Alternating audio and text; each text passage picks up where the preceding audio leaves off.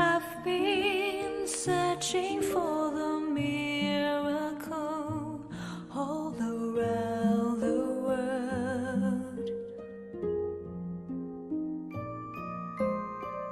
I used to look upon the moonlight and the shining stars as a wonder of miracle. One day I gave up on searching, so I closed my eyes and still my mind. I finally found the greatest miracle inside of me, and everyone.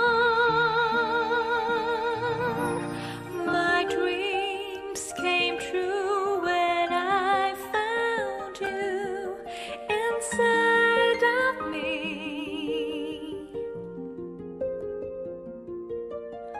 Just close your eyes and you will find another you shadowing inside and shining. The world, it's in you.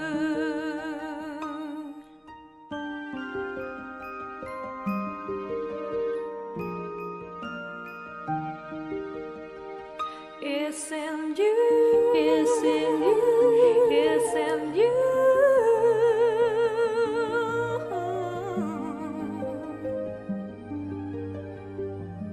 It's in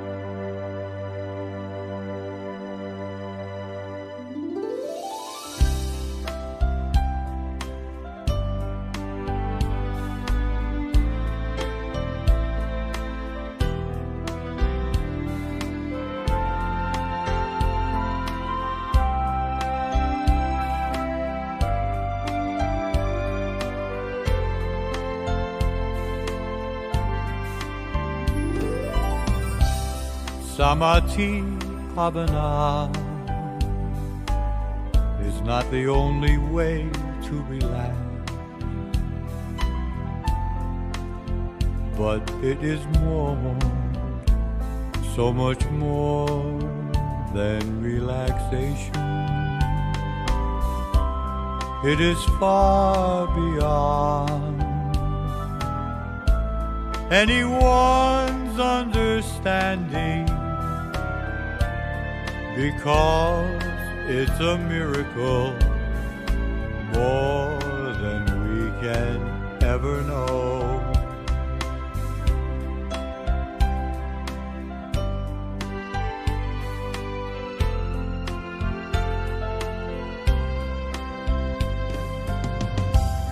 Do you know there is someone who is waiting for you? He is with you always, always with you. He is the one who knows with supreme kindness the most beautiful one in the universe.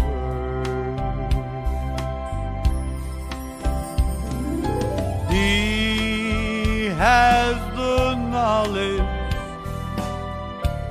that you've been searching for, the knowledge to open up your mind to happiness within, the secret of your life that's been hidden for so long. It will be clear when you become one with Him. There is no one can do it for you. Only you can do it for yourself.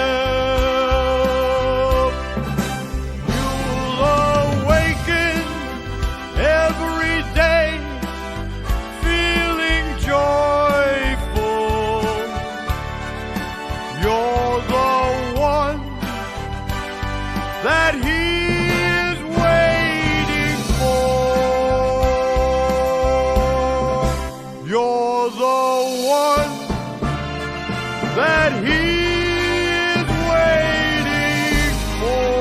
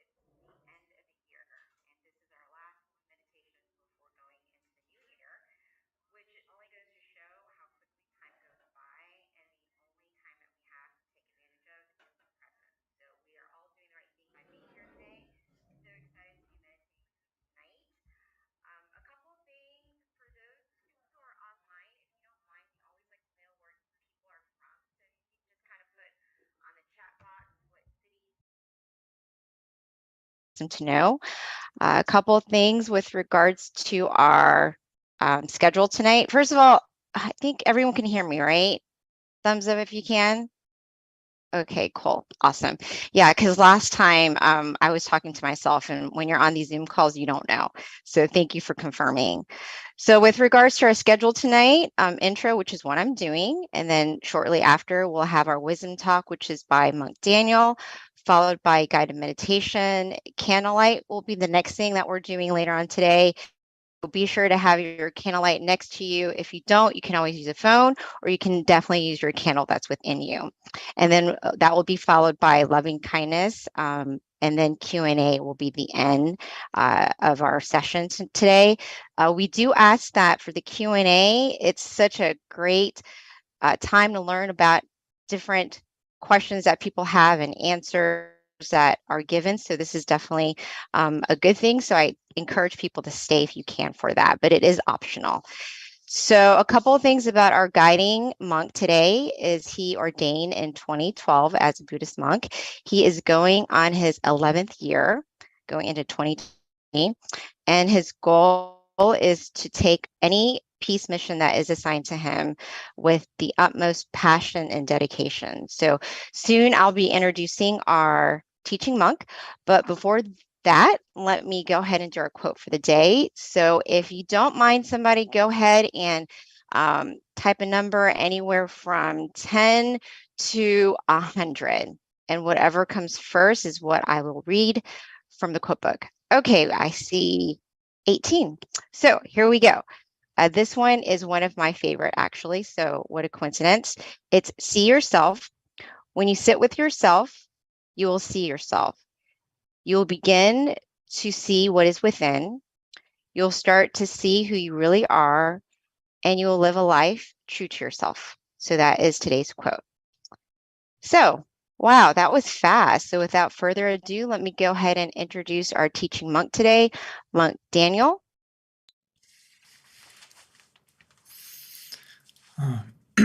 Good evening, everyone in America. It's wonderful to be back. As our lovely moderator, Miss B, mentioned, it's already the end of the year. And I feel like we just started together back in January. Myself and Monk Jackie feel like this year has flown by.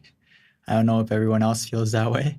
Hopefully, you can continue the rest of this year by closing it out in a peaceful way and connecting to the full moon inside tonight, as well as keeping that full energy within you from this meditation to help throughout the month, and then going into the new year to welcome in the new year with a positive and bright mind. As we know, or learning or beginning to learn more and more, if we can stay with the present moment and stay calm and relaxed, you can access that positive energy within you. And that positive energy within you is the key catalyst that's going to help you to not only have happiness, but also feel fulfilled in everything you do. Because everything we say, everything we do, it comes from the mind first. So if we start from a point where your mind is clear, bright, at ease, everything else is going to fall into line easier and smoother. Most people in this world, we tend to try to settle everything around us, or have this goal that we want to make sure everything around us is in order, in balance. Kind of think of it as inner peace is going to come after everything around me is at peace. And then I can sit down and feel peaceful. But we should switch it around a little bit and try to find the peace within first. And when you have that peace within you, it's easier to help to make everything around you in order and peaceful as well. So switch it around. Start from yourself first. As Lumpal Tamachio would say, my master, my father monk, he would say that world peace through inner peace. It's so true. And we have to first change our inner world and then expand out to our own small world around us this holiday, right? Our family, our friends, and our loved ones all around us. And then that will slowly expand out. So I'm so happy and honored to be here tonight, especially because as myself, I am also born and raised in America. It's good to see the New Jersey Center, because I was in New Jersey for 14 years, and then I moved to Florida, and then I moved to Illinois. So it's great to come back to America on the holidays, because unfortunately I don't really get the chance to go back home, but at least I can come here and welcome everyone this holiday season and give you the most important gift that you can give to yourself is meditation. Today, I would like to give you some tips to help you stay content and relaxed and access that present gift within you as we meditate.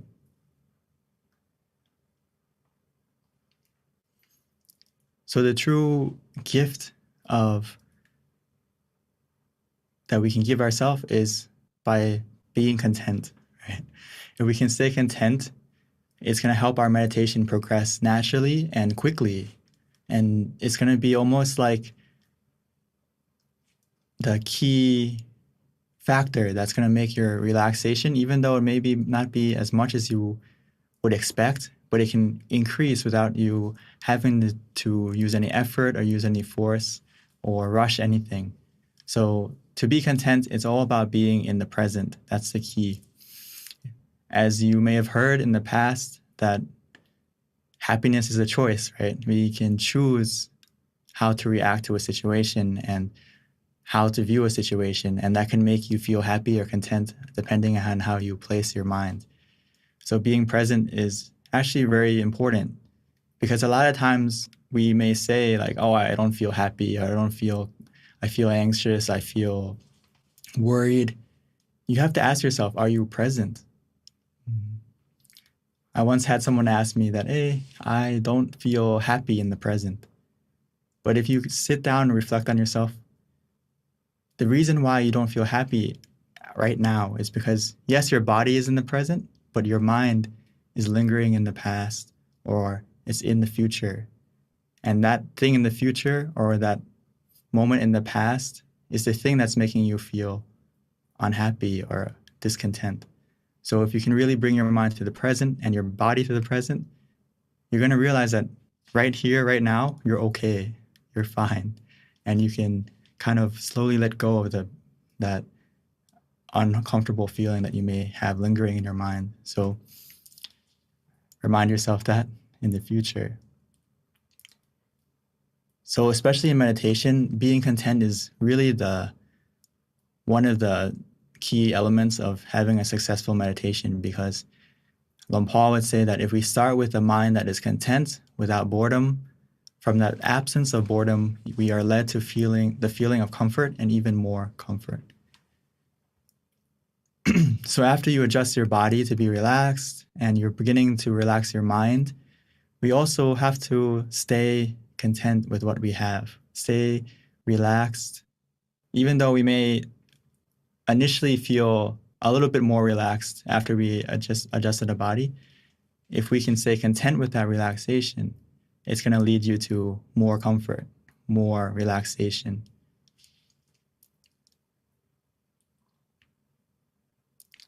So I usually like to give this example because it's about placing your mind correctly or viewing a situation correctly. It's all about the perspective you put yourself in.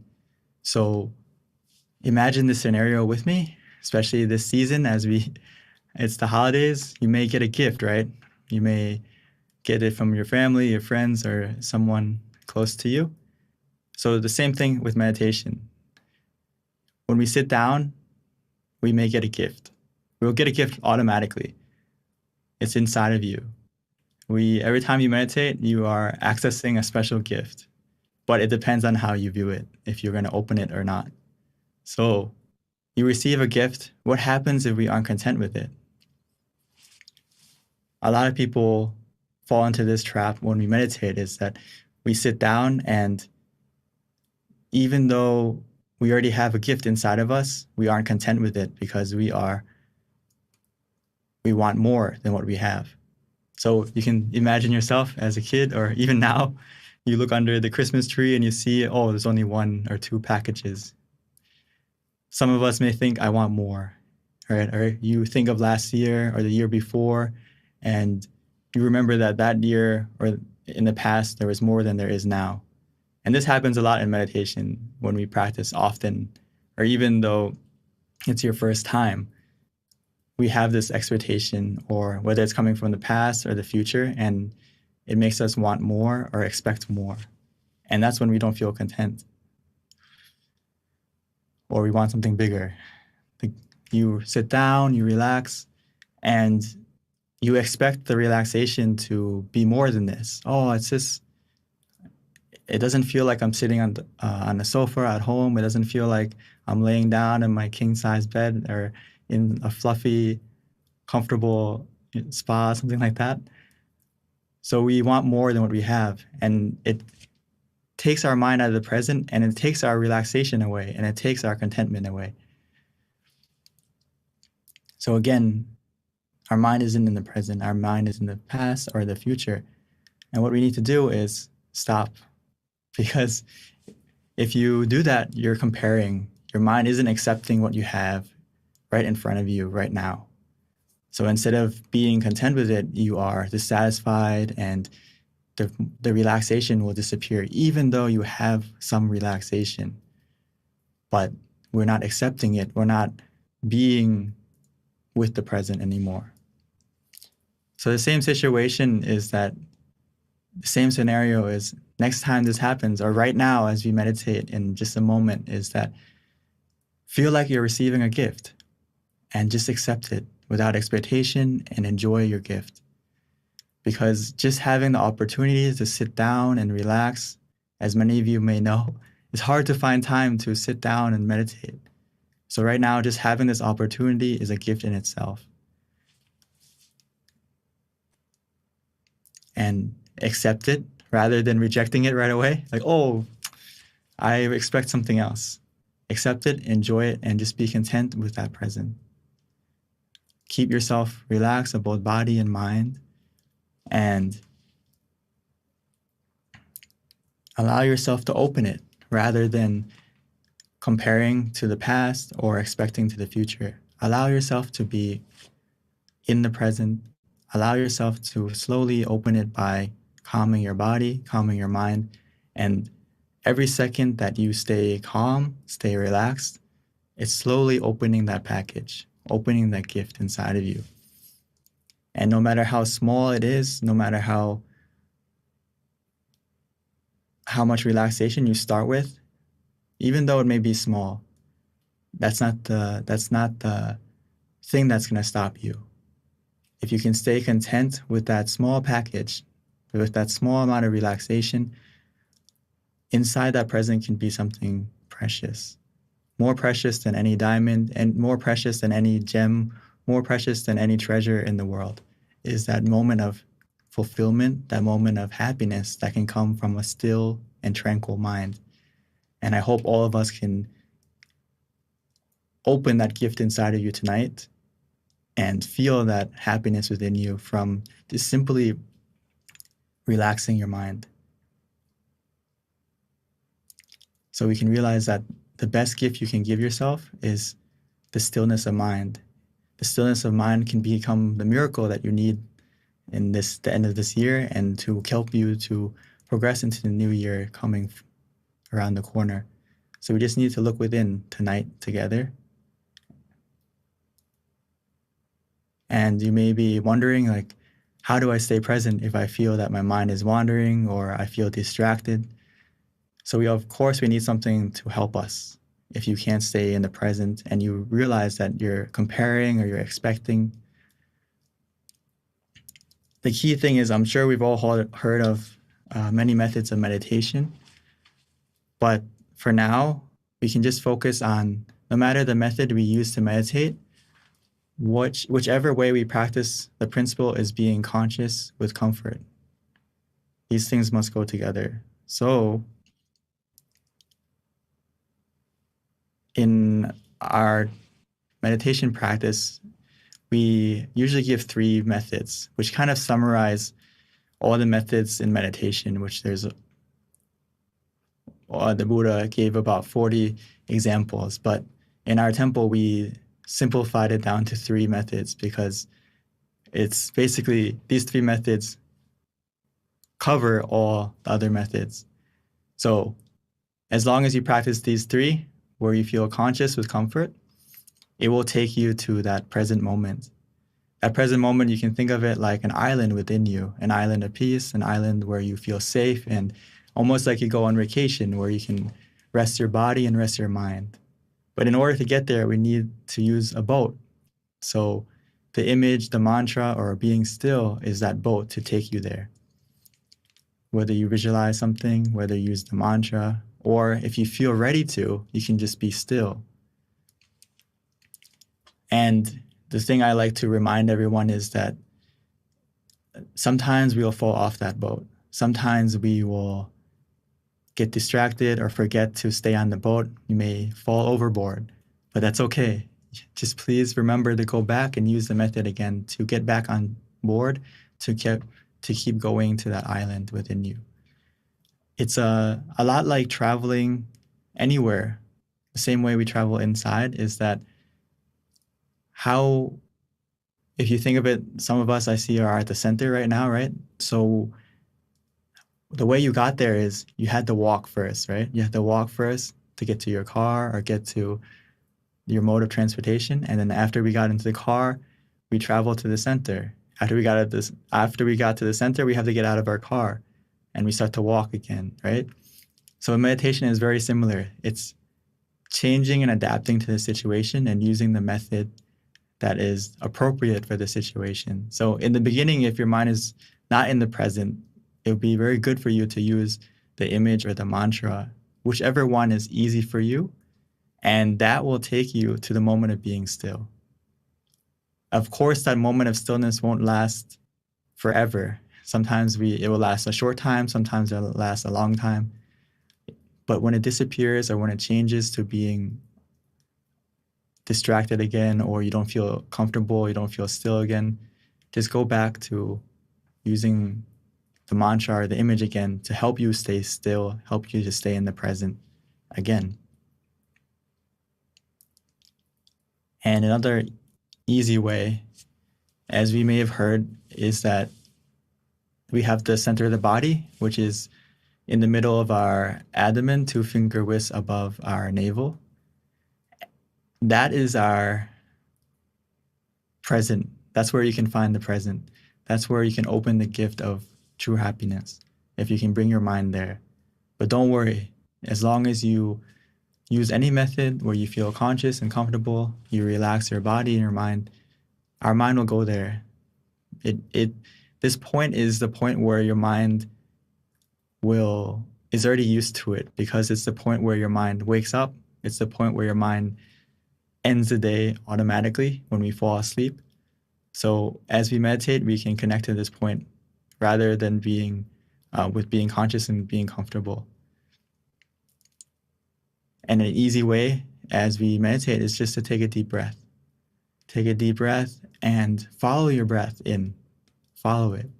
I would like you to try to just take a deep breath, follow it inside of you, and see where that breath takes you. You may notice that it almost ends close to that center point inside of you.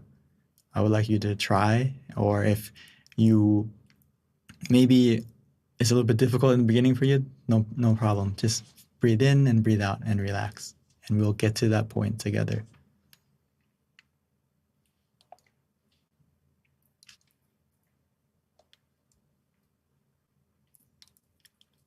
So before we meditate together, I would like us to adjust our body so we can prepare ourselves to open that present within you and stay conscious and calm together.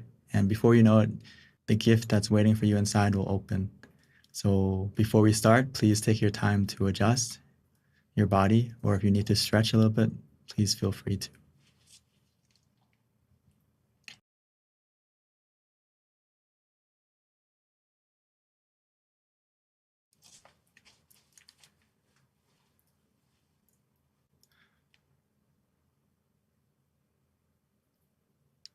So now it's time for us to slow down, to relax, to take it easy. Don't rush into the meditation. Take your time to find a comfortable and relaxing position.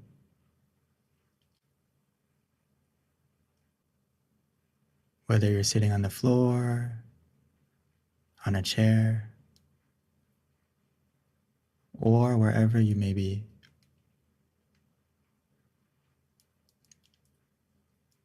Find the position that feels comfortable for you as we slowly and gently, naturally close your eyes.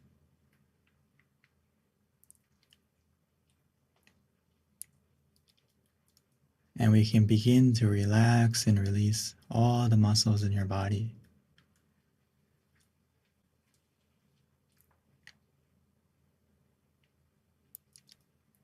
Because relaxation is the heart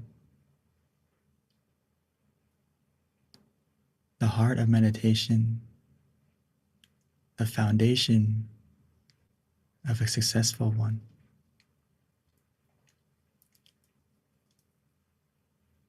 So from the moment we close our eyes and begin to relax our body, Our meditation has already begun. The process of going inside to access that true happiness that can only come from the stillness of the mind has already begun.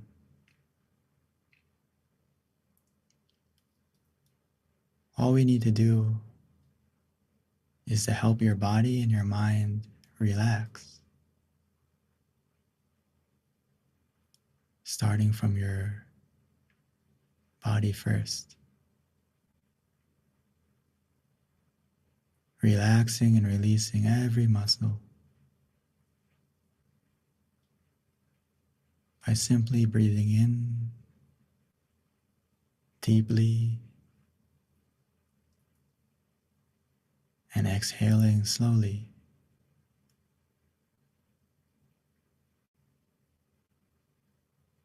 As we do this, it will help our mind and our body to come together, to be one in the present moment. So as you breathe in, try to feel your breath softly and gently.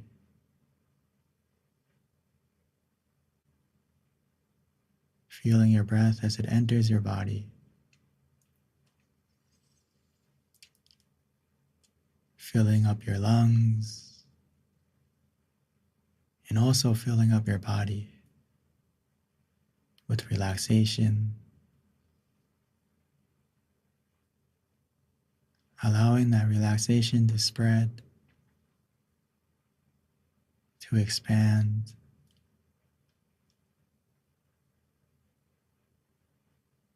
to every corner of your body.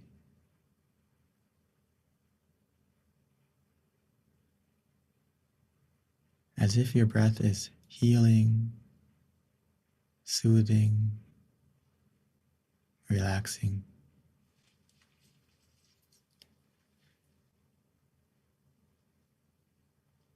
Even when you exhale,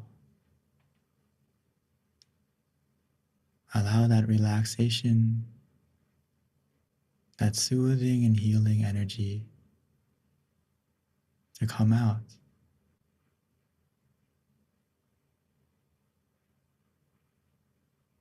As we begin to feel relaxed within us and around us.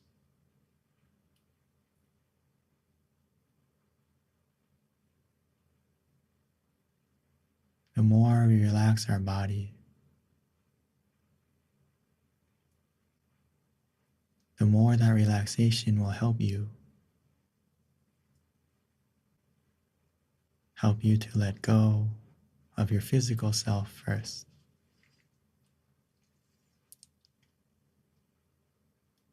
This is the power of relaxation. It's the only way to truly let go, both physically and mentally.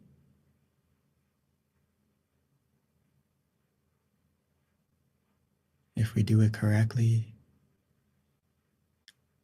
our body will begin to fade, begin to disappear, become lighter, as if it's not there anymore. As we begin to let go physically, we can continue to let go mentally.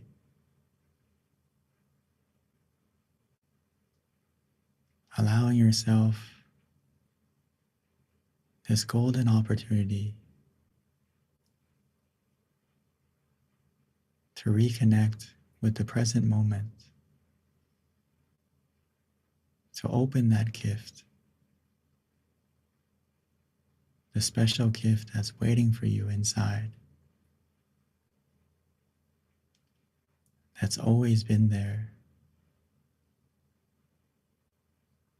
waiting for you to calm your body, calm your mind, and to look within.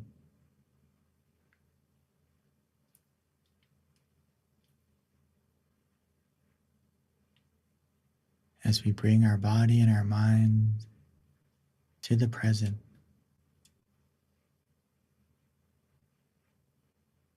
by simply relaxing, letting go of the past, letting go of the future. Bring your mind softly and gently back within you.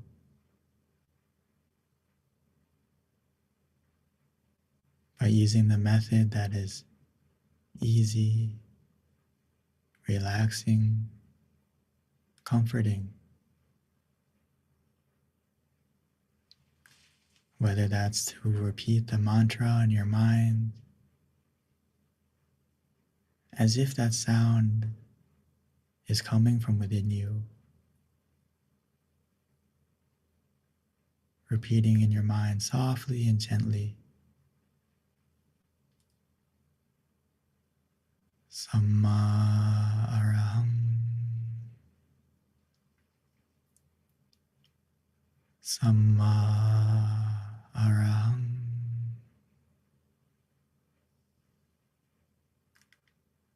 Samma araham.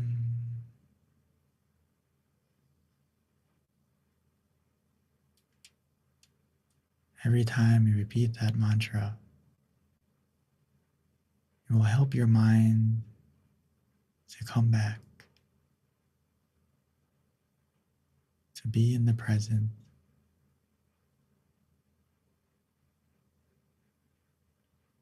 Or we can visualize an image, not with our eyes, but with our mind, using our feeling, not worrying about the clarity of the image. Because when we all imagine an image, in the beginning it's not clear, and that's okay. We can imagine the moon,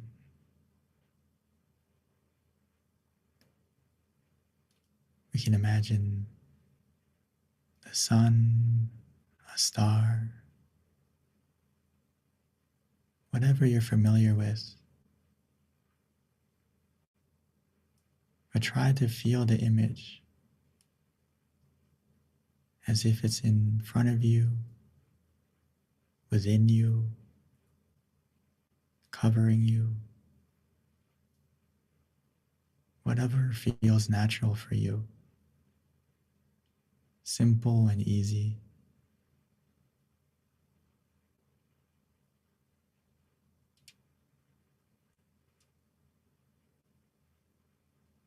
You can imagine it however you like, or wherever you like. The key is it helps you to stay conscious and comfortable.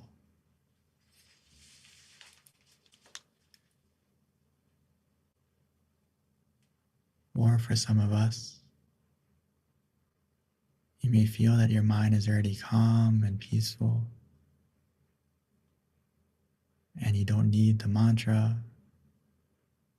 you don't need the visualization, and you can simply just be still and do nothing, allowing the relaxation that you feel to carry your mind, to bring your mind deeper and deeper into the meditation.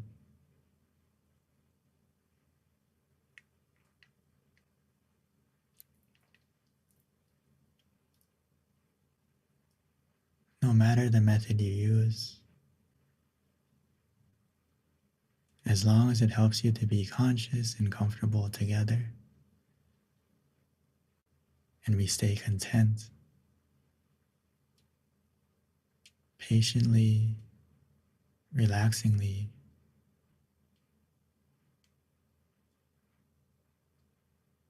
Every moment, we allow ourselves to open the present moment,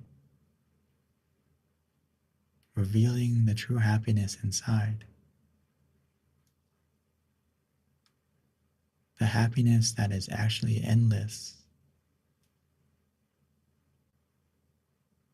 It will continue to grow and to fill your mind with fulfillment, with relaxation,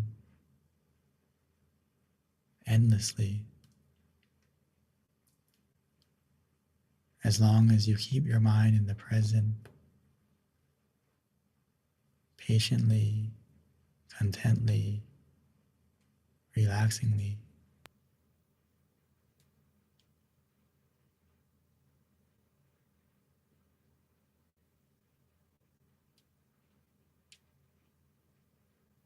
That feeling will continue to grow, to expand.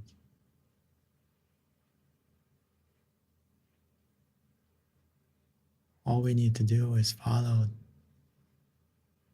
the comfort.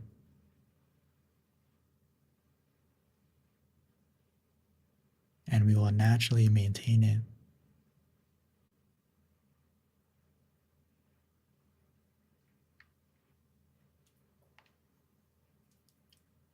But at any moment, when you feel that comfort disappearing or changing, we can always adjust. Simply adjust to what makes you feel conscious and comfortable again.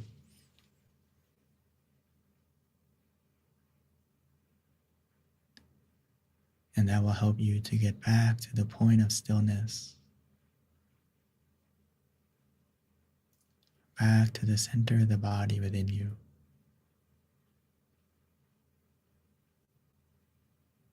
where the gift of true happiness is waiting.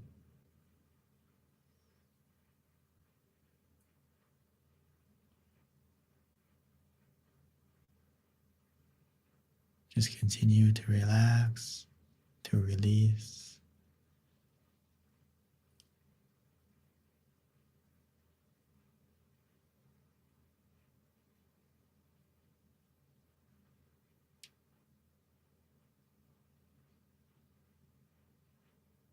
As we continue to relax and to release,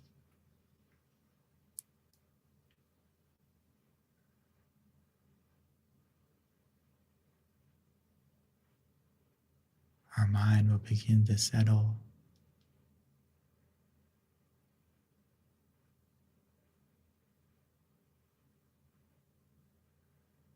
And our mind will begin to be clear and bright.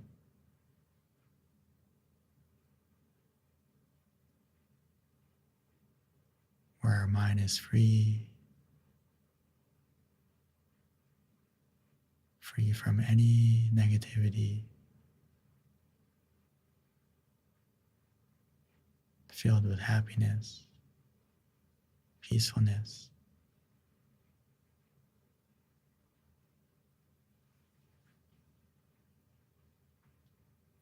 So let's continue to meditate together, allowing this feeling to grow and to enjoy this present moment together in silence.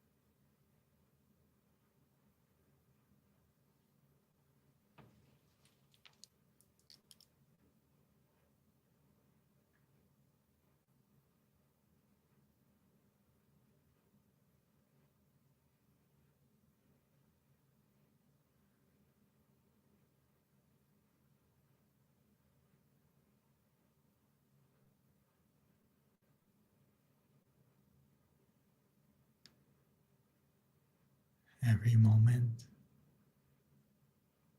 that our mind is conscious and comfortable together. It helps to clear away the negativity, making our mind lit from the inside. A feeling of brightness where we feel clean and refreshed, recharged, rejuvenated. Because our mind is free from any negativity. And instead, every moment that we remain calm and relaxed, we fill our mind up with positive energy that you create from within yourself by simply relaxing your body and your mind.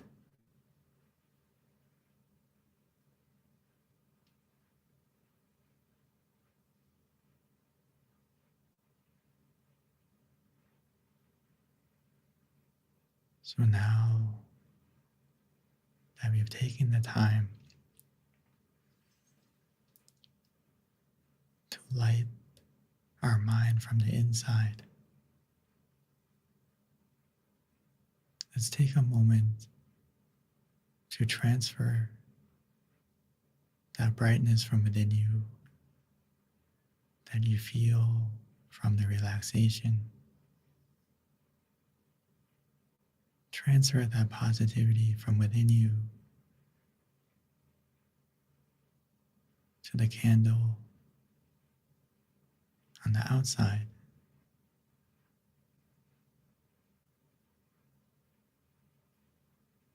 And once we've done that, we can continue to meditate together. But now I'd like to invite everyone to softly and gently open your eyes, maintaining that feeling of relaxation, and transfer it to the light, to the candle that you have.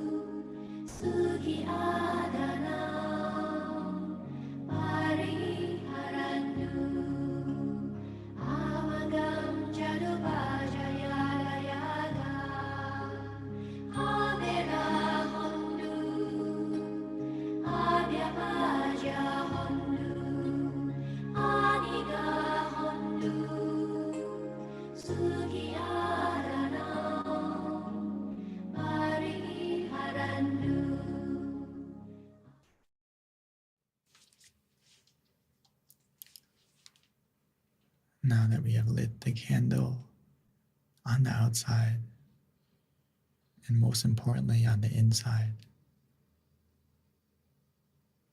by simply relaxing our body and calming our mind,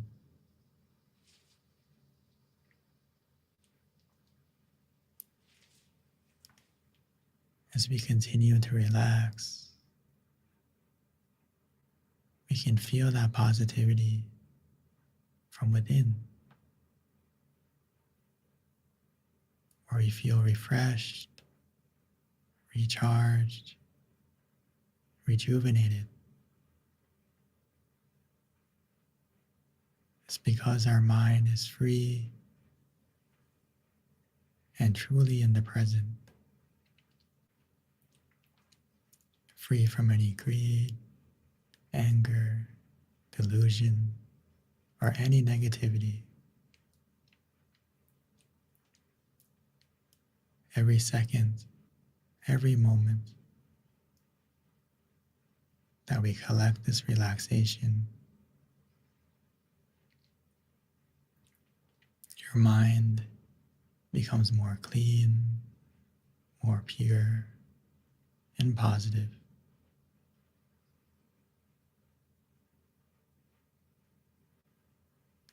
So now that we feel that way from within,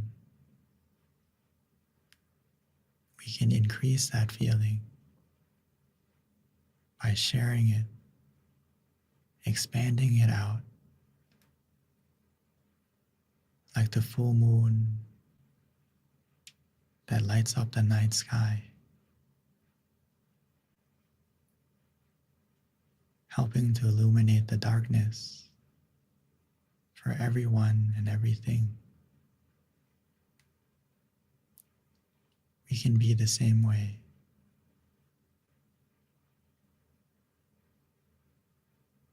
By wishing to yourself, filling yourself up with happiness and positivity, and expanding that feeling out to your loved ones, as if we're giving them a gift from within, a share of this positive energy that you feel, that we can dedicate, that we can send to everyone we love,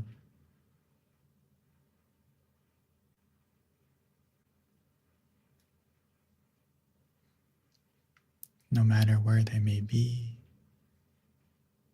or even if they've passed on.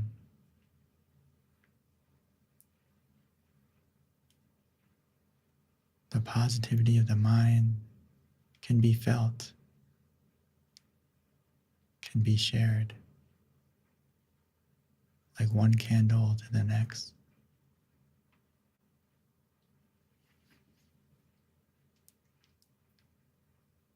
By simply visualizing them, their face, or their name, we can connect to them.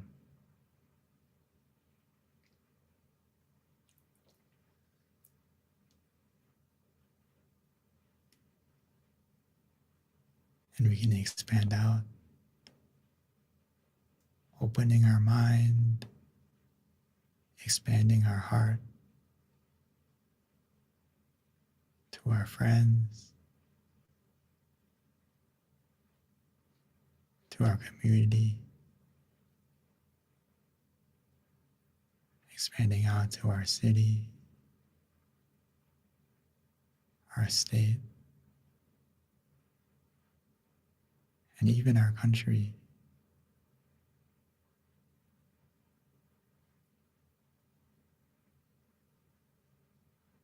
Wishing for everyone in the world to have this energy,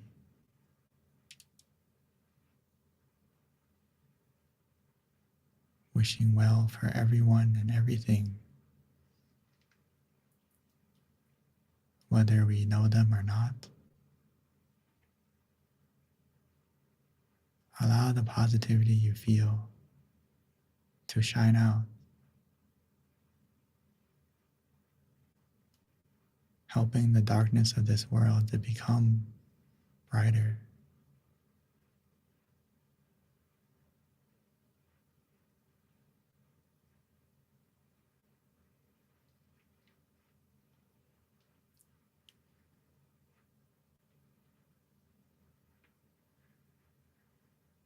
As we think in a positive way,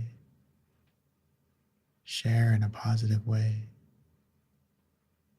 that positivity will come back to you.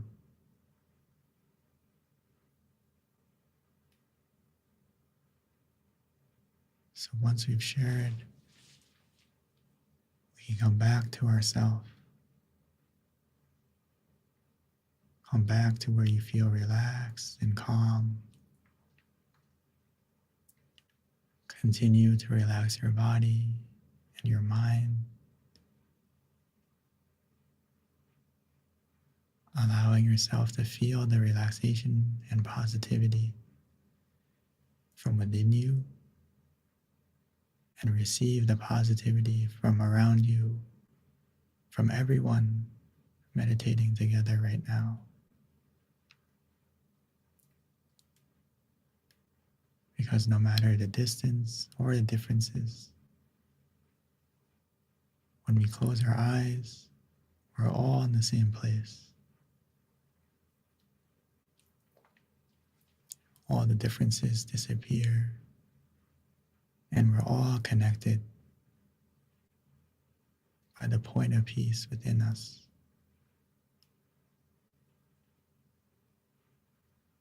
And the more we relax, the more we stay still, you'll be able to feel it from within you and around you.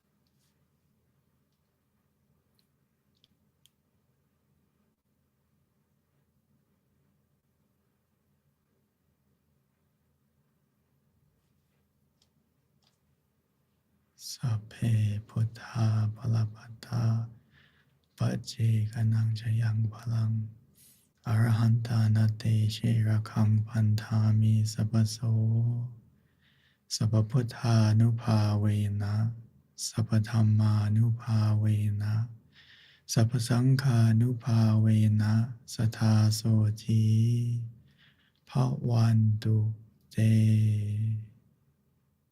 By the positivity that you've generated from your meditation, may that positivity bless you in every way. And when you're ready, you may slowly and gently open your eyes.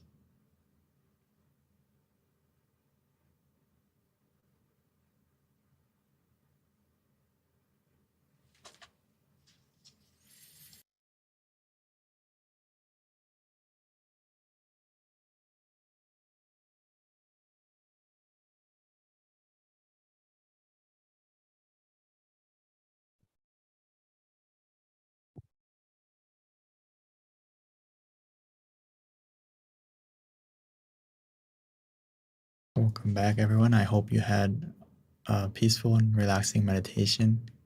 We're able to open that gift from within you, experience that happiness that's waiting for you from meditation.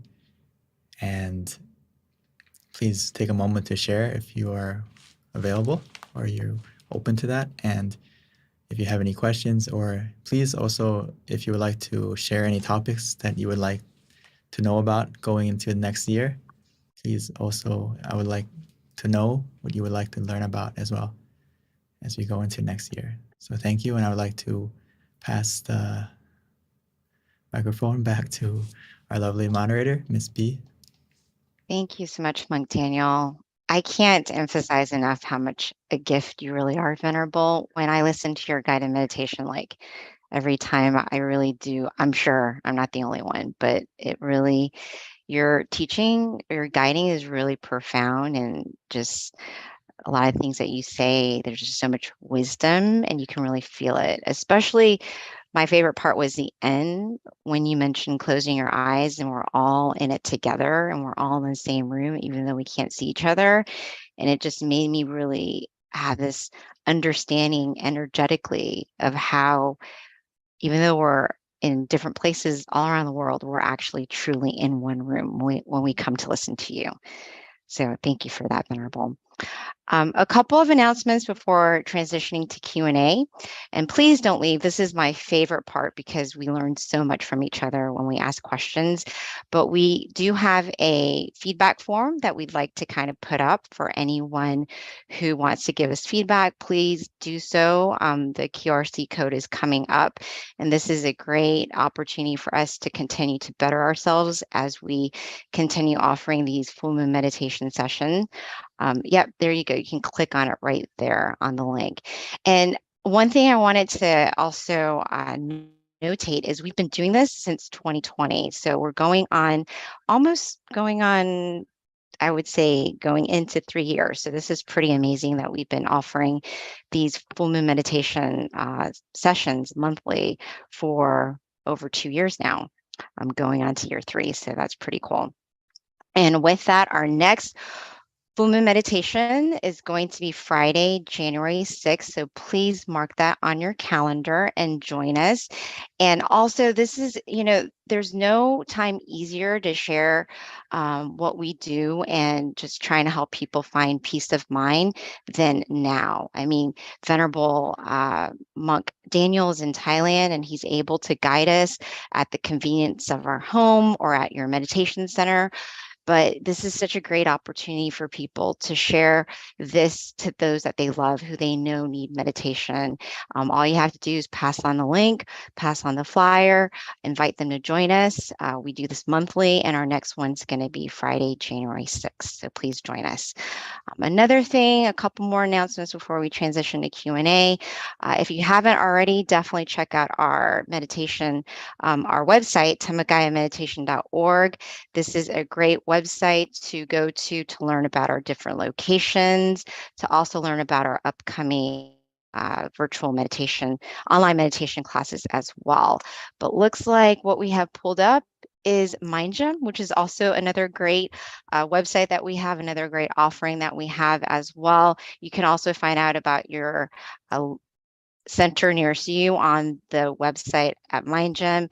In addition to that, if you haven't already done so, please download our app, MindGym, because this is a great app that you can utilize at the convenience of your home, meditating with our various meditation teachers. We have over 100 tracks now on the meditation app. In addition to that, we also send out notifications to remind you of our upcoming full moon meditations as well, which is a good reminder, since those are notifications definitely will help. All right, at this time, let's transition over to Q&A. One other thing too, if you've got a location near you, simply go on one of our websites, mindgym.org, look at the location, click on the center nearest you and find out if there are live sessions there. But right now, most of our centers do have live sessions. So please do join us in person or online. So at this time, Venerable Daniel, we are ready for you. Thank you. All right, everyone. So this is my favorite part, which is Q&A, especially for those who are at a center. This is a great time to field questions for us so that we can learn from our teacher, Monk Daniel, and get some answers to some questions with regards to meditation, how to improve your meditation, the challenges you might have, how the Venerable's experience can help you. All right. So let me see. So Monk Daniel, I do have a question prepared for you. And I think it's definitely relevant for everyone who's listening to the call, which is when we have a guided meditation with you, it's very easy to meditate. But in our daily lives, what can we do to help kind of like extend that energy, that pure joy that you have when you're meditating into your next practice?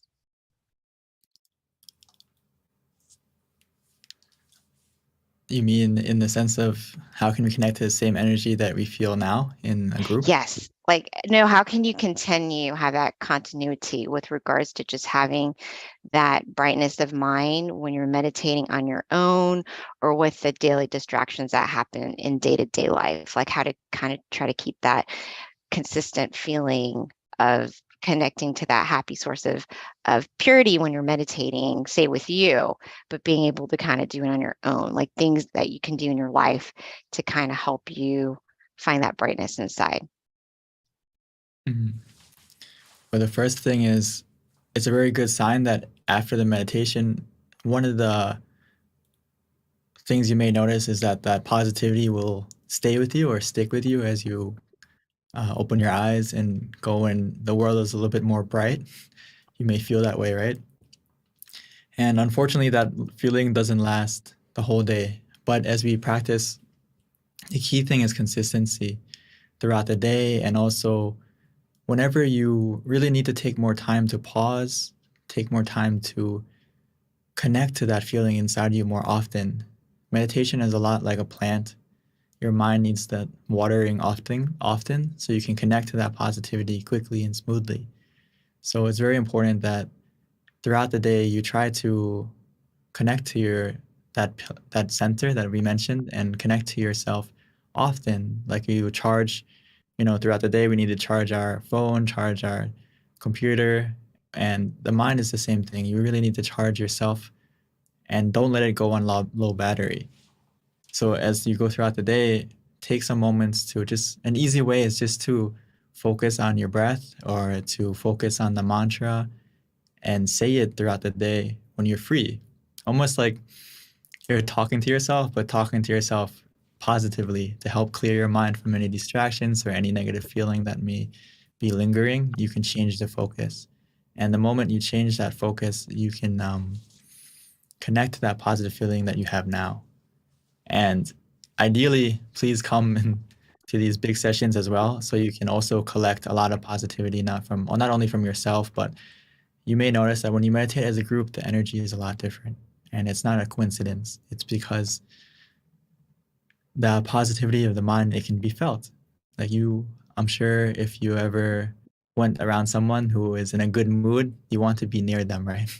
But if you go around someone who's in a bad mood, you feel it in the room. It feels, tense. So I hope that gives you some kind of idea.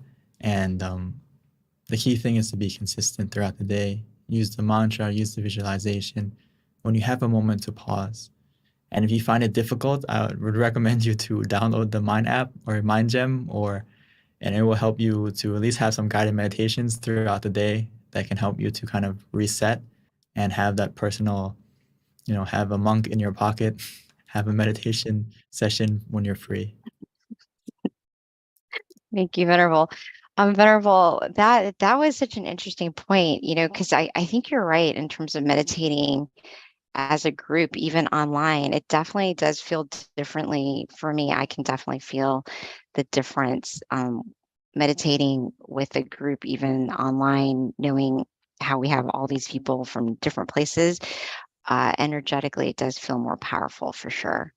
So that's a very good point. I never really thought about that. Thank you, Venerable. Now, we do have a lot of questions that have come from Georgia Meditation Center. Yay, Georgia Meditation Center. Thank you for some of these very good questions that we've got. So the first one is it good to put your mind to things of the present? However, there are issues from the past and the future that must be dealt with. How does one balance these considerations? Great question. The thing I realized that, of course, we have to heal from some things in the past that may make us feel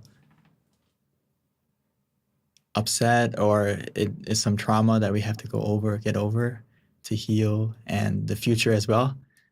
But the thing is that I really like from our masters, Luang Por and Luang Pu. He said that stop is the key to success. And the reason for that is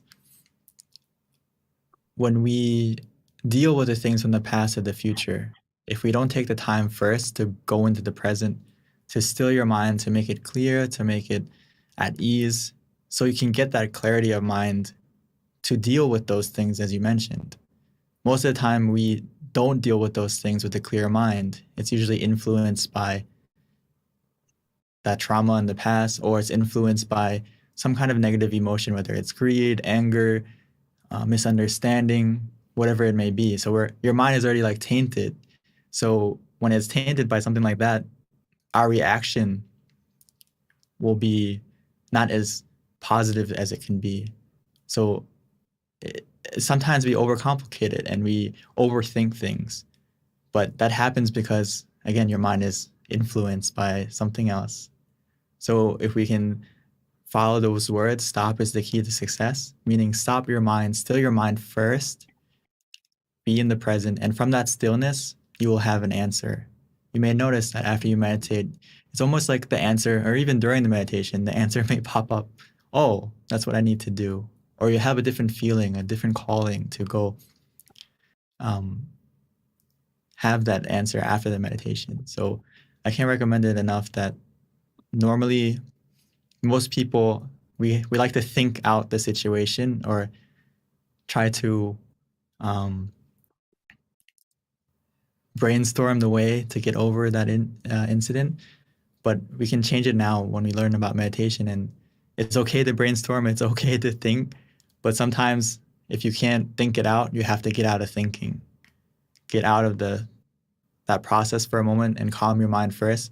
Clear it, reset it, make sure there's nothing influencing your mind, and you have that clarity and purity of mind, and that will help you to decide and balance what you need to do next.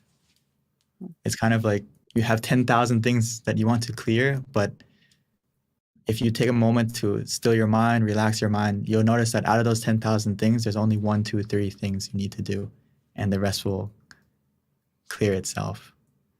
And I really hope you put that into effort. The key to success is clear and bright mind, and keep your mind at ease. Everything else will be more simple. Venerable, it just made me realize that the key is kind of counterintuitive, but the key to your answers is actually not thinking. It's kind of interesting, but that's true, huh, when it comes down to it. I mean, we're so used to thinking through it, and that's not a bad thing, but it's a bad thing when your mind is influenced by negativity, where you feel stress, you feel anxiety, you feel all these different pressures on yourself. So you need to get those out first by bringing your mind to the present, and then after the meditation, you will have the clarity to deal with everything else. So Venerable, this is another question that was asked by someone at GNC, which is, how do you master an attachment? I think the key thing is to reflect on that there's nothing that you can really hold on to forever, whether it's yourself, right? Your own body. You want it to not age, you want it to not get sick, but unfortunately, everything has to change. I think you have to understand that change is a universal principle. So it helps us to not be over-attached to something, whether it's people. So I think for most of us, it's easier to let go of things, but when you think about people or relationships, that may be a little bit more difficult. So I realized from myself that the more I meditate and the more I find that true happiness from inside of you, rather than most people, we rely on happiness and fulfillment from the people around us, the things around us, the status we have, so and so. And when we put that happiness and focus on things that we can't control, that we can't maintain forever, right? We can't keep all those people with us forever. We can't keep all the things around us forever. We can't keep the status that we have forever. And when we put our happiness on those things, we are destined to feel unhappy because they don't last. But if you put your happiness or your focus on Recording in meditation progress. and getting it from within yourself, getting that happiness and creating that happiness from stilling your mind, it makes you less attached in a positive way, meaning that you're able to let go and hold on to things, because everything in life, there's a moment where you have to hold on to it and there's a moment where you have to let it go. So from what I noticed, the more you practice meditation, the more you can practice and master being unattached or being obsessed about certain things. And so change your focus of that to finding happiness from within you rather than around you, if I would answer it shortly. Thank you, Venerable. So GMC's on a roll. We've got more questions. One is, how do I manage my ambitions?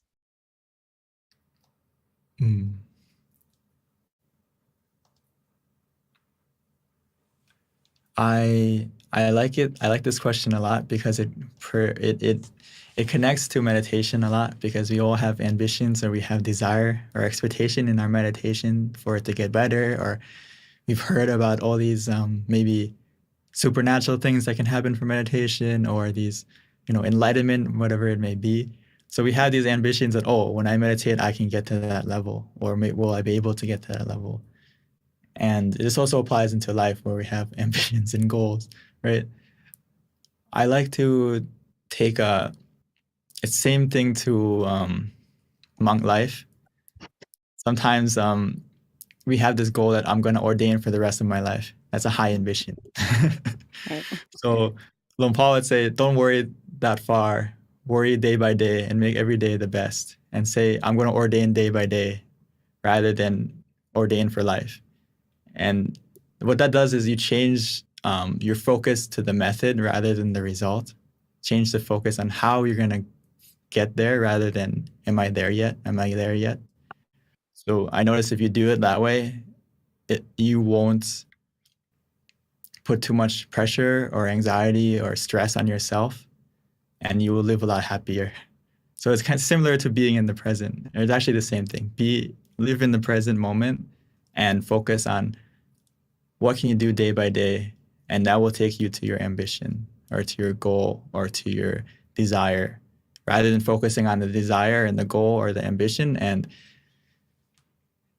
that will only give you a lot of pressure and expectation and make you feel stressed.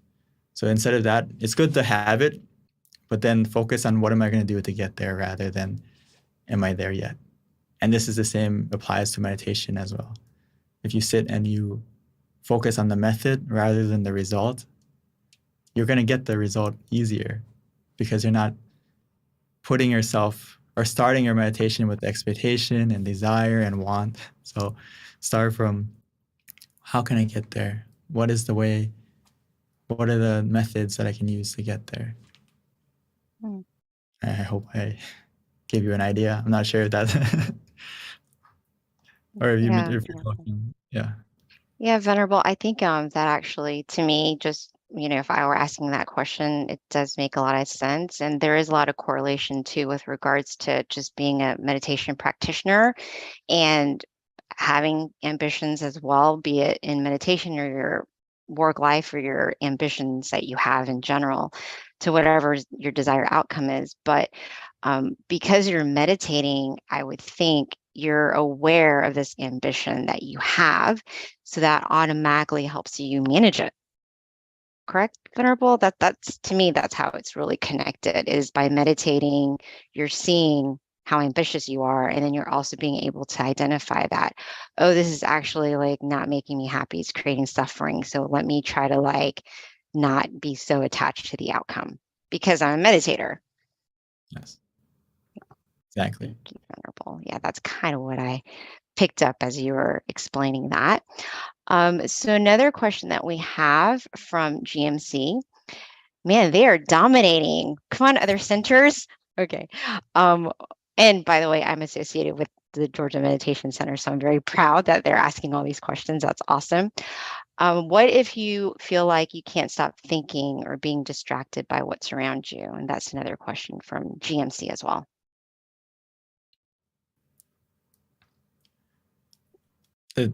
in the meditation, right? Or just in general, it's completely normal in the beginning. So don't get too frustrated with yourself. Don't be too hard on yourself as we meditate in the beginning that you're going to be distracted.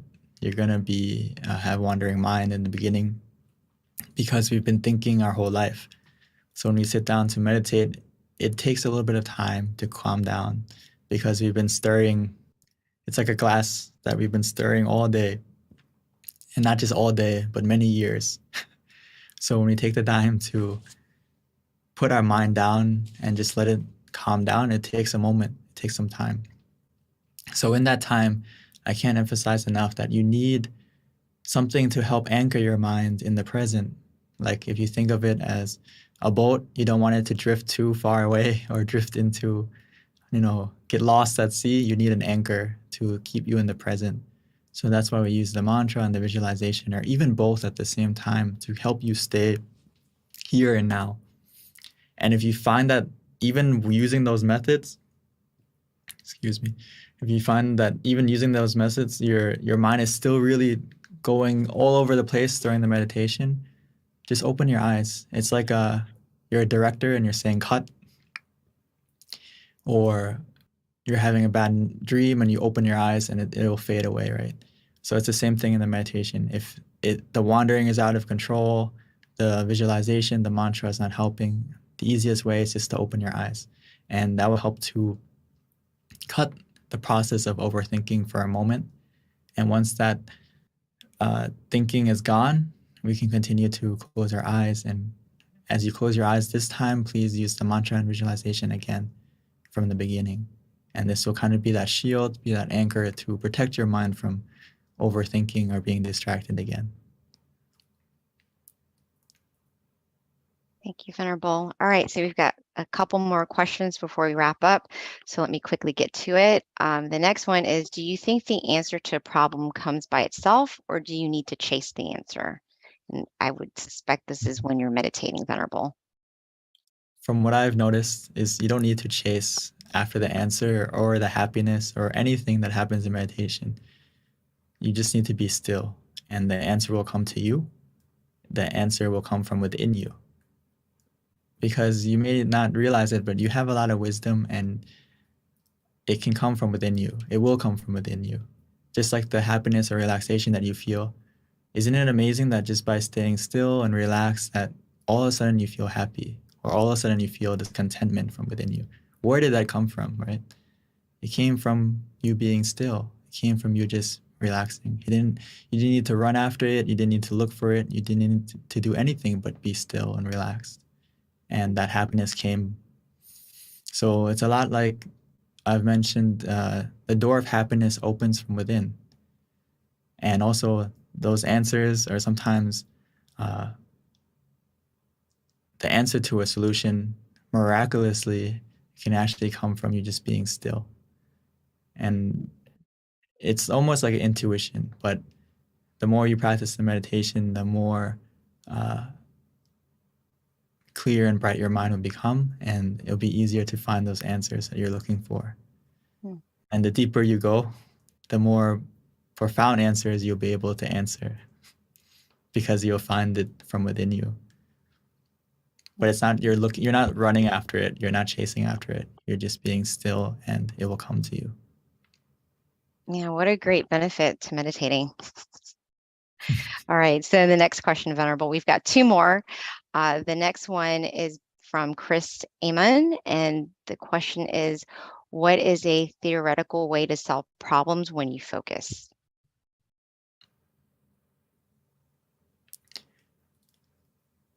I think the way you can focus more clearly is when we practice meditation, as we mentioned with the ambitions or with everything, is you become more aware of how you're feeling, and you become more aware of how you are reacting to situations, how you are feeling throughout the meditation, and that will carry out into your daily life.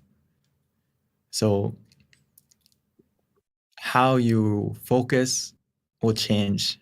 It'll be more of a central focus or a neutral focus where you see things less without a bias and more for what they are in reality. Because again, your mind is clear and it's not tainted by any like defilements of greed, anger, delusion, or misunderstanding, all these things. When your mind is still, your mind is kind of in a pure, not in kind of, it's in a pure state where next time you focus on something, it's going to be a calm and almost like a central focus where it's in the middle. And when it's like that, you'll be able to focus on things more deeply and not like in the sense where you're over, like when you focus on something with your eyes, you strain them, right? Because you're using the effort to stay focused. Or even mentally, if you, in the past, you may study very hard or you may pay a lot of attention to something and you feel like a headache. This is a different kind of focus. But when you practice being conscious and comfortable together, you'll get a focus where it's clear. And the more you focus, the more calm and relaxed you also feel. Thank you, Venerable. So one last question before we wrap up. The question is, I have a hard time explaining Buddhism to people. Can you tell me how to explain it in a short, concise way, but an accurate way to people who aren't acquainted with Buddhism?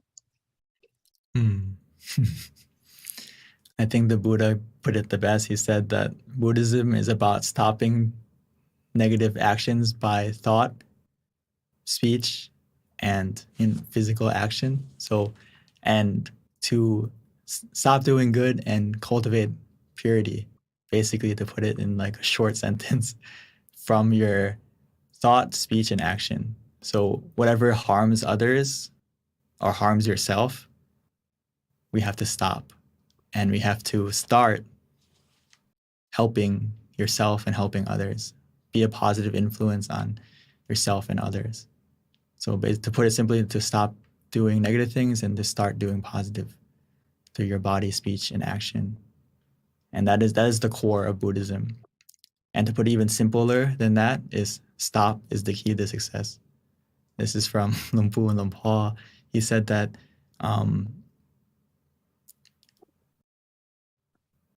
if you summarize all the teachings of the Buddha, it comes down to not being careless.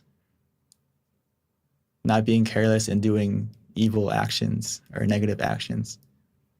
And then to simplify that even more is to stop. Because when you still your mind is free from negativity, that negative influence. And that when your mind is free from that negative influence, when your mind is pure, your speech, your action is pure. So actually the heart of a true Buddhist or anyone practicing Buddhism starts from meditation. Because clear mind means clear, pure body, speech, and action. Thank you, Venerable. That was actually the perfect way to end our meditation session tonight, was that question. So thank you for asking, Georgia Meditation Center. And thank you everyone for being on the call and finishing up listening to the Q&A, which is actually my favorite part. You learned so much. And definitely thank you all for asking the awesome questions so that we can all learn. And of course, see you next year on Friday, January the 6th. Can you believe it? Oh my goodness, time goes by so quickly. So let us take advantage of the time that we have and definitely commit ourselves to thinking good, doing good, and speaking good, which is done through meditation. So hope to see you all again. Thank you. Have a good one and meditate often and meditate well. Bye.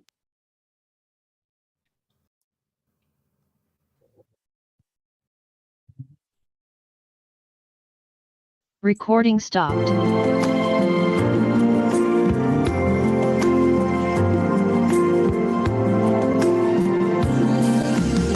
Let's come together tomorrow and do whatever to eliminate all conflicts and differences. It's time we're going to join hand in hand. At last, now the world's beyond healing.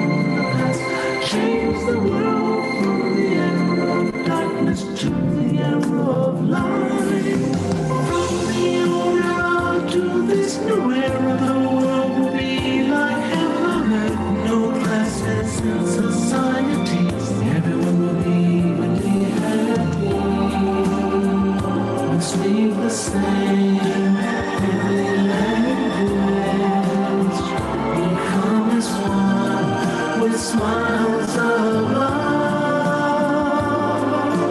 We'll be kind, the world will change. The world will change. Let's come together to change the world. Let's come together to change the world. Let's come together to change the world. Let's change the world. We have to do it the easy way and relax each other with childlike innocence. Everyone must join hand in hand. Chemicals will rise and relax. Still the mind at the center of the body, and the breathing. As the white road leading from the Let's come together to change the world. Cambiemos el mundo juntos. Together to change the world. Galactic mystics many Let's come together to change the world. هيا معا نغير العالم. Together to change the world. يا الشناير هؤلاء Together to change the world. 让我们来一起改变世界，连他们都咱们去的 Let's come together to change the world. Vamos a salir hagamos mundo Together to change the world. 一緒に世界を変えよう Change the world. เรามารวมใจกันเปลี่ยนโลกใบนี้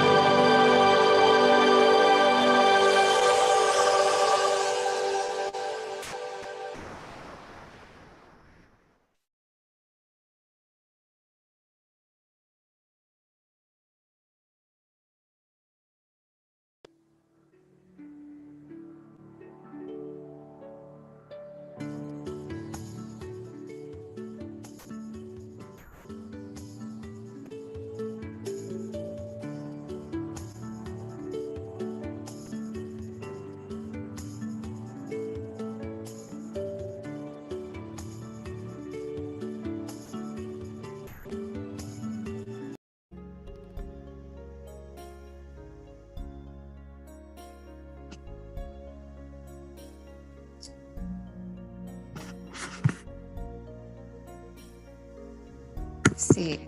I might wanna.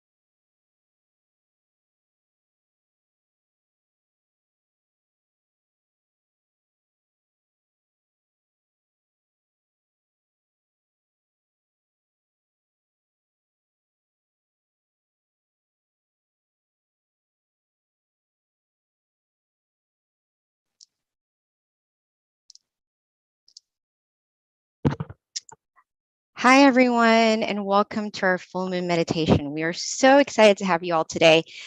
This is going to be a very good meditation experience. Our theme is going to be Ignite Your Inner Light, so be ready. And it is also Equality by Tranquility, which is actually a perfect theme considering today is MLK Day. So with that, I like to go ahead and start off with a quote. And this quote is actually pretty in line with the theme, I feel. So it does have to do with light and brightness. And it's from one of my favorite quote books. It's called Pipo. And this is the quote: "The happy sun. The internal sun will arise when our mind is at a standstill. It will be like a bright object shining day and night. The ordinary sun shines half a day, then fades away. But when we attain the internal sun, our life will never be in darkness. Whatever incident we face, though we cannot change it as we wish, we can overcome it as we connect with the happy sun inside." So that is our quote of the day. And a little bit about our teaching monk, Venerable Jackie, before I transition over to him for our guided meditation. Actually, he's going to do wisdom talk first, and then it's going to be followed by a guided meditation. So a couple of points about Venerable Jackie is that he ordained in 2014, pretty much after getting his BBA. And then he started studying meditation and learning more and more about it and how important it is for life, essentially. And with that, he found his passion. So now he gets to meditate often, accumulating this inner peace and also being able to share it with everyone else. So at this time, I'd like to introduce Venerable Jackie.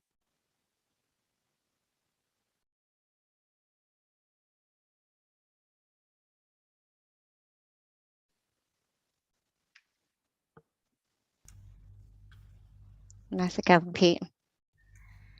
Hello. Well, good morning, good afternoon, and good evening to everyone.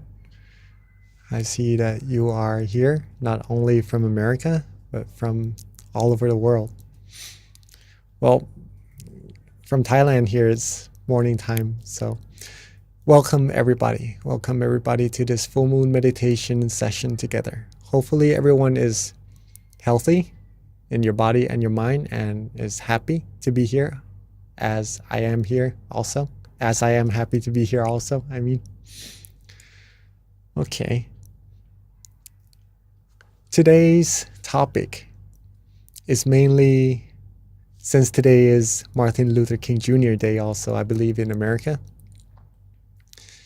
I guess it's appropriate to be talking about equality, just a little bit on it, but in relation to meditation or the peace of mind, if that is interesting to everyone, before we start our meditation, just to see how important it is, meditation is, right?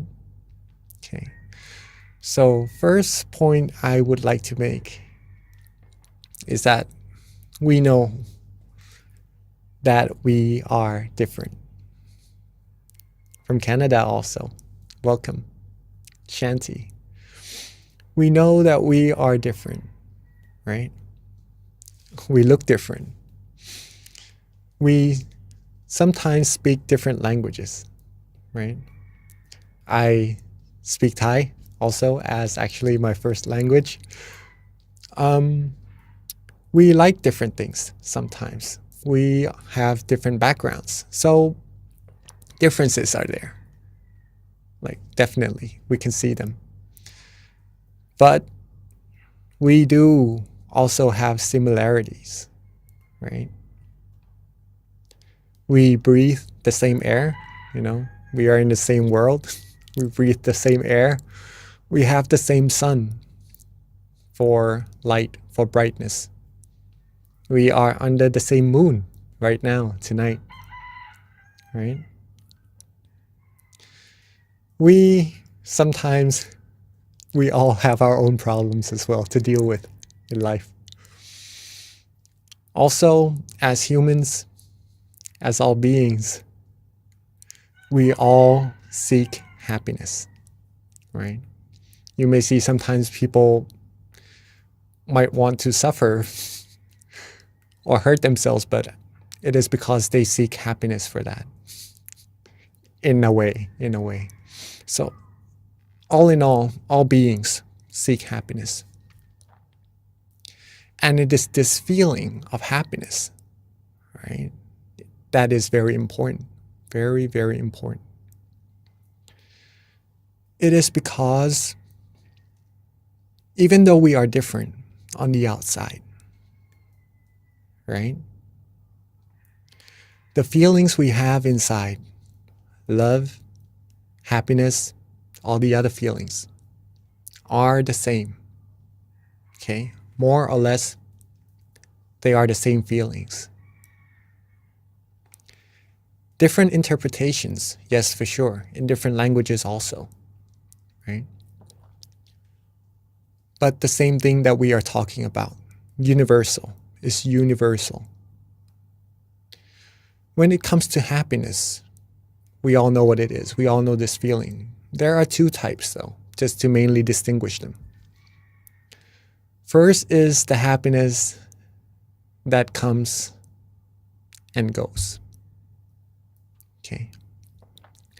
This happiness that comes and goes, for example, if someone gets something new, right, from a store, from somewhere, and accidentally it gets broken, we get happiness, yes, from getting the stuff for a while. It stays with us for a while, and then maybe it departs from us, right? If it doesn't get broken anyhow, right? Either us or that source of happiness on the outside, it could be anything, right, will depart from each other sooner or later. And that departing shows that those happiness doesn't really last.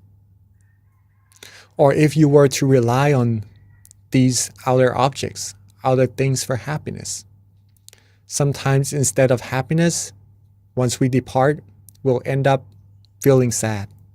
Okay. So this is a form of happiness. Okay. This is a form of happiness. You could say that it's a come and go happiness. Let's put it that way. All right. The second type of happiness is the opposite. How could happiness becomes opposites, right? Well, it's the type of happiness that we could always access at any time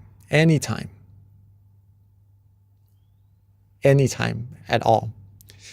It is always there waiting for us. Always waiting, always there waiting for us to grab, right? It doesn't go away. It lasts, right? All we need to do is get to it.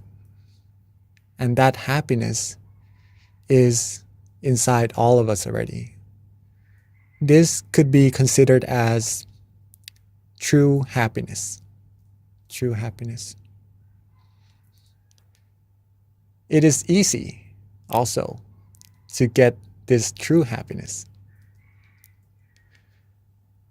I will later on meditate with everyone here and actually do the practical part of how do we get there. But I'm assuming that everyone comes and meditate quite a lot already. You already know how to get there, right? But just to do it all with each other again also. Okay. So this true happiness. Every being seeks happiness. But the happiness that they seek sometimes is outside, and that doesn't last. But the happiness that is inside lasts. So this is the ideal happiness that all beings should be seeking, should be getting, or should be acknowledging and really taking into possession of that, right? Since it makes you happy and it lasts. Well, a way to get that. Simple. One is to have awareness. Okay? One is to have awareness. Second is to be relaxed, to have relaxation. Okay. Have awareness.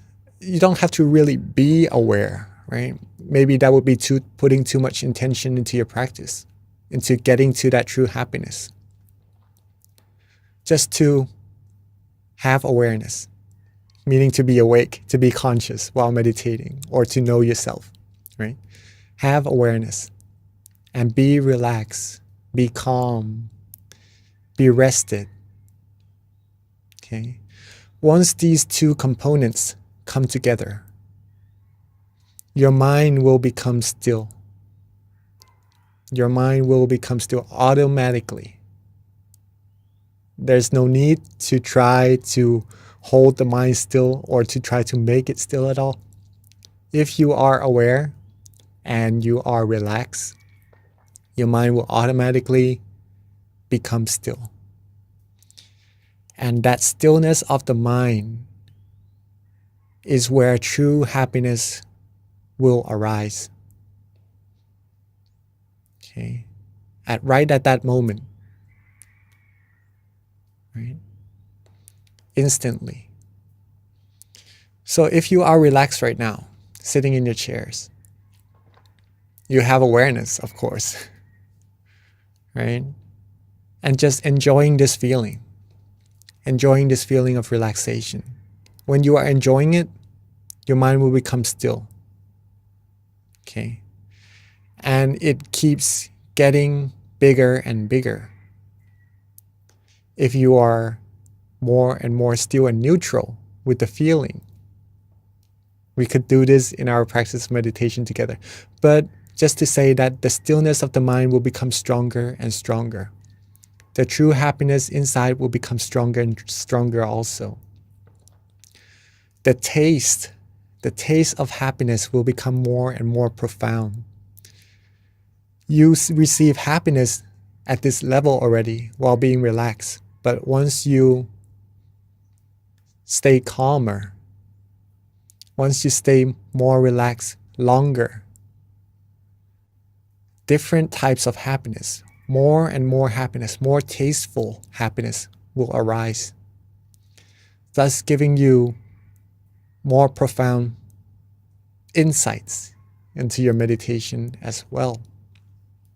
Okay, but that's for you to prove it to yourself, right? This shows, what does this show? Right? Everyone seeks happiness. There's already happiness inside of all of us. We all feel the same thing, just different interpretations. Okay, and there is a way for everyone in the world using these two things, awareness and relaxation, just to get there the same way. This could be said as equality of happiness, or the equality of humanity. The equality of humanity. Thus, equality by tranquility. Okay. If we choose to not really look so much at the differences of humankind, of humanity, but we choose to look at the similarities, peace will happen. And when we are happy inside, when we are fulfilled, when we are content, we will feel love for everyone. We will feel that everyone is equal in happiness. And we will know that this world is able to receive peace, and thus it is a way to world peace. Okay. There's a quote. Since today is Martin Luther King Jr. Day also, there's a quote by him related to the moon also, right? So today is actually one moon together as one, as our campaign as well. Darkness cannot drive out darkness. only light can. Only light can. If we were to create world peace, but we were to put out negativities, war maybe, into this world, how could world peace really be accomplished? But if everyone in the world can be happy, can find this true universal happiness, equality in all of us, right? That's the light. That's the light within ourselves, within humankind, right? That's the light that can actually, if everyone comes together as one, like the moon, we will be able to eliminate the darkness in the sky, even at night, right? Even in the darkest night. When there's light, we could see.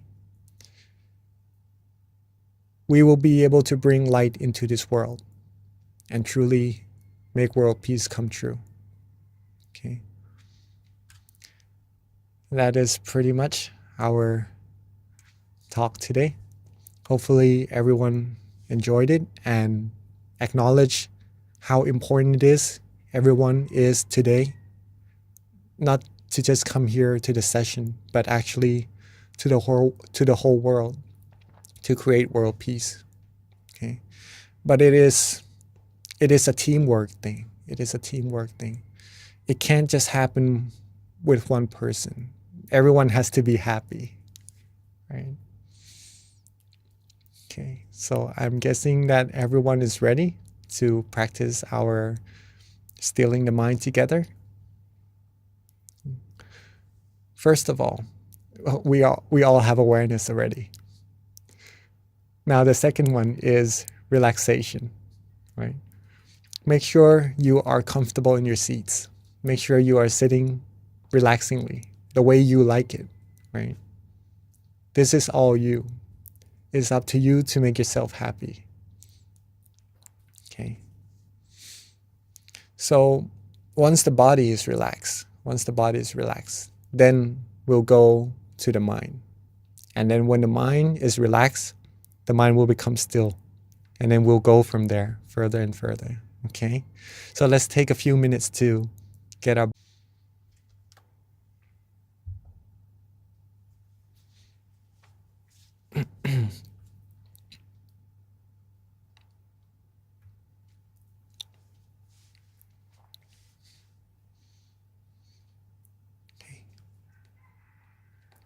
Let's softly and gently close our eyes.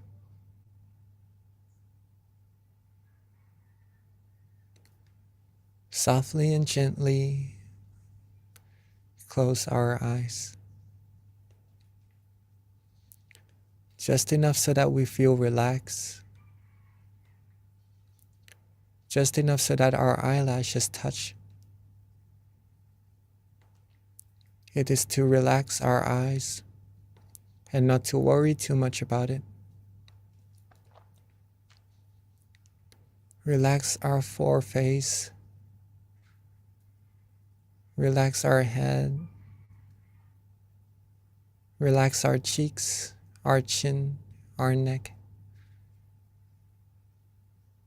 Relax our shoulders, torso, waist, thighs, all the way down to the tips of our toes.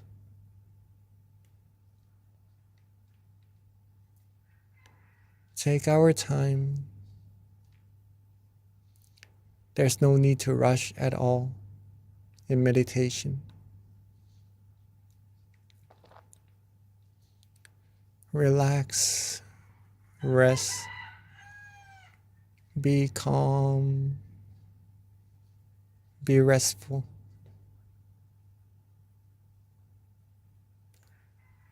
Rest and relax as if we are taking our vacation, taking our time to really take care of ourselves, take care of our body, get the rest that it needs, and later on to take care of our mind as well. Take this time to make sure that all parts of our body is ready to rest, And there's nothing that we need to worry about anymore. Now, let's let go of all our worries. Let go of all our responsibilities, just for now, so that our mind can be rested as well. Rest and let go. Be free. Be free from all worries. Be free from anything that would give you a burden or give you weight to your mind. Be completely free. Be completely rested. You may start to feel the mind actually moving, flowing. And that's just the mind being free.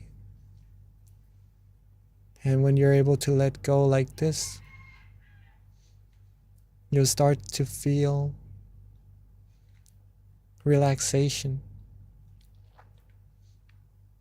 You start to feel inner comfort, peace, happiness, calmness, or tranquility.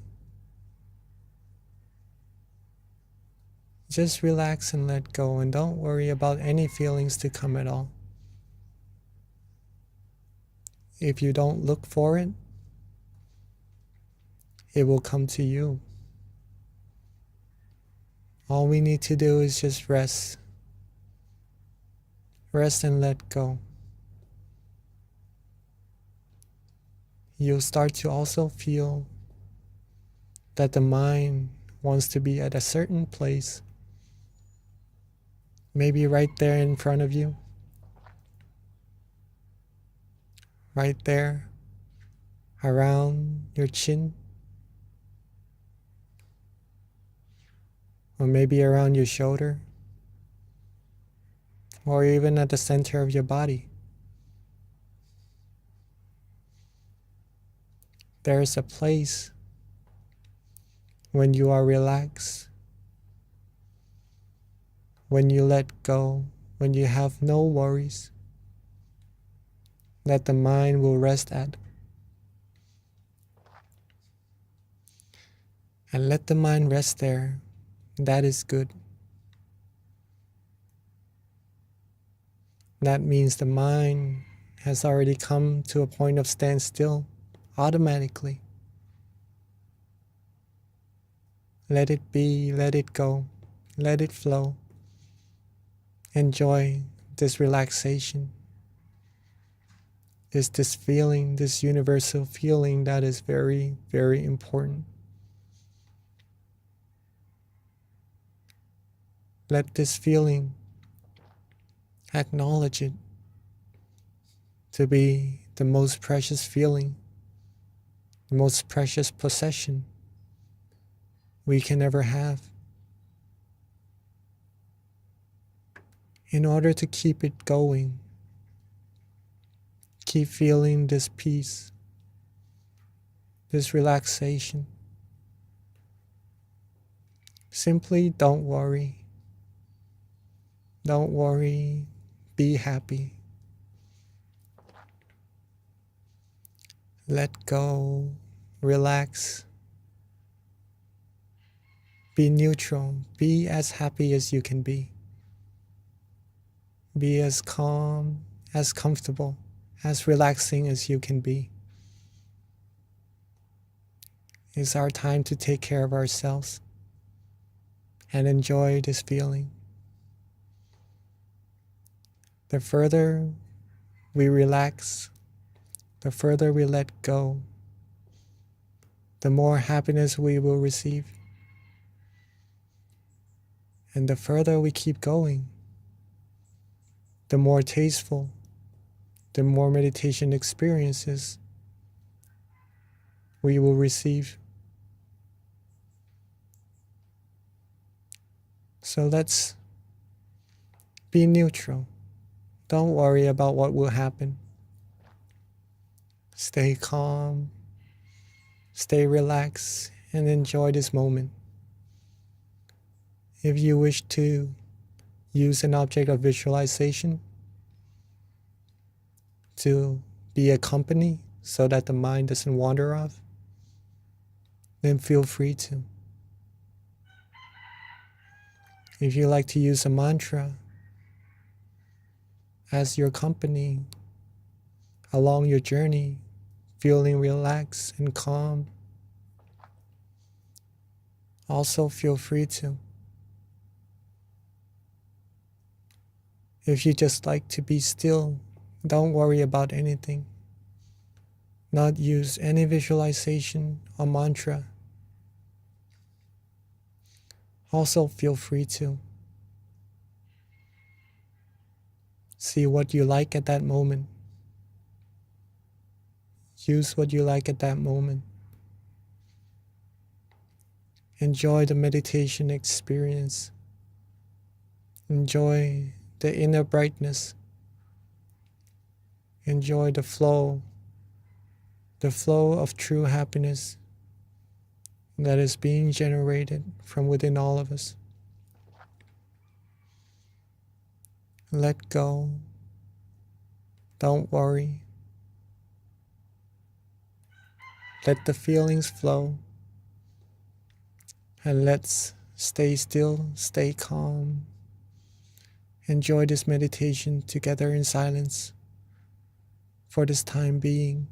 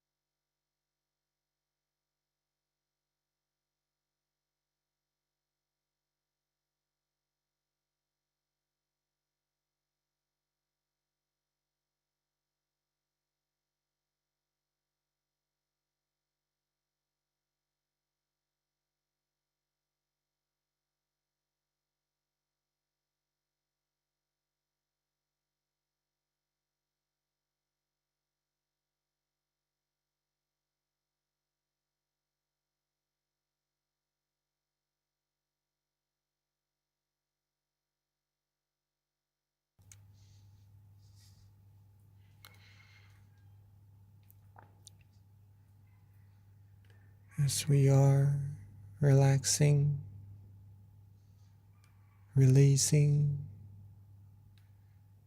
being calm, being still. At some point, we may start to have some wandering thoughts. Maybe we did not really pay attention to them, or they could be some worries we had from before. In this case, softly and gently let them go. Don't worry about them. It's perfectly normal. Let them go. Relax our body again. Let go again. Let our mind flow again. Come back to the point of balance. Be relaxed, be worry-free. And you'll get back right onto the road. The middle way, the middle path. Not too tense, nor too loose. Just right. It feels right. It feels precious. It feels good, feels relaxing, feels fresh. That's how you know you're on the road. If you feel any tension or any sleepiness along the road, simply use the same technique. We could lift our eyelids up just a little bit. Reset. Let go of all those feelings, tension, drowsiness, wandering thoughts. And when we are ready, when we are calm and fresh again, relax our body, relax our mind, come back onto the road, come back onto the point of balance, the point of tranquility. Repetition of coming back to this balance point will take you deeper, firmer, more skillful in meditation, in being still, being on this path to true happiness. So let's take a few more minutes to rest and let go, be free from worries, be free from any thoughts, any anticipations of what meditation experience is to expect it. Let go and enjoy until it's time for us to share our loving kindness together.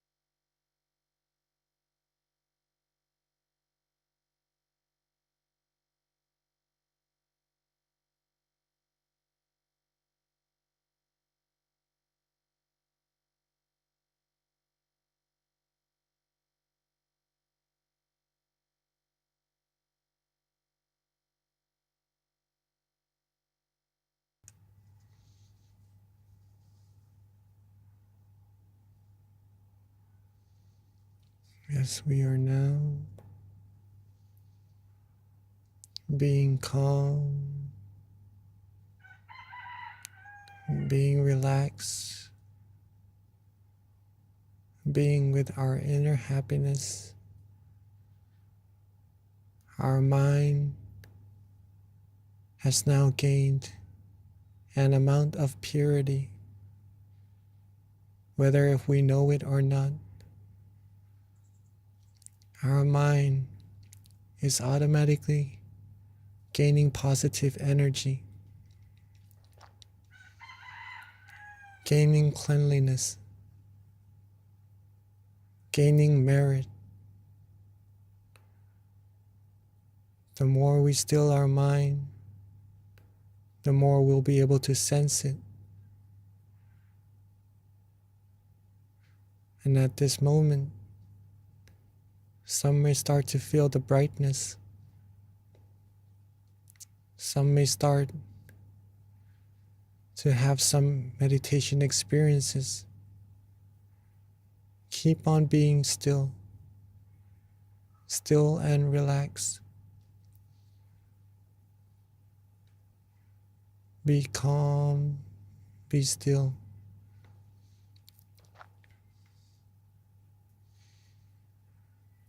As we are about to share our loving kindness to all our human friends and to all beings all over the world, let's take this moment from lighting our inner lights already. Let's open our eyes softly and gently, maintaining our peace feeling, maintaining our calmness. And if there is a candle in front of you, may you light the candle along with the feelings that you have from the inside,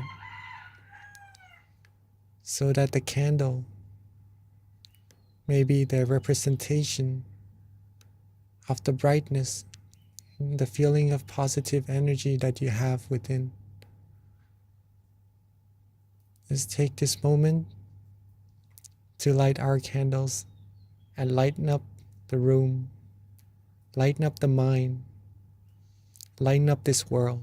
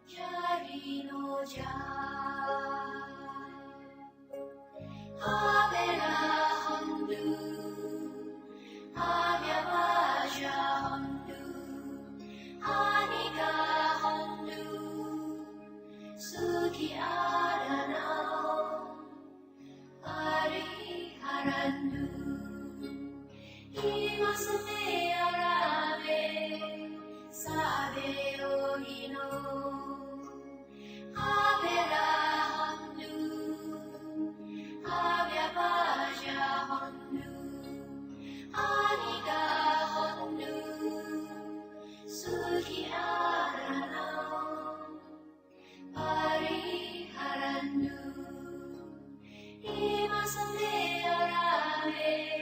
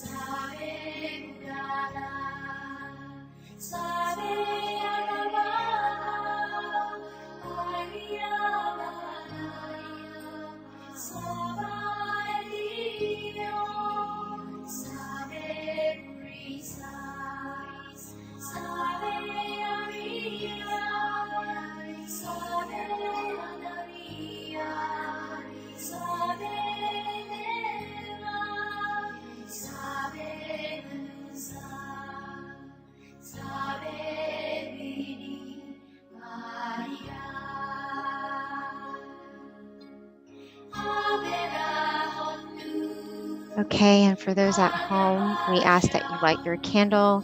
If you don't have a candle, you can also use an app to light the candle, or if anything, just imagine that inner candle that is within you. So at this time, we ask everyone to please turn on their camera, and we're going to take a group photo shortly.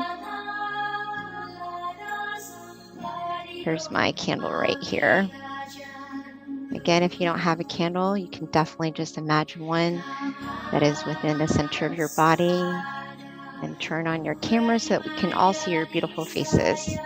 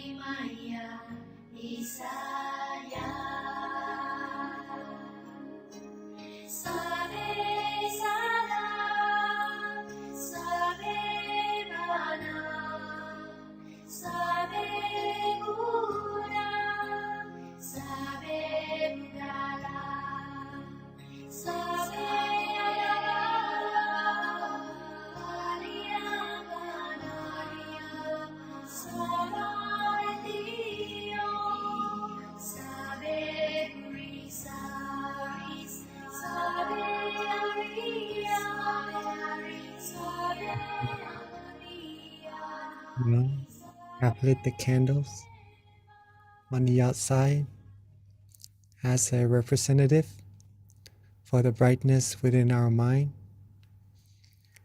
Let's get back to relaxing for a few minutes longer, just to share this brightness from the inside with all beings, all humans, all over the world. Let us relax ourselves back where we were.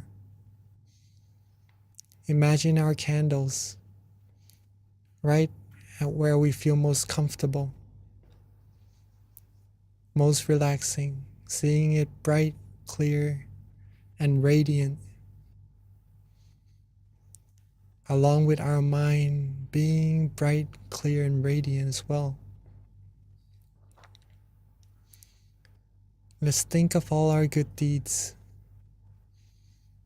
our past practice of generosity, helping other people, giving smiles, giving endearing speeches, or coming together here, cleansing ourselves, cleansing our mind, coming together as a clean, clear crystal sphere, as bright as the sun could be, or even brighter, and share this positive energy, share this brightness with everyone around us sitting in this room, joining this Zoom session together. Have all of us have part in this positive energy. Have all of us be happy, healthy, strong, happy. Be fulfilled in all our good wishes, free from negativities, harms, diseases, free from anything that could take us onto the path to ruin. And let's share our love, our brightness, our purity, our positive energy outwards even further to our community, our society, our city, our country, our whole world, seeing the world bright, clear, clean, like a clear crystal sphere, and everyone on it clean, clear, and pure as well.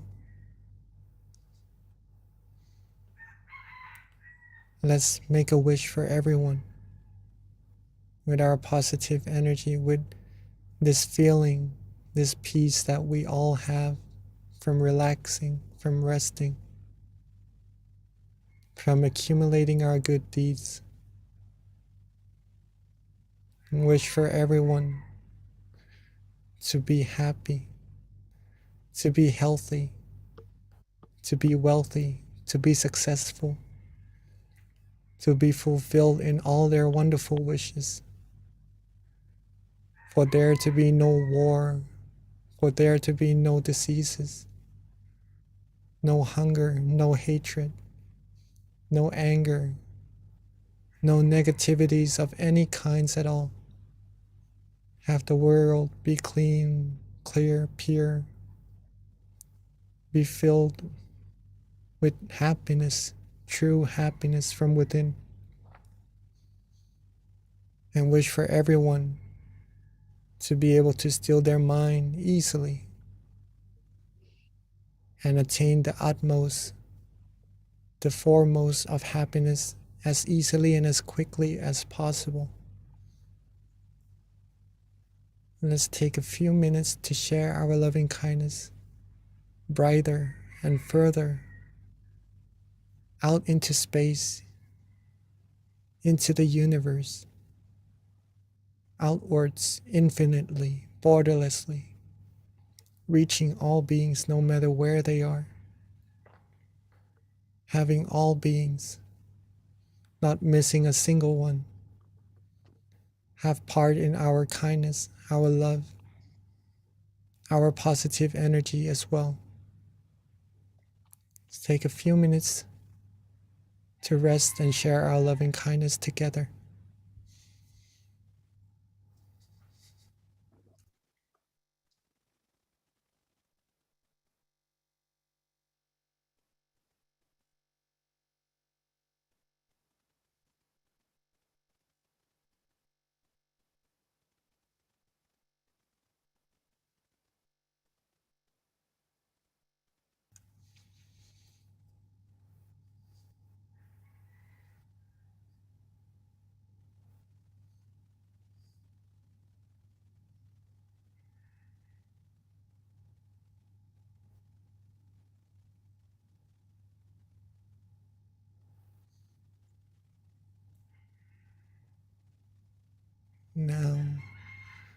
Now that we have shared our love, our purity, our positive energy to every other beings, let's bring our attention, our awareness, softly and gently back to ourselves. Softly and gently back to our presence. Wherever we feel most comfortable. Whether if it's our forehead, our chin, our cheek, our torso, or at the center of our body. Let the mind calmly, softly rest where it likes. Let the brightness be there. And with the accumulation of all our merit, let's now wish for ourselves. Wish for the good things we need. Wish for ourselves to always be happy, healthy, wealthy, successful. Be wise in all our conducts. Be fulfilled in all our good wishes. Be free from diseases, harms, dangers. Be free from all impurities, all negativities. Be surrounded by virtuous, wise people who may take us onto the path to righteousness and happiness. Be free from those who may take us onto the path to ruin. And whenever we meditate, may us all be able to still our mind quickly, easily, and to reach the utmost of happiness as quickly, as easily as possible.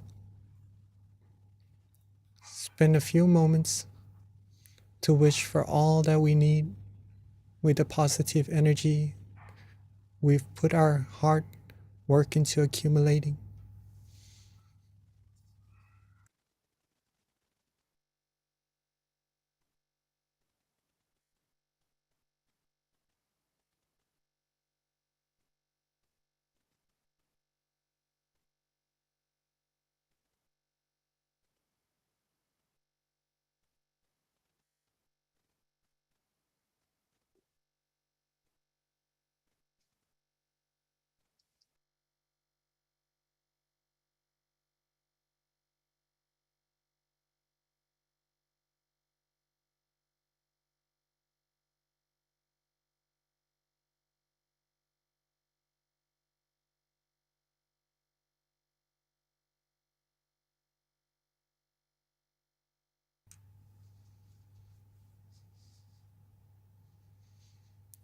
And now that we are reaching the end of our session together, let's recall our calmness. Recall being relaxed, being rested. Recall that positive feeling that we had and are we still having. Let's recall being with this feeling. Let's be with the feeling and make sure that we are able to maintain this feeling with us as long as we can once we open our eyes and go about our days and remember how precious this feeling is. And when we are ready, as we are now at the end of the session, let's softly and gently open our eyes. Softly and gently open our eyes while maintaining that feeling of relaxation, that feeling of calmness, comfort, true happiness within us as long as we can. And whenever we remember, we could always get back there. It's always there waiting for us. And welcome back to the session, everyone.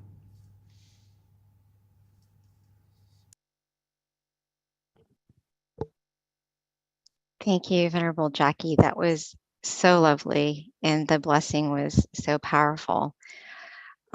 So before we transition to the Q&A and back to Venerable Jackie, just a couple of announcements that we need to make.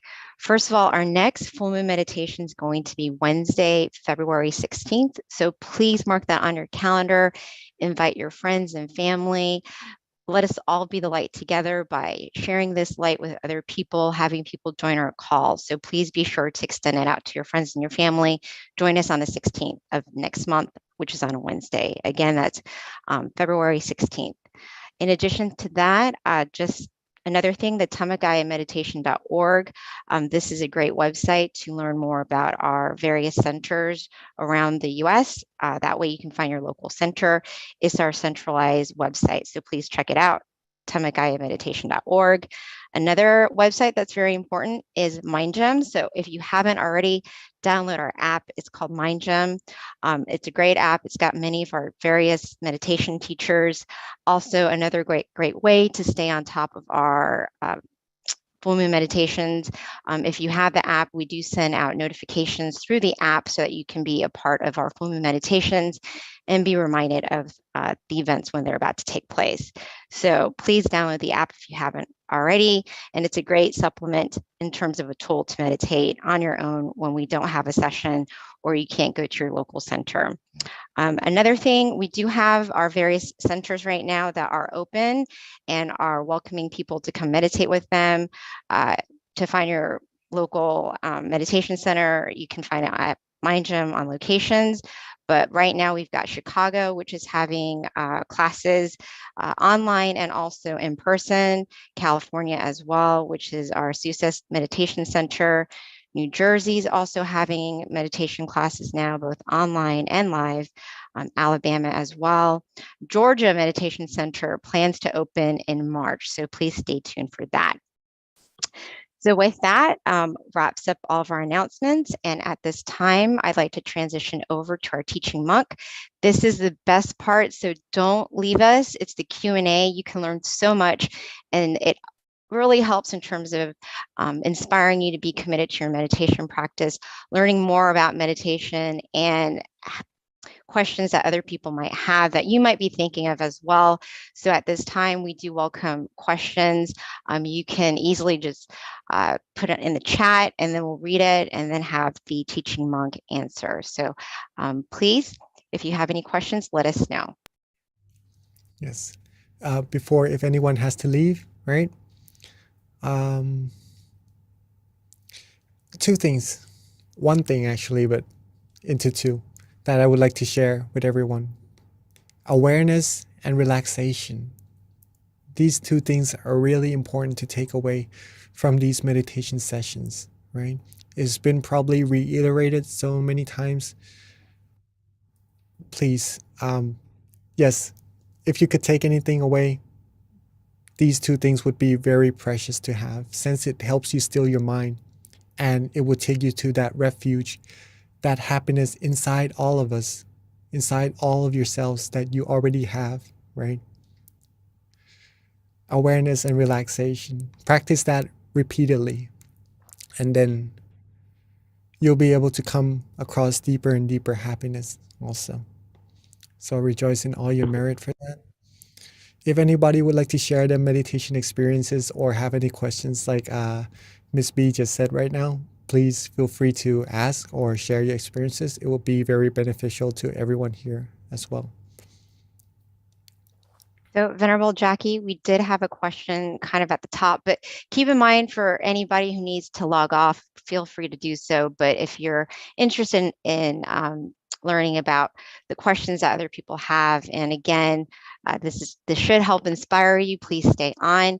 One of the questions is, it came through the chat, Venerable, and it just has to do with if you read about the Dharma or the wisdoms of the Buddha, does this generate good karma? Oh, of course it does. Of course it does. Am I okay? I'm on. All right. So pretty much the teaching of the Buddha is mainly to help us reach that inner happiness, right? So if you read it, if you study it, and then you take it into practice, that would give you a whole lot of benefits and good karma as well. Reading took so long. It took so long for the Lord Buddha to become the Lord Buddha. It took many lifetimes to accumulate merit, perfections, in order to be able to attain this wisdom that he attained right on that day of enlightenment. That wisdom is pure from a mind that is free from all defilements. If you are able to study it, read it, you'll get that knowledge as well. Thus, it is good karma, of course. So Venerable, another question that just came through, this has to do with if you have like childhood trauma, how do you overcome those scars and integrate the wisdom and meditation into your life? Childhood trauma. And this is How do you- from John Upshaw. Sorry, asked this question. All right, that's all right. Okay. If we have childhood trauma, a good way, it may be easier said than done, right? But if you are able to let go, it may be a specific situation that happened. In that case, we actually might have to discuss it to see further details of how to actually look at it and overcome it in that certain situations, right? But all in all, whatever happens, if we could see that it is something that could happen to someone, it's something that comes and goes, right? This is what comes along with being human from the very first day that we are born. It is suffering, right? It is suffering. And it's because there are, like what Lumpy Daniel mentioned the other time in the full moon session also, it's like we are ill inside with the viruses, anger, greed, delusion, right? And these things cause negativities that project out of either a situation. I wouldn't like to say so much of someone or somewhat, right? But it happens. It happens. If we acknowledge this and we could see it as something being normal, right? It would be much easier to let go. Okay. It may take some time, or some event may be harder to let go, but eventually it is better to let go. It is better to let go. Okay. An example is called a dead dog story. I don't know if you've heard of that. We have some hands up here from May and Katik, right? Maybe we could have some questions from them later on also. But before we get into that, the dead dog story. Okay, I've heard of this story from a teaching monk of mine. There's this one guy who loved his dog really much. One day, his dog died. Okay. But he loved the dog so much that he carried the dog with him, even though it died already. Okay. And sooner or later, the dog it had bad odor coming out of it because it's dead, right? Pretty much. The more days he carried the dog with him, the stinkier it got. And he kept saying that it doesn't smell good at all. It smells really bad, but he still carries it. Okay. The easiest way to deal with it is to pretty much take that very beloved dog of him to bury and get these situations over with, right? Then he wouldn't be able to, he wouldn't have to go on and say how bad of a smell it is and carry that burden with him. Okay? He would be free. A good meditation metaphor that I had from another teaching monk of mine is that when you are carrying oranges in a backpack, right? In a backpack, there are good oranges in there. But what happens if there is a bad orange? Would you want to take that and keep it with you? No, right? You would probably just, it would be easier to just throw them away. Just keep the good oranges with you. That is related to meditation, but it could be related to situations in our past also that may cause us some distress or some unwanted feelings. Okay. It is better to just let them go. Sometimes it is hard, but seeing it from a perspective that you're able to do so will help you so much. And that maybe needs some help or some friends who could actually comfort us into doing that. Sometimes we do that. If you can do it alone, do it alone. Let go. Keep going. Keep only the good oranges. Keep only the good things in life. Go further. A good way to do it is also practice meditation.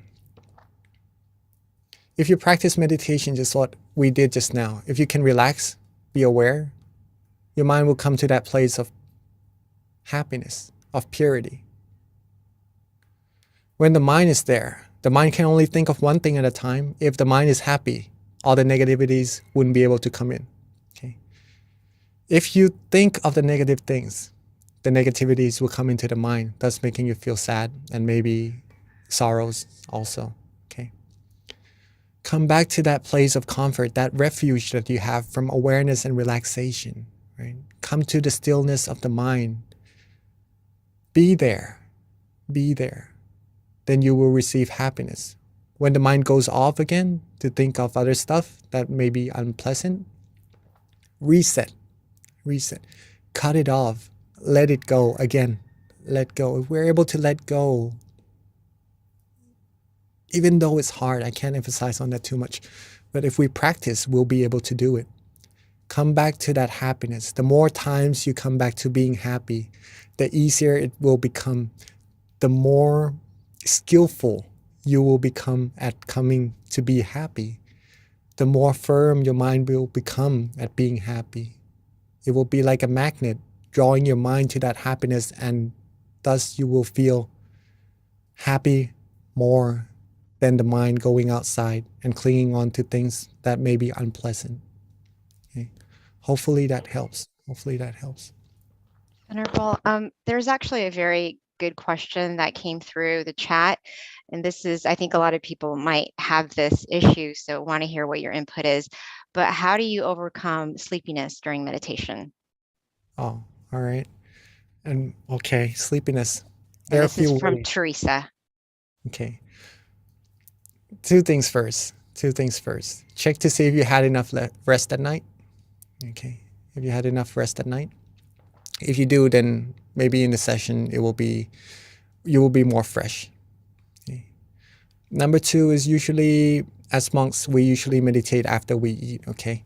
So meals do sometimes play a big part in drowsiness in meditation also. Resting at night, if you had enough, did you have enough to eat or more than a person should, right? If you eat more than what a person should, then a person usually likely becomes sleepy during meditation. So moderation of food and good enough sleep would help with drowsiness, surely.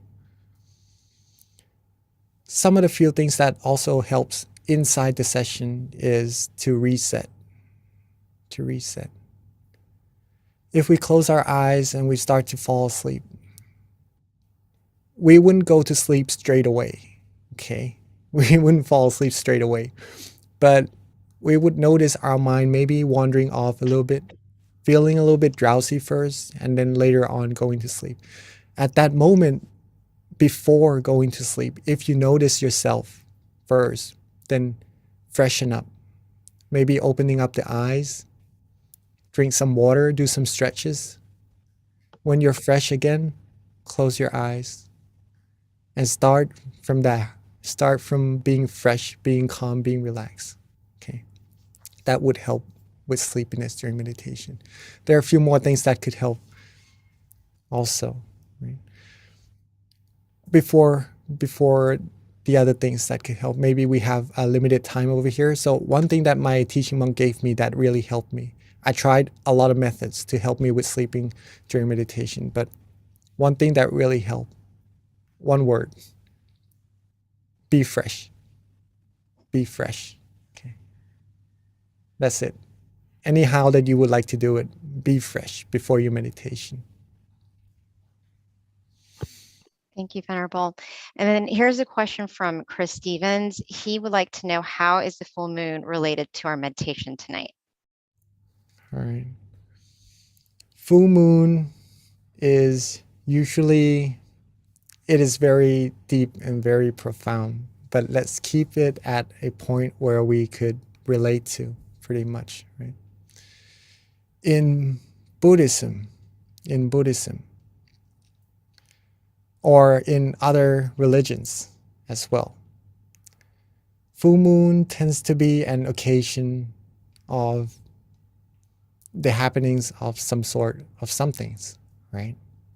In Buddhism, it usually relates to something very special also. So you could take it as a good occasion, right? That the moon is full and that we could come together and be whole, be one, like the moon, okay? Like the brightness in the sky that shines away all the darkness.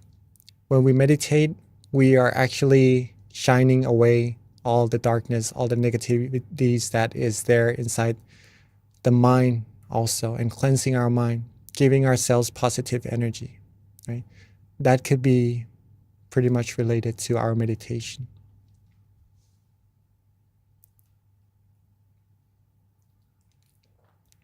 Okay, I think there is a couple of hands raised. May we have some questions from May or Gretik? Yeah, can someone spotlight May, please? Thank you. Hello? Yes. Yes, we can Hello. hear you, May. Go ahead. Yes. Hi. I practice meditation for longer hour, like 5 hours, 6 hours. Then I have more concentration and I can practice deeper. But sometimes when I am in this situation, like I have a lot of changes are happening. Like I can see my sweat poles and all the sweat coming out from each pole, and I can then suddenly there are the blood flowing. I can see that movement, and so there is something like the pendulum here and moving backwards and front and backwards, and I feel all these happenings, and at the time I try to focus back on my tip of my nose, but I still see all these instant and continuous changes, and how can I focus, and where should I focus back to continue my meditation? Beautiful. Very nice question. In case someone else also has meditation experiences that they wonder what is there and what's happening and how to go further, right? As we mentioned in our meditation always, is that this feeling of relaxation, I'm not sure if you are able to sense it when you meditate, May? Yes, I do, but only sometimes I have this, I see all these instant and continuous changes, and then at the time I don't know or how to continue.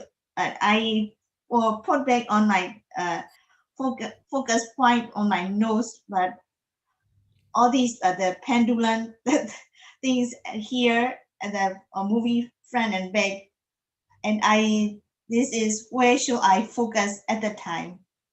Okay, yes. If you can remember the feeling of relaxation in your meditation, right? If Yes. it's at the tip of your nose, if you focus there and you feel relaxed, Yes. that should be where you should be focusing. Okay. Let's put it this way. If I close my eyes and I feel that around this area, okay, is where I feel relaxed and comfortable. It could be my nose, it could be my ear, or it could be in front of me, anywhere. But I feel like right now, over here is relaxing. I would place my mind over here, but sometimes meditation experiences would happen around here. Maybe like what you said, the pendulum is going back and forth over here, or maybe some other things would happen, maybe in front of me, anywhere. Do not pay attention to them. Don't pay attention to them. That's what being neutral means, right? Like if the door opens behind you right now, maybe you would look at it, right? But in meditation, if the door opens right now, what you need to do is just don't bother with it, right? Don't really pay too much attention to it. Be where you feel comfortable. That is the switch. That is what makes the meditation experience happens. If you let go of it, the feelings will go away and the experience will go away also. But if you keep being still, being neutral, you'll be able to go further. Don't mind any meditation experiences. If you go further, you'll reach deeper and deeper experiences. Okay. So in this case, if you like the nose, if you like the area around here, if you feel good, then keep the mind there. Whatever happens, whatever is swinging, don't worry about it. Very nice. Yes. Thank you. Thank you for that question, May. Venerable, there's another question that came through the chat. And this one pertains to a full moon. And this question is just someone wanting to know if there are any special precepts to be taken for a full moon. So maybe you can kind of just go into a little information with it, with regards to what precepts are, because not everyone on the call probably knows. So just a very high level summary of that. I know it's going to be probably more, you're probably gonna need more than 3 minutes, but All right. Okay. So precepts. I'm very surprised that you are keen to know about some more about Buddhism as well. Usually when I go and share meditation with people, they usually would be interested in the meditation itself, but it's nice to have people interested in Buddhism as well, right? I'm trying to be as neutral as we can towards this feeling or happiness within all of us. Precepts are pretty much disciplines, right? Disciplines. They are disciplines basically to not harm ourselves or to harm other people, right? For example, not killing, not stealing, not saying false things, or not taking in intoxications. Okay. These are, and one more is to not have sexual misconducts, right? These are the basic 5 precepts that every human should have, right? It is said that if we lack some of them, we will be less like a human, if that makes any sense, right? It will, like a sane human being, right? I mean, if you take intoxications, if you drink and you become drunk, right? It would be harder to control your senses or to be sensible in some cases. That's pretty much what it means. So if you are able to hold 5 precepts, 5 things, that's pretty much being a good human being, right? Good, normal human being. Precepts, not to hurt ourselves or to hurt other people. Now, during the full moon, 3 precepts are usually held further, right? As a tradition, right? Actually, the third one, to not have sexual misconduct, is changed to not having anything to do with sexualities at all. Okay. And then the 3 more is to not be in good, thick bed, to not listen to music, to not engage in entertainments. And the other one, I would have to, sorry, I would have to check to see what it is. We have 227 precepts as monks, right? So that is what we go by. And monks do not go for extra precepts on full moon days because we already have the full precepts, right? It is up to the person. It is up to the person to whether or not take on the extra 3 precepts, right? I'll see if I could remember it as we go along, right?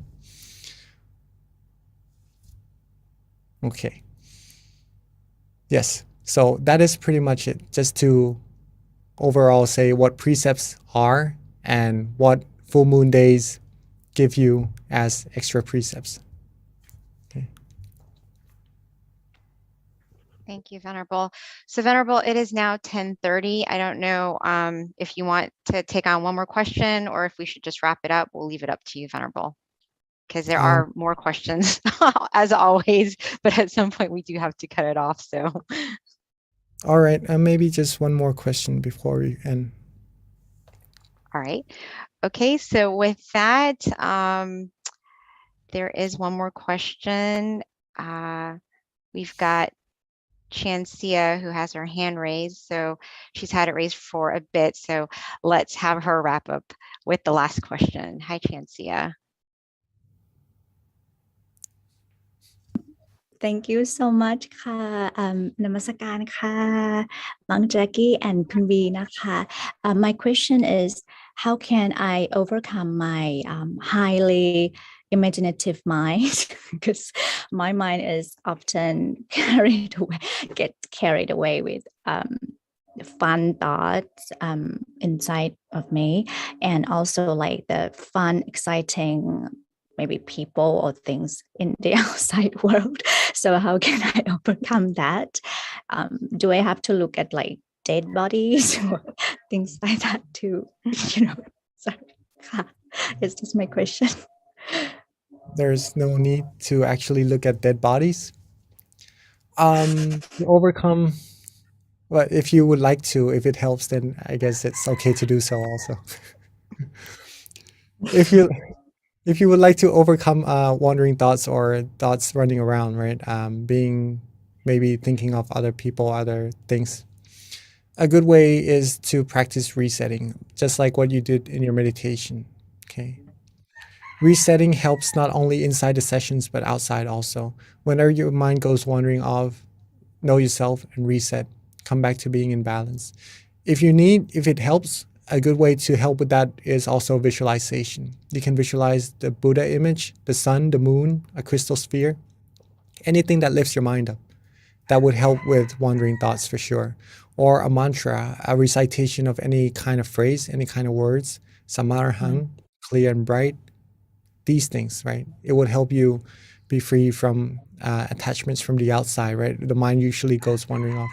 But it happens because the mind is familiar to doing that, right? If you could train the mind to be familiar with being still, then the mind would be more without going around, right? The mind would be more still automatically. Resetting is the key. If you reset, you train your mind to a new habit. The mind will become more used to being still and less likely to go outside. But dead bodies are one way to do it. Right? It's just to let go. It's one of the techniques that sometimes people use. Okay. Yeah, I think that's definitely a great question because I think desires is definitely one of those defilements that is very rooted in our mind that I think with other things it's easier to combat, but in terms of greed, you can do generosity. In terms of just delusion, you can meditate more. So, but desire, it's a little harder to figure out how to combat that. So that is a good question. Thank you for asking. Thank you. All right. Before I guess this is the last one, right? Okay. Yeah, you want to ask one more question? You want to answer one more question, Pete? All We right. do have if- a hand raised. We actually had 3. I saw a couple coming, but I think people were probably not sure if they should hold it up considering, or, it's 10:30. all right. If anyone would like to leave, if they have something to do, then please, we're not holding anyone back, but I do have some time to answer more questions if you would like Okay. for me to answer them. But before Yeah. that, the other precepts in the 8th precept is to not have meals after lunch, right? That's the same as what monks do. Mhm. Yes. So that's Okay. pretty much it. Good, you remembered before we wrapped up the call. All right, Venerable. Now, there were other questions that were also relevant to Buddhism, since, we are continuing to stay on. If you might want to answer, I read it had something to do with consciousness, but I think before that, I don't know if the person's still on, so if they're not, maybe it's moot to ask. But there is a Petra who has her hand raised, so if we can spotlight her or just unmute her so she can ask her question.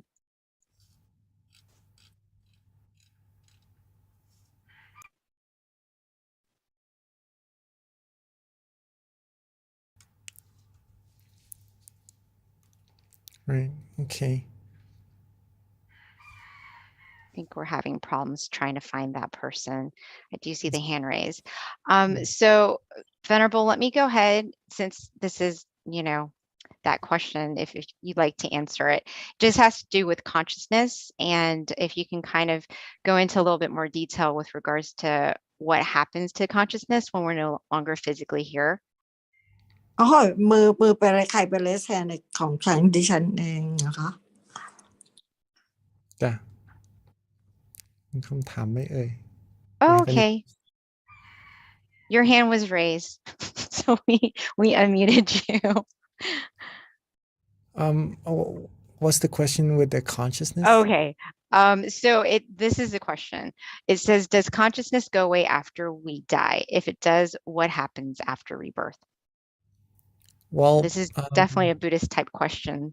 So yeah, if a way to really find out for yourself is to meditate, still your mind further and deeper to see this, right? But according to Buddhism, what was learned is that no, the consciousness doesn't go away, right? Consciousness is part of the mind, the awareness. So if the body rests, the body dies off. It's just the outside that goes away, it becomes a corpse. But the mind is still there. Or if the mind separates from the body, the mind may be known as spirits, or sometimes we see it as, in some cases, like ghosts and stuff like that. Yes, so the consciousness is still there with the mind. So it goes into another form according to how much merit or demerit it has made, right? If it made a lot of merit, then it's more likely to go into a good place or a better place.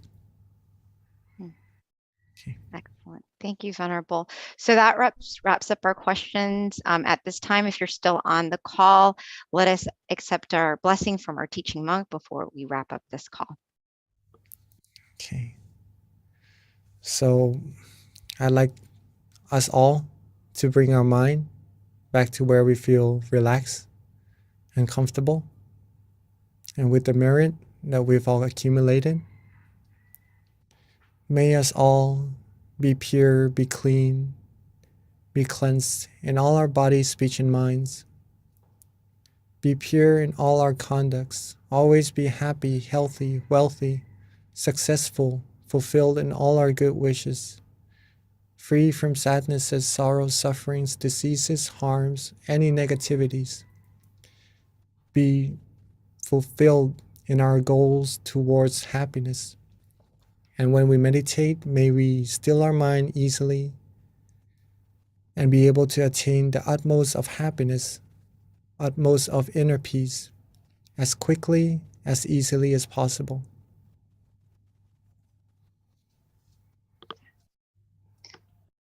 Thank you, Venerable, for that very lovely blessing. Bye, everyone. Don't forget, February 16th. our next full moon meditation.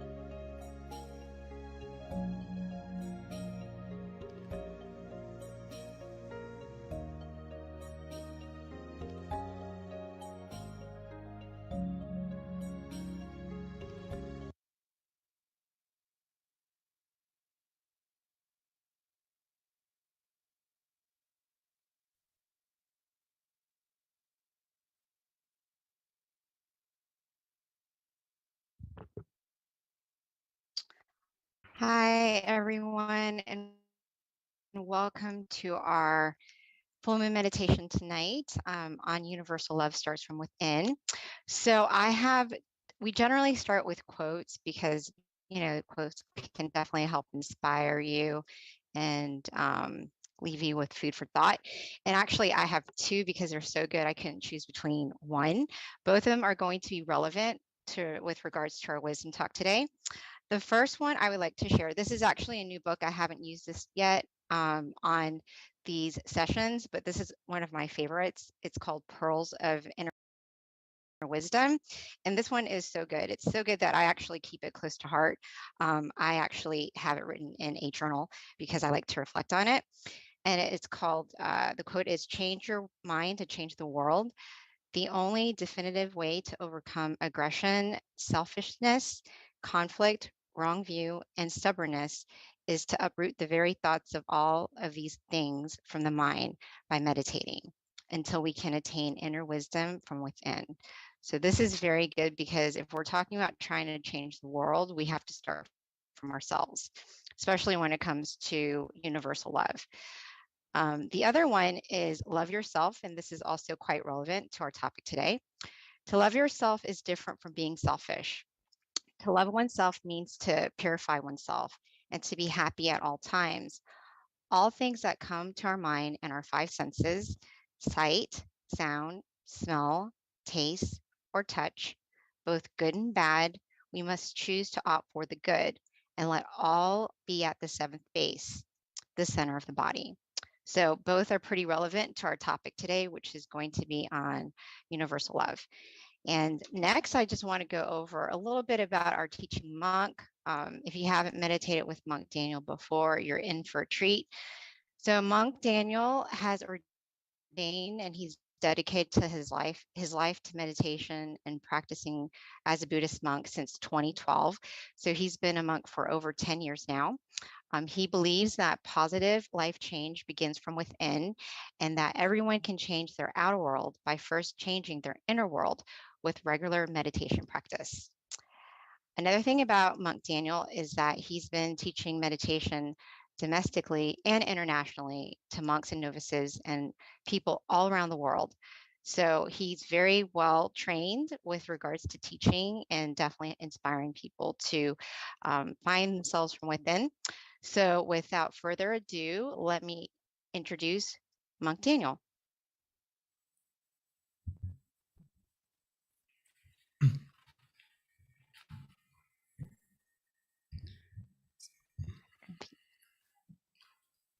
So, good evening to everyone. Good morning from Thailand.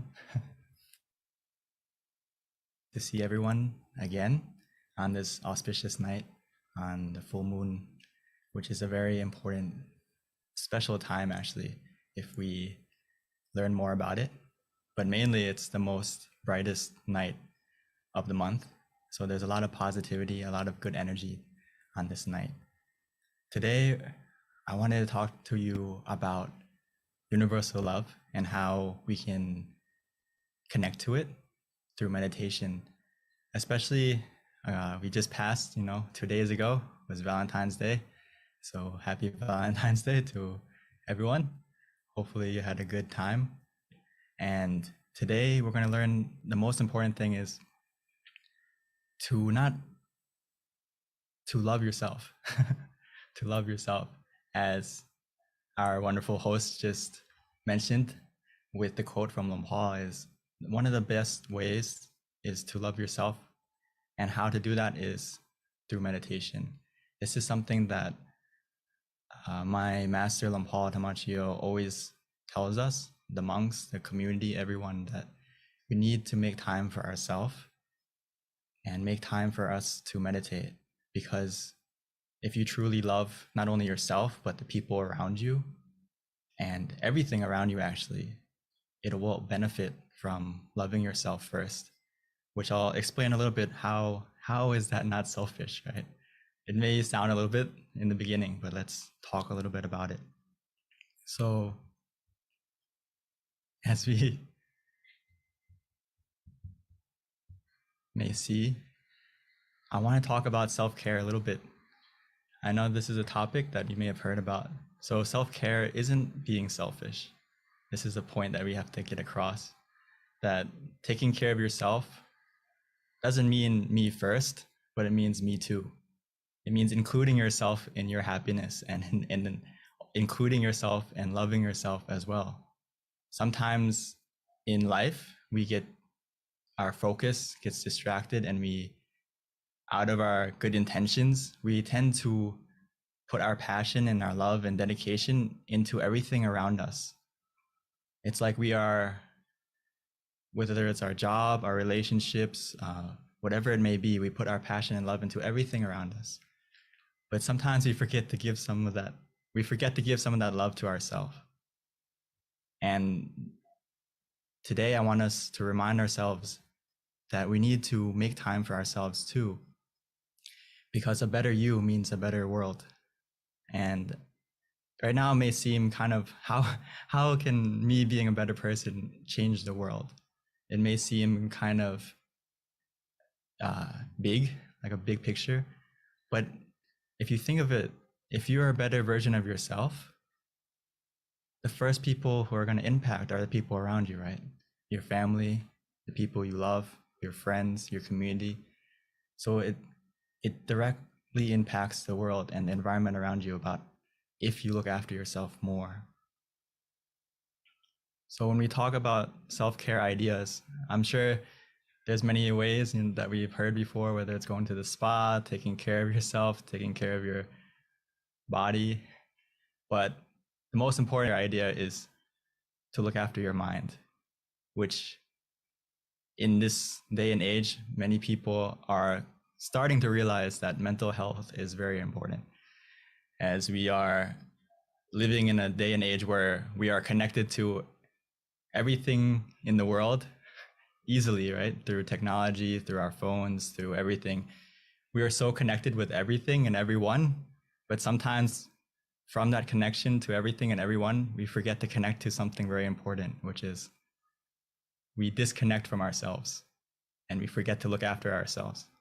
So we're so connected to everything, but we're disconnected from our own happiness and how we are feeling, because we're distracted on the outside. We're so busy looking outside all the time that we forget to spend some time to look inside and look at ourselves.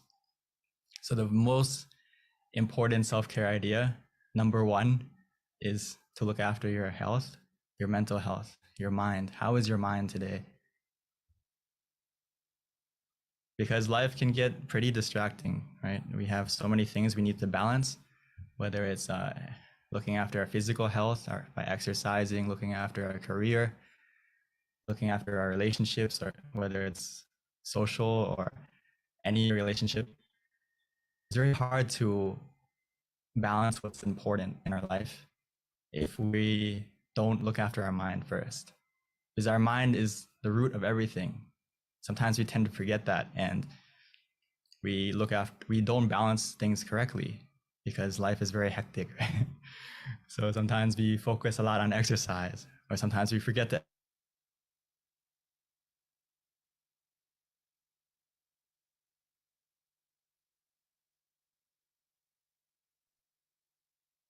simple way is look after your mind first.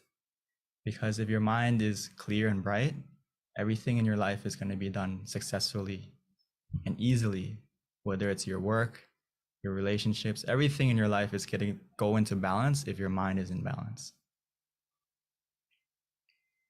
So many times we may feel like we're out of energy, or maybe we have a broken heart or something like that. We don't have the passion anymore. We don't have the love anymore. We need to recharge. We need to have mindfulness of how we're feeling and be willing to look after yourself. Just like our phones, right? Sometimes we see our battery low, we automatically need to go charge it, right? We see the 10% warning, the 5% warning, and then we're looking for a charger to make sure our phone doesn't run out or whatever it may be. We should feel the same way about our mind, about how we're feeling. If we feel low energy, we feel unhappy, we feel discouraged, we feel like weak mentally, we need to go recharge ourselves. We need to go refresh ourselves, which the best way to do that is by meditation. So I'm so happy that everyone here is coming to recharge yourself and to make sure that we are full of happiness and love from within. Because if you don't love yourself, it's very hard to love the things around you. It's like we are an empty glass. If you're low energy and you're not positive, it's very hard to be positive to other things and other people around you. So by meditation, it's like we are, every time we meditate, the more we meditate and the better we meditate, it's like we're filling ourselves up. It's like a glass that's full. And actually sometimes it may even feel like overflowing with happiness and contentment and not only love for yourself, but love for everything around you. So through meditation, it's like we're a full glass that we can pour and share to everyone around us after we look after ourselves first. So we need to normalize meditation into our life and prioritize, make it one of the things that we make it a daily habit, just like we look after our physical self, whether it's taking a shower, brushing our teeth. We do these things daily, no matter what. And we need to clean our mind the same way as normally as we would look after our health and our body.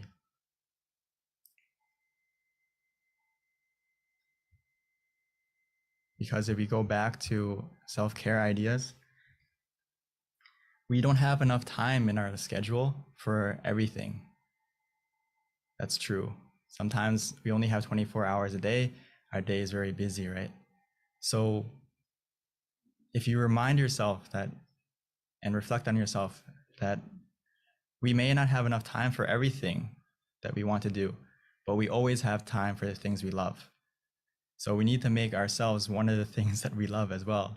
And meditation, one of those things that we love. If we make it something that we love, we're going to spend time on it and make it part of our schedule.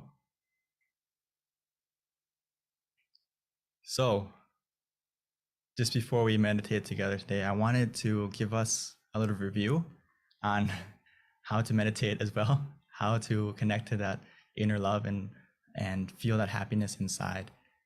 For those of you who are new, or for those of you who are been meditating many years, this is something that even myself, I have to remind myself, even though I've been meditating for 10 years as a monk and ever since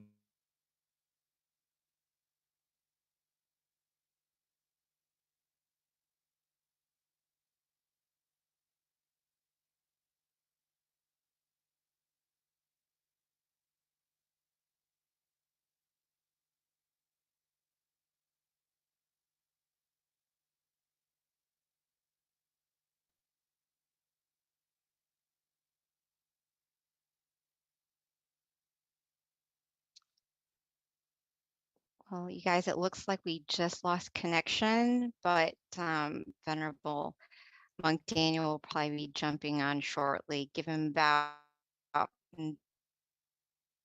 3 minutes. But until then, I'll go ahead and just kind of give you a recap with regards to our meditation technique. Definitely, you want to keep your mind bright and happy and joyful as much as possible. Try to recall good things that you've done in your life to kind of help make your mind just refreshed. And then from there, just relax your mind, your body, just some high level recap with regards to our meditation technique. One of the things that we try to focus on, if you can, is the center of the body. And Monk Daniel will definitely give us some guidance with regards to that when he returns.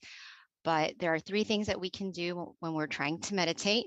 Is first, we've got to clear our mind. Second, from that, relax the body and the mind. And then we want to pretty much trick the mind, because the mind has a tendency to dart from different thoughts or different images. So high level, one of the things that we recommend people utilize to help calm the images essentially is you can anchor your mind with a shining sun, a full moon, which is very appropriate with it being full moon meditation, or just simply relax and keep your mind at the center of the body. In addition to that, you can also use a mantra, and our mantra is Sama Alahang for those who are familiar with our meditation technique. Or you don't have to use that mantra. You can just use anything that makes you feel calm, whatever it is, it should be neutral. So another recommendation would be you can simply just recite clear and bright, clear and bright, clear and bright. Just something repetitive to kind of help tune out the noises in the mind. Or simply we can just relax and just clear our mind from any thoughts and just simply keep your mind at the center of the body. Meditation is very simple. It's just a matter of letting go of your thoughts, which is definitely easier said than done. One of my teachers, Venerable Nalong, always would used to tell us how simple meditation really is. But when we try, it's not so simple, because even though we might look very peaceful on the outside, in the inside, there's just so many thoughts just constantly running through your mind. But with practice, with guidance from our teaching venerables, you will be able to get to that point where you can calm the mind. So that is pretty much a high-level recap of our meditation technique. Venerable Daniel is probably doing his best to get on. We'll just have to wait for him. And at this time, I would like to invite any venerable that's on this call who might like to also give some advice with regards to our meditation technique. I know we've got many amazing teachers on this call with us tonight. If you can add any additional guidance or any advice with regards to adding on to what I just said, that would be awesome.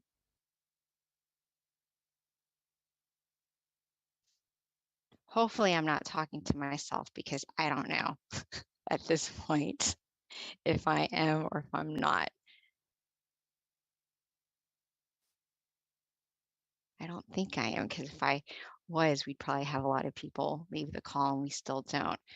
So yes, please hang in there with us as we take care of our technical difficulties. Oh, good. Thank you. Thank you for letting me know, because when you are on Zoom calls, you really don't know if you're talking to yourself or not, unless you get some feedback. Okay, excellent. Thank you. So just a little bit about myself while we're waiting for Monk Daniel. I've actually been a volunteer since 2008, so almost as long as Venerable Daniel, being a monk. It's been one of the most passionate things in my life with regards to just helping to spread meditation, being an example, being able to pioneer many different projects. So it's definitely an honor to be able to be on these calls with you. So at this point, I have learned a lot with regards to our meditation technique, because I have had many, many different teaching monks throughout the years, which has been such an inspiration, because no matter what, it's very easy that, if you aren't connected to community, it's not always very easy to be connected to your practice. Even though you know how important meditation is, without a community of teachers or virtuous friends, or even meditating together like this, it gets really easy to get distracted. And before you know it, time goes by, life goes by, and you just don't have that same commitment to your meditation practice. But by all of us coming together once a month, or as many times as you can, say if you are connected to a local center, it really does help you commit to your practice, so that before you know it, as the days goes by, which becomes months and years, you can look back and be very proud of yourself that you have been able to commit to your practice, that you are doing something worthwhile, with your life, essentially, because in the end, the only thing that we can really take with us is our actions. And by meditating, we're definitely creating good actions for ourselves. So all of us on this call, be proud of yourself that you are in the right direction, that you found some of the best teachers in the entire world. I kid you not. We are so lucky. I see it all the time. You know, we don't have to go anywhere else with regards to meditation. We've got it right at our fingertips. Or even better, if you've got a local center, you have to take advantage of the amazing wisdom that we get from our teaching monks. So, you know, that's one of the things that I'm very grateful for, that I've got many, many teaching monks by being connected to this meditation community. Thank you. Yes. So, you know, this might kind of interfere with our meditation just a little bit, since our schedule normally is to meditate from 9:20 to 9:50, which is about half an hour meditation. And Monk Daniel is not on the call yet. So we'll have to kind of kill time until he gets on. I don't know if anyone can, thank you. I don't know if anyone can connect with Monk Daniel while I'm trying to inspire our community, and that way we can know kind of what to do. If not, I am going to have to volunteer one of our teaching monks, which we've got many qualified ones on this call, to guide our meditation practice for us, because there's many that can do it, I promise you. Okay, so a little bit more about me, since we've got a little bit more time, is that one of the things that I'm most proud of is, and this is for anyone in Georgia, because, and this is something I would announce at the end, but I'm going to do it now. I'm really excited that one of our teaching monks from Thailand, he's actually a former member of Georgia. And I'm very proud to say that when I saw him in Thailand in 2019, pre-COVID, he gave me a gift, and I went to a meditation retreat where he was teaching. His name is Venerable Michael, and he was a former student at the Georgia Meditation Center, which is where I volunteer. And when I saw Venerable Michael just before I was about to leave, oh, wonderful. Okay, I don't have to say anything now. I can wait till the end, because we've got our teaching monk back on the call. And now we will start our meditation, and perfect timing, because we start meditation at 9:20. It's now 9:22, so we didn't lose very much time. So at this time, Venerable Daniel, are you there? Wonderful. He's coming on so I can tell my story later. Thank you, everyone, for being patient with us. As we all know, technology, you just never know, it can be fickle sometimes.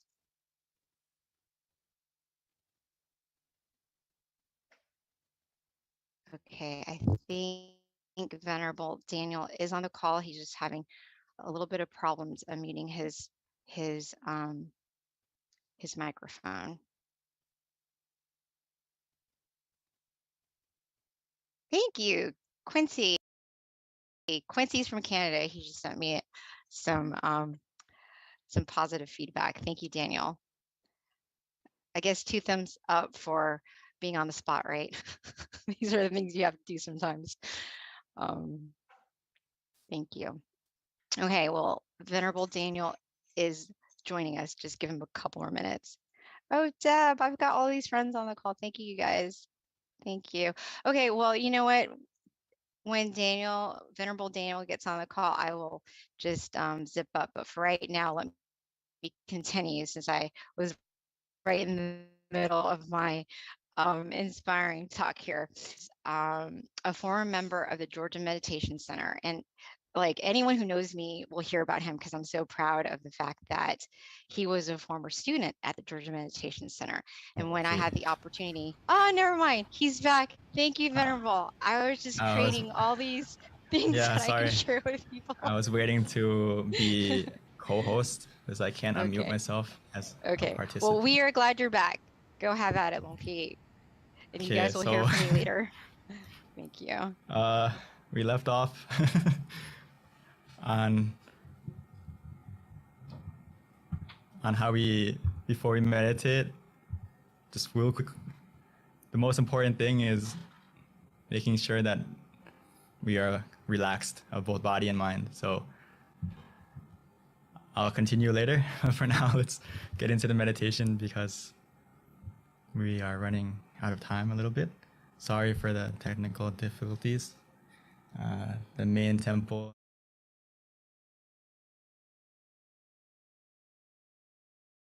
Take a moment to adjust ourselves to make sure we're in the correct position so we don't start or run in the wrong direction like the crab and the shrimp in the picture. So take a moment to adjust yourself, find a comfortable position, whether you're sitting on the floor, on a chair, and let's begin our meditation together.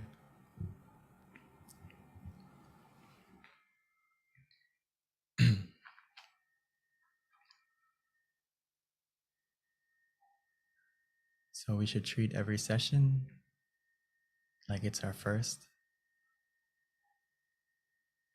taking the time to make sure that we are relaxed,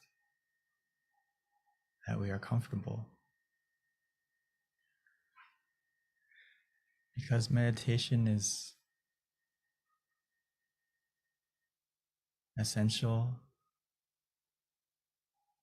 the most important part is how we start. Making sure that we are running or starting our journey in the right direction. So we need to take the time to make sure that our body is comfortable and relaxed. From the moment we close our eyes, softly and gently, naturally, as if we were about to go to sleep. Because now is the time to truly rest our mind and recharge ourselves, both physically and mentally.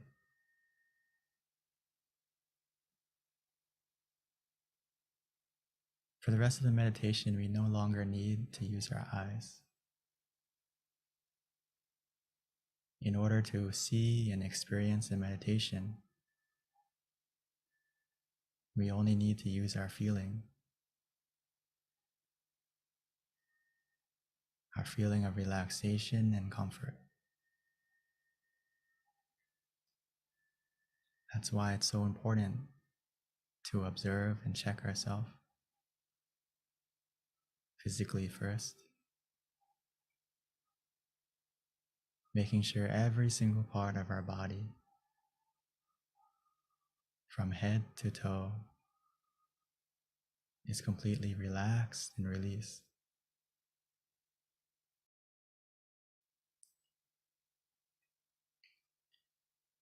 Sometimes the easiest way to do that is just to take a deep breath a few times, breathing in slowly and gently and deeply, feeling the cool and relaxing air, the calmness as it fills our body up with relaxation.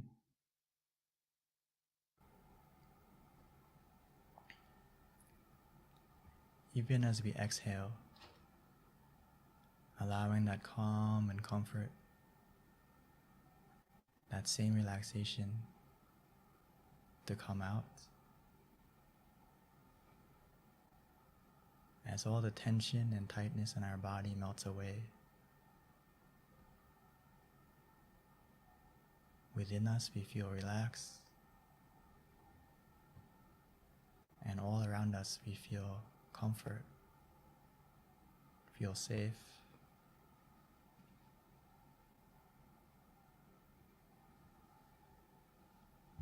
The more we relax our body, we may begin to feel that our body is becoming more light, more weightless.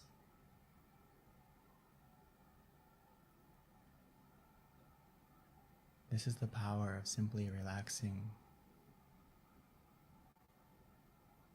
Our mind begins to follow automatically as well.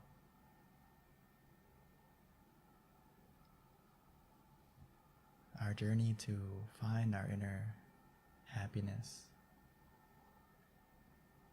the universal love inside has already begun. Right now, all we need to do is to continue to relax. Now that our body is more relaxed, a mind that is relaxed is simply a mind that is free from any thoughts, any attachments. So we need to put everything aside, as if we were going on a trip, going on vacation.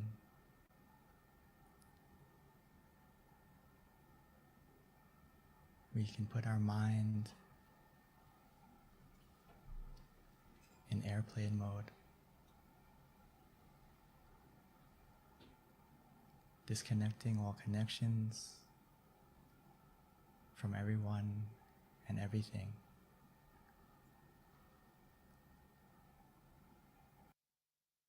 This journey inside, we don't need any baggage. All we need is ourselves. Right now, it's a time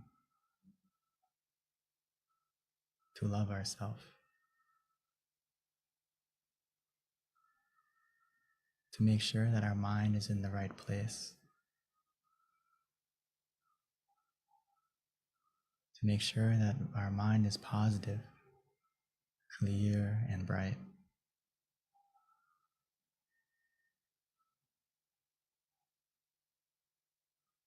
So let's take the time to help ourselves to calm down, to relax, by using whatever method that is easiest for us to use. Whether it's to repeat the mantra in our mind softly and gently, Samma Arahang, Samma Arahang, or clear and bright, clear and bright.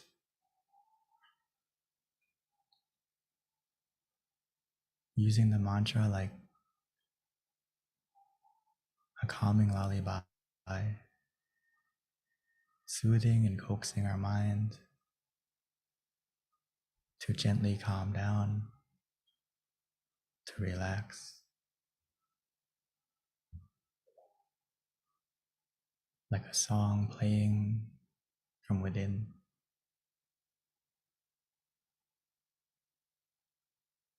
Or some of us may find it easier to just visualize an image,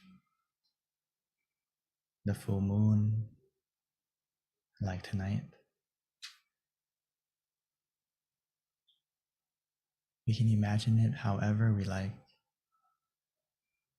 wherever we like,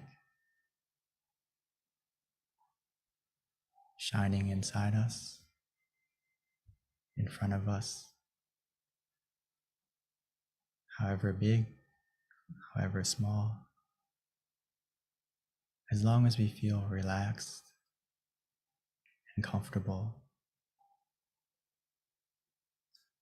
Don't worry about the clarity. The more we relax, the more we follow that feeling. Everything we see and experience will change automatically.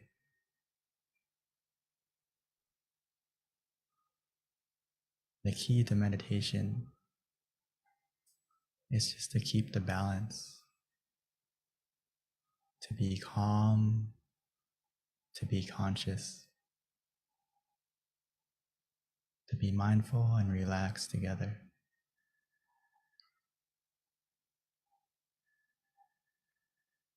Eventually, we'll get to a point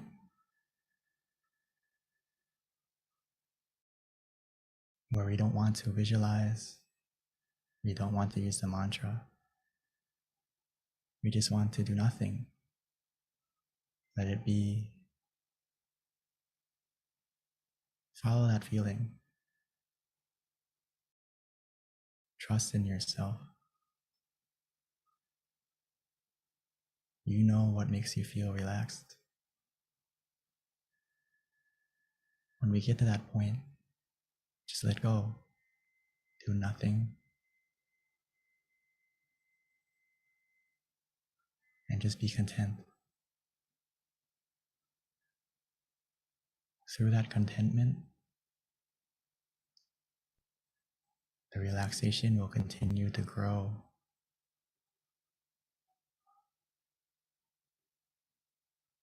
Igniting and sparking our inner happiness within, almost like a small star shining. Eventually, the more we relax, by simply remaining calm and patient, content with whatever happens,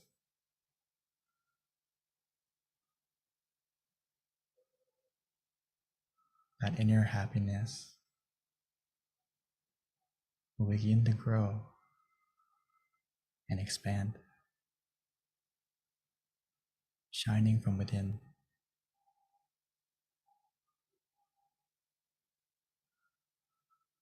As the clouds in our mind, the negativity in our mind begin to disappear, revealing a happiness, a brightness, a love that has always been within us, waiting for us to look within.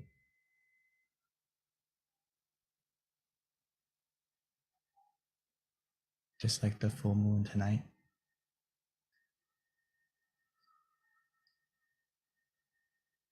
sometimes we just need to wait and let the clouds pass by. Eventually, no matter where you are, who you are, everyone will be able to see the full moon in the sky.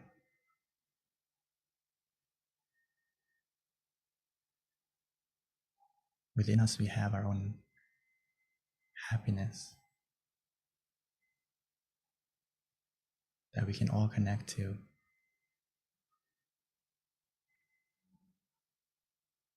We all have a point of peace, a place that is filled with happiness,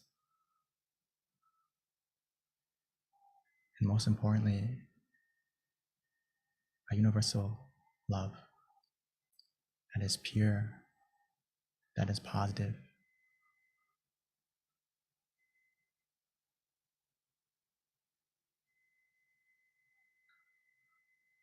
And the way to connect to that point is to simply relax.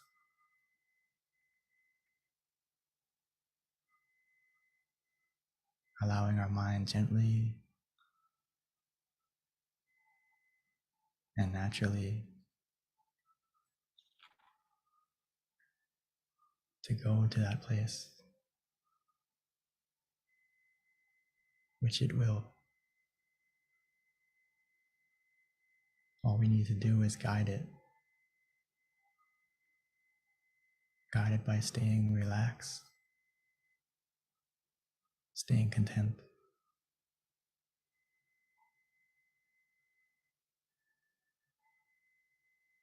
Every moment that passes by, every second where we feel relaxed,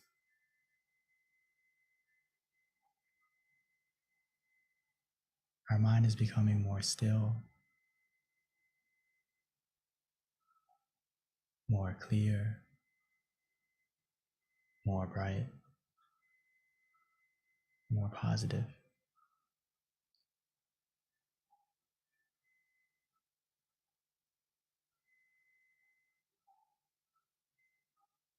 Even though right now it may be dark, but remember, the darkest night produces the brightest stars.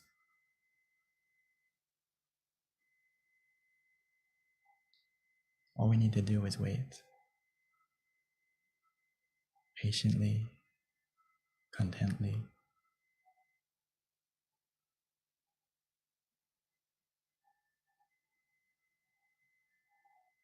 We have everything we need to succeed in meditation now.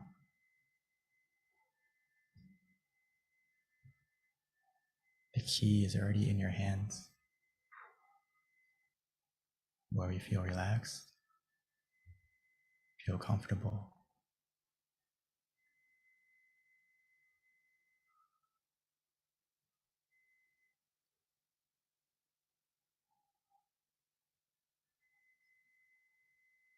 So let's continue to enjoy the meditation together, allowing this relaxation to take us to connect to our inner happiness,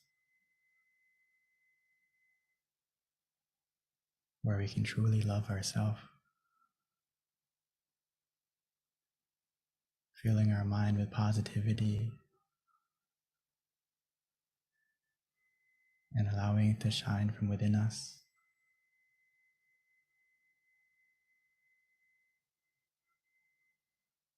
As if we found our inner smile, and that smile will begin to shine onto our face and spread out from within us automatically.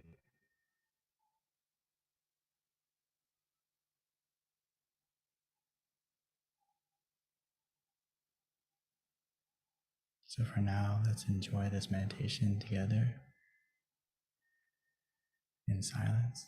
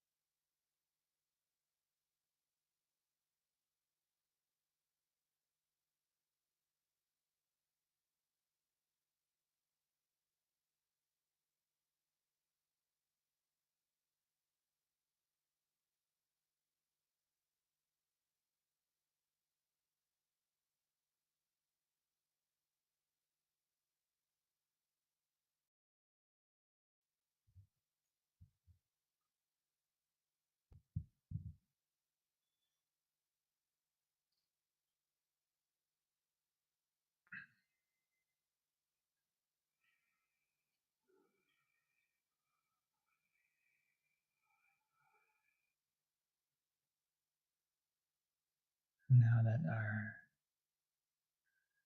inner happiness, our inner brightness is beginning to grow within us, let's take a moment to light our inner happiness on the outside, light our inner brightness from within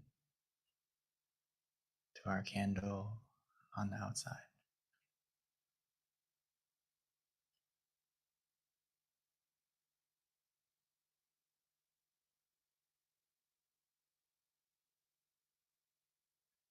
Once you've lit the candle on the outside, we may continue to meditate,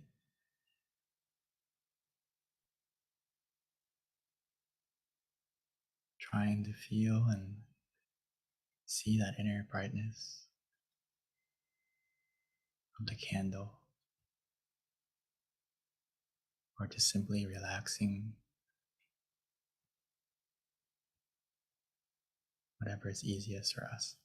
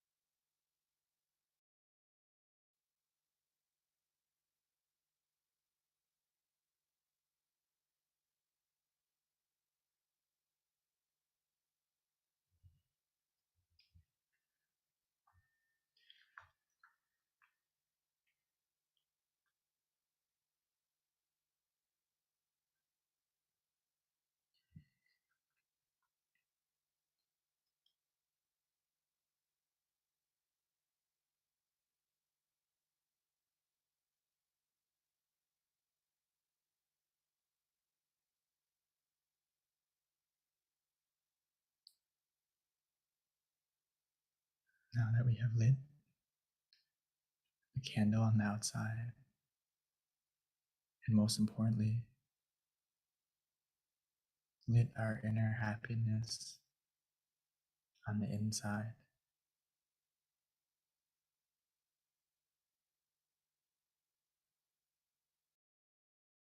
now that our mind is full with more positivity,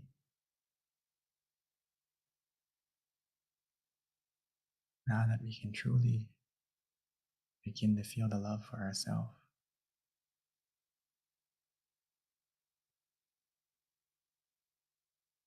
it's a good opportunity for us to now share that love, share our positivity,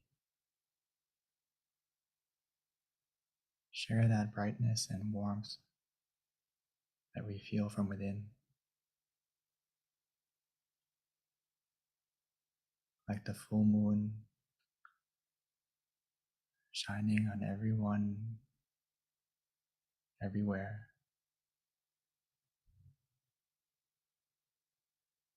No matter the distance, no matter where they may be,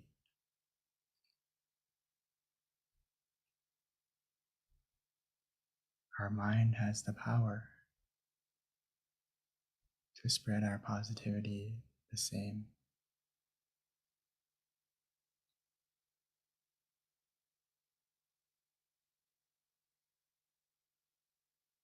By simply wishing. Because what we think, we can become. Not only for ourselves, but for the people we love. So right now, let's take a moment to spread our love by simply imagining the person or imagining their name, whatever is easiest for us. And wishing for yourself and for them to be healthy, to be happy,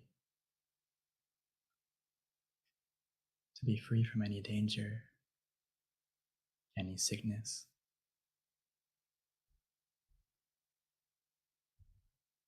Or if they are suffering or in pain, may they be able to recover quickly.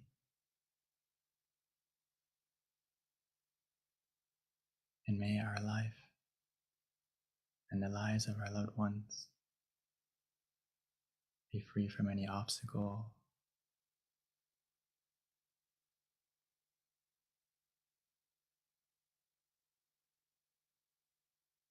most importantly,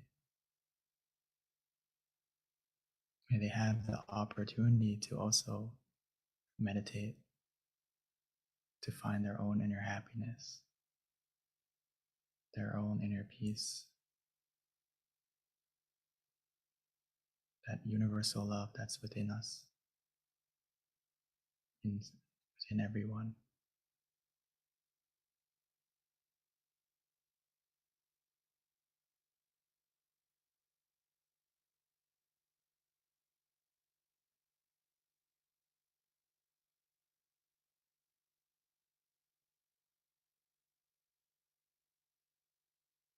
So just continue to wish for yourselves, your loved ones, and for everyone in the world.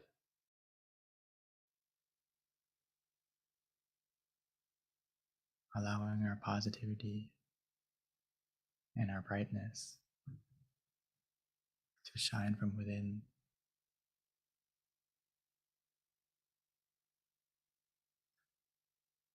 We may not be able to change the world right away. We can help to change the world for ourselves and for the people closest to us first. from one moment of peace. That one moment has the power. From one moment of peace can help to change a day. One day of peace can help to change a life. And one life of peace can help to change the world. It starts from within us and spreads out like a universal, pure love.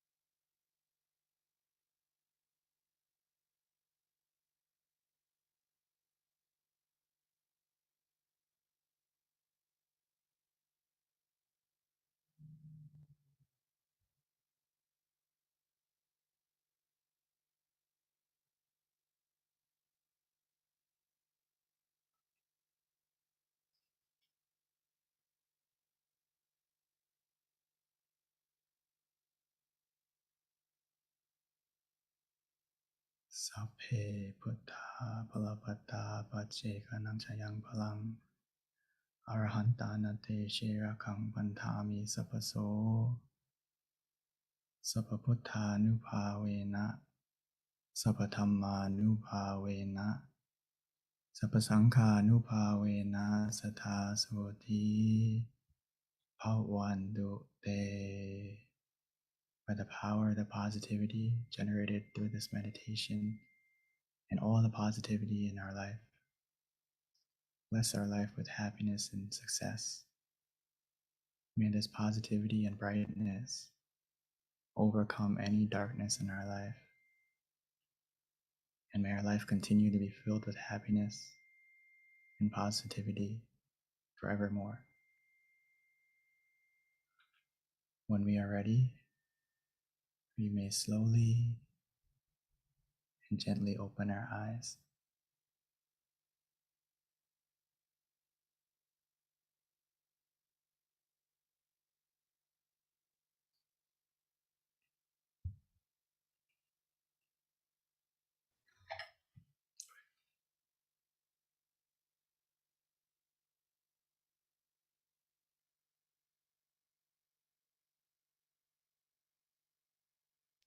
Thank you, Venerable Daniel. So that wraps up our meditation session.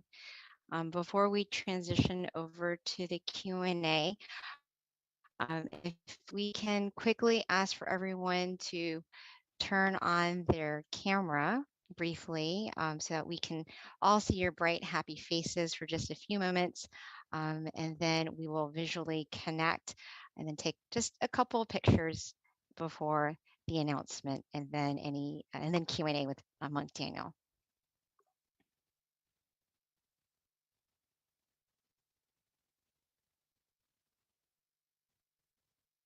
All right. Happy faces. Again, if you can turn on your camera, bright, happy faces for just a few moments.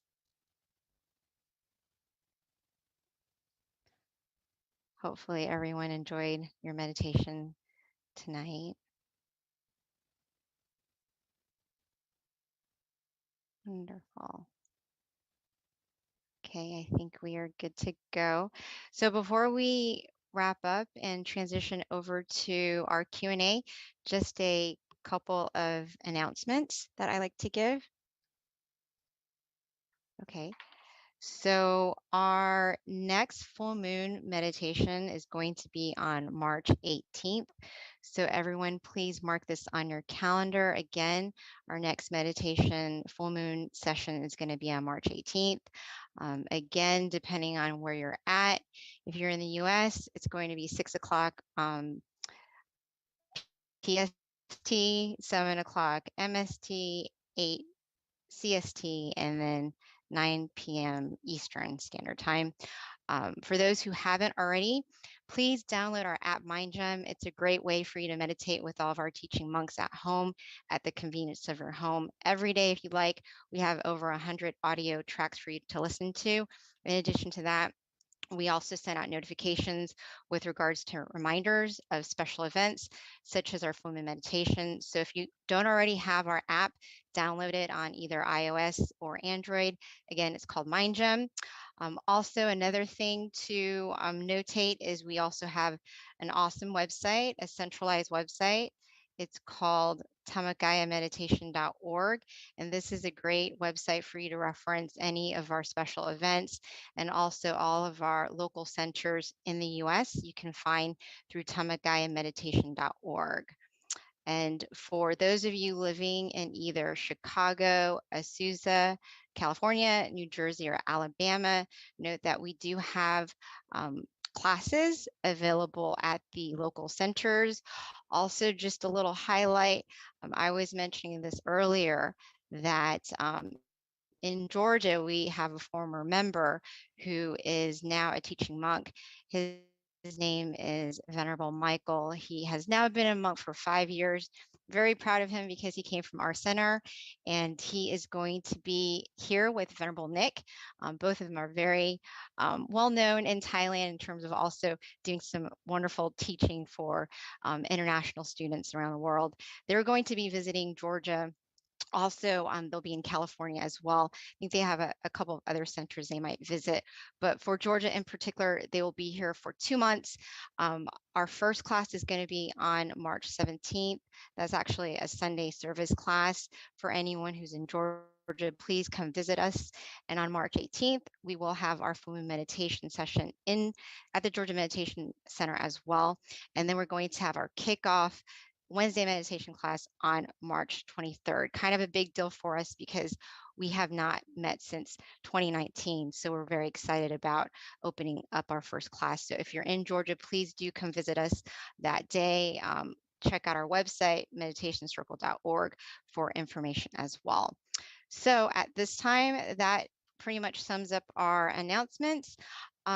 We are going to turn it back over to our teaching monk, Daniel, for Q&A. So let's transition back to our teaching monk. Okay. I'm just reading everyone's comments. Oh, great. Thank you so much. Hopefully you had a good meditation. If anyone could please share in chat, that would be wonderful as well.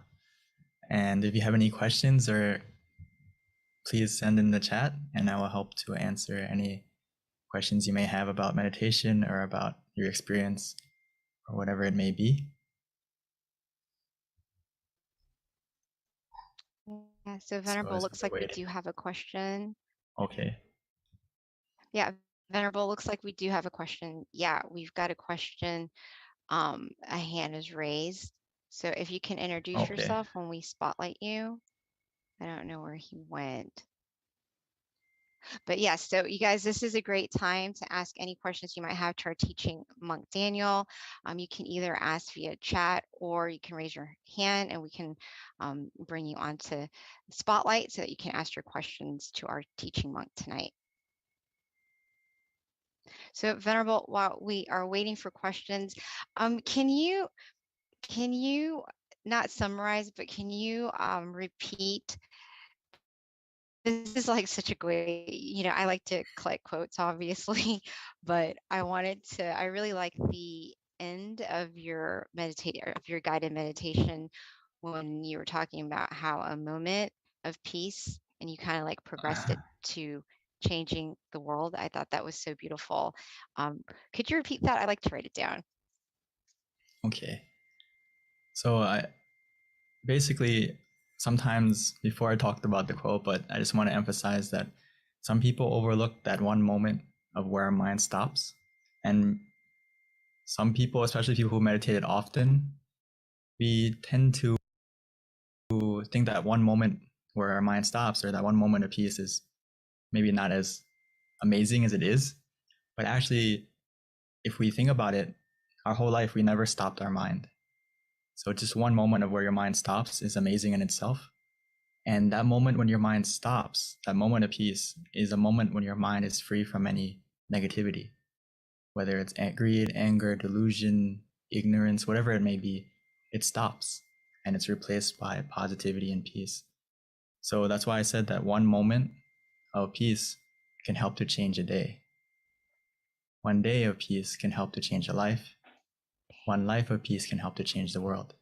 And this idea basically comes from Luang Por. Actually, not basically, it comes from Luang Por. Because Luang Por said world peace through inner peace. And it's not just a pretty phrase, it's actually true. It can come true starting from within us.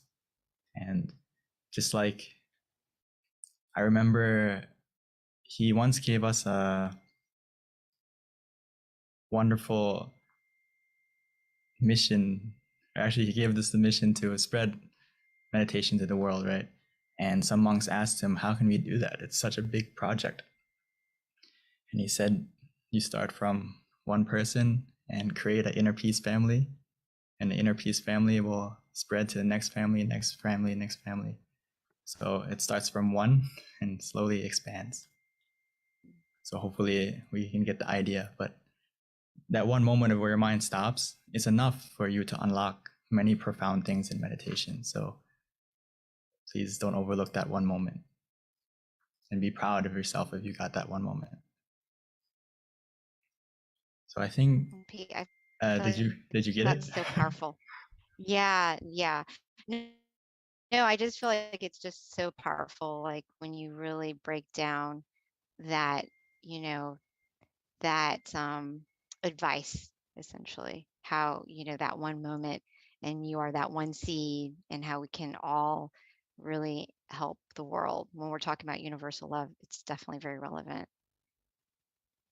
Exactly. And And Lisa that said one world moment, peace through inner peace. yeah, Lisa. that's Luang Por's famous quote, and it's actually very possible. There's so many people who talk about peace, and I think that if more people focus on changing themselves first, that world peace that seems so impossible can happen.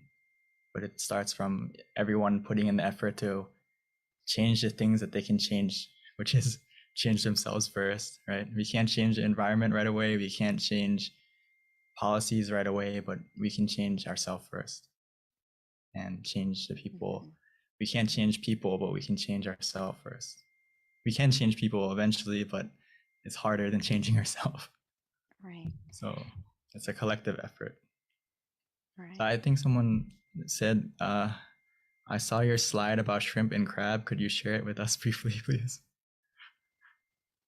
Okay, I'll go back to that, or just to explain it. Sometimes this is a funny thing that happens a lot in meditation, is that we try to rush to the peace. We want to race to get to the goal. And if we rush, sometimes we run in the wrong direction, just like the crab and the shrimp. So when we start meditation, we need to take our time to make sure we're going in the right direction. And for the crab and the shrimp, it needs to know for itself what position works for them. For the crab, it needs to put itself in the right position that's comfortable for it to go in the right direction, which is side to side. For the shrimp, it goes backwards when it runs. So it needs to face itself in the right direction, in the right position. So what I mean by that is, for every person who meditates, it's different. Every session is different. So we need to take the time to look at ourselves and make sure we're going in the right direction, and we're starting in a position that is comfortable for us. Keyword is for us, not for someone else, not from what you heard before, but for you, what works for you. That's something that we need to pay attention to a lot.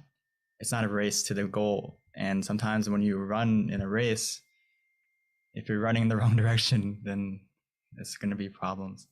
So meditation is not necessarily about how fast you get to the destination, but it depends on, are you running in the right way? Are you walking in the right direction? Running or walking will the speed isn't important. The speed will change automatically.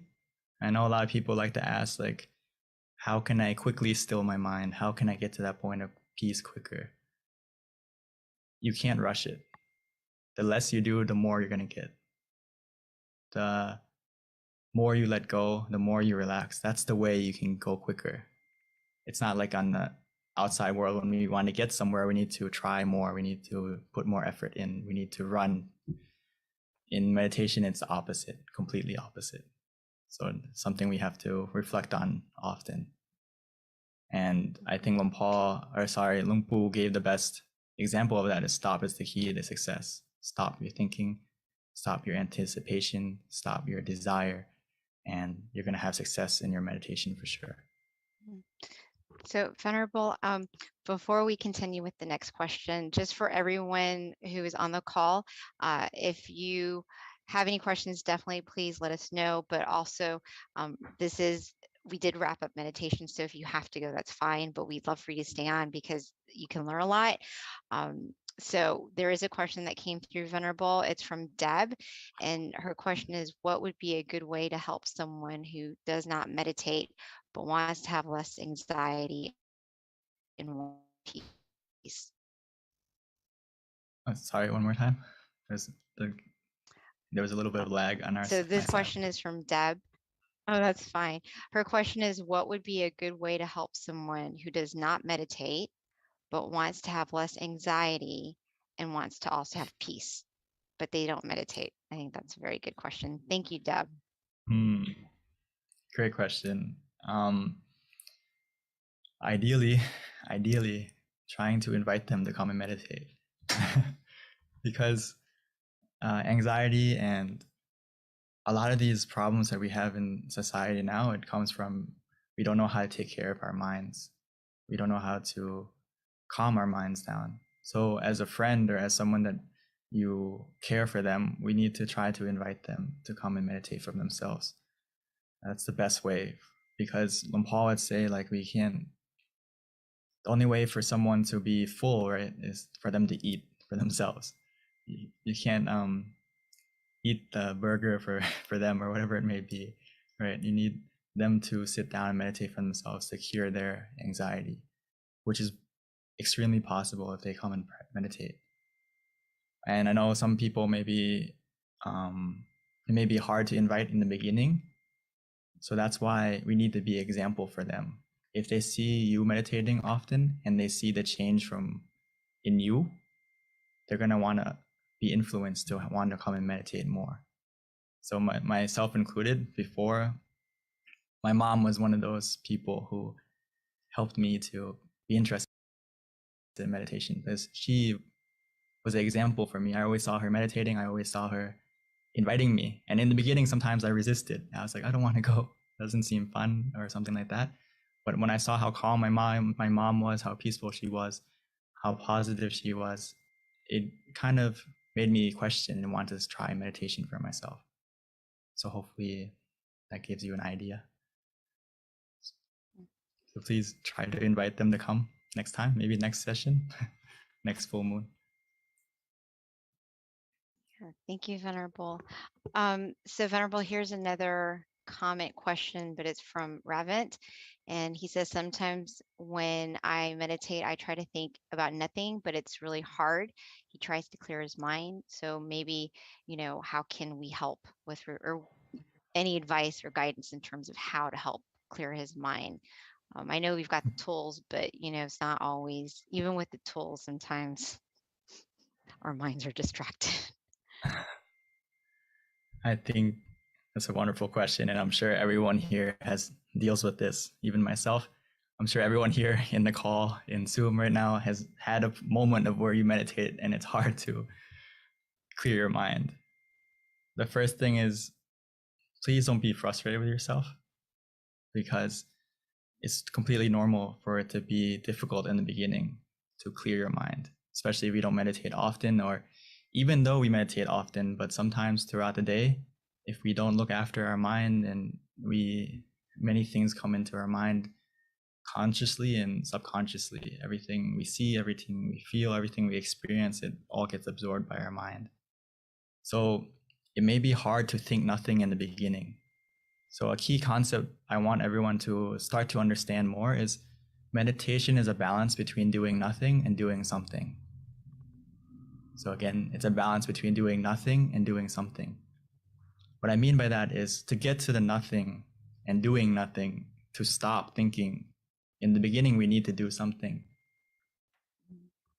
And what I mean by that is we need to use the tools that we have in our toolbox, whether it's visualization or using the mantra. Don't skip to doing nothing right away, or don't, even though we feel like sometimes I enjoy just to do nothing and relax. But if I know that my day was very busy, my life is very filled with many things in the past, I need something to anchor my mind. I need something to be a companion. I need something to be a shield to help protect my mind from wandering, from not thinking, or to help to clear. So to get to the nothing part, we need to do something. So I recommend that you don't try to do nothing right away. Try to use the visualization, try to use the mantra first. And eventually you're going to get to that point where you don't want to do nothing automatically. So hopefully that answers your question a little bit. But another thing is, it takes time. It takes time. Remind yourself that it takes time. The way to clear your mind, it doesn't happen right away. We need to be a little bit patient. And just like in our computer, or we delete a file, right? Some files that are big, it takes a while to delete, right? It's not right away. The same thing is in our mind. Some things are deleted quickly and easily, and some things take a little bit of time. But it doesn't mean it's not getting deleted. It just means we need to wait a little bit longer. And just be calm, be patient, and it's going to get to that point bit by bit. Wow, Venerable. I've never heard anyone put it like that. That is so profound. Like doing nothing and doing something. I actually really, that makes a lot of sense. Thank you for that knowledge. Just to reiterate that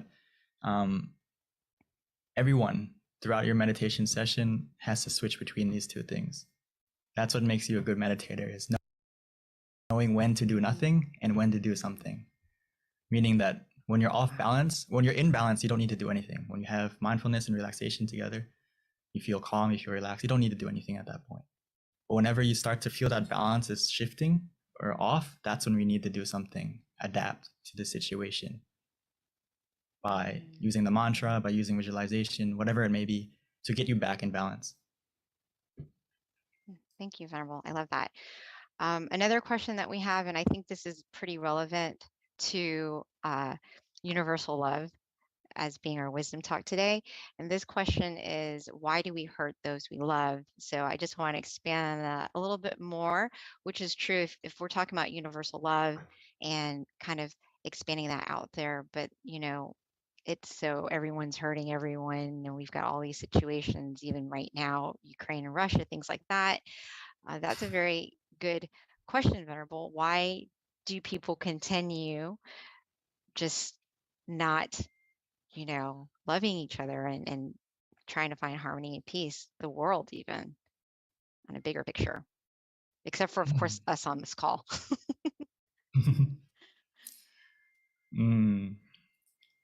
That's why Luang Pu said stop is the key to success in your life and in meditation.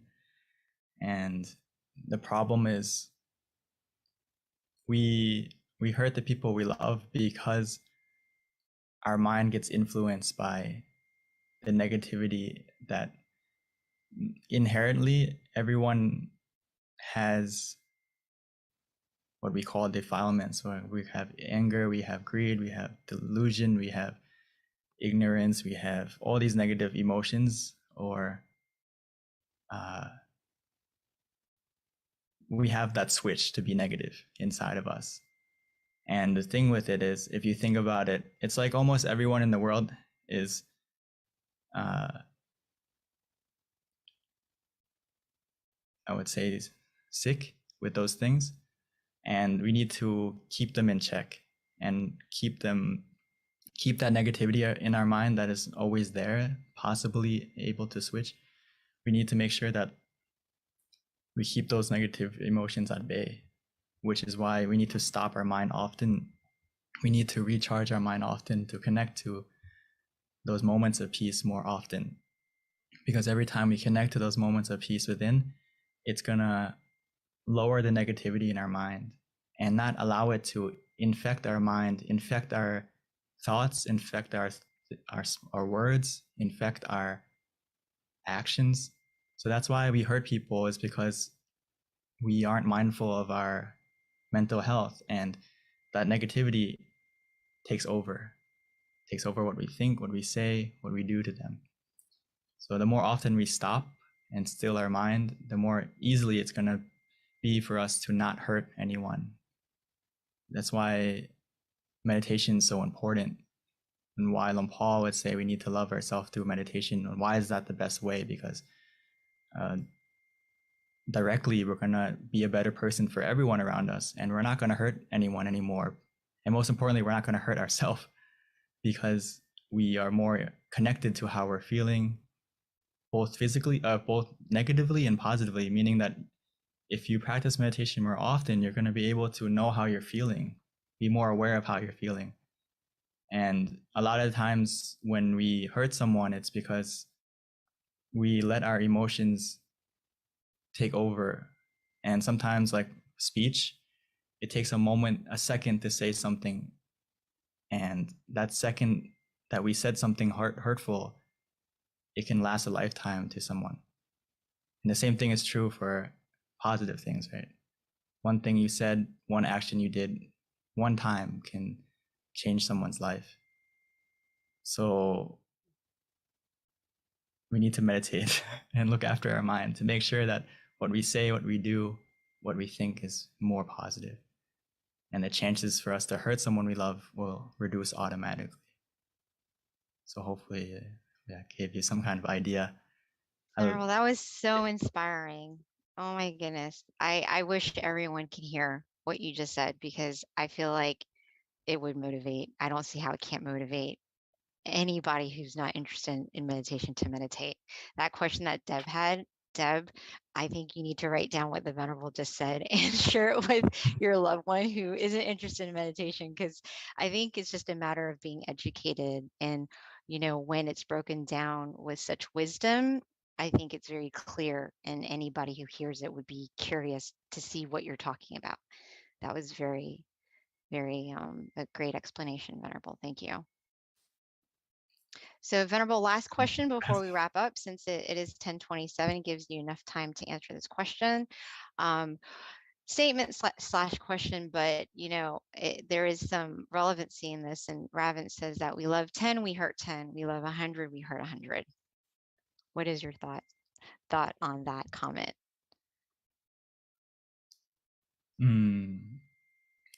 I think it connects to the second part where you say, when we love someone, we expect too much from someone.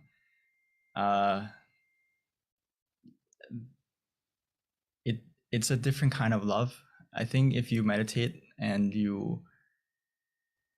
the thing is, when we meditate, we connect to a more pure love. Sometimes our love is actually kind of mixed with other emotions, whether it's attachment, over attachment, obsessiveness, or possessiveness of that person, or expectation from that person. So that's why it's so important to, and also friends. Yeah, exactly. That's why it's important to be able to have an inner happiness for yourself and an inner love for yourself, because you're not going to expect from others more, because you have that happiness for yourself, that love for yourself already. And a lot of times why we expect so much, or we expect something in return, because we feel like we're missing something from others, which in reality, if we meditate and we have that happiness for ourselves already, we don't really need anything in return from anyone. We don't need anyone to make us happy, or anything to make us happy, if you meditate more, because you can access that happiness, that true happiness for yourself, anytime, anywhere, every time you meditate. So yeah, it's about connecting So to it's that. like a whole love, like you have enough love for yourself, essentially. Yeah, so you're not expecting your friend to give you back something or help love you back or someone to love you back because you already have love for yourself within. And it's similar to giving without expecting anything in return, if that makes sense. When we talk about giving or being generous, the gift of giving is the act of giving in itself. And if you practice that in Buddhism, you will understand it more, that the joy in, when you help someone, even though maybe they don't give you anything back in return or they don't return your kindness in the end, but you already benefited from it. You already got something good out of that. So don't expect to get anything back, but we did something good to them. That's enough. I think that's also very wise too, right, Venerable? Because then you're not being disappointed either. It's like it's only creating happiness for yourself because then you don't have any thoughts that might be negative. I think from my experience and from my understanding is a lot of people suffer because of expectations. Right. Meaning that your mind isn't in the present, your mind is in the future. You're expecting something that hasn't happened yet. So you're disappointed because you feel like something is missing. Instead of that, focus on what you have. Be in the present. And you're going to be way happier. Which meditation teaches you how to do that. That's why being in the present is so important, because it really can impact your mental being. And eventually you're going to get what you expect automatically without you realizing it. Because if you're in the present moment, you have the power and the decision to make your life better. When you're in the present, you're able to walk towards your goal. It's not bad to have goal or expectations necessarily, but if you focus on the expectation and on the goal rather than the method, you're gonna suffer. But if you focus on the method and how to get to that goal, you're not gonna suffer. Wow, that is so well put, Venerable. Thank you. I love hearing your wisdom because it really is so inspiring, Venerable. And you've got so many great comments that I didn't get a chance to read out loud, but they're there in terms of the wisdom that you've taught us today and how many people have enjoyed it. And thank you for sharing it with us tonight. So at this time, everyone, it is 10:30 and this wraps up our meditation session tonight. The Venerable is going to give us a blessing and we can accept it by putting our palms together. So by the positivity of everyone coming together to meditate tonight, and by your own positivity that you generated by meditating, as well as all the positive deeds you have done in your life that you can remember or that you can remember, may all that positivity, all that pure energy come together within us to cover us, to protect us, to guide us, to be surrounded by positive people, positive situations. May that inner brightness, that inner positivity make our life more clear, more bright, more successful in every way. May all the darkness, all the obstacles in our life disappear and be replaced with opportunities to succeed, to become more happy, both physically and mentally. Most importantly, must we be able to meditate, connect to that inner peace, inner happiness easily and quickly, be healthy and strong of both body and mind forevermore. Sadhu. Thank you for that beautiful blessing, Venerable. Namaste, Venerable. Until we meet again next time. Bye, everyone. Please mark your calendar, March 18th for our next full moon meditation. Sorry for the technical difficulty problems. Okay, Venerable. It happens. That's why technology is unpredictable. We're just glad that you're able to come back and we didn't lose you again. So thank you, Venerable. Okay. That was an awesome session. See you next time. Namaste, Monkika.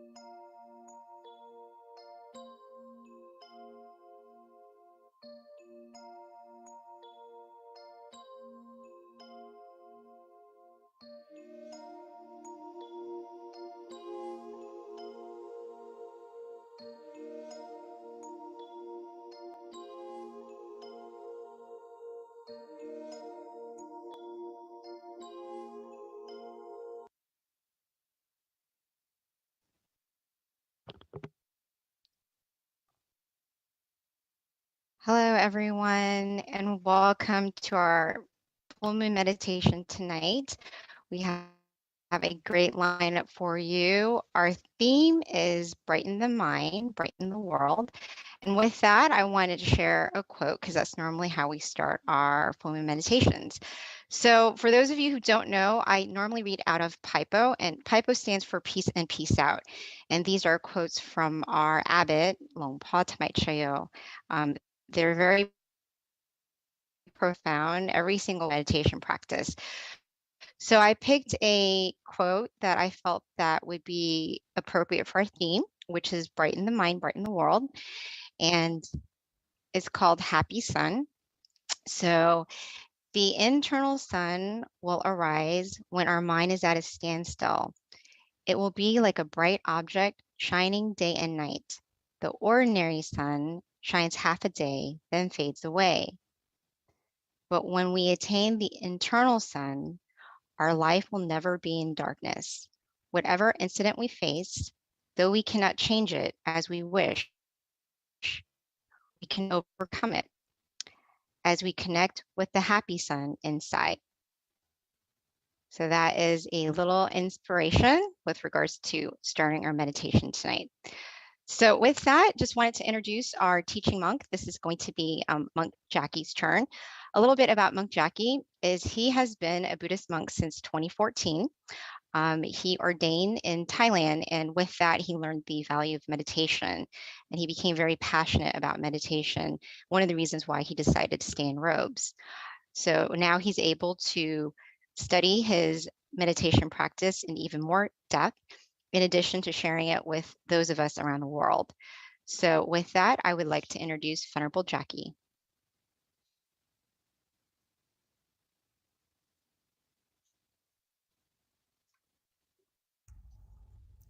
Hello. Hi, Venerable. Good evening, everyone. And good morning to all of us as well. Since we are all here from all over the world, hopefully everyone is healthy, happy in both their body and their mind, right? Staying well amidst what's been going on around the world. Okay? It's very nice for us all to take this chance, take this good opportunity to come together, to meditate, to pure our mind, to find true happiness, right? To find that inner sun that PB just talked about from our Longpa's quote, our Longpa's teaching, or in other words, our master's teaching. Right? This inner sun, this inner brightness that shines all the time, I would really much like for everyone to experience this. It is something phenomenal. Even though they're covered. As I'm sure it's all covering a smile. As now Venerable Jackie is already here. We'll get more time to talk after. So let's see what is going on.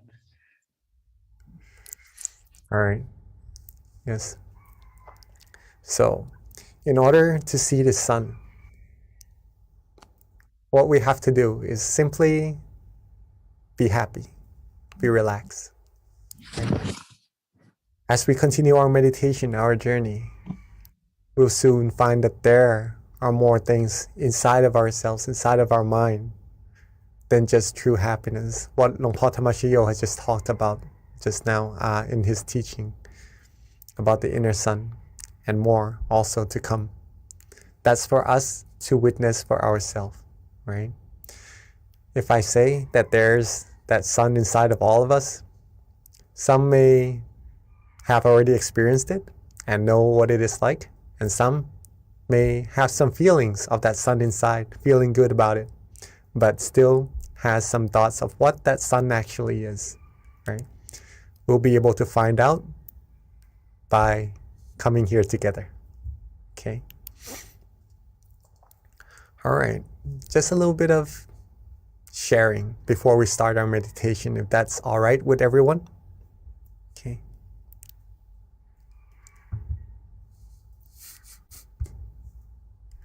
All right, so war, chaos, disputes, all these things that somehow creates sorrows, sadnesses in our mind, all derives from one same source, right? All derives from one same source. And do we all know what that source is?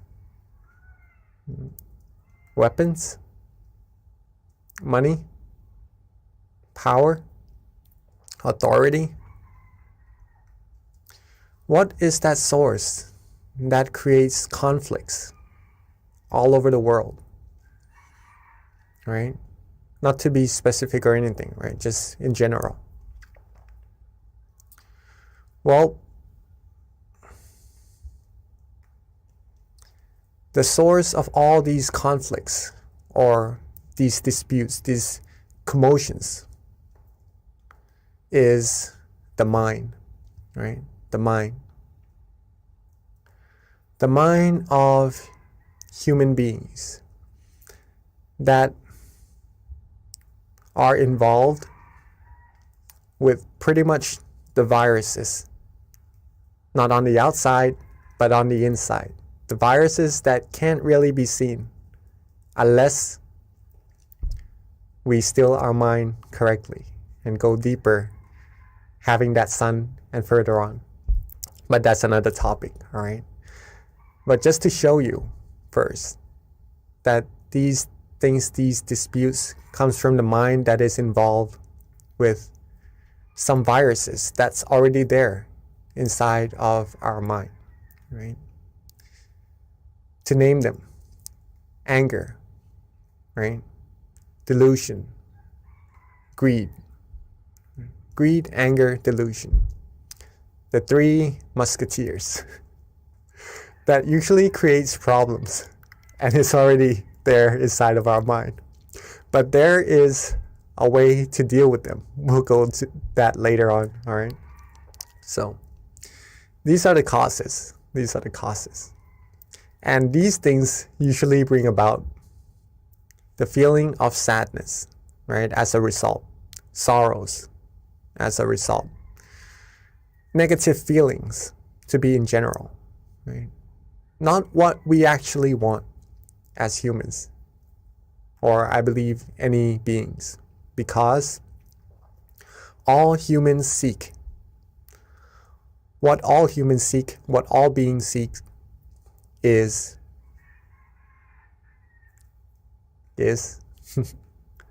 I'm sure we all know, we all seek the same thing, right? We all seek happiness. We all seek happiness one way or another. We try to find things that makes us happy, right? Things that we know we like, we try to get it. We try to have it for ourselves so that we could feel better. Surround us by people who we like, who we love. Do things that we like, that we enjoy, just to get that feeling of happiness inside of us. Find good food. Find food just to replenish our body, our mind, just to be healthy, just to be able to have the energy to go about doing our things, to feel good, to be happy again.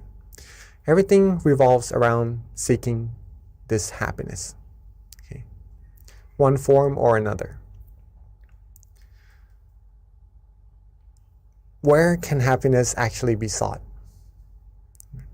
Some may find it on the outside, but actually it derives from the exact same place that causes all the conflicts and commotions earlier as well. Happiness comes from our mind, right? Comes from our mind.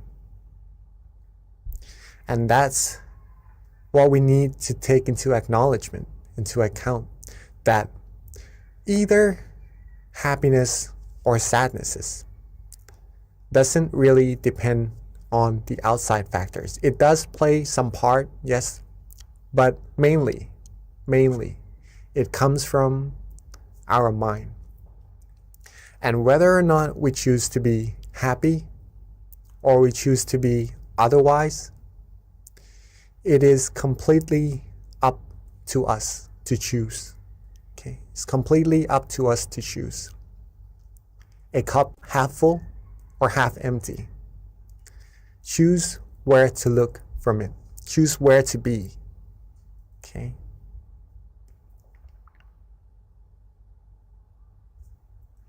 Now, let's go back a bit first.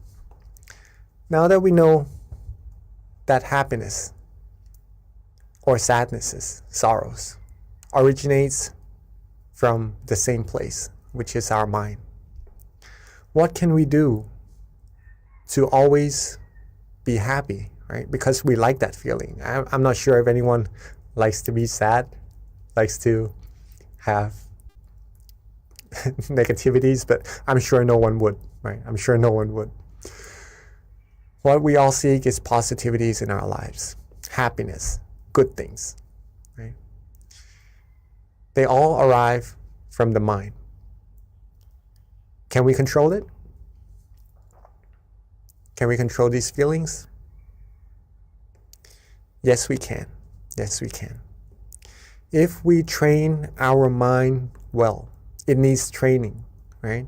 A mind that is untrained would be more likely to be affected by the outside factors.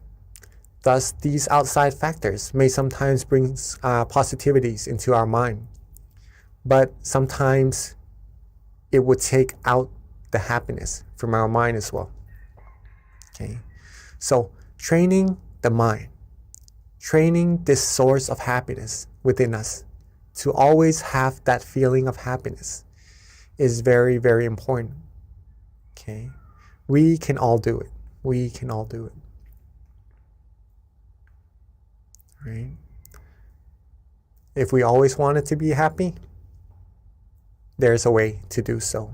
That's what I'm implying on this, right? Hopefully this all makes sense and everyone is catching up.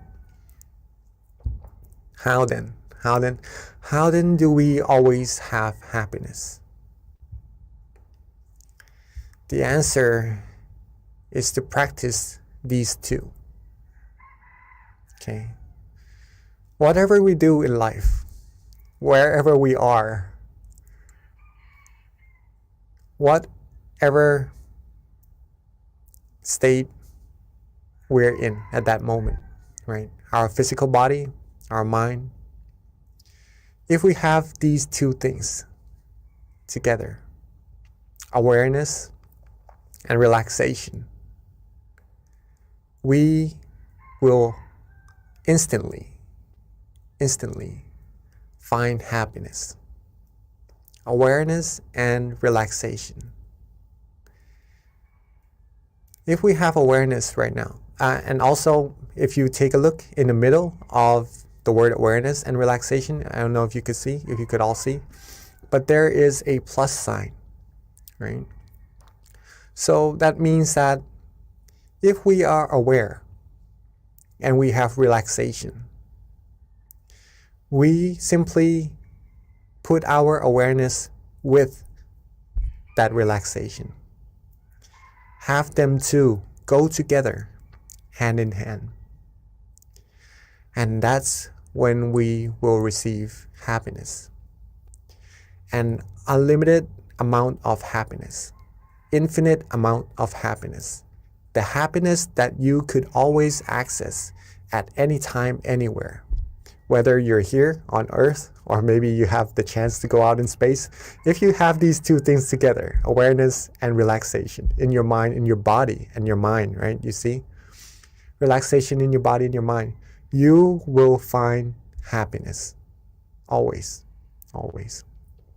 No matter if we are healthy or if we maybe in times of sicknesses, right? We always have that point in our mind to be happy, for sure, 100% all the time, right? This is why training the mind or meditation would give us the opportunity or the knowledge or the skills to take us through that source, to that source which is the source of true happiness. Okay, just to keep that in mind, that what we're doing may be simple, just relaxing and having awareness. But the more we practice, the more we'll see how profound it actually is. Okay. This is a teaching from our abbot, our master, หลวงพ่อธรรมชโย. When the body is relaxed and the mind is relaxed, it will be very easy. This it means meditation, or finding true happiness, or stilling our mind. It will be very, very easy if you are able to relax your body and relax your mind. That's it. Okay? As simple as that.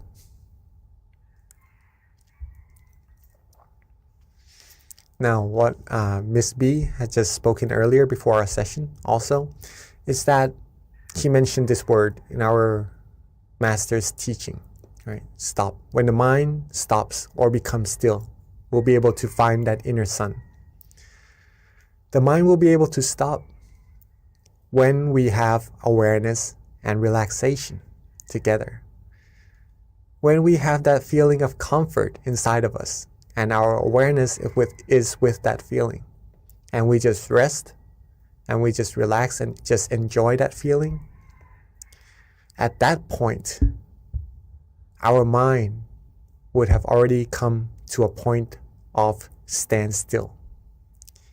It is at a point where it has already stopped. Okay?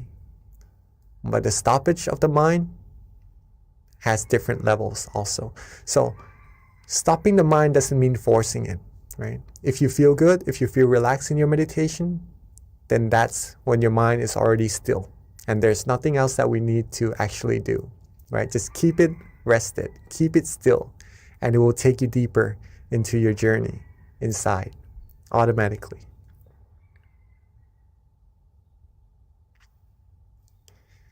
This is a very important sentence from our great master, the one who rediscovered this meditation technique, or rediscovered the middle way, the way to true happiness.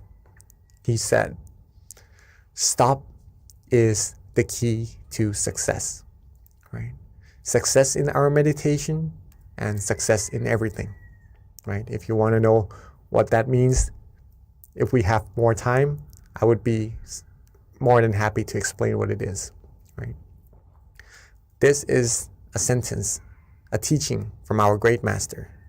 Stop is the key to success. If we want world peace, if we want true happiness, if we want to be successful in life about anything, stopping the mind, stilling the mind is the key to success. Okay. Awareness and relaxation in body and mind leads the mind to be still, to stop. And then that stop will bring true happiness and is the key to success. Right?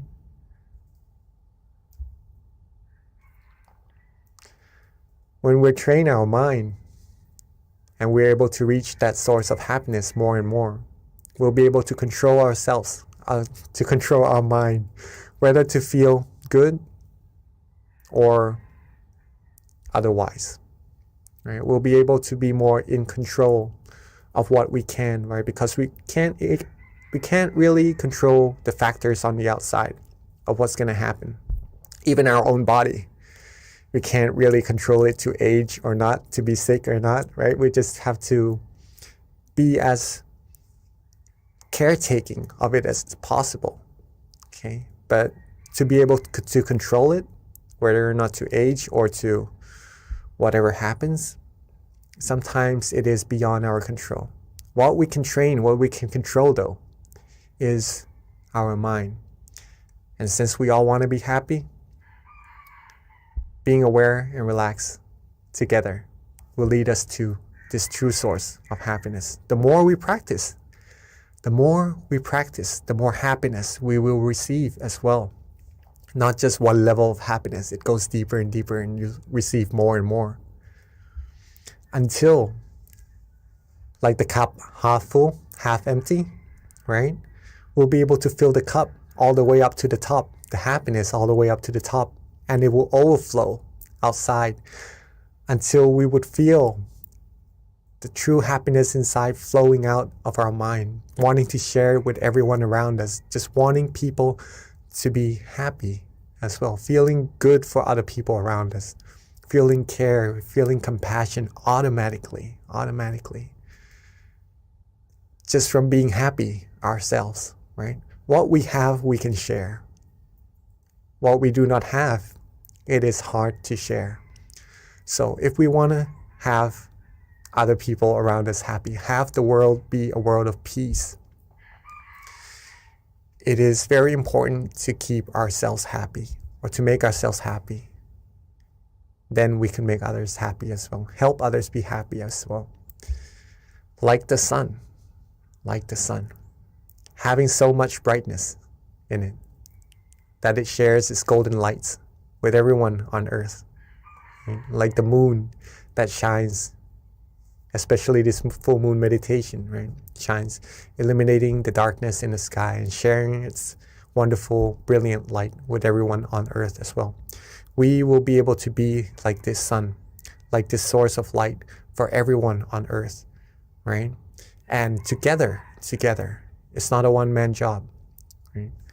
If we can all find that sun, that happiness, that brightness inside of our mind, overflow ourselves with happiness,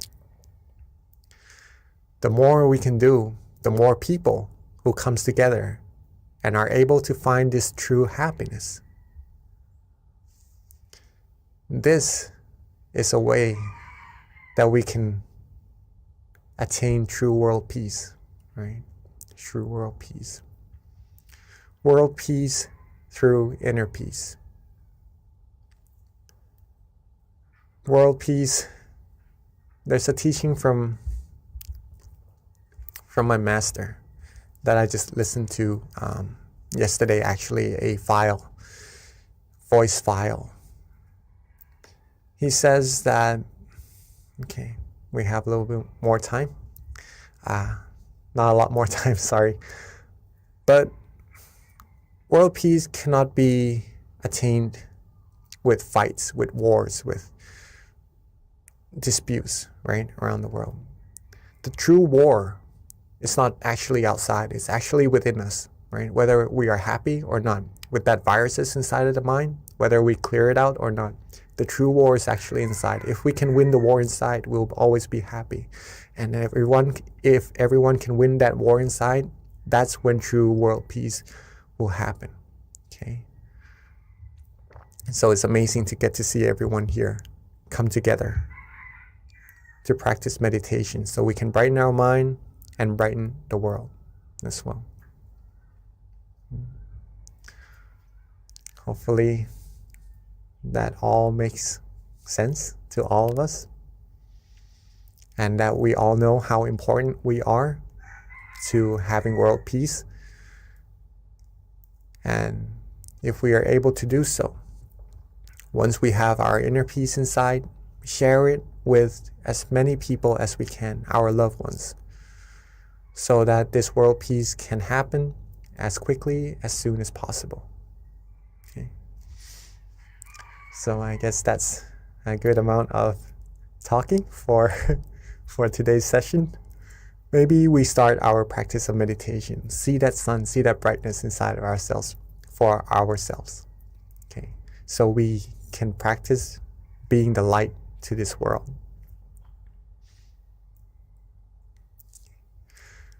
So again, awareness and relaxation, right? Very important. So get yourselves comfortable first in your chair, on the floor, on a cushion, anywhere you're sitting. Be as comfortable as you like. That's very important in meditation. Maybe drink some water, adjust your body. Freshen up a little bit first. Take our time.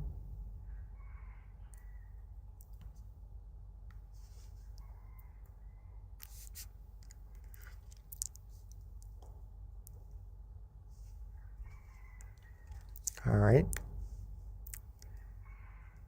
It's just amazing to get to meditate with everyone, see everyone come together, so many people. I'd like to actually thank all of us here also.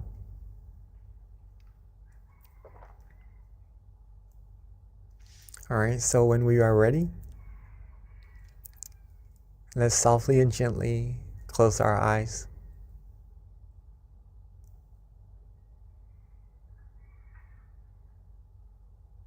So when we are ready, let's softly and gently close our eyes. Rest our face, rest our forehead, our ears, our cheeks.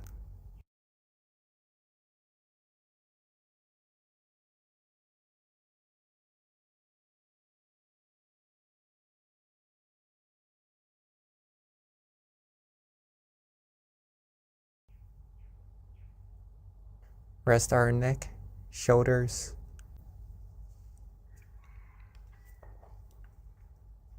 Take our time.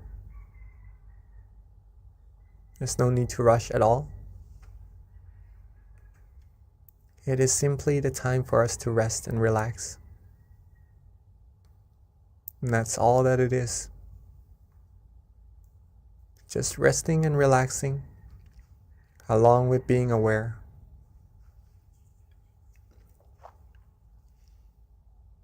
If we are awake, if we are aware, that means we are good. And the rest is just being rested, being relaxed, and being with that feeling, softly and gently. Free ourselves from all worries.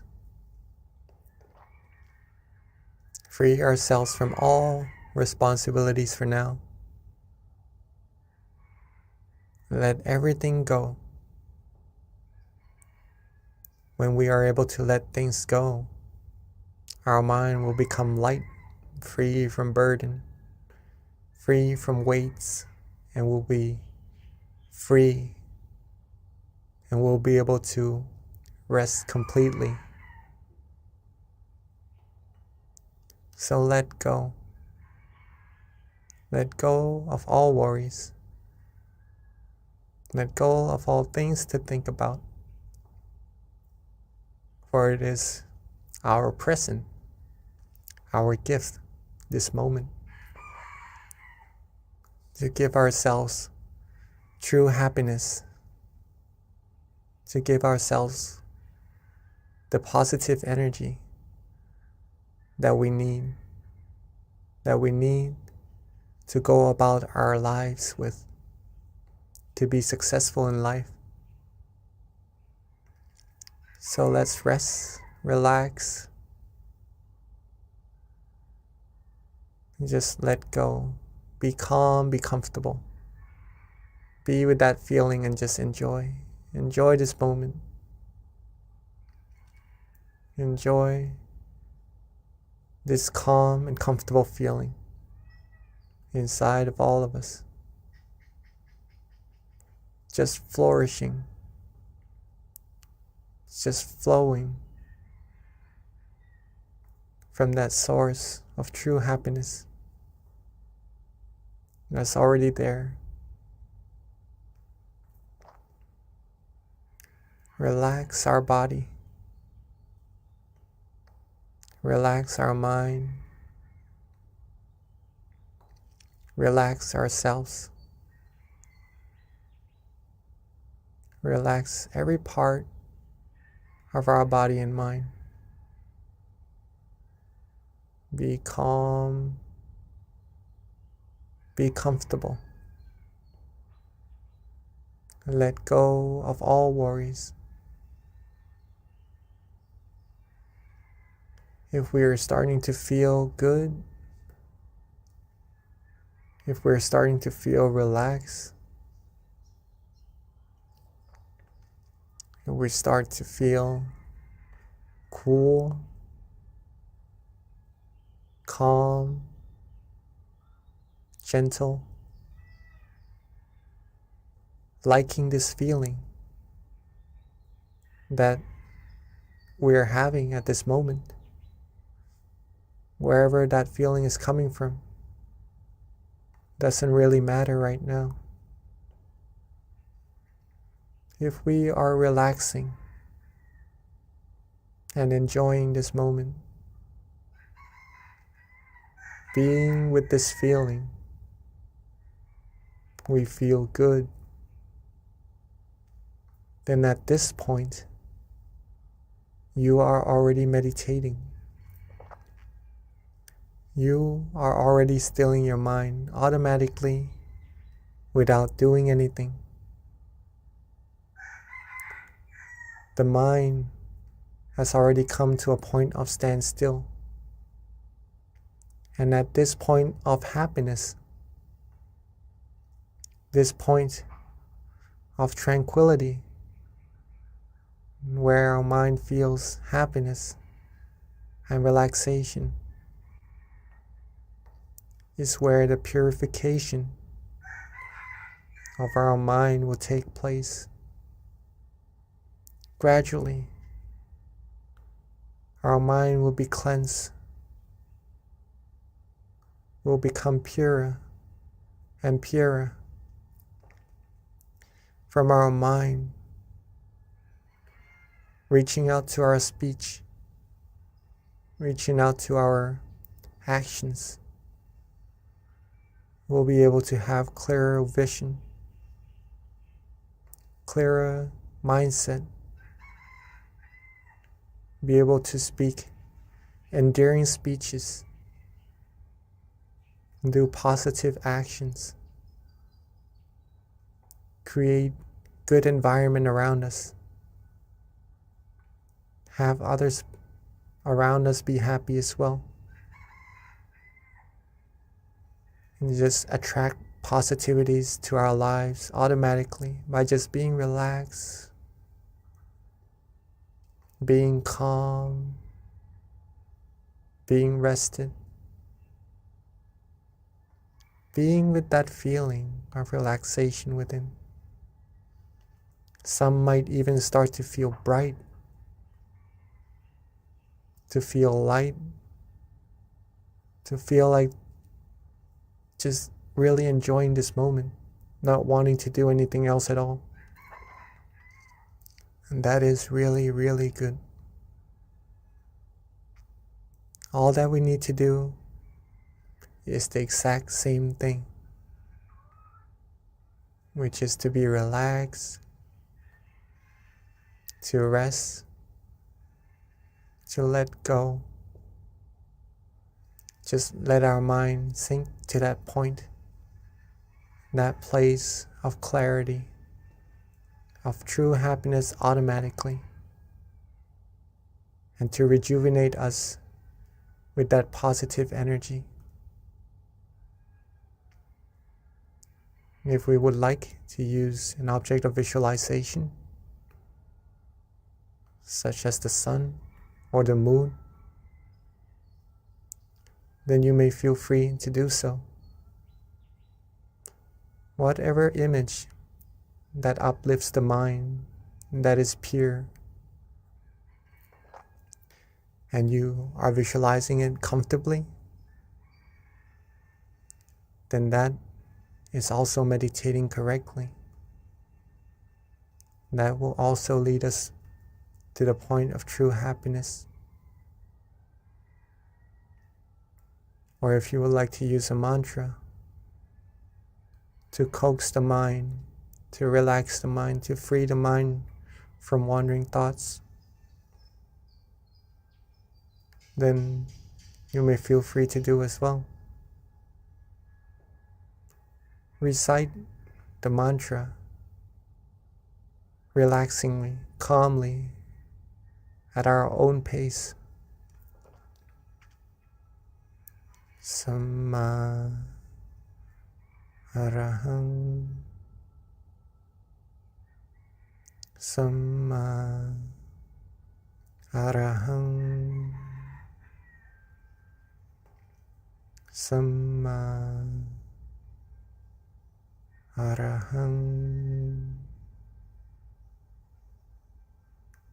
every recitation, every mantra, let it resonate with that feeling of calmness, with that feeling of relaxation, and just nourish us with that purity from within.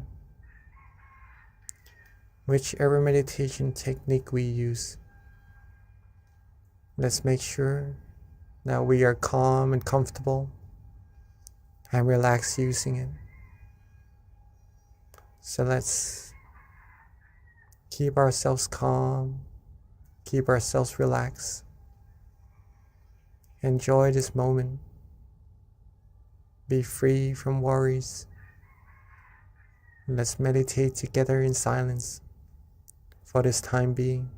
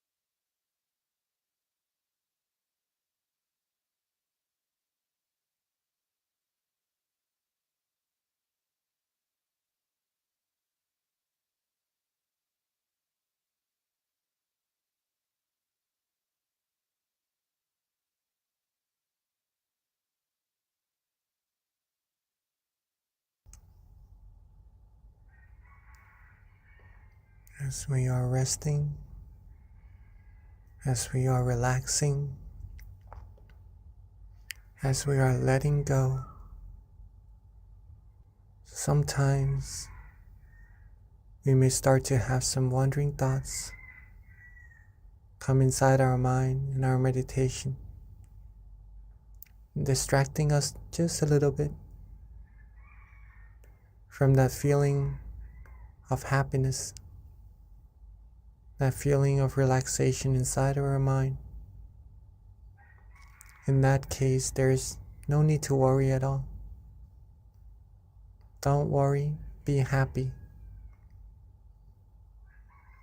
Let the thoughts go. Let them flow for just now. And simply relax, rest, and let our mind come to that point of standstill again, automatically. Reset, readjust, and then restart. Relax again, and get back to that point of comfort again. Let the true happiness keep flowing from our mind. Keep the positivity coming. Keep our mind purifying, and keep our journey in meditation going, so we can reach even deeper and deeper happiness, reach a stronger and stronger sense of happiness, train our mind even firmer, even stronger, with that happiness inside of us.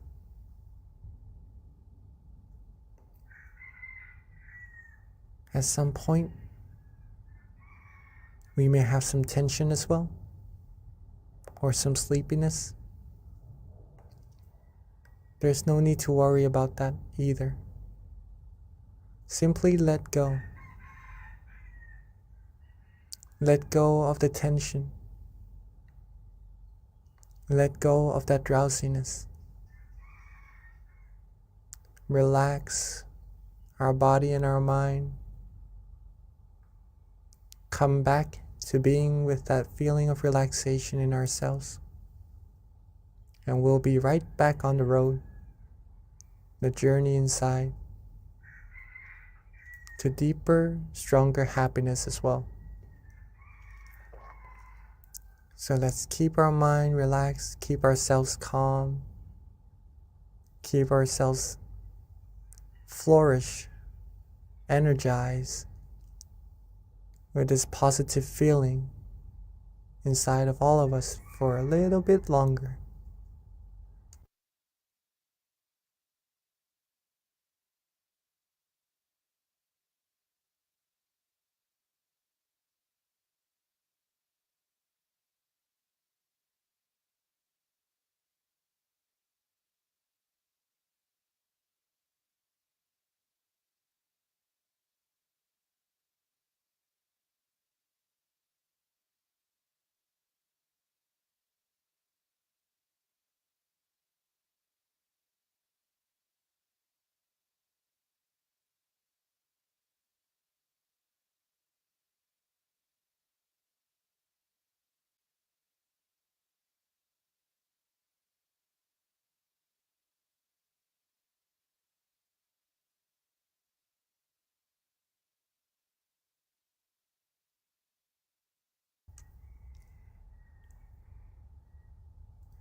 Now that our mind is bright, that our mind is filled with the inner light, the inner happiness, from relaxing, from stilling our mind, let us all come together and light the candle to represent our brightness from the inside, shown to the outside, to brighten this world, shine away all the darkness. So while keeping ourselves relaxed, keeping ourselves calm. Let's softly and gently open our eyes. Let's softly and gently open our eyes.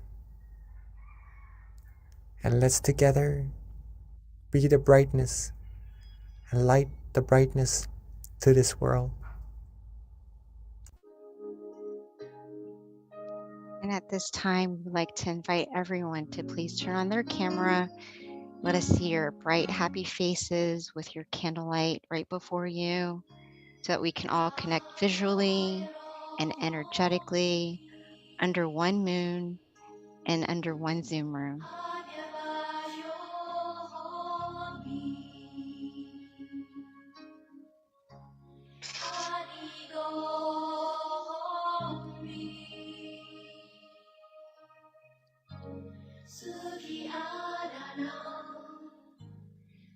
There's my candles.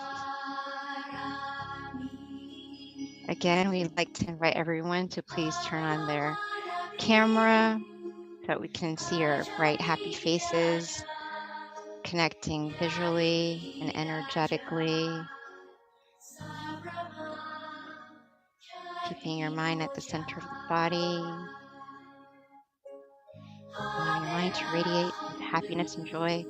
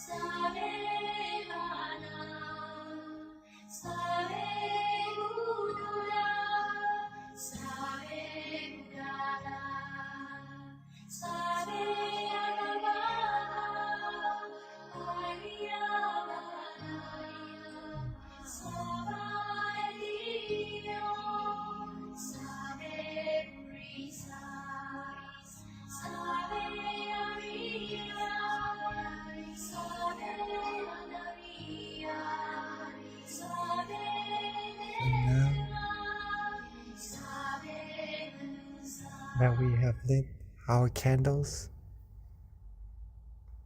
on the outside together. Let's bring that candlelight, closing our eyes softly and gently, back to being relaxed and comfortable in our meditation again. Let's softly and gently close our eyes, rest ourselves, come back to being relaxed and comfortable in our meditation once again. Feel that brightness. And let's bring our candle inside of our mind, at the center of that feeling, shining bright together with the happiness of our mind. And let that brightness be the representative of our true happiness, of our positive energy. Let all of our merit, all of our good deeds, the positive energy from all our good actions come together into this brightness, and let it shine bright outwards to everyone in this room. Shine bright outwards, reaching everyone in our community. Shine outwards even more while being relaxed, reaching everyone in this country, and shine brighter outwards even more, reaching everyone in this world. Shine bright, shine out this peaceful light, this light of purity, cleansing everyone, everything in this world, seeing the world clean, clear, bright, calm, seeing everyone on earth clean and clear, bright and calm as well. And with our positive energy, our merit, our accumulation of the purity, with this brightness, let this energy be shared to everyone, be shared to everything, wishing for everyone to always be happy, to be able to find true peace, true happiness quickly, be able to be free from all the viruses of the mind, all commotions, all disputes, be free from any kinds of sorrows, sadnesses, be free from any form of negativities. May everyone on earth live a happy life. May everyone on earth be free from dangers, free from harms, free from diseases, free from anything that could try to harm them. May everyone on earth be happy, be healthy, be fulfilled in their good, wholesome wishes, be able to find true peace, true happiness easily, still their mind easily, be able to find that inner peace, inner light easily, and to ultimately be able to reach the utmost of purity, the utmost of happiness, as quickly and as easily as possible. Let's take a few moments to share with the world, share with everyone our positive energy, our good thoughts, goodwill, our loving kindness.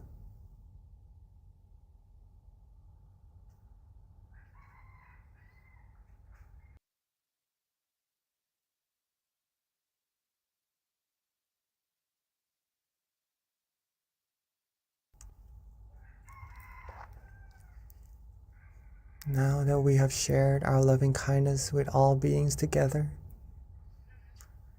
Let's softly and gently relax ourselves.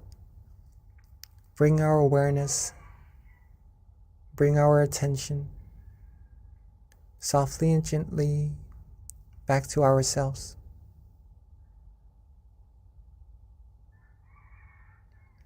Let's relax, be calm. Softly and gently bring our attention, our awareness back to ourselves, where we feel it is easiest, it is most comfortable. And at that point of brightness, that point of restfulness, that point of relaxation, with all our merit, our accumulated purity, our accumulated positive energy, let's wish for ourselves to always be happy, always be healthy, always be wealthy, be fulfilled in all our good wishes,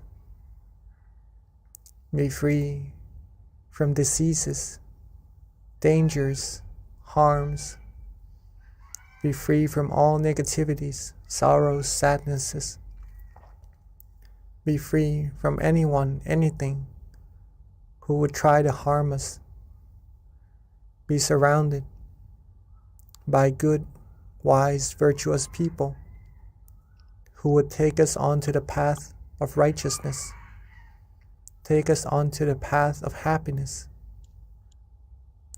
And at all times, may we be able to still our mind, find true happiness easily, and reach the utmost of happiness as quickly and as easily as possible. And let's take a few moments to wish for ourselves for what we need.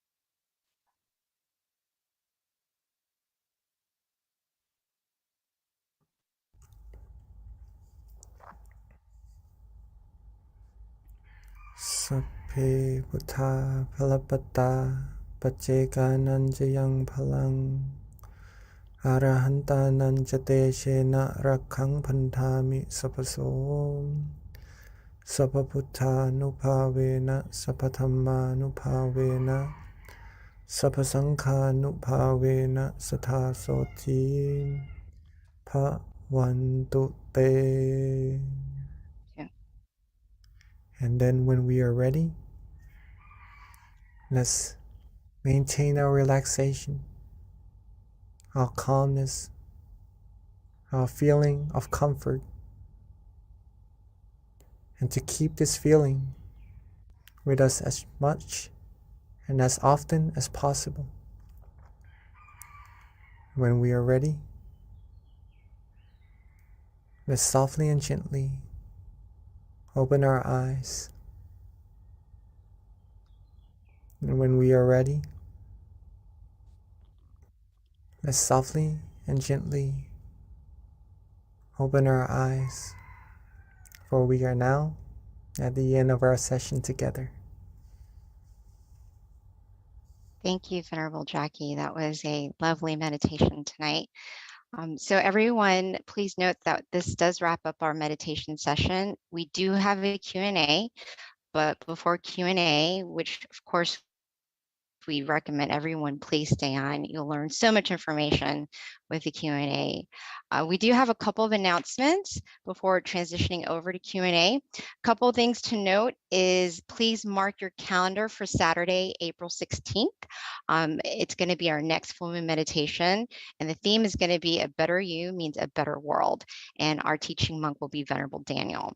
A couple of other additional points to make is that for those who are not aware, aware, please do follow us on tamagayameditation.org. This is where you can find out information with regards to your local center if you want to come meditate in person, or you can also follow us on MindGym as well, on our Facebook, on our Instagram, on our website. If you don't already have our app, you can download it on either iOS or Android. Again, that's MindGym, and we send notifications every month with regards to our full moon meditation. So you'll be reminded and get notified on your phone, which is very convenient and easy. And if you RSVP, you'll also get daily, well, not daily, but you'll get reminders with regards to our full moon meditation. A couple of other things to announce is that we do have our in-person meditation centers that you can visit. If you're in New Jersey, Azusa, Alabama, Chicago, our local centers are open to the public. And a big announcement for those of you in Georgia, like myself, please mark your calendar. We are so excited after 2 years of being closed since 2019. We are one of the last centers to open, but we will be officially opening this week. We've got our kickoff meditation classes, one being on Sunday for those who attend service, the other being on Wednesday, which is our regular meditation classes weekly, was on Wednesday before. So we're going to start that, resuming that again. And our kickoff is going to be on March 23rd.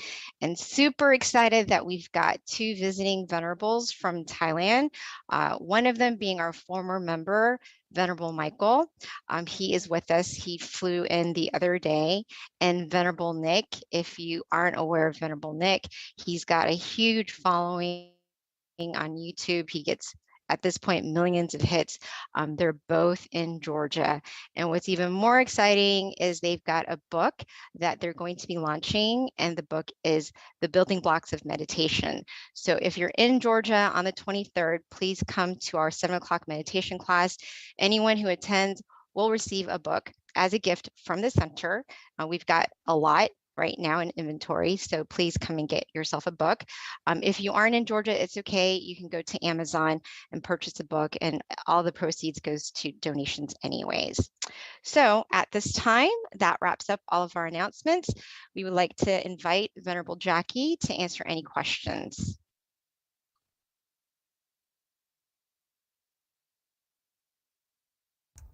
Hello. So Hi, Venerable rejoice. Jackie. Hi. Thank you so much for our MC, Miss B.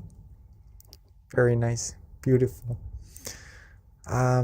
Yes, so I would also encourage everyone if you could join the meditation sessions or the sessions with Monk Nick, right? Coming from Thailand, right? Monk Nick and Michael Venerable, both of them are here. Both of them. Yes. Yes. We got a double whammy. Really excited.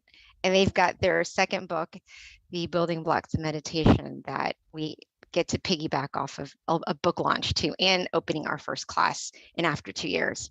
So very excited about that. Yes, I also heard some of his teachings on YouTube, Monk Nick. Yeah, very, very good. Very, very good. So if you would like to go and see for yourself also, that would be very nice. Okay.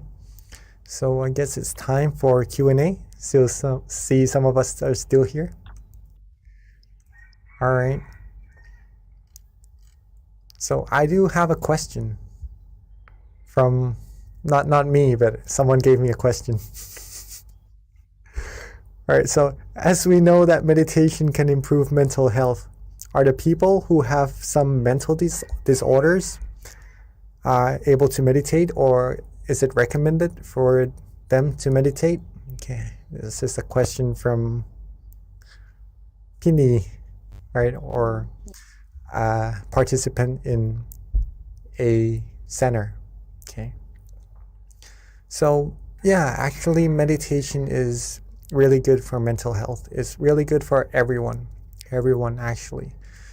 It's just pretty much relaxing, right? So relaxing, being happy is good for everyone. So anyone with any difficulties in health is able to do so. Okay, completely try meditation. It's free, it's natural, and it's very easy. But there is an exception. There's an exception. Okay. Because we need awareness and relaxation to go together in meditation.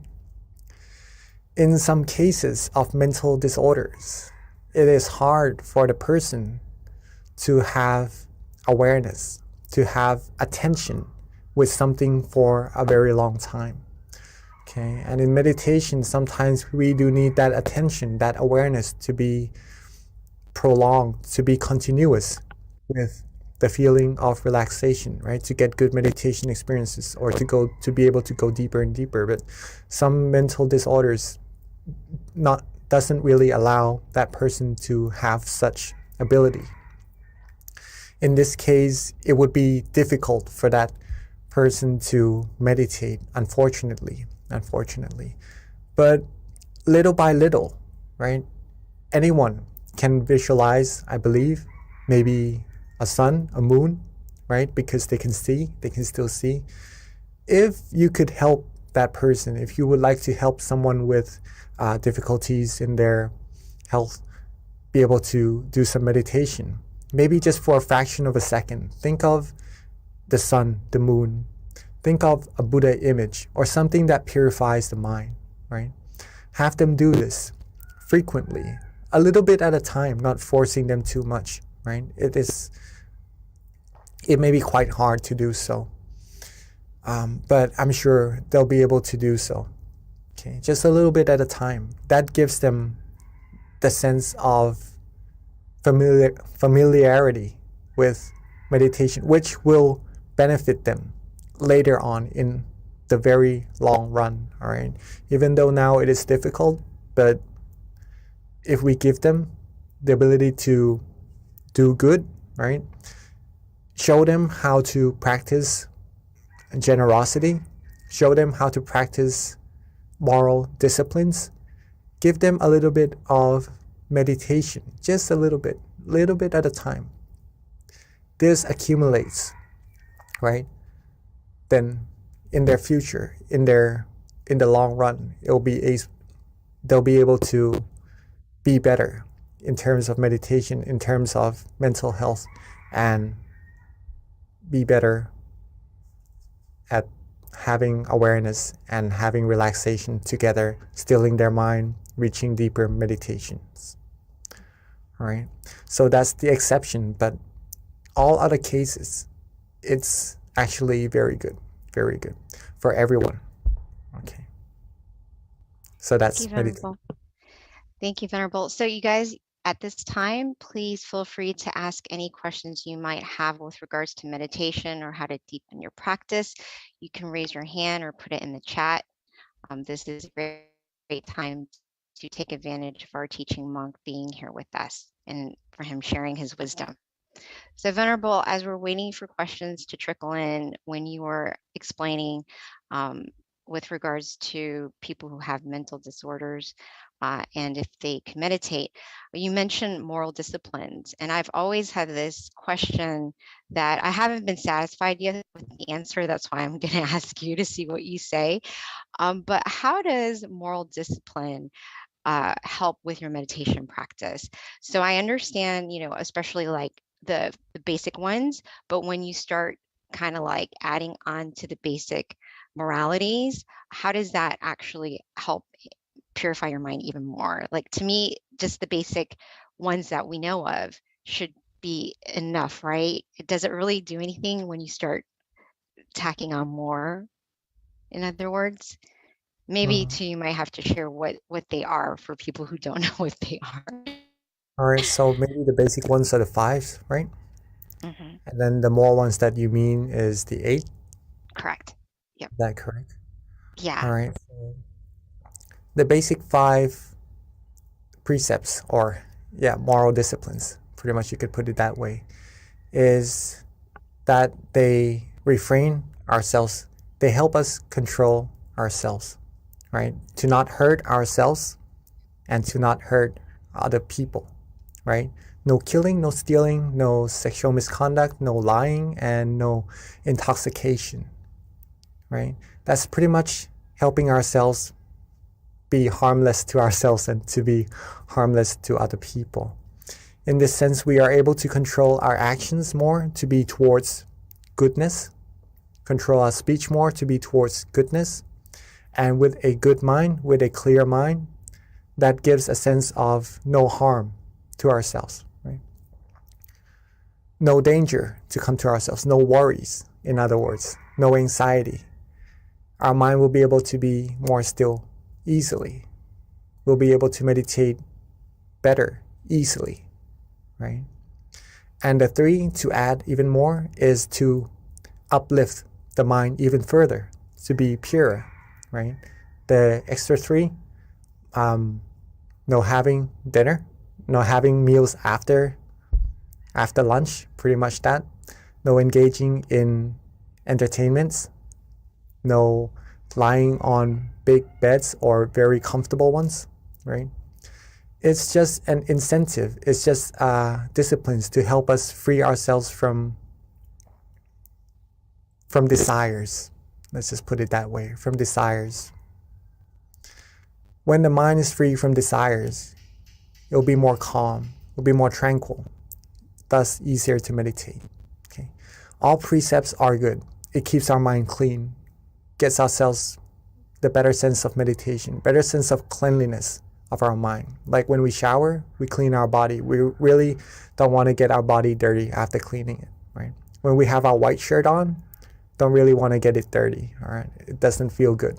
Okay, same with the mind. If our mind is clean, we will get the sense of cleanliness and have better meditation. Moral disciplines. If we have the 5 disciplines, it's like wearing a good white shirt, right? We are clean, we're clean, and makes us feel good. The 8 disciplines, maybe a white shirt also, but an even brighter one, right? It uplifts the mind, makes that brightness, makes that cleanliness of our mind even higher.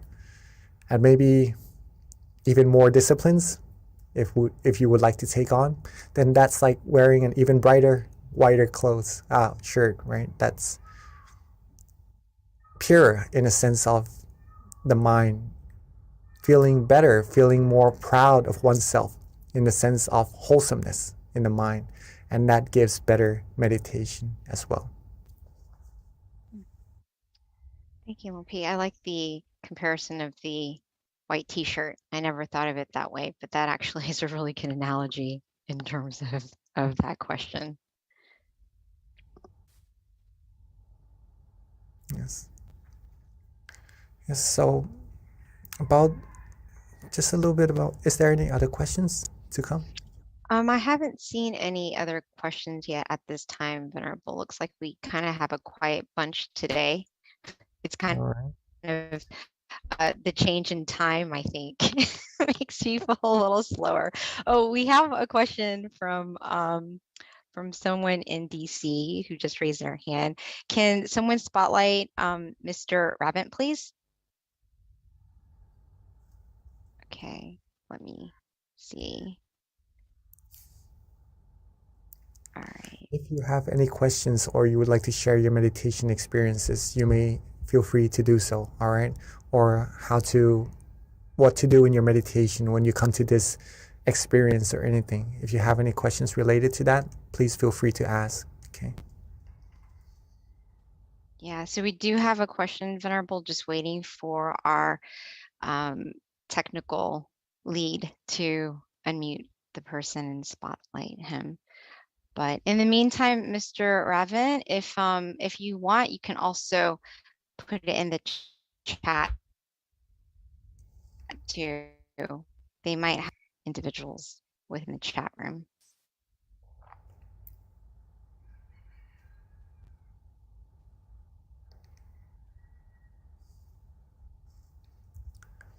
Moral disciplines. It also gives us the sense of being a role model, right? A role model of goodness to other people around us as well. So if you would like to try to take on these moral disciplines, it will be very beneficial for yourselves as well. Okay. All the people around us as well.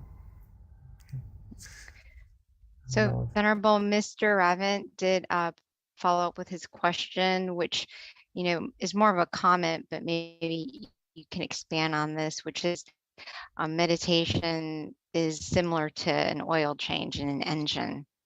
What do you have to say with that? A clean engine, clean your mind. Yes. Yeah, of course. It's like detoxing, right? In a way. So yeah, sometimes when we go about our days, doing our jobs, doing our activities, we have thoughts in our mind. We have maybe come across some problems that we have to solve, right? All these things do build up inside of our minds. Some situations that we come across in the news, in our everyday lives, right? So when we come to meditate, just like what you said, it's like cleaning out the engine, right? It's like changing out the oil and the engine oil. Right? So it flushes. Whenever you can have awareness and relaxation together, I keep pointing out these two fingers always. It seems in every session I have these two fingers. But awareness and relaxation, very, very, very important. If we have these two together, it flushes away all the negativities, all the commotions, all the fussiness inside of our mind, all the fuss, right, that we maybe accumulate without intention throughout our days. Our mind will become clean. Our mind will become refreshed, re-energized, right? It's like that cup of water that we've mentioned earlier. If we have a full cup, it's like having full energy to go about our days doing other things. Right? Compared to a person maybe feeling a little bit sad, feeling a little bit not energetic, feeling a little bit depleted in their energy, maybe giving them the advice of meditation, recharging them, they would feel better, they would feel more energized, they would feel good, and then they would have the energy to go about doing their days, right? So yes, Mr. Ravan, yes. So meditation is pretty much like that. It's cleaning the mind. It's like cleaning the engine of the car, right? Our body is the car and our mind inside. Maybe we need to change the oil, take the bad stuff out, fill it with good stuff, good energy, positive energy, and carry on with our lives better. So Venerable Scott has a question, and his question pretty much is, how do you relax the body? Because sometimes it's hard to relax, which I think that is a very common question. That is actually a very, very good question, right? How do you relax your body? How do you relax your body? Sometimes it doesn't get really relaxed. What do you do? Get your body as comfortable as you can, okay? First of all, if you need to do some stretchings, some exercises on some parts of the body, then do so in order to have a better, more comfortable body, relaxed body in your meditation sessions or in your daily lives, to be general. However, sometimes we do have some pain or maybe some difficulties in relaxing some part of the body, or maybe someone may be sick as well even, and it is really difficult for that situation to be able to relax the body. All right. In this case, be content. Be content. Be happy with what we have, right? Whatever relaxation we have at that moment, it may be different also. Even being healthy, it may be even different in each different session or different days. So whatever we have of a feeling of relaxation at that moment in our body, be content with it. And then once it's relaxed, once it's good, once we accept it, then we go on to relaxing the mind. And then our meditation will progress as well. Okay. Thank you, Venerable. We have another question from Isabella. This is a pretty good question too, which is how can you tell that you have true self-awareness? How to tell that you have true self-awareness? Right. Simply, let's put it this way first. Simply being present, knowing that you are here, knowing that your mind is not somewhere else, right? Knowing that you are present, then that's being aware. That's having true self-awareness already. Okay. But it gets even more intense as we go deeper in our meditation, as we become more and more still. Okay.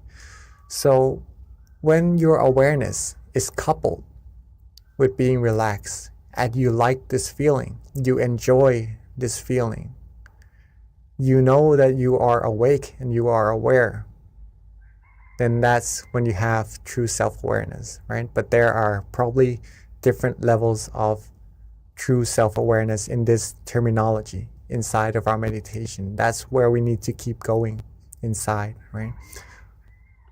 That's pretty much that. So Venerable Scott, thanks you for the question about relaxing the body. He says that it definitely is going to help him. And then here's a more difficult question. This is interesting to hear your point on this, and I could understand with what's going on in the world, this is probably, people are going to wonder, but this is from Pat. And her question is, how does karma work when someone orders others to kill or do harm for that person? That's an interesting question, but yeah, it does happen too. So when it comes to karma, what does that do? Not really good for the person, I would have to say. Okay. Usually the person doing the initiation would receive worse karma, right? The top person doing the initiation of whatever is done later on would receive the worst karma. If someone sells alcohol, right, the producer would receive the worst karma rather than the people selling them, or because it does bad to the people who are receiving them, right? So the top person is the worst to receive the karma. Not saying that everyone wants to be a good person, everyone wants to be happy, right? But the karma just means action, right? It's just a general explanation for it, terminology for it. There's no meaning of bad or good. But if a person does something not really wholesome and it's the top person doing it, ordering it downwards, then he receives the worst karma. On the other hand, if the top person initiates good actions, wholesome actions, that person will receive good karma as the most as well, right? So if we are practicing meditation right here together, okay, we have the brightness and we share this brightness with people around us, and they go to share with more people around them. They go to share with more people around them until we have world peace. All the brightnesses that you share to that first person and share to the others, the good karma you share to all of them will be unto you. You'll receive all of those good karmas. It's like lighting one candle for yourself. But when you light other candles, all the candles that's lit after that, you'll receive that brightness back to yourself as well. Thank you, Venerable. A very simple answer, but it makes a lot of sense. So Venerable, there aren't any other questions, and this is a good one that I kind of thought of as you were answering one of the questions, which is on self-awareness. And I feel like it can probably help everyone on the call in terms of seeing what your viewpoint is on this, which is when it comes to self-awareness, and you're aware of your thoughts and your behaviors, how do you take it one step further and try to change that behavior, especially if you know it's not working for you, more against you, right? Like, let's just say you really want that, I don't know, big house, right? This is just hypothetical. You want that big house and it's creating suffering because you're desiring that house and you're aware that, you know, you're just craving this thing and therefore that's why you're creating suffering on yourself. So you're aware of that, but like it's still there, you know. So how do you take it one step further to really penetrate that and try to like detach? All right. Does So my if you want question to, make sense? I guess I'm trying to get a little deeper in terms of how to eradicate some of your bad behaviors and habits, essentially. pretty much is desires, right? To get things maybe sometimes we need, then it's okay if we are looking forward to get that. It's just good passion, good intention to receive that, and we need it. But sometimes we need to work hard for it, all right? But sometimes just again, if it's something on the outside that hurts us, let's just put it that way, right? Because some things we need, some things maybe would hurt us and be less beneficial. Not the house in this case, right? Maybe sometimes we do need a house and we do need to work for it. In that case, we could work for it from a mind that is happy, and that would reach us that success more easily as well. Okay, but maybe let's just some other example of something that we may desire that sometimes hurts our mind. Okay, how do we get our mind to be happy and to be free from actually feeling any negativity from what we desire? The answer is to practice meditation. To practice meditation, how do we go deeper? Practice resetting. Okay. Once we know, our awareness goes out, right, to other things around us. Because if we receive it, if we have it, it makes us feel good. But if we cannot have it, if we depart from it, then it doesn't really make us feel that well, unless we are able to control our mind. If we reset our mind, get our mind away from these thoughts, these desires, right? Come back to being relaxed and aware, okay? Relaxed and aware. Come back to that point of tranquility, that point of brightness inside of our mind. All the bad oil, the engine oil, all the other feelings other than happiness, the viruses, won't be able to penetrate, to come in at that moment. Okay, we will be free from those thoughts that may feel like it hurts us, or maybe isn't really as healthy as happiness inside of our mind at that moment. Does that make sense? Yes, that's great. Thank you, Pete. That makes a lot of sense. So Venerable, we actually have a couple more questions that have trickled through. All right. Okay, let's go on first. All right. So it's, what do you envision when you say world peace, Venerable? A world where everyone has inner peace. Yes. And everyone loves and cares and have good feelings, good thoughts, do good actions to each other. Pretty much that. Right. Thank you, Venerable. And then the that comes automatically when we have true inner peace as well. That's why meditation is very, very important. So essentially it is when everyone finds inner peace, then you have world peace, because no one's hurting or harming each other and we're all trying to elevate our minds. Right, Venerable? Yes. All right, thank you. All right, so here is I guess it's a comment from Josh and also a question in addition.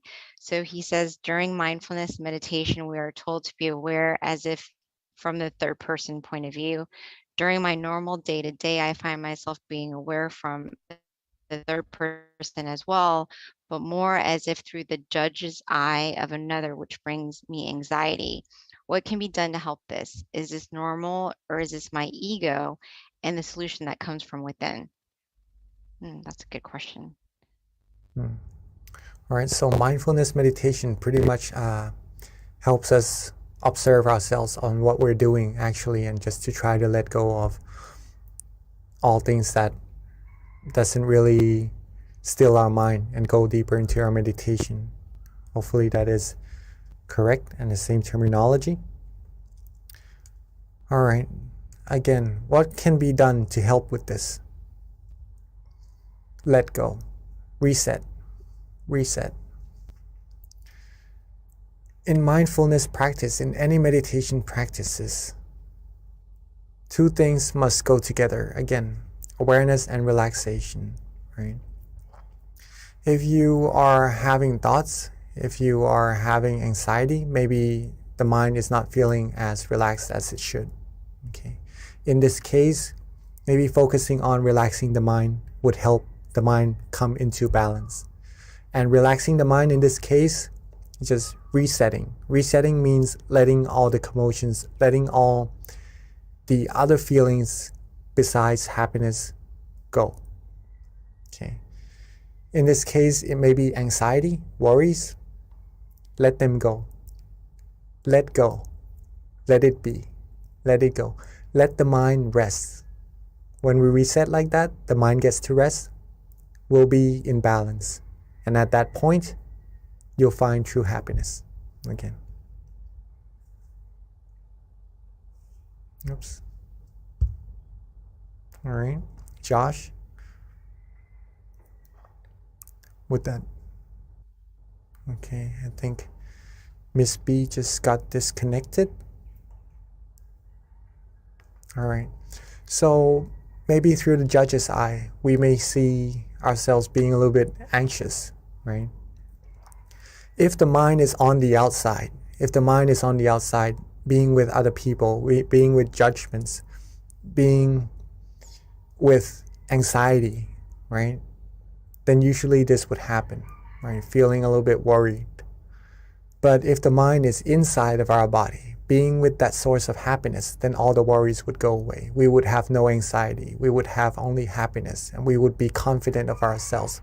We would be calm and go about our days with being confident with this feeling, being able to share this feeling with everyone around us as well. So hopefully that answers your question, Mr. Josh. I'm from Kitty.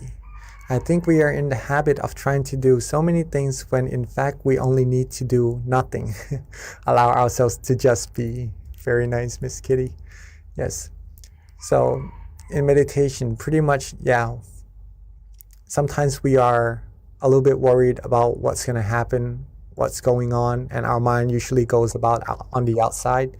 But in fact, we should just sometimes let the mind rest, let it go, let these things go. Let the mind be calm, be still. When the mind is bright and free from thoughts, free from anxiety, free from worries, it will be able to do things even better, right? Being happy, going about days. All right. I guess it's already 9:30. Yes, thank you, Venerable. Sorry, I lost my connection, but I'm on my phone. So right towards the end, I'm glad I was able to join in. But yeah, it is 10:35. So at this time, let us pay respect to our teaching monk as he gives us a blessing, and we sign off until next month, April 16th. See you then. And at this time, let us bring our palm together and accept the blessing from our teaching Venerable. Right? With all our accumulated merit, our accumulated purity, for all our good deeds, let them all come together and bless us with the utmost of health, wealth, success, happiness. May us all be able to be fulfilled in all our good and wholesome wishes. And when we meditate, may we attain true happiness quickly and easily, and reach the utmost of purity, the utmost of happiness, as quickly and as easily as possible.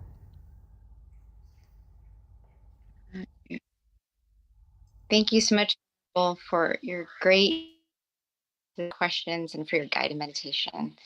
Until next time, Venerable. Thank you for everyone for joining as well.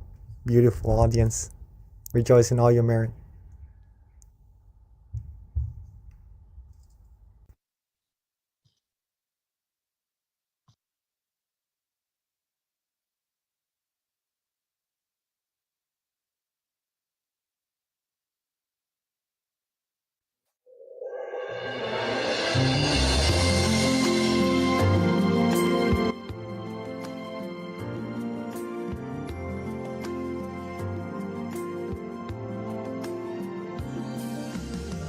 Let's come together to open the new whatever to eliminate all conflicts and differences. It's time for everyone to join hand in hand.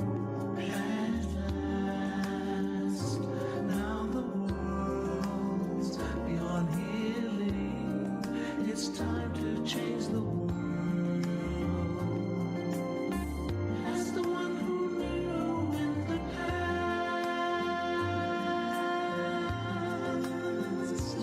in this period of our time, we will see before we depart this world. Everyone must join hand in hand to change the world from darkness to brightness, from suffering to happiness,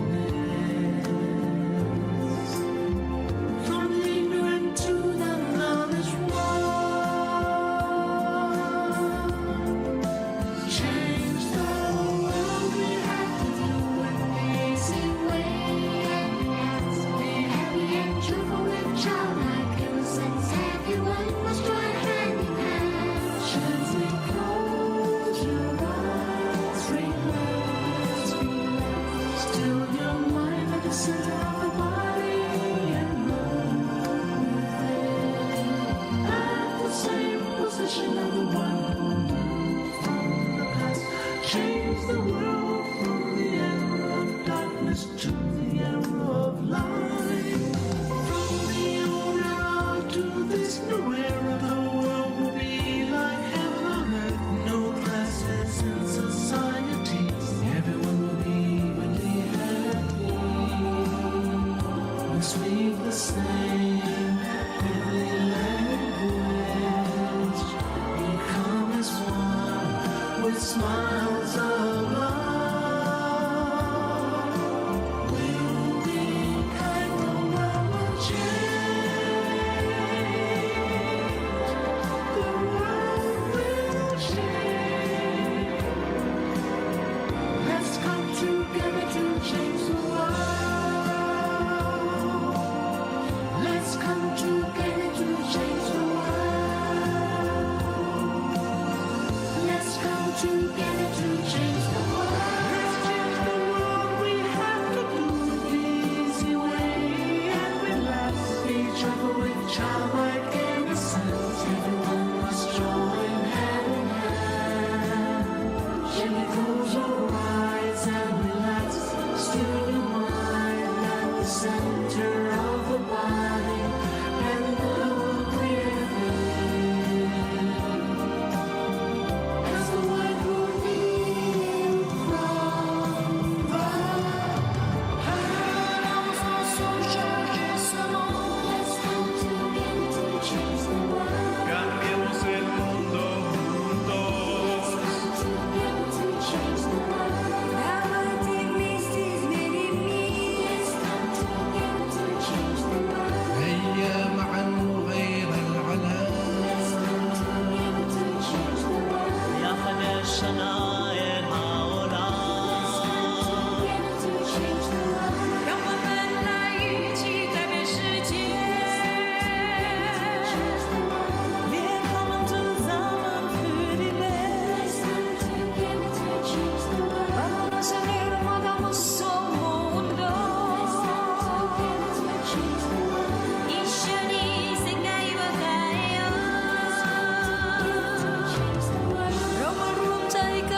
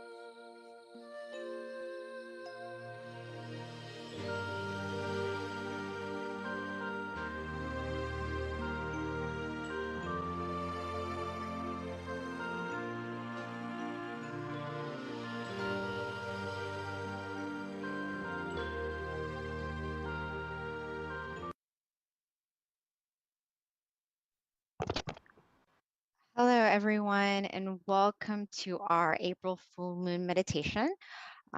We always start off with a quote, but first of all, let me introduce myself. Hi, I'm B, and I've been so fortunate to be able to help MC these monthly meditations since the beginning of the year. And what I like to do is we always start off with a quote to kind of help inspire you with regards to your meditation practice. So today's theme is world peace through inner peace. Better you means a better world. So with that, I picked one of my favorite quotes, which is true victory. And this is how it goes. These quotes are actually written by our abbot, Longpa Tamachayo, and they're all very inspiring and profound when it comes to inner wisdom. So this one is true victory. The one who wins the inner battle is the real brave heart, as a true battle is inside, not outside. We have to fight against our own greed, anger, and delusion, as they cause problems to ourselves and the world. If we move through the suffering and darkness that lies within, the world will be in peace and victory will be within us. So I thought that was very relevant for today's theme. With regards to our teaching monk, who's going to be guiding our meditation tonight and our wisdom talk, it's Monk Daniel. A couple of things about Monk Daniel is he actually, at the age of 16, he promised his mother that he was going to ordain. He kept that promise at the age of 20, which when he did ordain, he made a dedication to study, practice, and develop his meditation technique. He's been a monk since 2012 until present.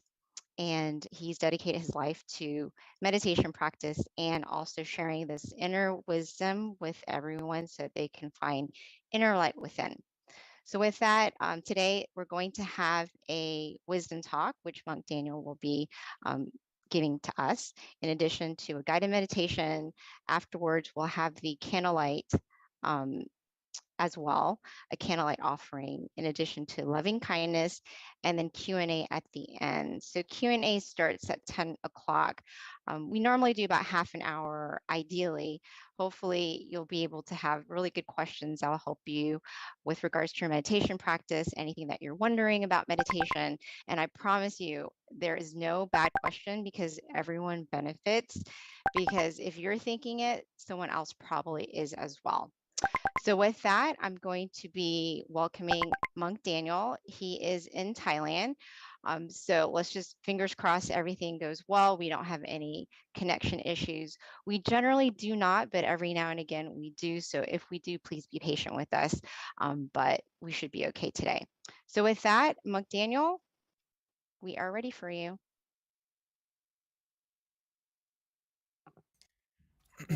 Pete. Good morning, good evening to everyone in America, but good morning from Thailand. It's wonderful to have the opportunity to see everyone. Hopefully everyone's day and tonight will be very peaceful, just like the full moon will be full of happiness and brightness. So yes, I love the quote that our wonderful moderator, Miss B, just gave to us about conquering our mind, which is the true victory, where we can find our inner happiness, our inner brightness. This is the most important thing that we need to put into our life, which will connect to today. A lot of people don't realize that when we take care of our mind and take care of ourselves from within, it's actually going to help the world. And sometimes we may see or feel like, how can I have an impact on the world? Or how can just one person make the world a better place? So I wanted to expand on that a little bit so you can be inspired not only to change yourself from within, but also to help make this world a better place, one person at a time. So let's get into today's topic.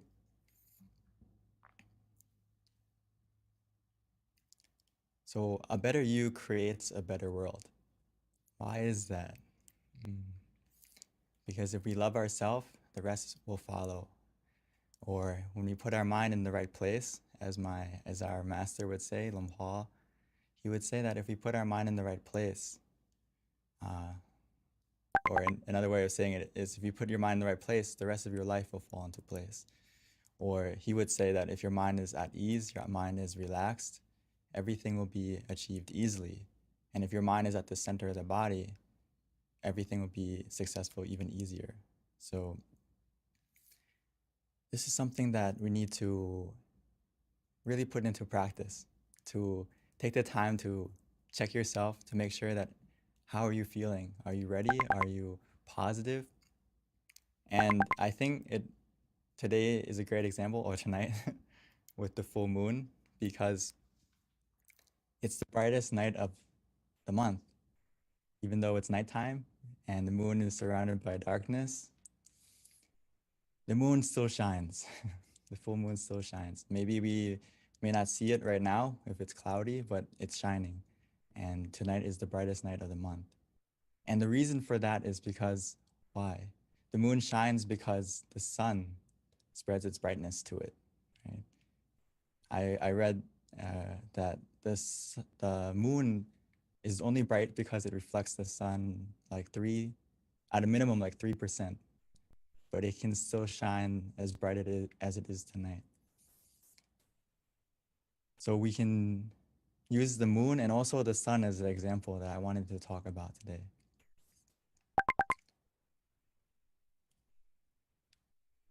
So the sun and the moon have a good relationship. And we can apply that to our life and as an example. Because just like the moon receives the brightness from the sun, it also spreads that brightness to the world, making the sun helps to make the day bright and the moon helps to make the night bright. So I want to start from the sun first before we come back to the moon. The sun is great because it creates its brightness from within, right? It gets its source of brightness from within.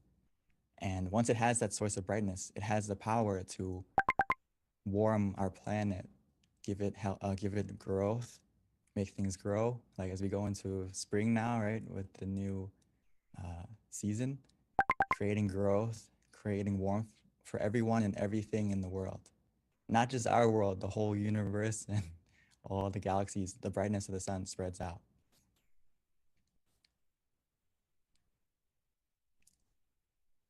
Even in times of darkness, as we can see, when there's a storm, when it's rainy out, it doesn't mean that the sun stops shining. The clouds may be covering it, making us not be able to see its brightness, but it's still shining, no matter the situation, no matter the storm.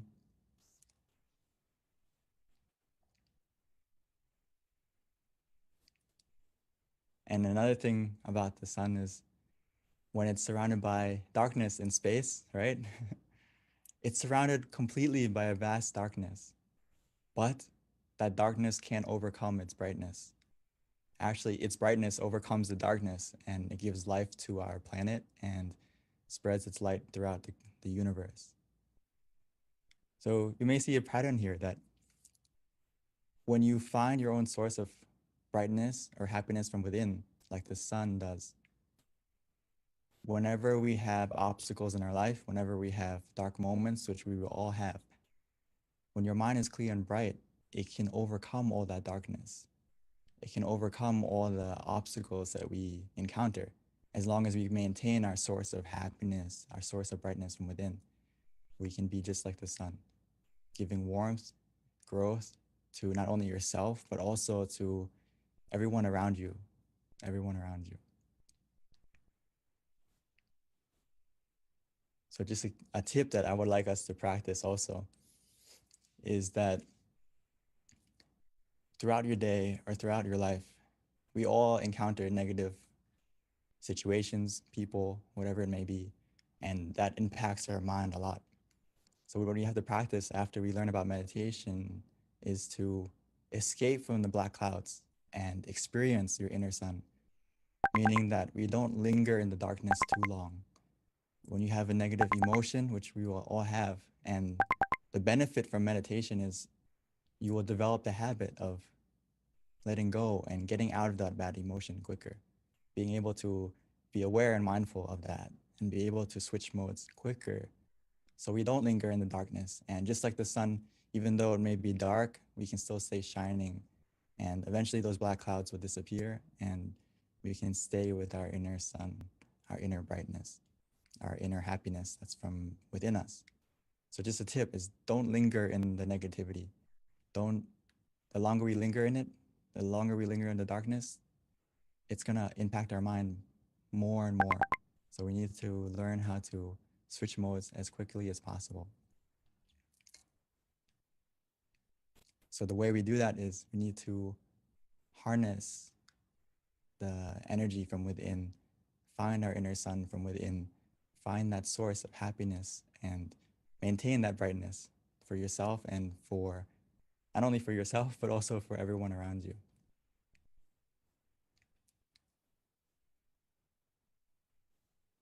So we need to be able to find your inner smile, as I put it as well, and relight that inner sun before you do anything in your life and make it a habit. A lot of times, the reason why I call it the inner smile, and sometimes our brightness within our inner sun that we all have, actually, it may have went out and we don't have the opportunity to relight it. So before you do anything, we need to practice ourselves to make sure that, can you smile to yourself? Can you smile to others? Sometimes we can't, I know. And this is a good homework to practice, to check yourself. How is your mind? Did you lose your smile? Did you lose your brightness from within? If so, that's a red flag for yourself to go and meditate, to find that smile from within again, and also to relight that inner happiness, that inner brightness, that inner sun before you do anything. So just like a simple tip is when we wake up in the morning or before we start our day or throughout the day, when we need to take a moment to pause to find your smile and relight that sun within before you do anything. And then you're going to be automatically want to smile not only to yourself, but to the people around you. And also you may even smile to everything. You may smile to your everything surrounding you, whether it's you see the sun shining in the sky and you smile and you are grateful that the sun's there. Or you see maybe there's traffic, you still smile because your mind is at peace from within.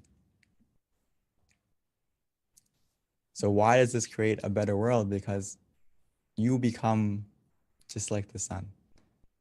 If you have that happiness within yourself, that brightness within yourself, it's going to shine out of you. Whether or not you want to keep it within, it's going to happen automatically.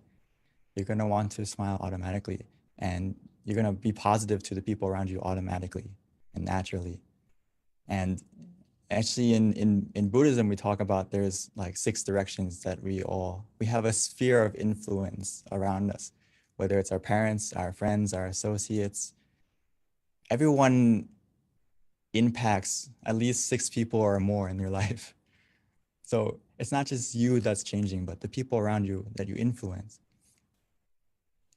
So when your mind is clear and bright, you become that sun in many people's lives, spreading your warmth, spreading your growth, and helping other people develop around you as well, not just you. So when your brightness disappears, it doesn't only disappear for yourself, but also for the people around you. So I would like to have us keep that in mind, that you actually make a big difference, not just only to you, but also to the world. And the thing that we need to realize is that when we still the mind, every time we still the mind, every session that we practice, when we still the mind, it begins to change. It begins to change within us and also to the world. But for us, once we still the mind, what happens is we create a positive mind. We also have positive speech, positive action, positive habit. And through that positivity becoming a habit, it will create a positive destiny, not only for yourself, and help to make this world a better place. Because when you are positive, it's just like Lom Paul would say, world peace through inner peace, which means all people in this world have a part to play. It's not just one country. It's not just one person in power. We all have a part to play. And if we all still the mind, it will begin that change. It's something that we all have the power to help to make happen. As we can say that if you have one, if you still the mind from within, it's gonna help to change yourself first, and that brightness will go to others. And bit by bit, that brightness will spread from one person, one family, and then to the community. And it'll keep growing as long as we all take responsibility for ourselves to maintain our mind to get rid of the greed, delusion, and anger and other negativities in our minds. Only then can we actually make true change to not only ourselves, the people around us, and the environment. So we need to take it easy and treat meditation just like we would do anything else in our life. Take a shower, clean our body, look after ourselves physically. Now we also have to look after ourselves mentally. And take it easy and do it as simply and as a habit, just like we would take a shower, or just like we would exercise and look after our physical self. Now we need to take a step forward and also look after your mental health.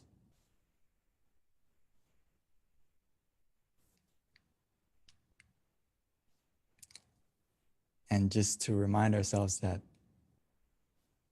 the door of happiness opens from within. So all we have to do now is to close our eyes, relax your body and your mind. And by relaxing your body and your mind, our mind will calm down, it'll be still, and we will have the key to open the door from within, which is simply just to relax. And when we are relaxed with both body and mind, we're going to understand this, that the door of happiness opens from within. A lot of us have been searching for it from around us, but hopefully tonight we can get a glimpse of that happiness from within by closing your eyes and just relaxing your body and calming your mind.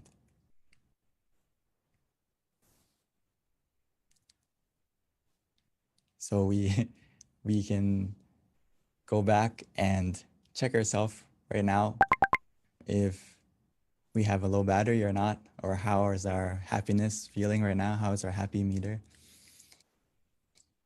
If it's not full, that's no problem. We can fill it together in just a moment. And also just to keep in mind for yourself going forward that try to be aware of how you're feeling throughout the day and make sure that you are a full battery. Just like our life, we don't really like to let our phone run out of battery or our technology run out of battery. But why do we allow ourselves, our mental health, our physical health to run out of battery? So right now, more than ever, we need to be more aware of our mental health, our inner brightness, our inner happiness, and keep it charged. And for right now, if we haven't kept it charged, no problem. Let's charge it together. Before we start, all we need to use right now is basically to take it easy, take it slow, and then feel the balance. We need to find the balance from within us. We can find that balance with just 2 words that we have to focus on right now is to be conscious, but with comfort. So that means whatever we do, whatever method we're using in just a moment after we relax our body, relax our mind, is make sure those 2 things are in balance, where we feel both conscious, but also we have comfort. This is actually key. And if you understand this finding this balance, you have mastered meditation to a certain degree already, because it's not just about being mindful, but it's also about being relaxed every step of the way in your meditation. These 2 things need to go together. So hopefully together we can practice just a moment now, and we have a chance to be both like the sun and also like the full moon, meaning that the sun creates its brightness from within, making the day bright. The moon receives that brightness and it shares it to the world, making the night bright as well. So we should be both like the moon and the sun, finding our brightness from within. And once we find that brightness, that happiness from within, we need to spread it not only to ourselves, but also to the people around us. So I'd like to invite all of us to meditate together so we can be both like the moon and the sun and find our source of happiness, our inner brightness from within together. So before we start, I would like to invite everyone to take it easy, take it slow, and no need to rush. Take a moment right now to adjust your body, make sure that you are comfortable before we switch modes into meditation together.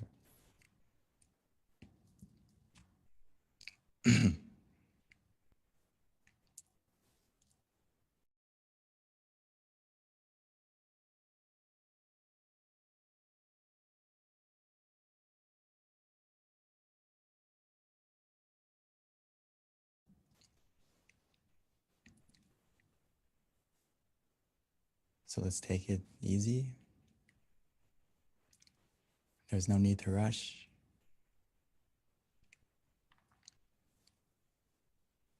Meditation is about finding the balance between being conscious with comfort.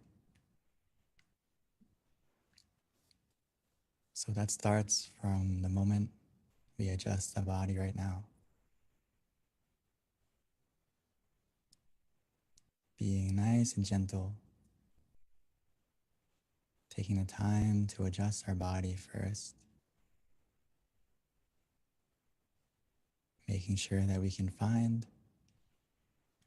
a comfortable position, whether we're sitting on the floor or in a chair. And once we found that comfortable position that works for us, the key word is it works for you. Every person, every session, it's different.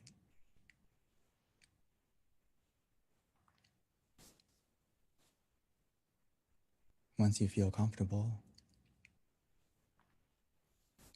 you can slowly and gently close your eyes, naturally, as if you're about to go to sleep.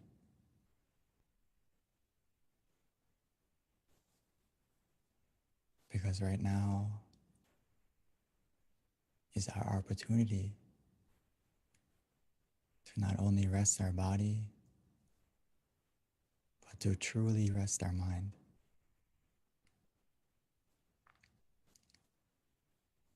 And that process has already begun. The moment we take the time to relax our body and calm our mind, the process of meditation has already begun.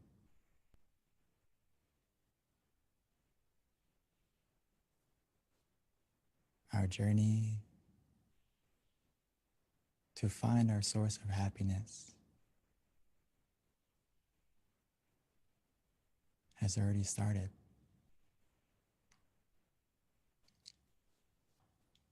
All we need to do now is to relax our body, making sure every single part, from our eyes, our face,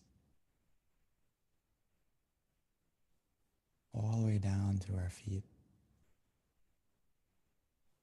making sure every single part of our body is relaxed, is loose.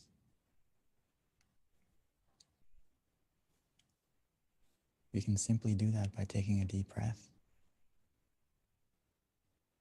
breathing in deeply and exhaling slowly.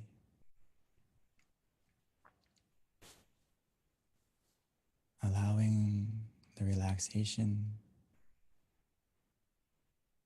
to fill up our whole body.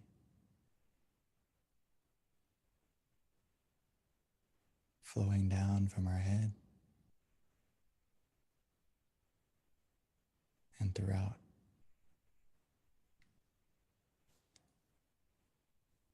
Breathing in deeply, exhaling slowly.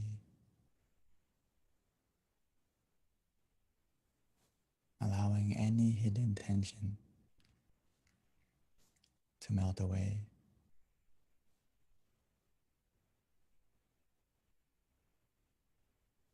Allowing the relaxation to cover us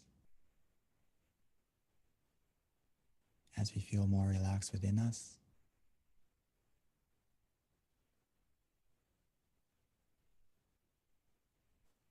Even as we exhale, allowing that relaxation to surround us. The more we relax our body,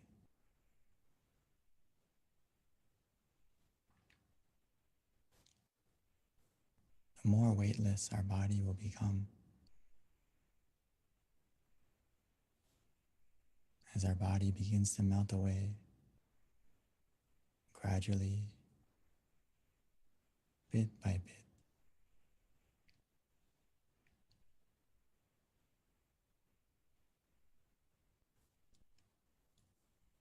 This is the power of simply relaxing. It helps us to let go physically first.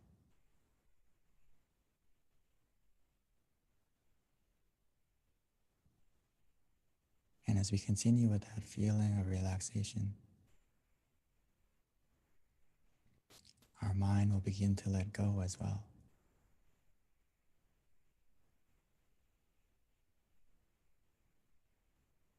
All we need to do now is to allow our mind to put everything aside. Any thoughts, any responsibilities. Just put everything aside. We invest so much time. We have so much love to give to everything and everyone. But now allow yourself this time. Give some of that love to yourself.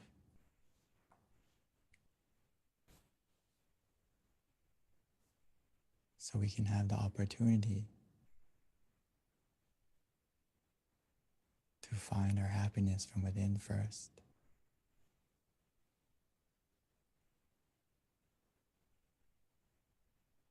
Everything that we are planning or want to become better, it will happen automatically, easier and smoother after we make sure that our mind is clear and bright. Just like the full moon tonight.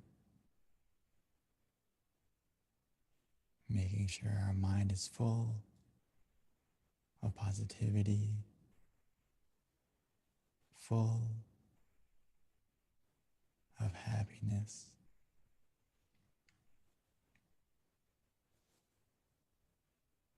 But to help us get to that source, we can start by using any method we like.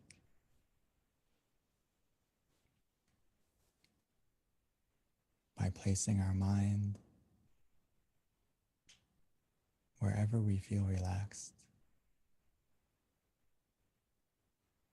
whether it's inside of us, at the center, or anywhere you like, as well as using a method that is easy for you to use.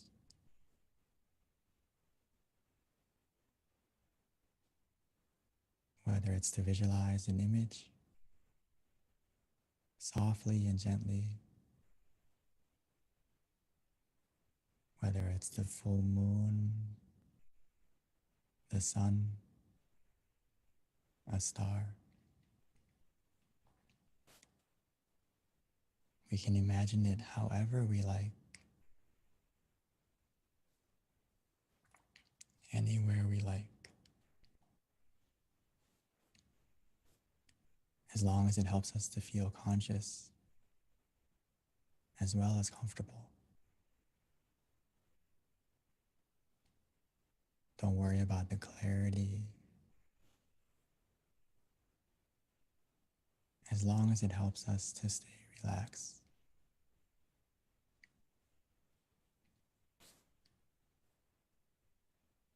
Some of us may find it easy to use the mantra instead, repeating softly and gently in their mind. Samma araham, Samma araham, Samma araham.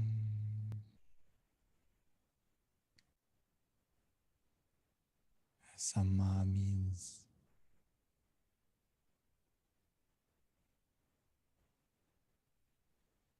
purity. Araham means freedom.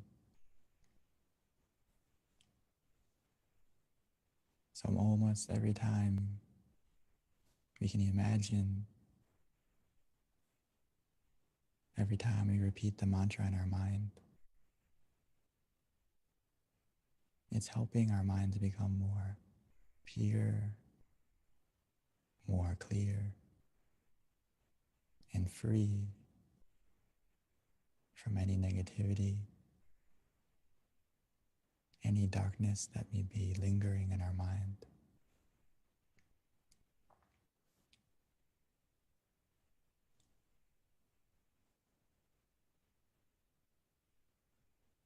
Or some of us may enjoy just letting go,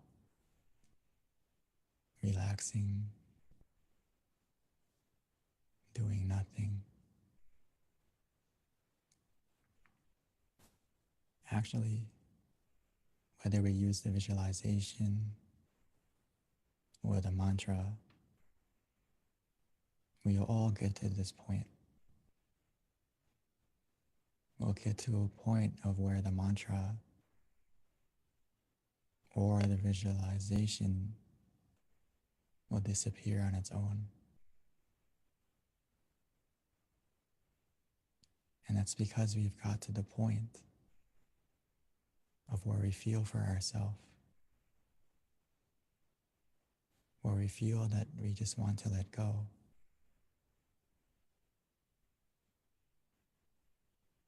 We are free to just be still, to let it be.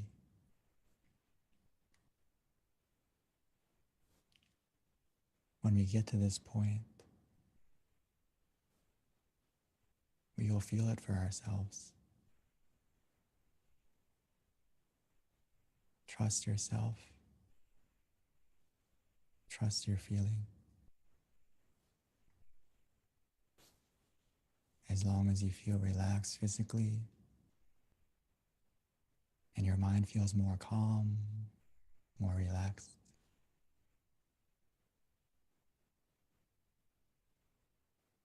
we are on the right path.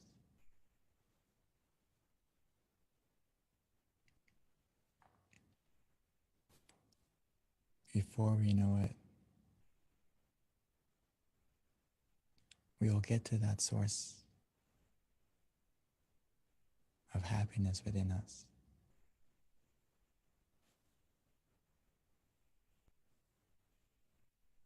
That door of happiness that opens from within.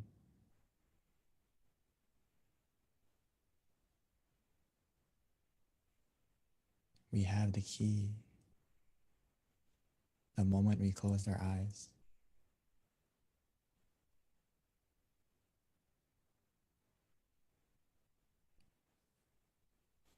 The more we relax our body, the more we calm our mind. Our mind will become still. Our mind will stop. And the moment our mind stops, our inner happiness will begin.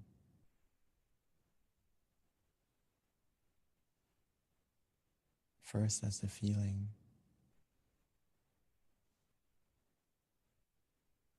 a feeling of calm, of contentment.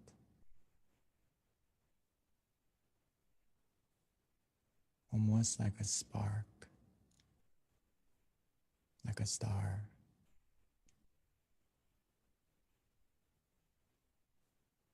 And as we continue to relax,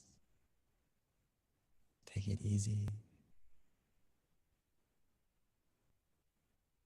that feeling will grow and expand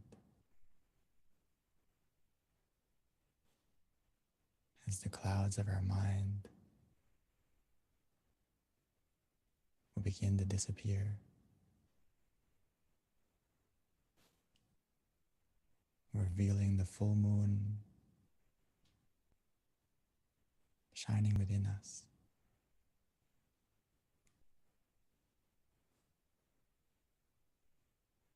It starts from a feeling. And before we know it, not only will we feel it, we will also see it and experience that source of happiness from within more deeply.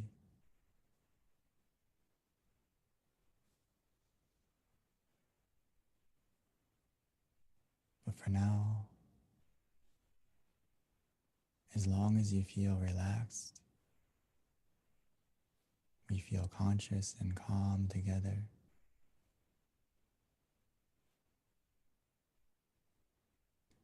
Every second that passes by, every moment matters. Every moment counts. Our mind is becoming clearer, brighter, more positive.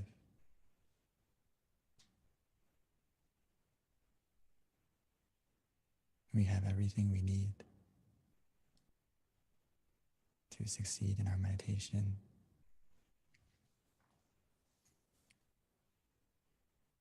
Just continue with this feeling, allowing it to grow.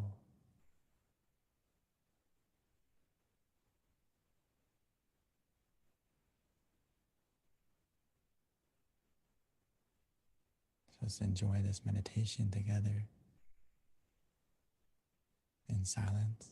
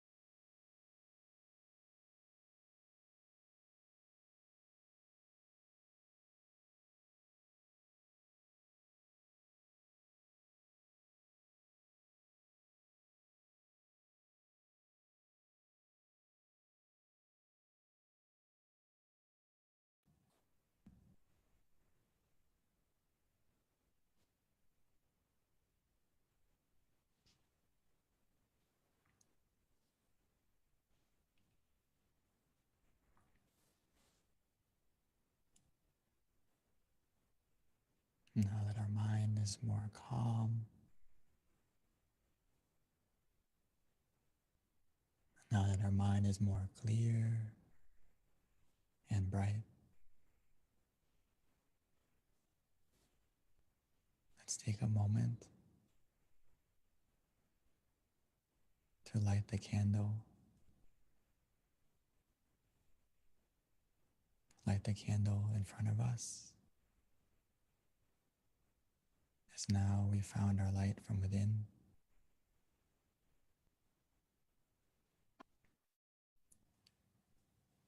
We can slowly and gently light our candle.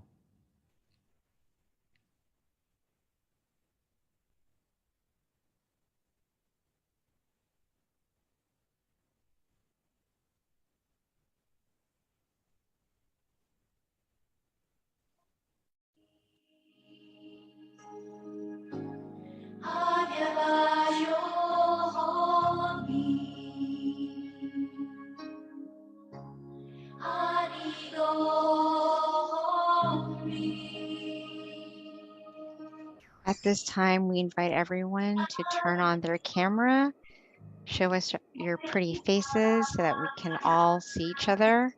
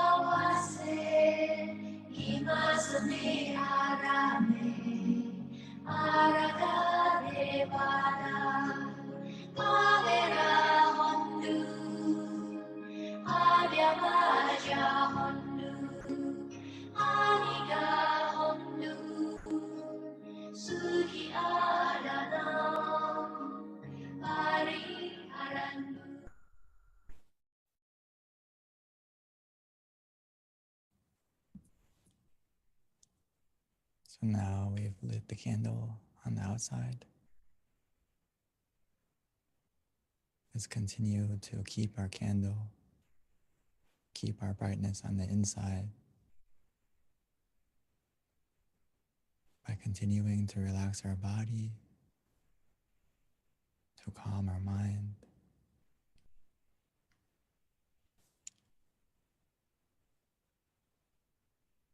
Now that we have found our source of brightness from within,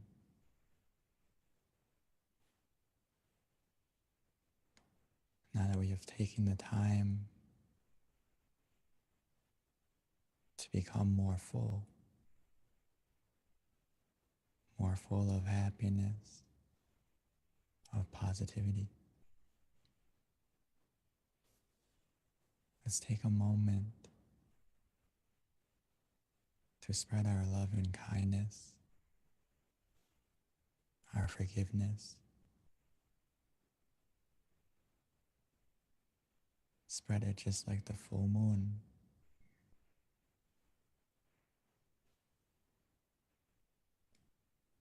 Allowing the darkness to disappear, lighting up the night.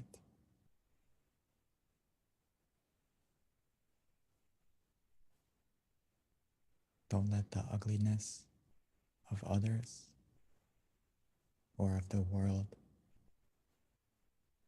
destroy the beauty within us. Now that we have found our inner smile, we should spread it to ourselves, smiling to yourself, and continuing to smile and spread your positivity. Spread your good intentions by wishing to your family, your loved ones, your friends,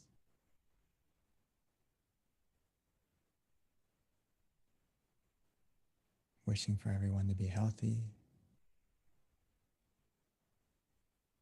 to be happy,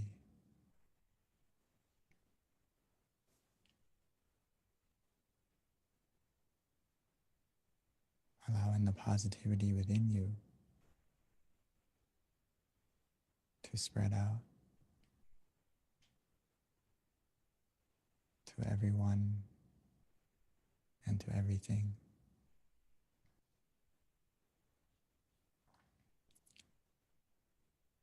We all have a part to play, just like all the stars in the sky help to make the night more beautiful.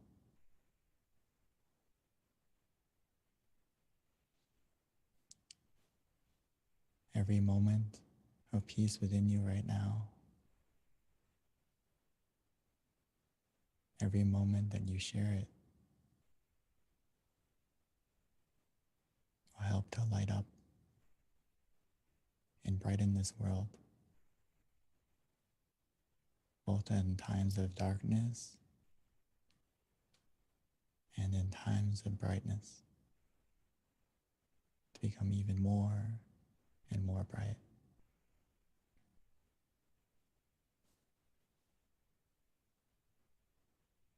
So take a moment to spread your happiness, your love and kindness to everything, to everyone.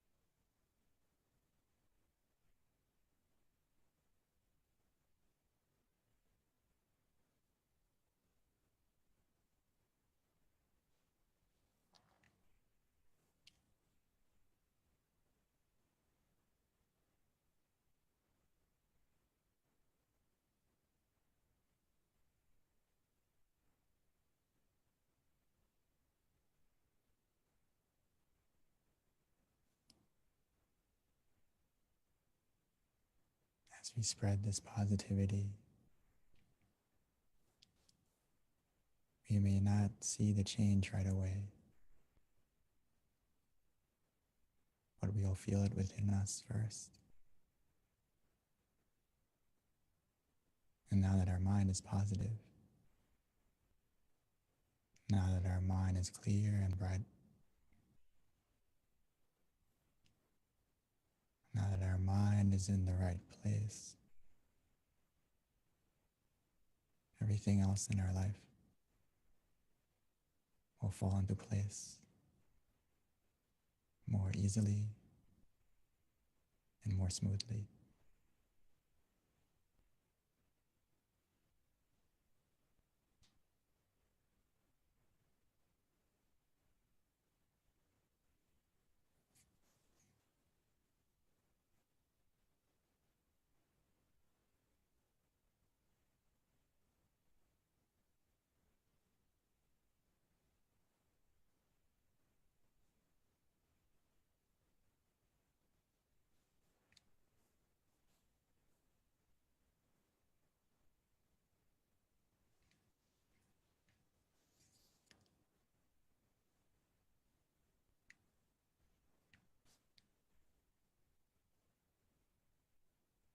Sapphe patta palapatta pache kannang jayang palang arahantana te sherakang pantami sapaso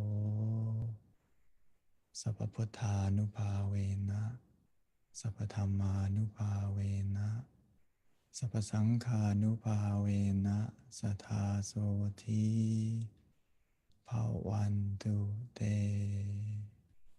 By the power of our clear and bright mind and the positivity generated within us in this meditation, bless our life to be more happy, more peaceful. And when we are ready, we may slowly and gently open our eyes, opening our eyes to a more better version of ourselves and a more better world.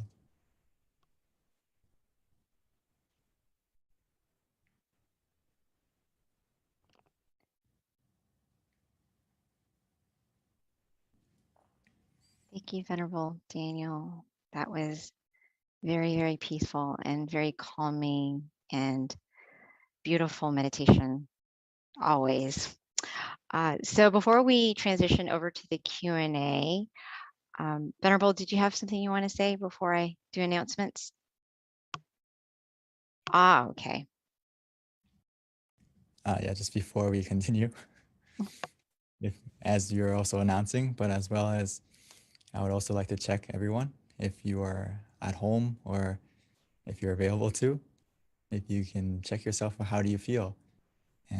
And please share it not only as a word form, but as an easy form, maybe 1 to 5 on a scale for yourself. How do you feel from the meditation? And please share it into the chat, as well as if you have any initial or any further comments or experiences, please also share. Thank you so much. And I would like to pass the mic back to Ms. B. Thank you, Venerable. Yeah, that's a very cute slide. I like that. Okay, so yeah, if you can share your experience for Monk Daniel there, and also we'll transition to Q&A shortly as well, if you want to talk about your experience or if you have any questions. So a couple of announcements, everyone, please mark your calendar. We've got a big announcement coming. April 22nd is Earth Day, and it is actually a recognized day around the world. It's also our Master Abbot Longpa Tamachayo's birthday, which falls on the same day, amazingly enough. So there are no such thing as coincidences. There you go, April 22nd. Please join us, as it is a very special day for all of us, not only appreciating the earth, but also for our community. It's a great way to give back to the world in our own way, or the earth, and also a way to show gratitude for our teacher who's given us this meditation practice. So we are hoping to have as many people on the call as possible, because, you know, it's really world peace through inner peace, and with all of us coming together in different parts of the world, it's even more power, and it's a great way of just thanking the earth. So please join us on April 22nd. And 2, you can always download our app as well, MindGem.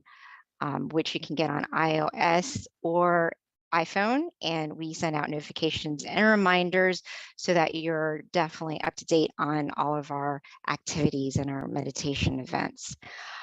So with that, another event that I want to go ahead and just share with everyone so that you have it way in advance is our next full moon meditation in May. I know that's a long time away, but time goes by so quickly. That's one thing that's for sure. And so we'll quickly be getting to May 16th. Right around the corner. So that's going to be Monday, May 16th, again for Earth Day meditation and the May full moon meditation as well. It's the same time zone. We don't change it. So if you're in Pacific, it's going to be 6 o'clock. If you're in Mountain Time, it's 7, Central is 8, and Eastern is 9. So that's an easy way. We keep things consistent. Also, we do have an awesome meditation website for everyone to visit, and this will help you be connected to your closest center. It's tamagayameditation.org. In addition with just learning more about our meditation technique and meditating with your closest center, you can find out that information with regards to location from that website as well. All right, a couple of other things. Yeah, there you go. All of the centers are there. Most of our centers right now are actually open to the public. So as you can see, Meditation Center of Chicago, Azusa, I believe we've got a couple different centers that actually have on-site meditation as well for the full moon meditation. So they actually invite people close by to come and meditate and listen to these sessions with our guided monk teaching, but coming together at one location. So depending on where you're at, you can definitely look at the website and learn more about your nearest center as well. And then that pretty much sums it up in terms of our announcements. Yeah, again, we've got 2 websites. One is tamagayameditation.org, and that will help you locate your nearest center in addition to just learning more about our meditation technique. And then MindGem, there's a website for that, or you can easily just download it as well onto your phone to stay connected to our meditation teachers, notifications, and events. So yeah. And then in addition to our upcoming events, everything can be found on our website and our app. All right, so with that, let's transition over to Q&A with Monk Daniels. We're gonna ask him to come back on. And it looks like we might already have a question, which is awesome. So if you have any questions for our teaching monk, this is a great time to ask anything that has to do with your own experience that you want to share, maybe even how to better your own meditation experience. This is definitely a great opportunity to ask his advice. So with that, looks like we do have someone who raised their hand, Mr. Tom Wood. So if we can spotlight Mr. Wood so that he can ask his question, or you can also, oh yeah, can the admin please type out the link for one of our users asking tamagayameditation. I think it's .org and then mindgem.org. Okay, so is he still there? I think he disappeared. There we go. Thank you, Quincy. Excellent. So yeah, feel free to either raise your hand and we'll spotlight you, or you can ask your question via chat as well. This is a great time to take advantage of our teaching monk who has a lot of inner experience and guidance for any question you might have.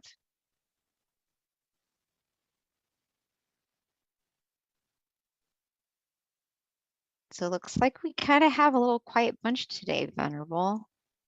Normally these questions are kind of flowing through. Do you have a question? Yeah. Or want to share your meditation experience? Or if anyone would like to share their experience other than the initial 5 or 4, please feel free. So we can check each other and I can help you. Just make sure your meditation's on the right path, or any tips I could give you as well. But anyway, on the scale, if you have a 3 and an up, you're very good. Even if you felt neutral, that's a very good starting point for anyone who just meditated a moment ago. So don't be discouraged if you didn't feel like super happy or super blissful, but just a moment of where you feel neutral is actually a very good starting point. And from that neutrality, it means that your mind is in balance, and just stay relaxed, and before you know it, it's going to increase. So, okay, we have a question from Yeah, so Venerable, actually there was one earlier that they're starting to come through, so I was paying attention. The first question, which is if we scroll up, but I have it right here.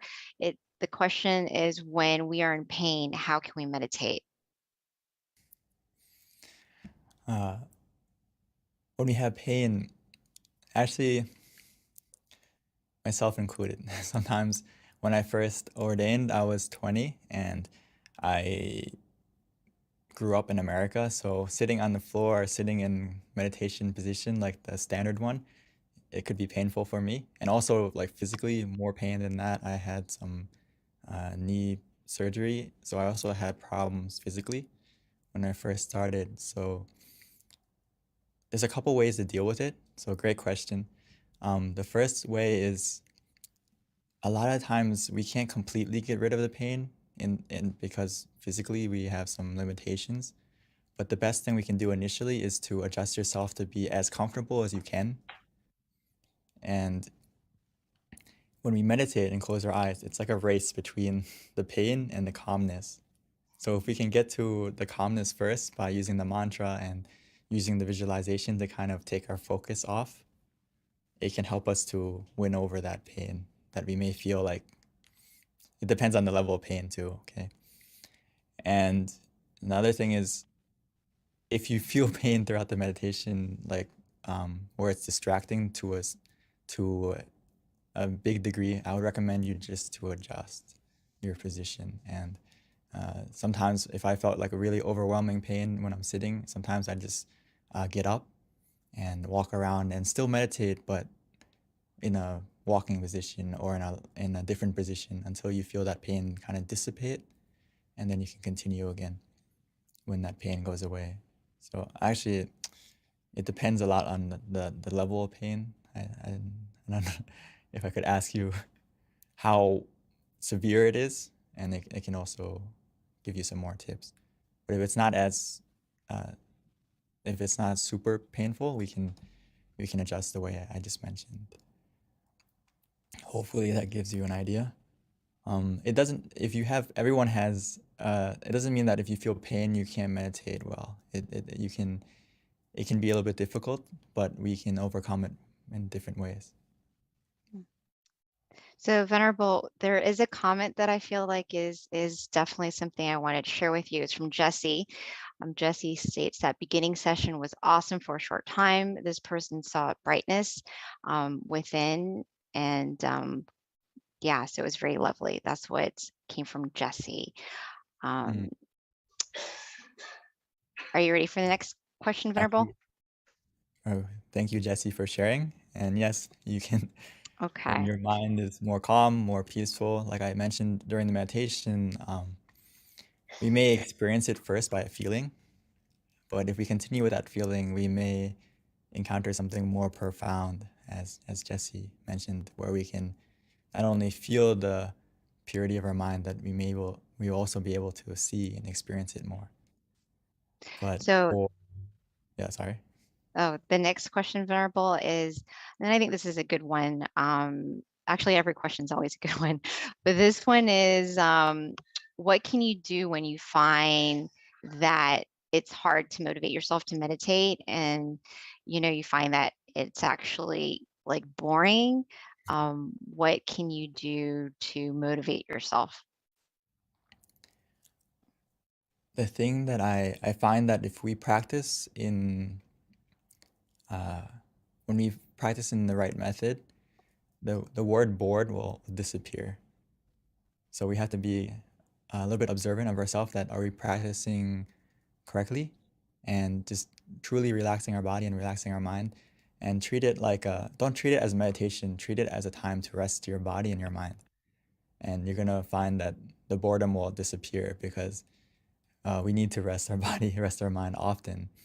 And if you don't feel motivated to meditate, I like to think of the benefits a lot to myself. To motivate me to meditate is to think of that, okay, if my mind is clear and bright, I can achieve and do everything more efficiently.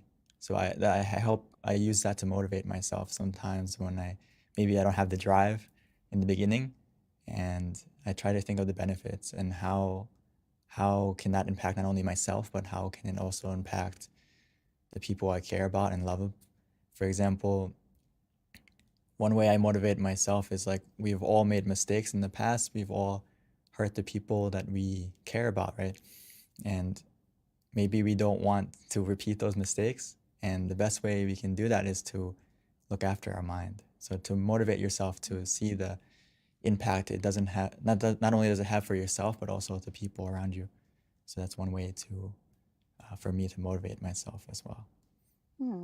Thank you, Long P. I really like that because, I think that's probably a common thing, especially if you meditate daily, that, sometimes you have to really think about the reason why you're doing it to kind of inspire you to do it consistently. And if you kind of see the bigger picture of why meditation is so profound and important, and the more you study it, the more you're going to be committed because, it does start to make sense. One of my teachers used to always say, and it was a little far-fetched at the time, but now I actually agree, he said that you're born to meditate. So if you start to realize that there's some truth in that, you're going to meditate. Yeah, exactly. We need to normalize looking after our mind just like we look after our body. And I think initially it takes a little bit of commitment to do it. But once you study the benefits and also feel the benefits for yourself, you're going to realize that, okay, it's something I need to do. And I really recommend you being as consistent as possible, because actually the method is really easy if you understand just finding the balance between being relaxed and mindful together, or sometimes you can say conscious and comfortable. But the thing is, the hardest thing of meditation is not the practice, but the consistency. And just like exercise, right? Sometimes the first step is to get yourself to the gym or start to work out, and then it kind of gets easier as it becomes a habit and becomes almost like you can't miss it and you want to do it. And this is even more so with meditation, because you're going to feel that happiness, and you're going to have you're going to not only see the happiness within yourself, but the impact of yourself around other people. So. Thank you, Venerable. All right. And then the next question is, why do I always feel sleepy when I meditate? So maybe like how, this can be what this person can do to prevent the sleepiness. Great question. I'm sure everyone here has felt sleepy sometimes during meditation, myself included. So it's not something to be annoyed about. It's just you practice correctly, and one of the side effects is you feel really relaxed. So it's very easy for us to fall asleep sometimes in meditation. So there's a couple of things that generally cause you to feel sleepy in meditation. And a lot of it is physical, meaning that how did you prepare yourself to come to the meditation? Physically, as we go throughout our day, a lot of things that we've measured it down to is basically how late you sleep, how much physical activity you do can have a huge impact on when you come and meditate, are you going to feel sleepy? Also, as maybe not tonight, or maybe some of us, if you had a heavy dinner and you come to meditate, it's very easy to fall asleep as well. So these are physically has a huge impact on if you're going to fall asleep, if you feel sleepy. So there's a couple of things I would like you to go and check. Is physically, how is your sleep? Are you sleeping later than 10 o'clock, maybe 11 midnight every day, maybe even later than that? If you sleep late, when we come to meditate, there's a good chance you're gonna feel sleepy as well as how much you eat can have a big impact, or how much physical activity you did. But in the case where you can't control those factors and you come to meditate, what do you do? We have 3 techniques, right? Visualization, mantra, and just relaxing. So it's about picking the right tool for the right job. So when you take a moment to observe yourself before you meditate and you feel sleepy, I recommend you use the mantra or visualization, or even both, to add more awareness to your meditation. Because you already have the sleepy part, you already have the relaxation part, but you need to add the mindfulness part in that case. So hopefully you got the idea.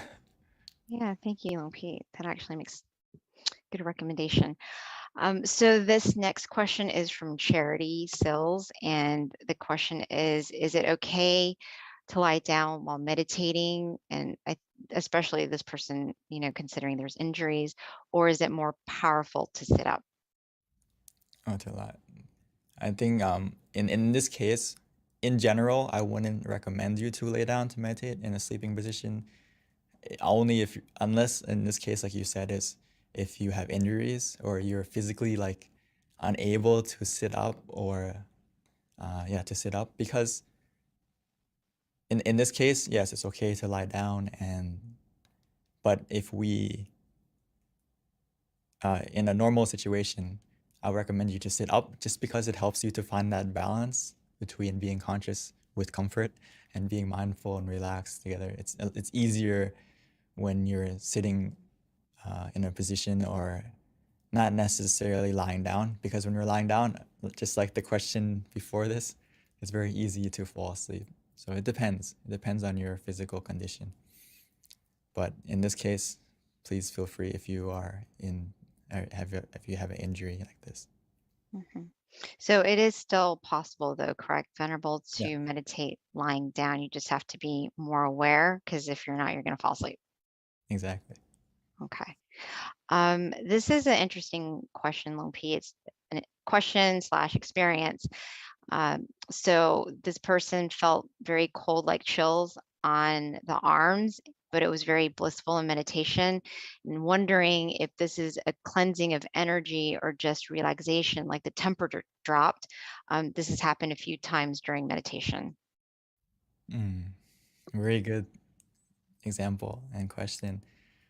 I would like, for those of us in Thailand right now, it's very hot. So if you can get that experience, that's great. You can feel cool and have your own personal Air air condition. conditioning. Right now it's very hot. But anyway, it's a very good experience, okay? If you feel, the key thing is not only with any sensation, whether it's a cold feeling, some people feel warm, some people even feel hot. But the key thing I would like to ask you back is, other than that sensation, is how did you feel? Which in this case, if you felt, in this case where you said that you feel blissful, you feel, and you have relaxation, that is the key, that to check yourself, that is it a good experience or is it a positive experience? So you can say it's similar to what's actually cleansing you is not necessarily just the sensation, but also the feeling of relaxation, and that you have the blissfulness too. So I would say that it's a result that you're practicing in the right method, and just keep going with that sensation and see where it's going to take you. It's definitely the feeling of relaxation, the feeling of blissfulness, as well as the product of being cool and feeling more cool. It's all in the right direction. So please keep going and spread your coolness and your your coolness to not only yourself, but the people around you. Maybe the people next to you can get closer to feel some of that coolness too. So Venerable, here is a more of a comment, I think. So maybe you can give more insight if this is kind of what happens when you meditate, but it's from Scott. And he says that he finds that when he meditates and he's at work, he's more in tune with himself and his surroundings. He also feels like things click easier when he meditates daily. Yes, it's actually, I'm glad that you mentioned it, so it's not just me saying it, but as we meditate more, we develop mindfulness. Not only that, but not mindfulness just of what you're doing, but it's a focus where you feel also relaxed. So it's not like another focus where we're dialed in on what we're doing and we feel stressed. So when we meditate, we get that we develop the skill to observe things relaxingly, but also be in, you can call it like neutral observation, where you observe something, but you can be in the right position to observe it correctly with a good perspective, with a clear perspective. So that's why I recommend actually in the slide where I said that to find your inner smile and to relight your inner sun before you do anything, meaning that you center yourself, and by practicing meditation daily, you're going to become just like Scott and be able to be in tune with yourself and also what you're doing more. To put it simply, you become more present. A lot of us, we live our life in the future and in the past, and we aren't present of what we're doing. We're not fully present. So when we meditate, we are able to stay more present and, like you said, be in tune with how you're feeling and realize and how to adjust correctly. So yes, that's why I recommend everyone to please practice daily, and you're going to see many more profound benefits just like this. Thank you, Venerable. Looks like that was our last question, unless anyone else has anything they want to share before we wrap up today's session. Someone said, should you face east with meditation? Ah, From Evangela. I would say that you can face any direction. I mean, face this direction that you feel comfortable in, and it depends on where you are. Sometimes it depends on the feeling you have. This is the most important. It doesn't necessarily have to be a certain position. In, like, for example, when I am in the temple, there is a big jariya, or a big stupa, that we pay respect to. So sometimes I like to face in that direction because mentally I feel more comfortable, but it doesn't mean necessarily that I have to face that way, but it depends on you. And you can face the direction. but Venerable, isn't there some benefit to sitting in the lotus position? I mean, ideally you want to be comfortable, but is there a benefit essentially to sitting in a lotus position versus like a chair? There's benefits, of course. It's a standard position for a reason. And if you can train yourself to be able to sit on the floor and sit in the lotus position, there's benefits, for example, increased awareness, and if you can really keep your back straight comfortably, it helps to reduce the stress on your back to almost be zero if you can stay in. But for a beginner, or perhaps when you first start out, it's always important just to find a position that works for you and gradually work towards that if you really want it to be a goal. And yeah. Like Yeah. for me, I couldn't sit on that way for a while, but it took a while to adjust. Right. I'm always very stubborn. Like I like to kind of test things that I'm told. And I did try the chair, and I'm like, yeah, I could sit in the chair just as well as sitting on the ground in the lotus position. And then I tried it, and then I learned why. You have to try it for yourself for you to figure out what works for you. Because after 40 minutes, my head kind of like went down and I almost fell off the chair. So I was like, oh, that's why I should sit on the floor. Okay, so Venerable, another question that just came through. The question is, what are the different type of levels of meditation, and how can we tell if we've reached the next level of meditation? Very good question. Save the best for last. Great question. To put it simply, there is many levels of meditation that we can attain, but for now, I would treat meditation not necessarily are we there yet. It's not like a race to the destination. If we treat meditation that way, it's gonna feel we might feel bored or we might get dissatisfied with our experience. And what I've been practicing and what our master would tell us is that we will know for ourselves when we get to the end, right? So, but we shouldn't sit there waiting like, are we there yet? Are we there yet? Because if we sit like that, we're not gonna enjoy our meditation. So when we practice, treat meditation like harvesting happiness, meaning that your goal for meditation now and every session when you start should just be to relax so we can feel happiness from our meditation. And as we feel relaxed, we feel happiness, our mind is becoming more clear and bright and more purified.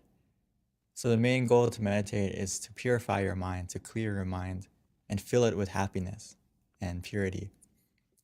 So that to feel are you at the next level is just to measure that feeling of happiness, that feeling of purity, that every time you meditate, do you feel that level increasing? Because that's the foundation that is going to take you to the next higher level of meditation. If you speak it in Buddhist terms of attaining enlightenment or attaining a deeper, as we say, okay, enlightenment is the highest goal. The foundation to get to that is you have to have a clear mind, a pure mind, a happy mind. So let's focus on the feeling first and measure the feeling for yourself. Every time you meditate, do you feel that feeling increasing? If so, that means you're on the right path and you're getting, if you want to call it the next level of meditation, is that the feeling increased. And as the feeling increases, that purity increases, you're going to see and experience the levels of meditation for yourself. As I think Jessie mentioned earlier, she said she can feel and see the brightness within herself.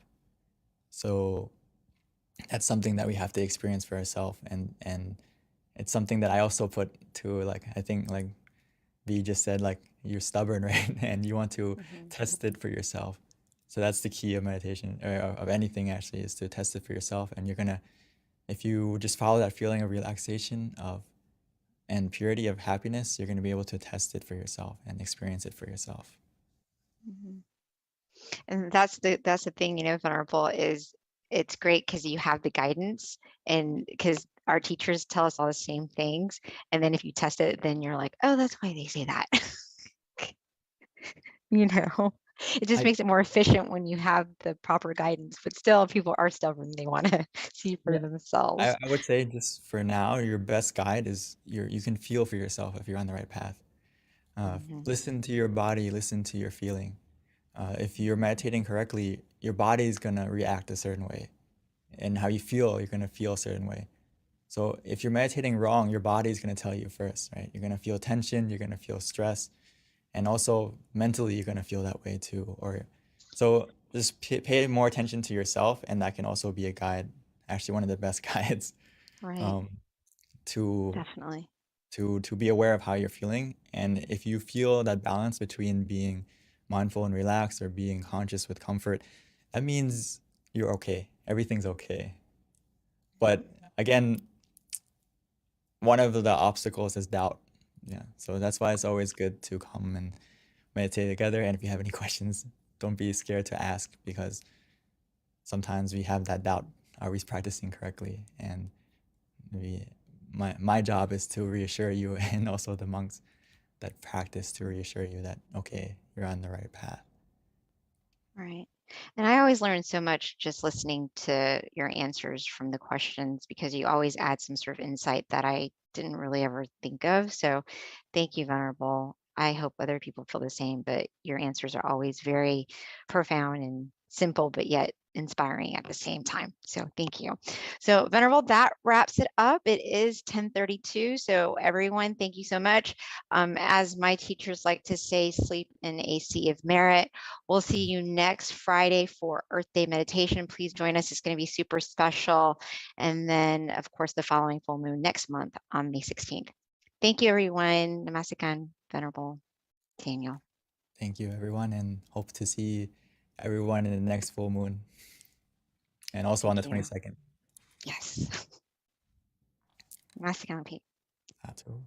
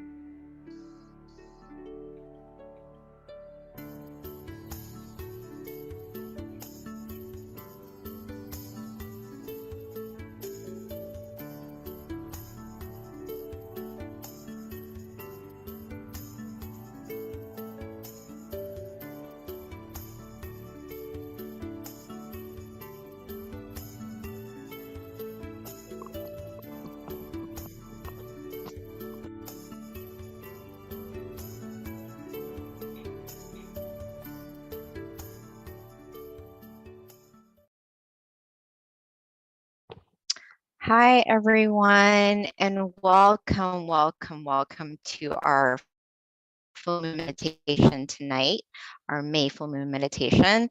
The theme today is Wesak Day, which is a day of inner peace. So I found a quote that I felt was very appropriate, not only to honor the Buddha being our ultimate teacher, but all of our teachers, because this definitely is a representation of all good teachers. And the quote is, "A good teacher is like a candle. It consumes itself to light the way for others." So I feel like that's very appropriate, and that's definitely in honor of all of our teachers. So that's a quote of the day. With regards to today's schedule, we're going to have a short wisdom talk followed by our meditation and then candlelight, along with loving kindness and then Q&A at the end. So please stay. Our Q&A is actually one of my favorite with regards to our full moon meditation. I learned so much. A little bit about our teaching monk Jackie. He ordained in 2014. And after graduating, that's when he ordained. He got his BBA.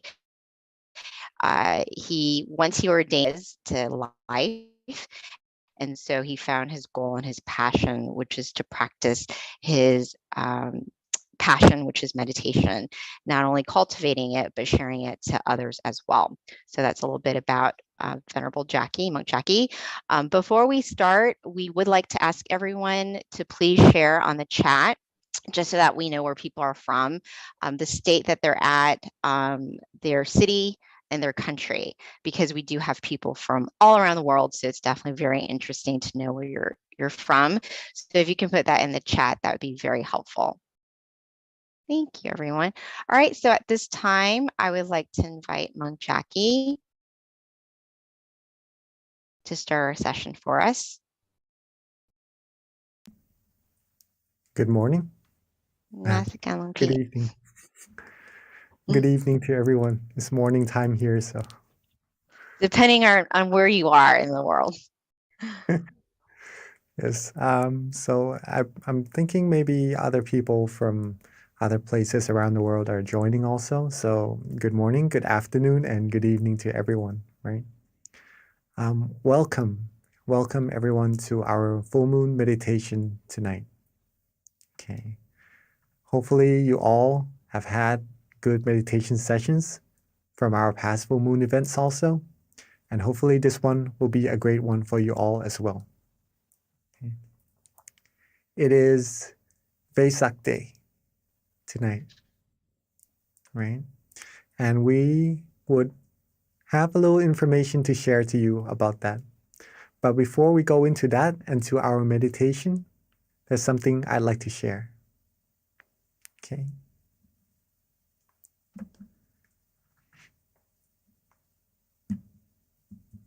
Relaxation is universal.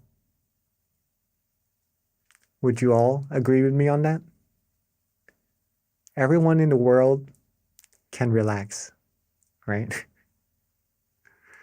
Okay, so that's that. If relaxation is universal, and meditation is actually the same thing as relaxation, okay? They are the same thing. That means meditation is universal as well, okay? Hope you all agree with me on that. All right? Okay. Now let's keep this in mind for a second, that meditation is universal, just like relaxation. It's just a feeling, it's just a practice. Okay. Everyone on earth can do it, right? We can do it. We have been doing it for many times already as well, I believe. And for those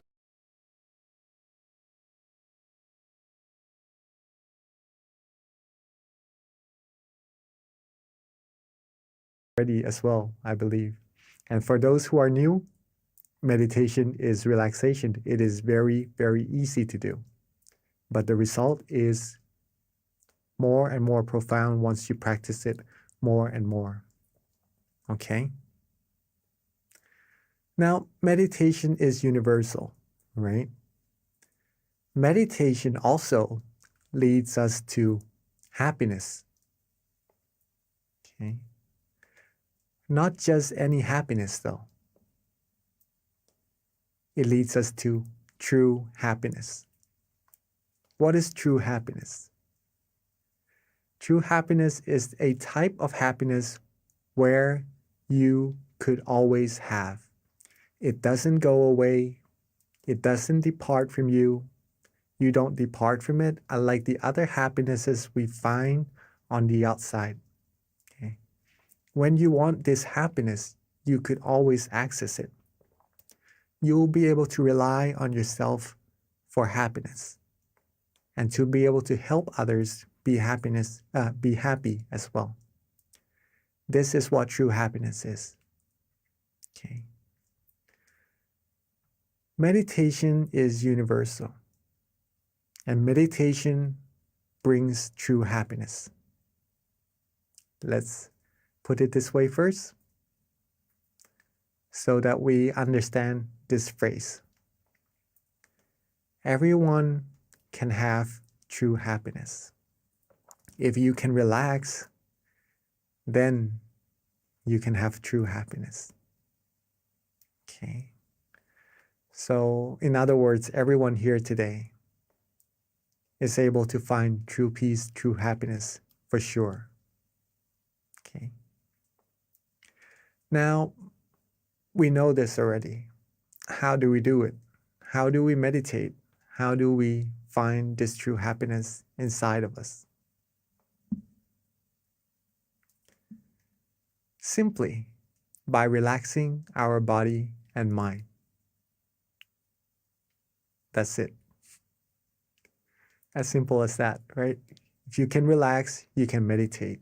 You can relax your body, you can relax your mind. That is already meditation.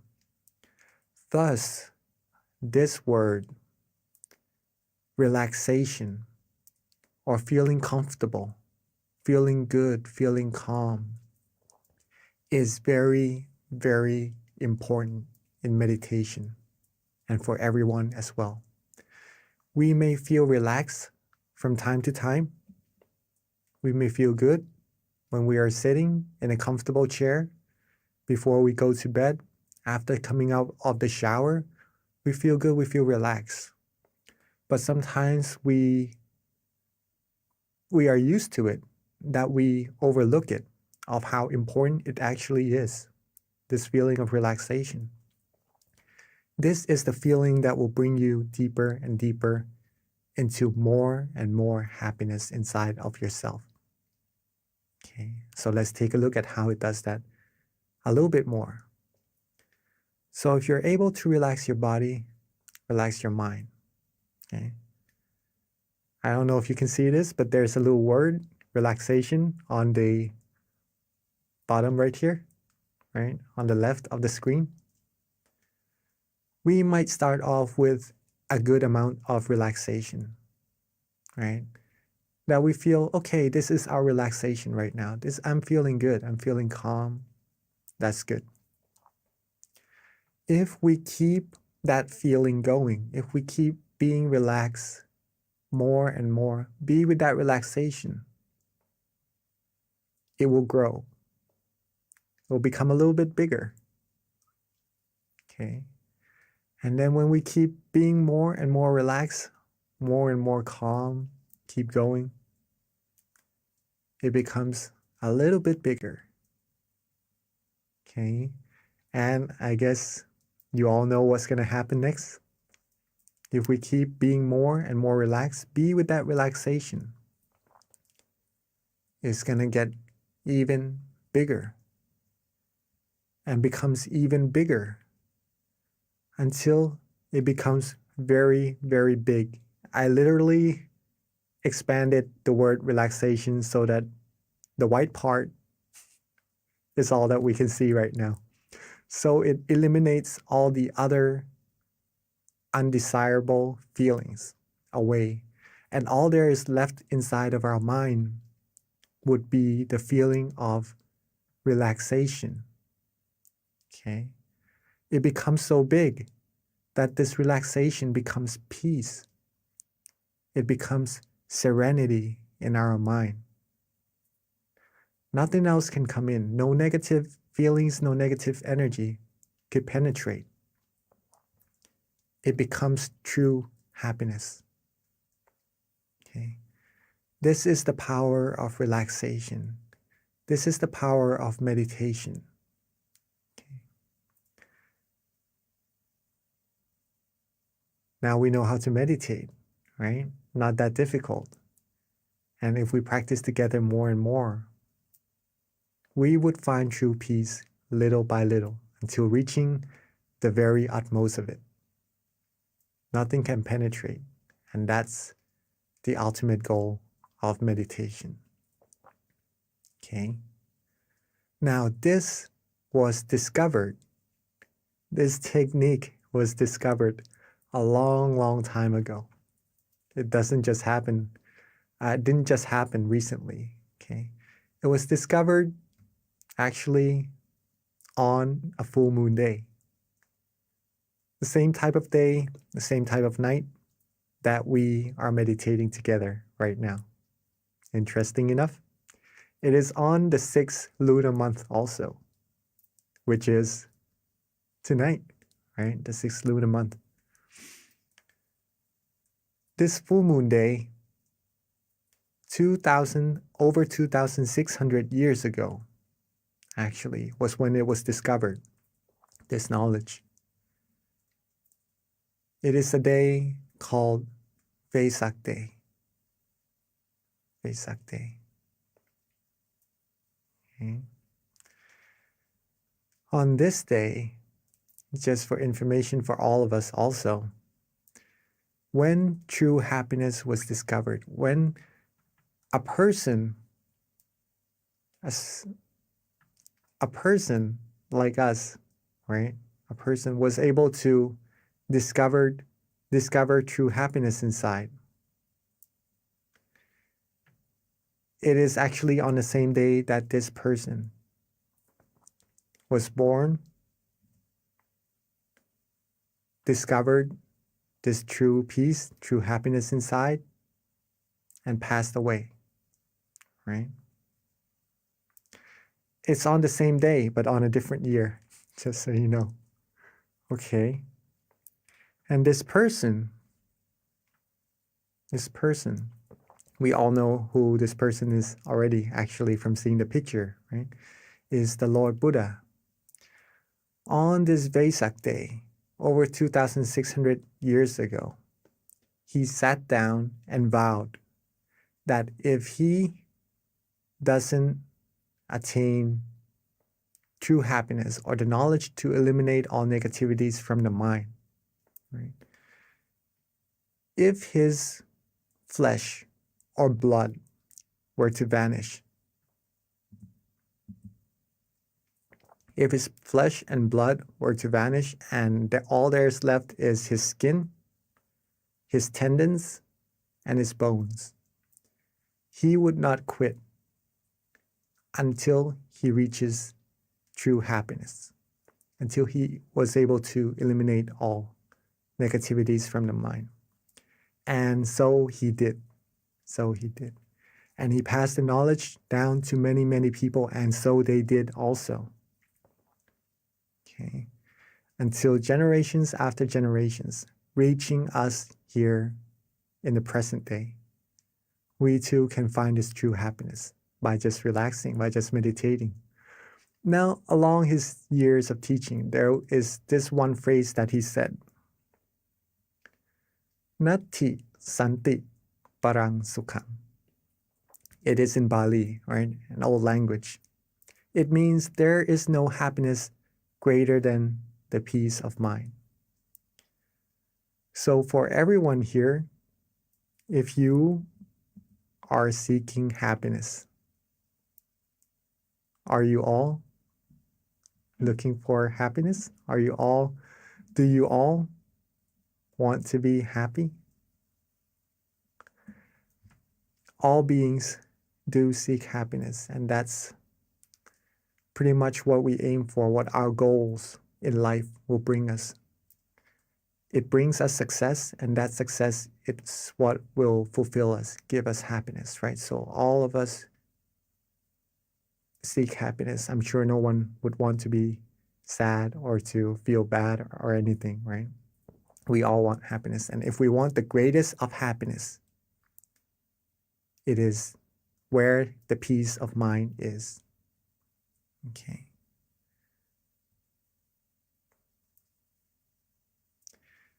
If true happiness is what you seek, if you like to rely on yourself for happiness, you want to help yourself and help other people around you become happy.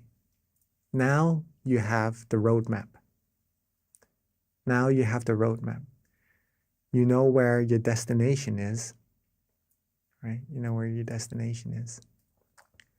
You have the compass. You have the tools, which is meditation. And how to get there is just to be relaxed.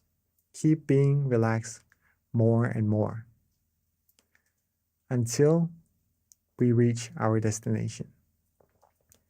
We have all the necessities we need to go further and further through this path of happiness. Now, there is still one factor that has to be taken into account for us all to reach our destination.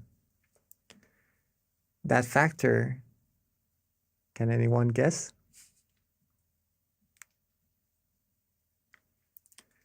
That factor is you. It is all of us. Meditation is not something one person can do for another. It is like eating. If I eat, then I will be full. If you eat, you will be full. Okay? If I eat and you don't, then I'm the only person who will be full. Right?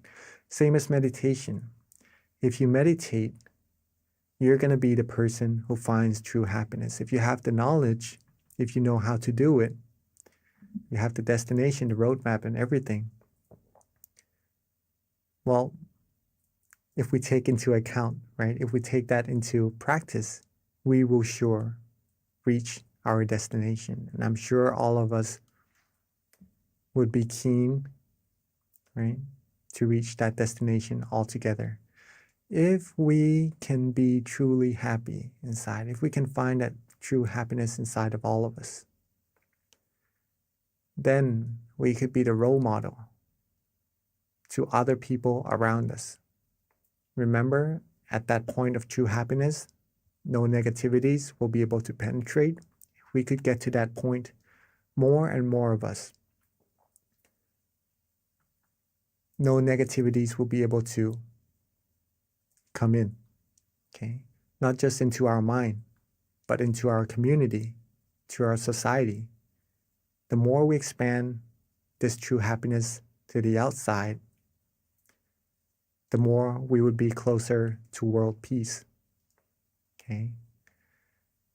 We are simply just being relaxed and just being still, meditating.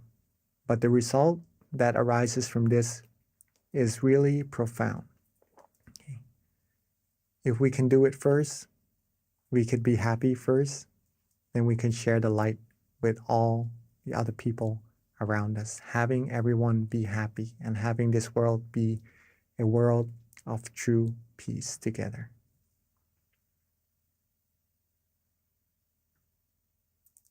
All right. Hopefully that was interesting enough of how meditation, just being something that is maybe a little bit overlooked, right? Just being relaxed. But by being relaxed more and more, it becomes something very big and profound. So I think it is a good time for us to actually take this into practice together. Okay. So when we are all ready, before we meditate, make sure you're comfortable. Make sure your body is relaxed as well, right? Because that's what we need for our meditation. So let's get ourselves adjusted, our body adjusted, so that we feel good in our meditation together for a few moments.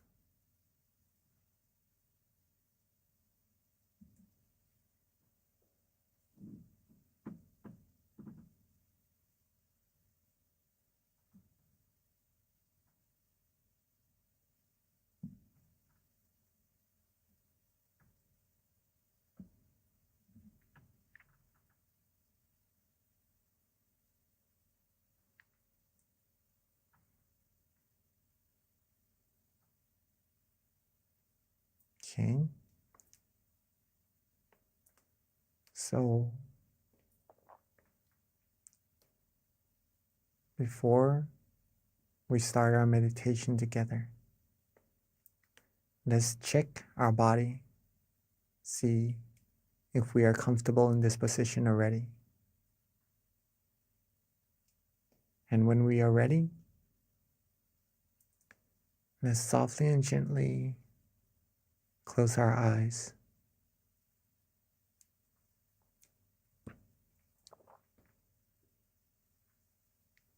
When we are ready, let's softly and gently close our eyes.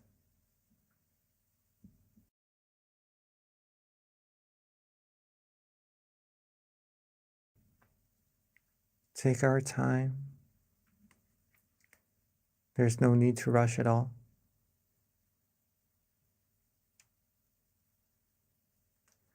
Relax our foreface. Relax our eyebrows, our cheeks, our chin, our jaws. Relax our neck, our shoulders, our waist, our thighs, our legs, all the way down to the tips of our toes.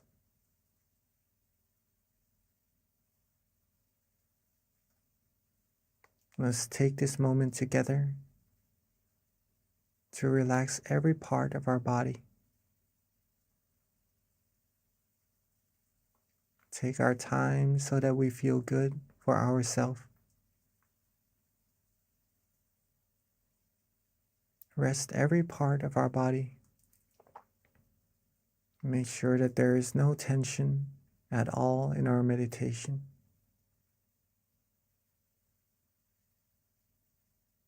If we feel good, if we feel relaxed, then we are on the right path.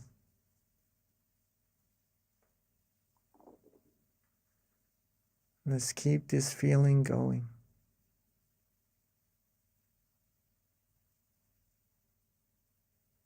Keep ourselves calm. Keep ourselves relaxed. And let's let everything go. Let all our worries go. Let all our responsibilities rest just for now,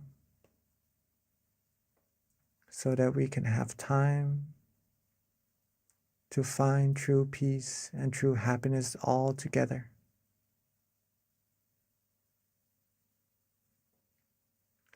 If we are relaxed in both our body and mind right now, if we feel good in our meditation right now, keep that feeling.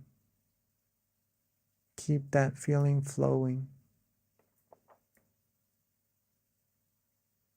Keep that feeling alive. Just like our heart that is beating.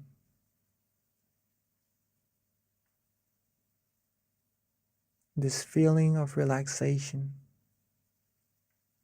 is the heart of meditation.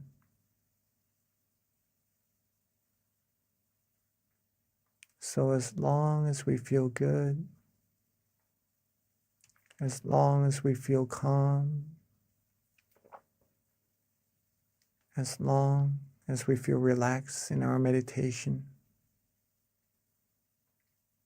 then the heart of our meditation is beating. And we are being alive on the outside and on the inside. We are walking are traveling down the path, the righteous path, the path of purity, cleanliness, and happiness. It may be a path that we cannot see right now, but to find that we are on the right path, there's a way to travel, which is to feel.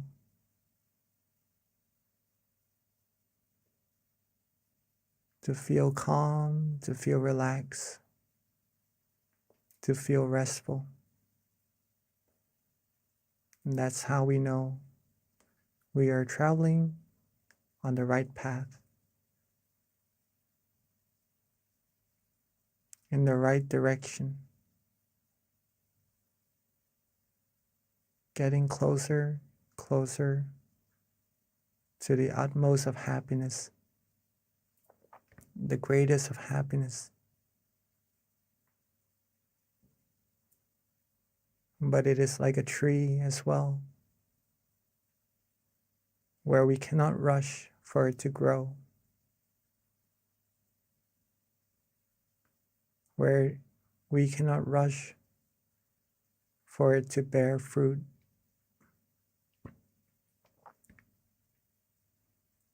So being calm, being patient, being relaxed along this road, enjoy every second of this journey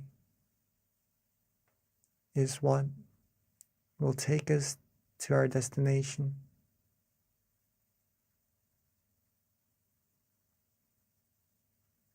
The more we can be calm, the more we can wait, the more we accumulate this peace of mind that we are having right now, the closer, the faster we will be to reaching that destination of ours.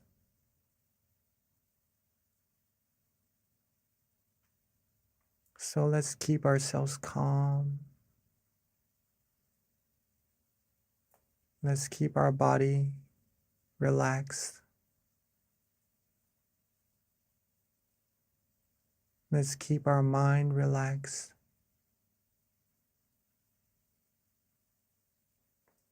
Let's be worry-free.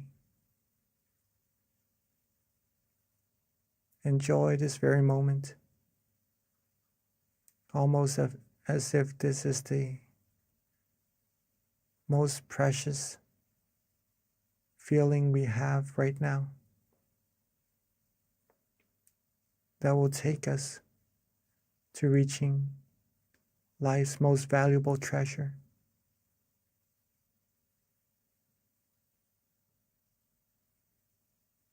Keep our body relaxed.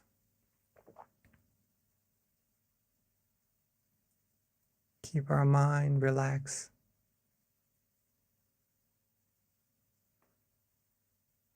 Soon the brightness, the feeling of brightness will shine. We will find that from closing our eyes and all that we can see is darkness,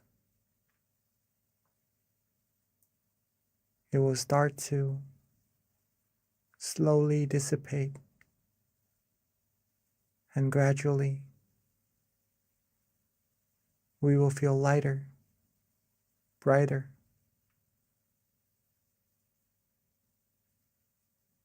Whatever experiences happen inside of our mind, let's just let it be. Let's not pay too much attention to them, so that we lose our relaxation the more we're able to relax, the deeper our meditation becomes automatically.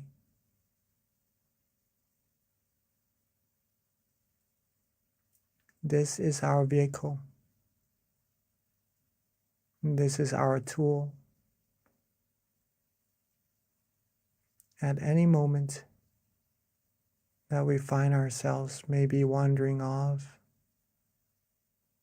thinking of other things and losing our concentration with our relaxation inside, feel free to reset. We could always let those wandering thoughts go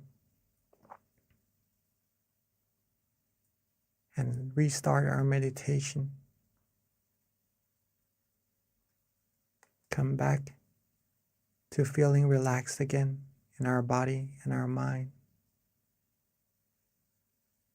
We'll be right on the road once more, going deeper and deeper into our meditation.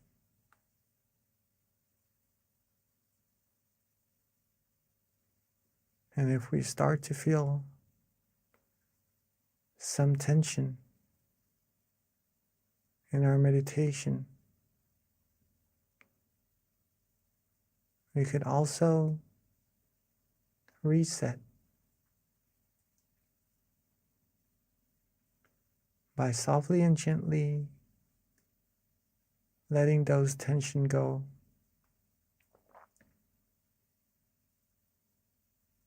Relax our body. Relax our mind once again, so that we could come back right onto the road that leads us to further and further relaxation.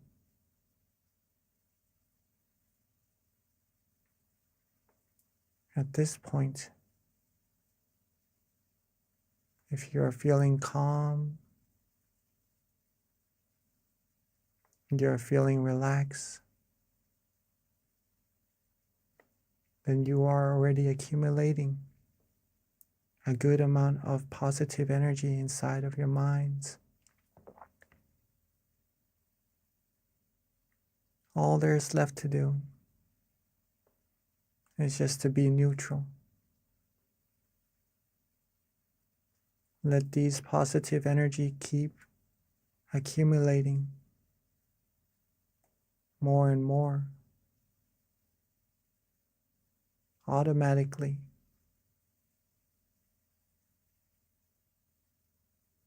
All the wondrous things, all the good things are being bestowed to us right now,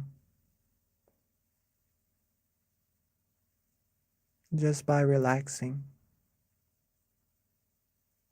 releasing, letting go, whether if we know it or not. You're a being, you are receiving a great amount of positivities. So let's keep ourselves calm, keep ourselves relaxed. Keep receiving these positivities to our lives, to our mind, and to later share with everyone else in the world. Let's keep these things going. And let's relax, enjoy our meditation together in silence for this time being.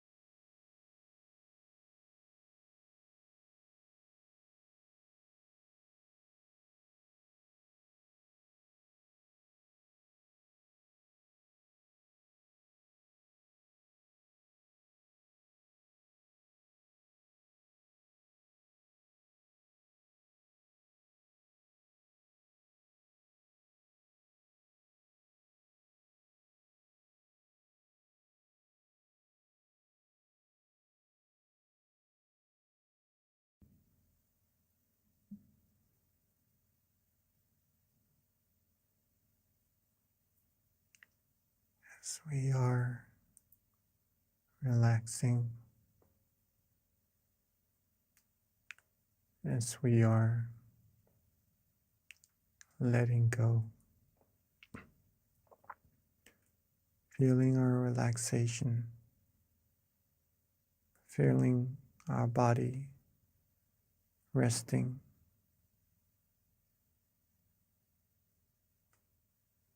letting everything go,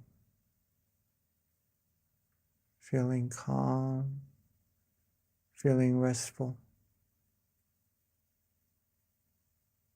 We may start to feel the flow of energy inside of ourselves. Some may start to have different meditation experiences. Some may feel calm, relaxed, bright, light. All there is to be done right now is to just be neutral. Don't worry about what is happening inside of our meditation. Don't worry about what's going to come into our meditation. Don't worry about what is passing in our meditation. As a matter of fact,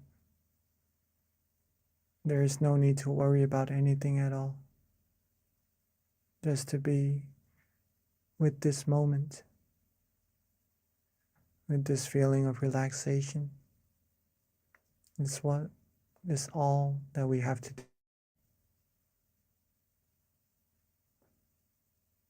And now that our mind is well abundance of brightness, of happiness, of purity, while being bright and shining on the inside, let us represent this brightness in our mind as a candlelight on the outside by lighting our candles all together.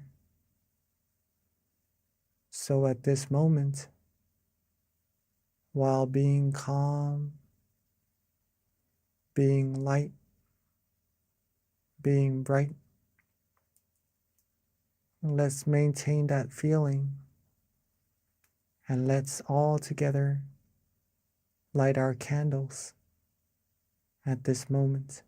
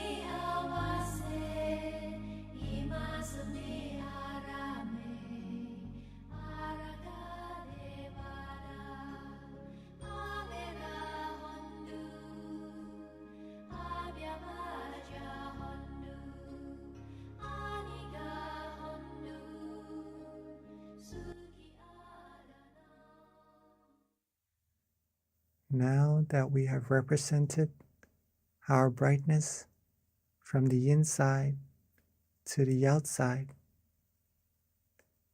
let's together come back to our seats and close our eyes softly and gently once more.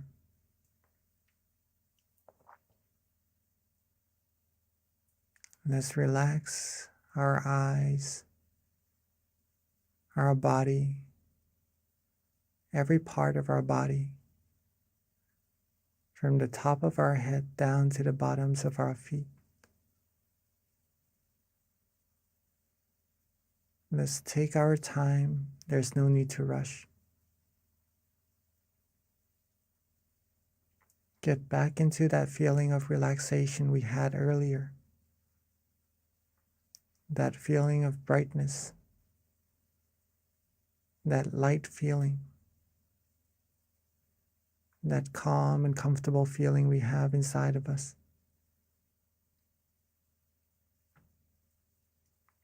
And let's softly and gently bring our candle lights inside of our mind.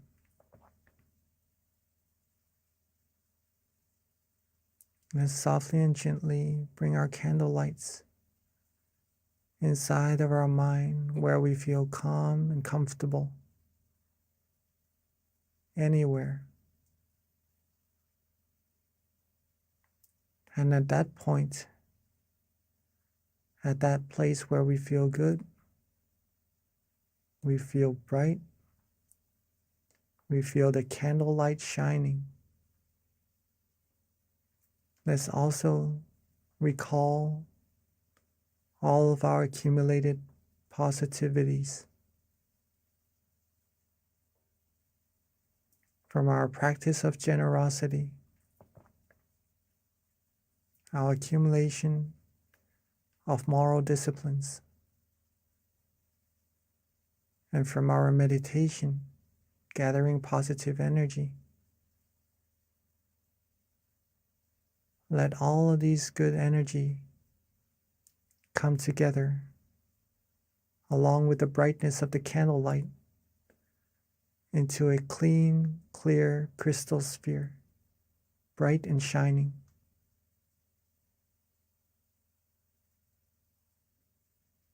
Let's think of our family and friends. Let's recall our loved ones. And let this crystal sphere, this sphere of merit, radiate its brilliance outwards, reaching our family and friends, sharing with them all the positivities we have. Wishing for our family and friends to always be happy, be safe, be successful in all their wholesome goals, be protected from all dangers, harms, diseases, be free from all negativities, be able to find true happiness, true peace quickly and easily, and reach the utmost of happiness as quickly and as easily as possible.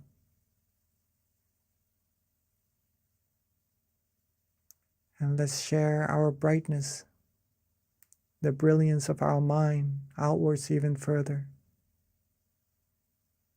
Outwards, reaching everybody here in this room. Outwards, reaching everybody in our community. Reaching everybody in our city. Outwards further, reaching everybody in our country. And outwards further, reaching everybody in our world. Seeing this world clean, clear, and bright and shining. Seeing everyone on it clean, clear, and bright as well. And wish for everyone to always be happy, always be healthy, be fulfilled in all their wholesome goals, be free from all sadnesses, sorrows, sufferings, all harms, dangers, diseases, wars. Be free from any form of negativity. And may everyone on earth be able to find true peace quickly and easily. And may this world be a world of true happiness, true peace quickly and easily. And may we all reach the utmost of happiness as quickly and as easily as possible. And let's share our loving kindness outwards even further into space, into the universe. Outwards infinitely. Outwards unlimitedly, reaching all beings no matter where they are. Wishing all the good things for all beings as well. And let's take a few moments to share our loving together, our loving kindness together in silence.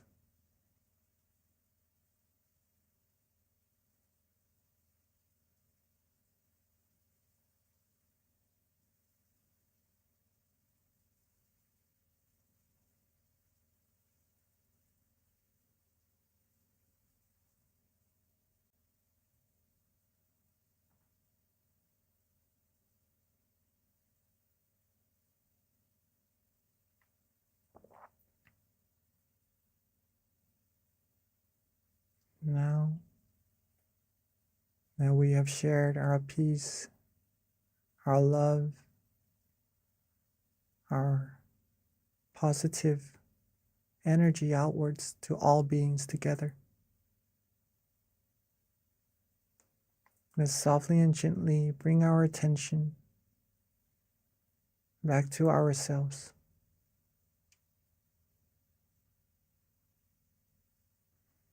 Let's softly and gently bring our attention back to ourselves, to where we feel calm, to where we feel good, feel comfortable.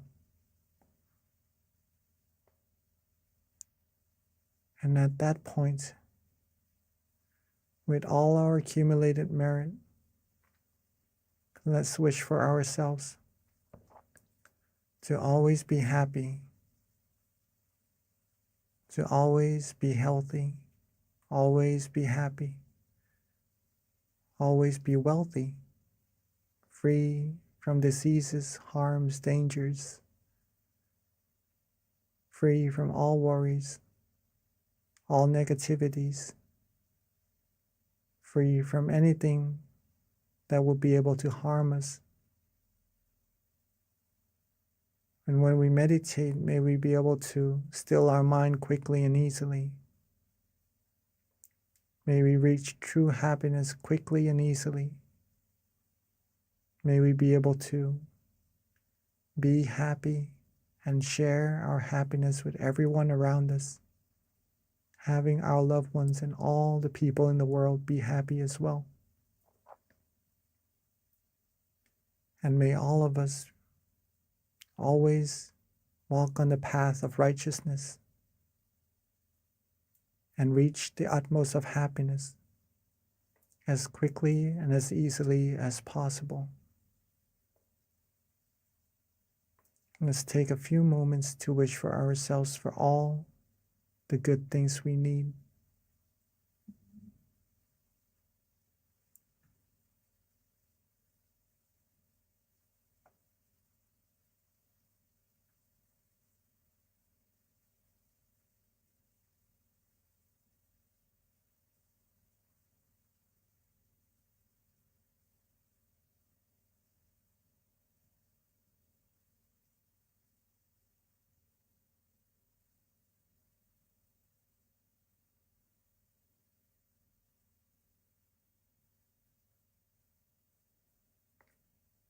Now that we are coming towards the end of our meditation together, Let's recall ourselves being calm, being relaxed. Let's recall that feeling of relaxation we have in our meditation. And let's recall how important this feeling actually is, and that it will grow into a big tree bearing us the fruit of true happiness one day. Let's keep this feeling together with us as much as possible, as often as possible. And then when we are ready, we can softly and gently open our eyes. When we are ready, we could softly and gently open our eyes. Sapphe Buddha Palapata Pajjeka Nanjayang Palang Arahanta Nanjate Shena Rakhang Pantami Sapaso Sapabuddha Nupavena Sapathamma Nupavena Sapasangha Nupavena Sathasoti Bhavantu Te.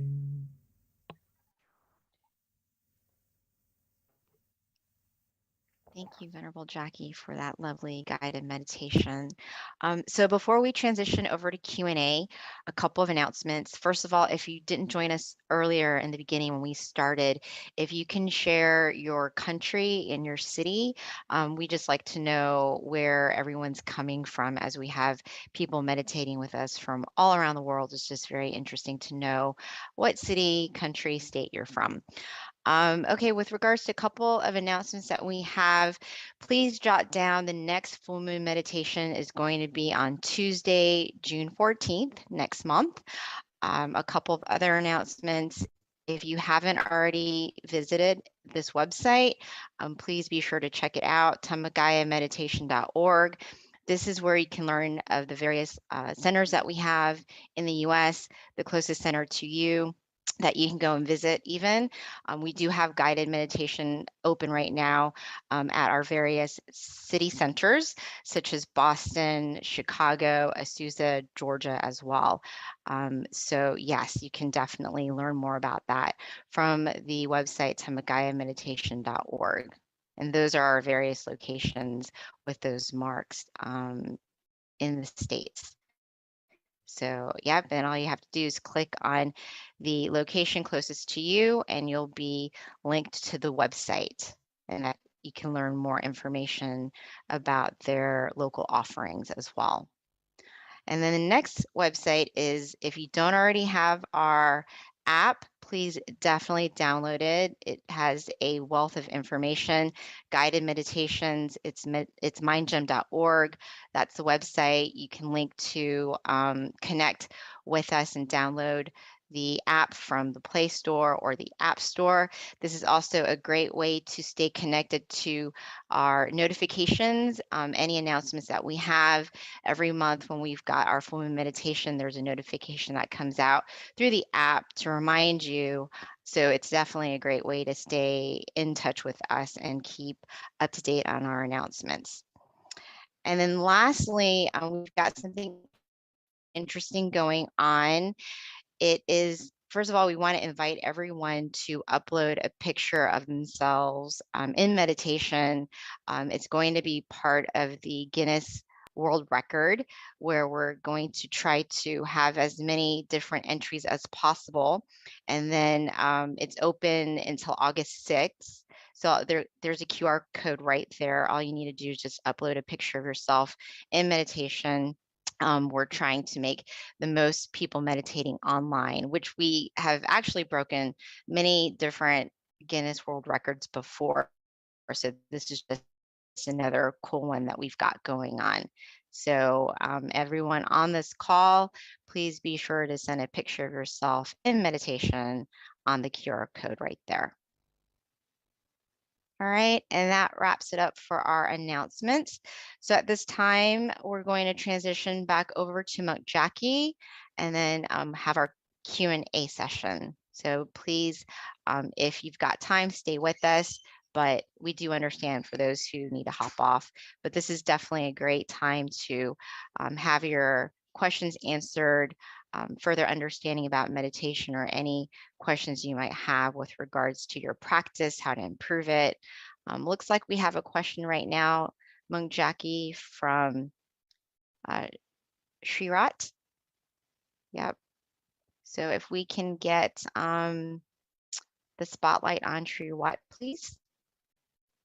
And then anybody else, if you've got a question, you can either raise your hand or just put it on chat as well. Yes, I think Shirat can open your microphone and all right. Or you can always put it on chat too, whichever is easiest.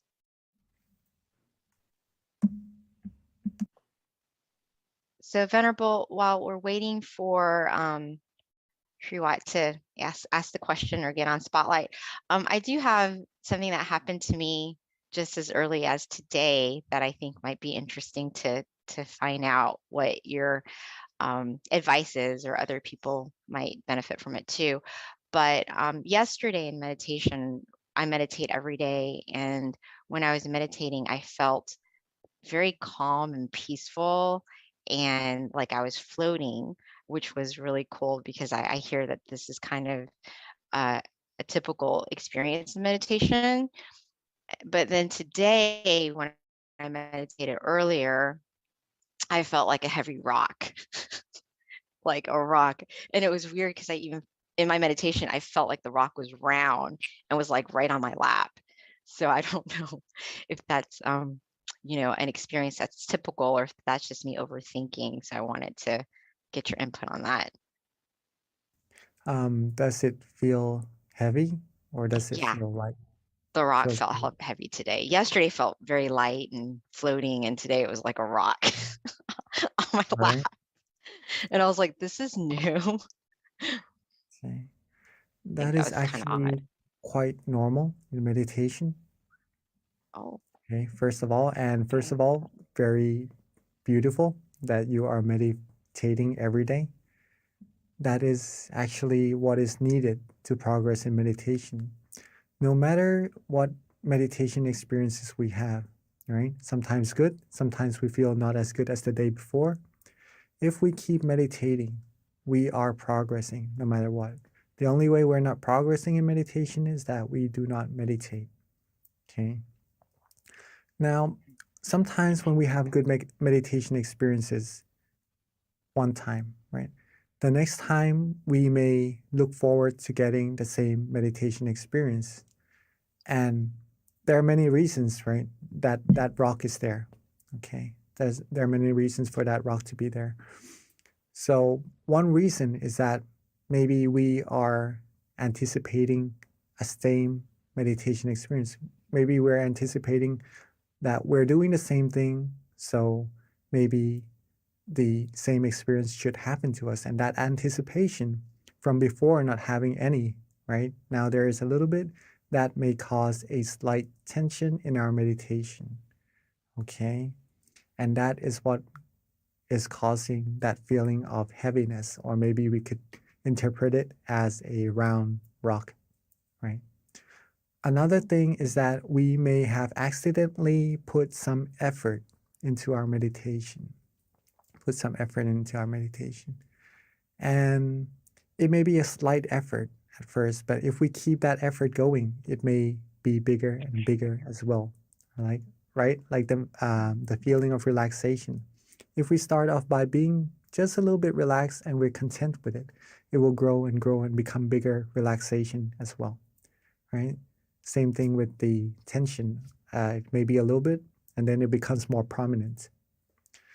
What we can do with this is that once we notice ourselves being a little bit uncomfortable in our meditation, it feels a little bit different.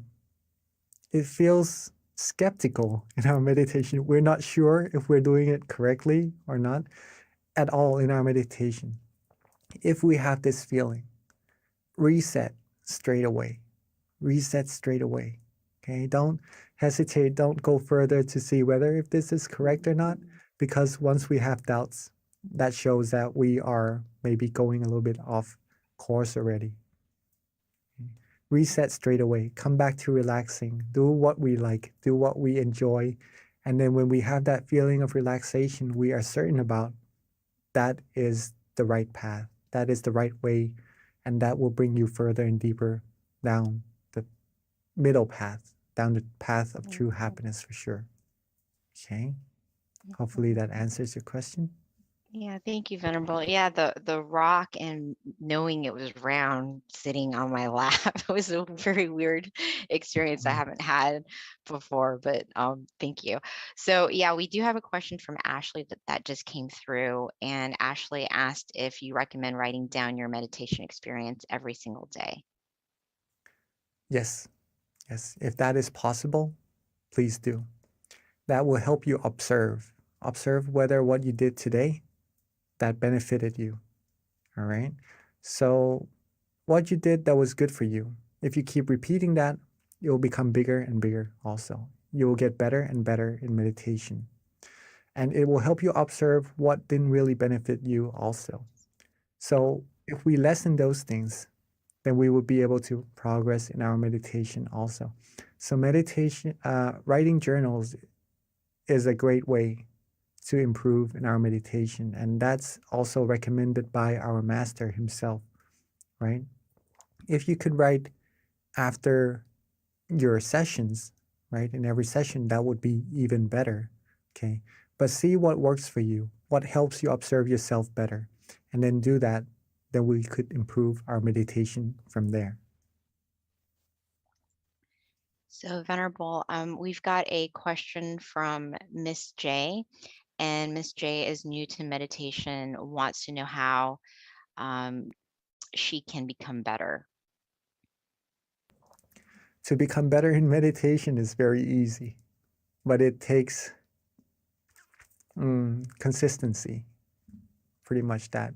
Meditation is very, very, very easy, right? We're just relaxing and just keeping that feeling with us. Sometimes we have tension, sometimes we have some experiences that we are not certain whether we're on the right path or not.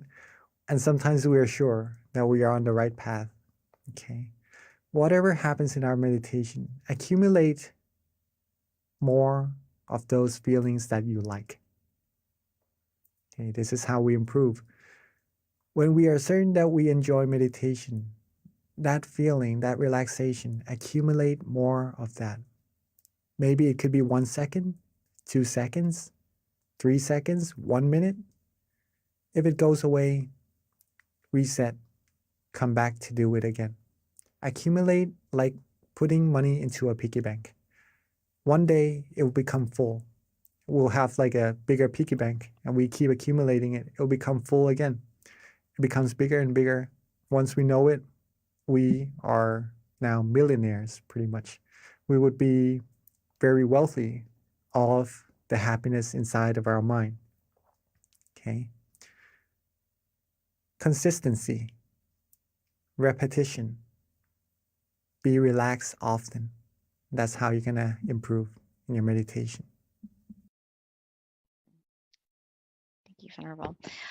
So we've got a question from Deb, and her question is, first of all, she had a beautiful meditation experience and it felt very peaceful, but she wants to know how she can do this as a daily activity where she's able to keep calm and have that peaceful feeling consistently. I actually have something that I can share with you about this. Let me just try to find it. All right, so to be able to have this feeling with you more often until it becomes part of you. Same thing with what Ashley asked, right? Or Miss J, right? Miss J asked, how to improve meditation. Oh, just a second. I'm on airplane mode right now. Uh-oh. Okay. So it's pretty much almost the same thing. But just for you to see as well. Just a second. Right? We have the 3 things for us to improve now, which is consistency, repetition, sorry. So we have consistency, repetition, and be relaxed often, right? Now, what would happen to our meditation is this. At first, the first sentence, right? When we start practicing meditation, we would have the question of what is relaxation, or we aren't certain what relaxation is. But the more we practice, the more we will be certain that this feeling in our meditation is truly relaxation. Okay? And the more we practice, the more repetition we put into meditation, the more times we become relaxed.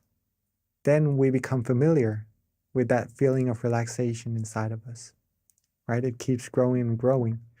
And then at one point in your meditation, instead of trying to be relaxed, practicing relaxation, it will become so easy that it automatically wants to be with you. Right?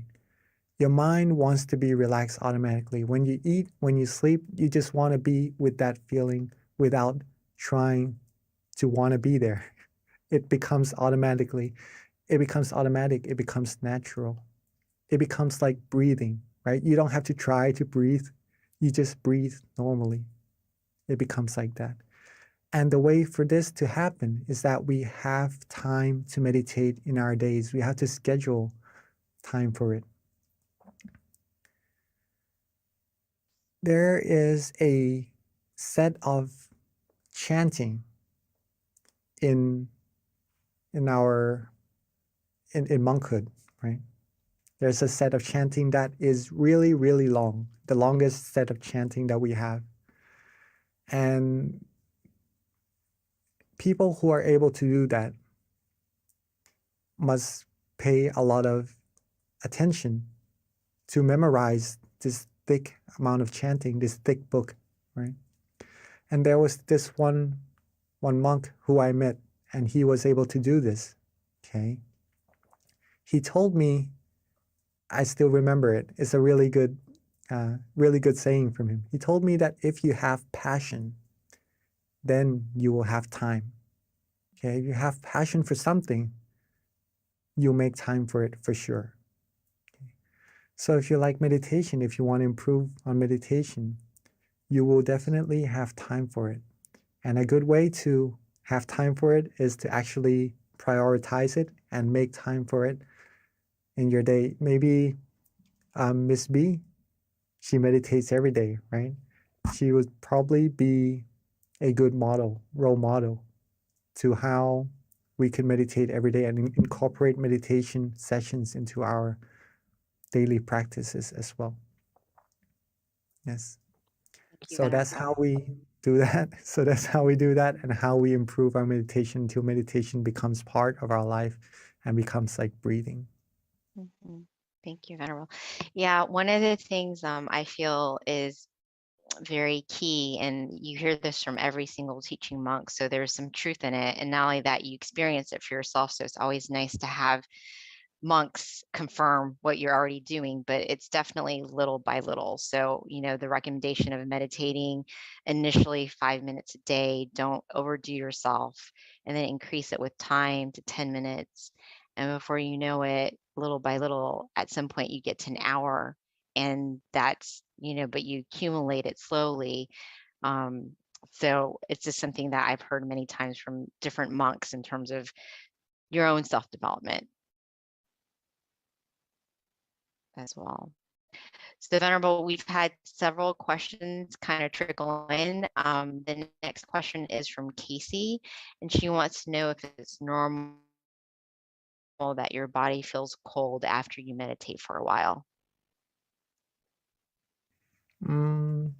Usually we will feel calm and comfortable unless the room is cold. Then you maybe feel a little bit cold after the meditation, right?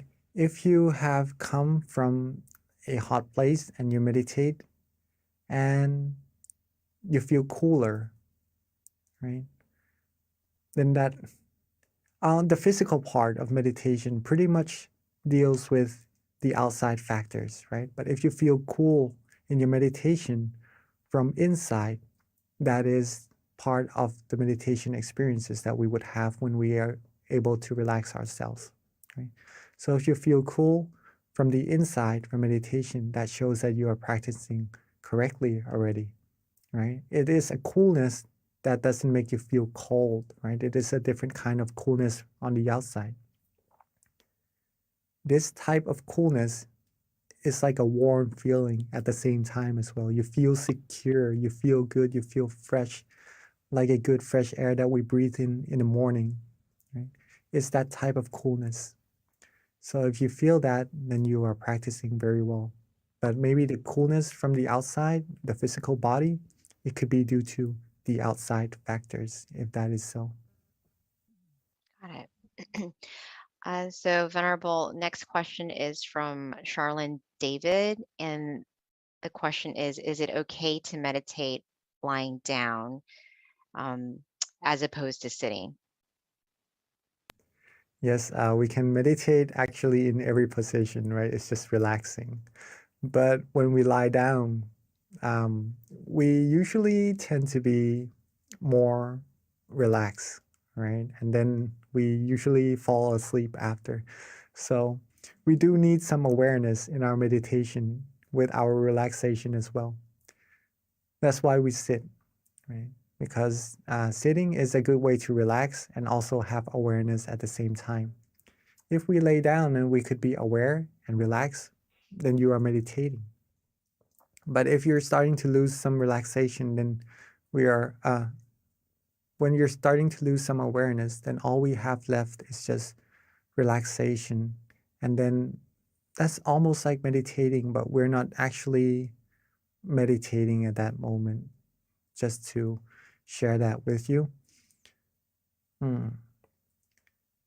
Relaxing must go together with being aware also for meditation experiences to happen. Okay. But just to answer your question, whether you can or not, yes, you can. You can meditate before going to bed so you can have better sleep. Okay. But if you want good sessions, good awareness, good relaxation, good meditation experiences in your sessions, then sitting down, being quiet, closing our eyes, isolating ourselves from all the distractions would be of a recommendation. Okay. Hopefully that answers your question. Thank you, Venerable. Another question that came, and this kind of ties into something you were saying with the question you just answered, but it's from Annie, and her question is, what exactly is relaxing when it comes to meditation? So for her, she says that she keeps thinking that while she's meditating, she's supposed to focus. So if she's focusing, then how do you relax too on top of that? It seems like is her confusion. Focusing is good, but you need to have relaxation as well, or else it will be focus and no relaxation at all. If we have no relaxation, it is hard for the mind to become still. And the reason why we want to be relaxed in our meditation is that we want our mind to become still. When the mind becomes still, that's when our mind will travel inside and reach deeper and deeper happiness inside of us. Okay? If we focus and there is no relaxation, we would start to have some tension in our meditation. And that tension doesn't let us meditate for a very long time. Sometimes it would give some people some aches around the eyes or maybe some headaches even, and it halts those from progressing further in their meditation, pretty much that. So balancing between focus or awareness or attention, okay, same thing pretty much, with relaxation is what we need to do in our meditation.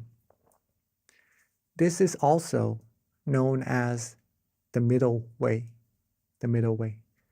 Not to focus, not too tense, right? And not to be too relaxed, not to be too loose. Not too tense, not too loose. That's the middle path. That's the path that leads you to true happiness. Thank you, Venerable. So last question is from Kitty. And I guess her question is along the lines of the same thing with regards to being more familiar with relaxation until your body becomes like the body of relaxation. Yes, I think I understand this. Okay, so let me try to explain. Be familiar with relaxation until your body becomes the body of relaxation. Maybe in your words, you may mean the body of Dhamma or something like that. If that is so, that is the path. Yes, until your body becomes the body of relaxation. The more we can be relaxed and focused, right, have awareness in balance, the more our mind will become still. When we are more used to that, the less our mind will want to travel from this point of relaxation. It just wants to be there, right? It's familiar with that point. Then it travels further, further, further until reaching a certain meditation experience. Let's put it that way. Okay. And then when we are used to being at that point, then we would be used to being with that body of relaxation. Let's just put it that way first, right? And then we become the body of relaxation. So, yes, I would have to say yes. Okay, thank you, Venerable. So it is a little past 10:30. So at this time, there are no other further questions. So let us all pay respect to our teaching monk by just putting our hands together as he gives us a blessing. And don't forget our next month full moon meditation, Tuesday, June 14th. Thank you. Namaste Kalon Pete.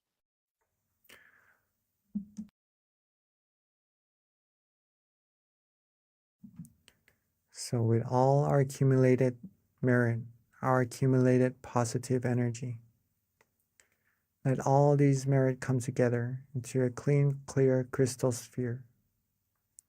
And let this merit bestow to us, bless us with the utmost of happiness, the utmost of health, wealth, success. And may we all be fulfilled with all our wholesome wishes. When we meditate, may we all be able to attain true happiness quickly and easily, and reach the utmost of happiness as quickly and as easily as possible.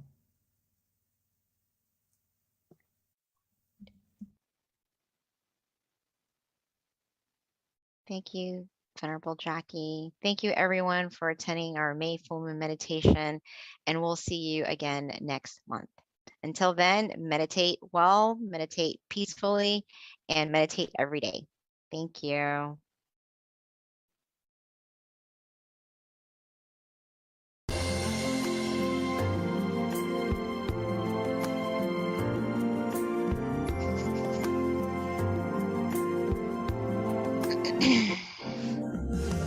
Let's come together to open the new whatever to eliminate all conflicts and differences. It's time for everyone to join hand in hand. At last, now the world's beyond healing. It's time to change the world.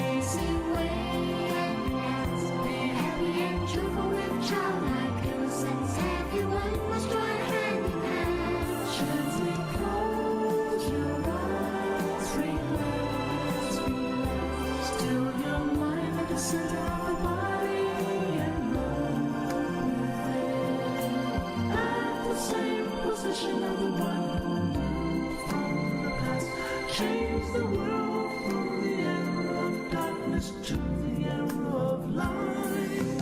From the old era to this new era, the world will be like heaven on earth. No classes in society, everyone will be evenly happy. We'll speak the same heavenly language, become as one with smiles of love. We'll be kind, the world will change. The world will change. Let's come together to change the world. Let's come together to change the world. Let's come together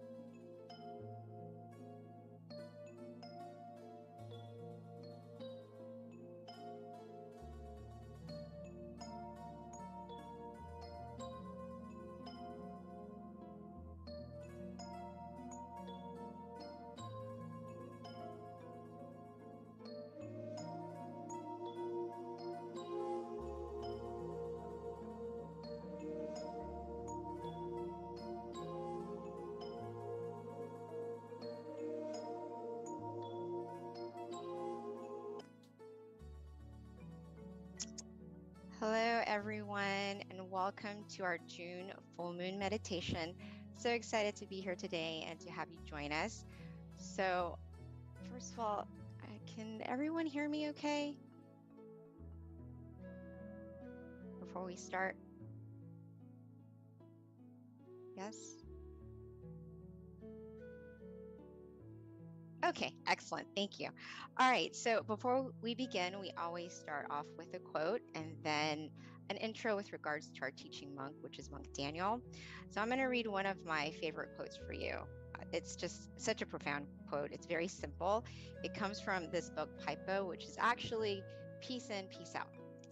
So this is one of my favorites. It's called See Yourself. And I think it goes with our theme, which is gratitude. Because, you know, the most important person really to have gratitude for is essentially for yourself, because we have to be kind with ourselves. We have to love ourselves and nurture ourselves. So seeing yourself is very important. So with that, when you sit with yourself, within yourself, you'll begin to see yourself within yourself. You will start to see who you really are, and you will live a life true to yourself. And that is why meditation is really important, because this is actually quite true. And with that, let me tell you a little bit about our teaching monk today. So Monk Daniel, for those who haven't meditated with him before, he is simply amazing. One of my favorites. Actually, in all honesty, all of the monks are my favorites because we've got such amazing monks here at Dhammakaya in general. But Monk Daniel, he actually ordained in 2012. So he's been teaching Buddhist monk for over 10 years, going on to his 11th year. His goal is to pretty much help with any peace projects that he's assigned with his greatest potential. And he's been training monks and staff and people from all around the world to find true inner peace. And he has a wealth of wisdom. I actually had the opportunity to meditate with him and meet him for the first time in 2019 with a whole bunch of staff and volunteers in Thailand.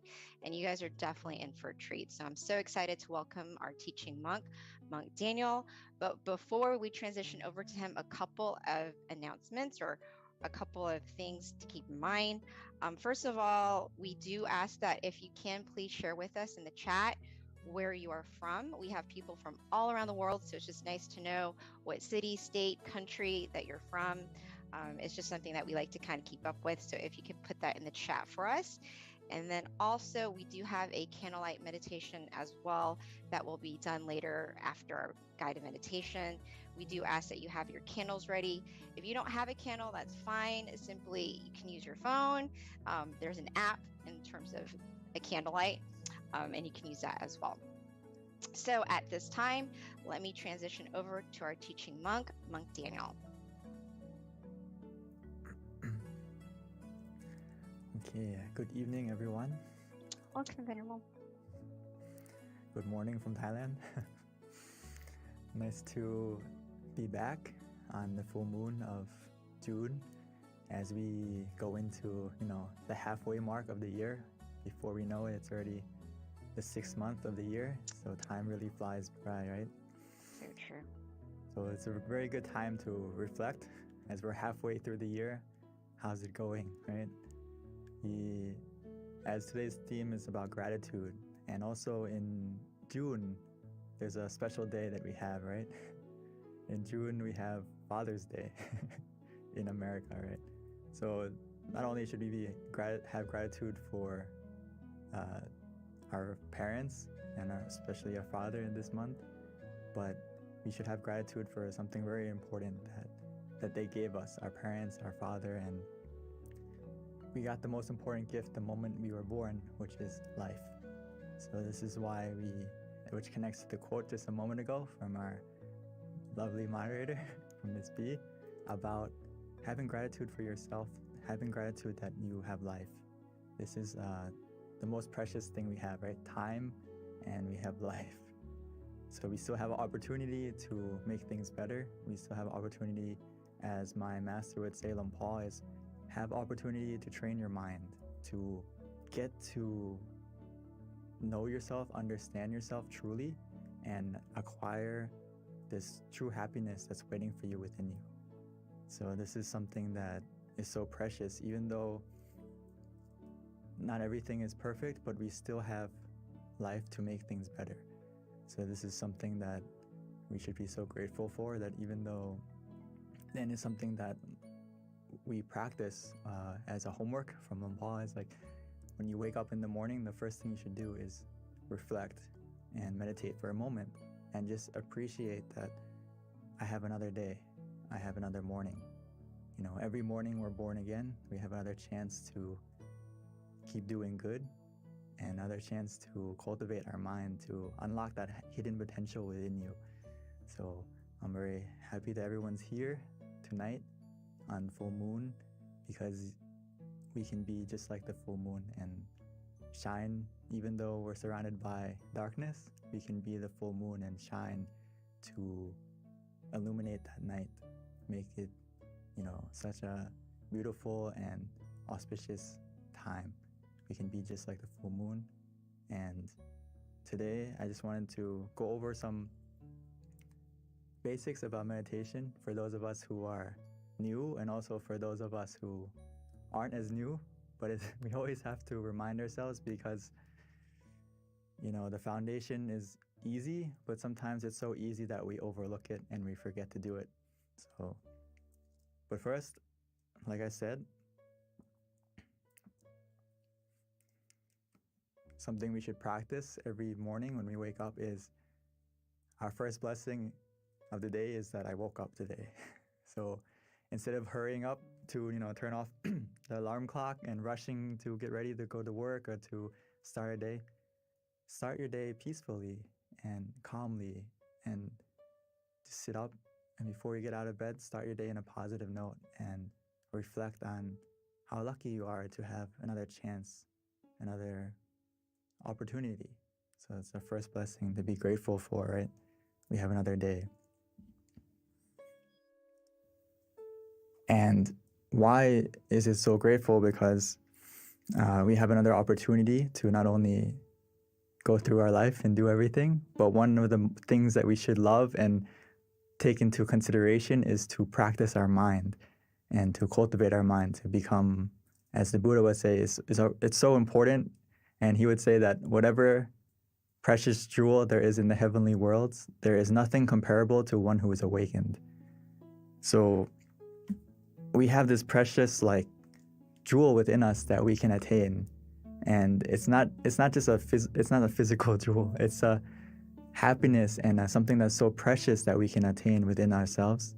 So every day that we have another chance to train ourselves and meditate, we can get to this precious treasure that's waiting for you inside, which is just being able to control your mind, be able to be in control and understand yourself. This is something that we need to focus more on in life, because the stillness of mind can become our miracle. We just need to look within.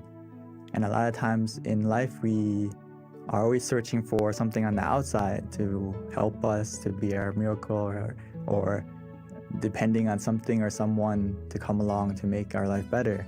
But actually, if we practice the stillness of mind, we can become the miracle we need for ourselves and also for the people around us. We just need to look in the right place. So for all of us here, all like almost 300, 400 of us, you are looking in the right place. You are starting in the right place to meditate and to still your mind so you can find that unlimited potential that's waiting for you inside. So just like today, it's the full moon, right? The full moon we need to is a good example, because when we meditate, it's very important to do something, which is what? To adjust your body and adjust your mind. That is this foundation that we have to always do, and sometimes we kind of rush through it. So I can't emphasize enough that we need to always adjust our body, adjust our mind to be relaxed and comfortable, suitable to meditate further. So just like the full moon tonight, if you want to see it clearly, we can't focus on the moon and move it to get it clearer to us, right? We can't get the moon close to us so we can grab it and try to get close to it to see it clearly. We need to use the right tool and we need to adjust the telescope correctly so we can see the moon clearly. If you want to, look at the details and see it more clearly, then we can see with our eyes. So the same thing is true in meditation, is we don't adjust the picture or we don't adjust the experience that we see. We adjust our body and our mind so that the picture we see or the experience that happens will become clearer not just visually, but also the feeling will become clearer. Does that make sense? So don't try to skip the steps. If you want to see the full moon, we need to use the right tool. Use the telescope to see it clearly and adjust the telescope to see it clearly. So every time we meditate, it's the same. We need to adjust our body and adjust our mind, not skip that step. Otherwise, the experience or what we see or what we feel is not going to get clear. The feeling and also the image isn't going to be clear. So we always have to adjust at the right place. Adjust your mind, adjust your body. So Paul would always say this, and I can't, if you understand this quote, you basically master meditation because this is the heart of it. Is Paul says that meditation practice is about finding the point where one feels just right, where one feels comfortable, where one feels content. This is something I use all the time in meditation, and that we have to remind ourselves is that where is that point for you? It doesn't necessarily have to be just a point, but also what is the method that works for you that helps you to feel comfortable and that you feel content with? So that's the key. When you adjust your body, adjust your mind, and then what method are you going to use? What technique are you going to use that helps you to stay comfortable as well as being content with that feeling?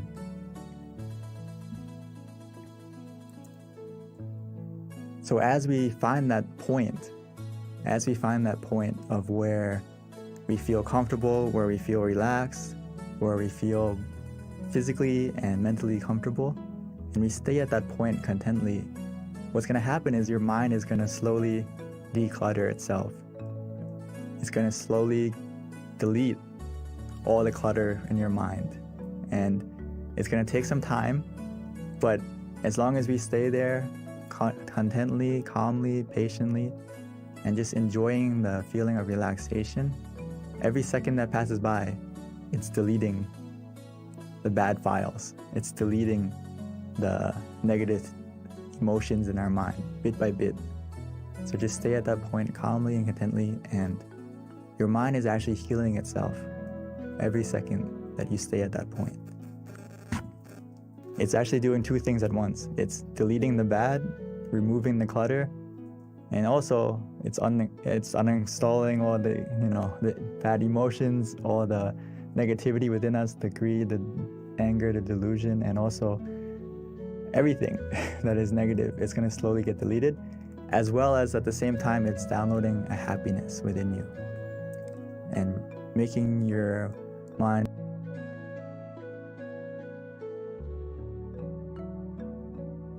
filled with happiness and peacefulness. Or at the bare minimum, you're going to feel neutral. And even though you feel neutral, this process is already happening as well. As long as we stay content, stay patient, and embrace the meditation at that moment, and just trust that your mind is healing itself as long as you feel calm, you feel comfortable, you feel relaxed. So like I said, we always need to check. We always need to check our body and our mind. What makes us ready to meditate?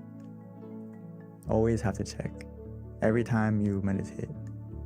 And how we do that is physically, we always have to make sure that we feel calm, relaxed, and comfortable.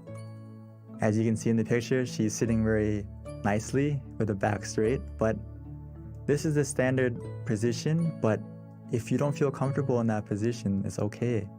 Start from what position works for you, and we can always adjust according to how you feel and just go with your own flow, go with how you feel. If you feel relaxed, you feel comfortable, you need to adjust, feel free, because it's the foundation of making your mind calm and relaxed as well.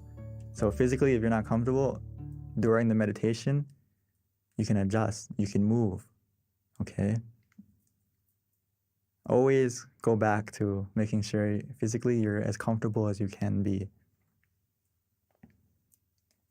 And your mind, how can you adjust your mind?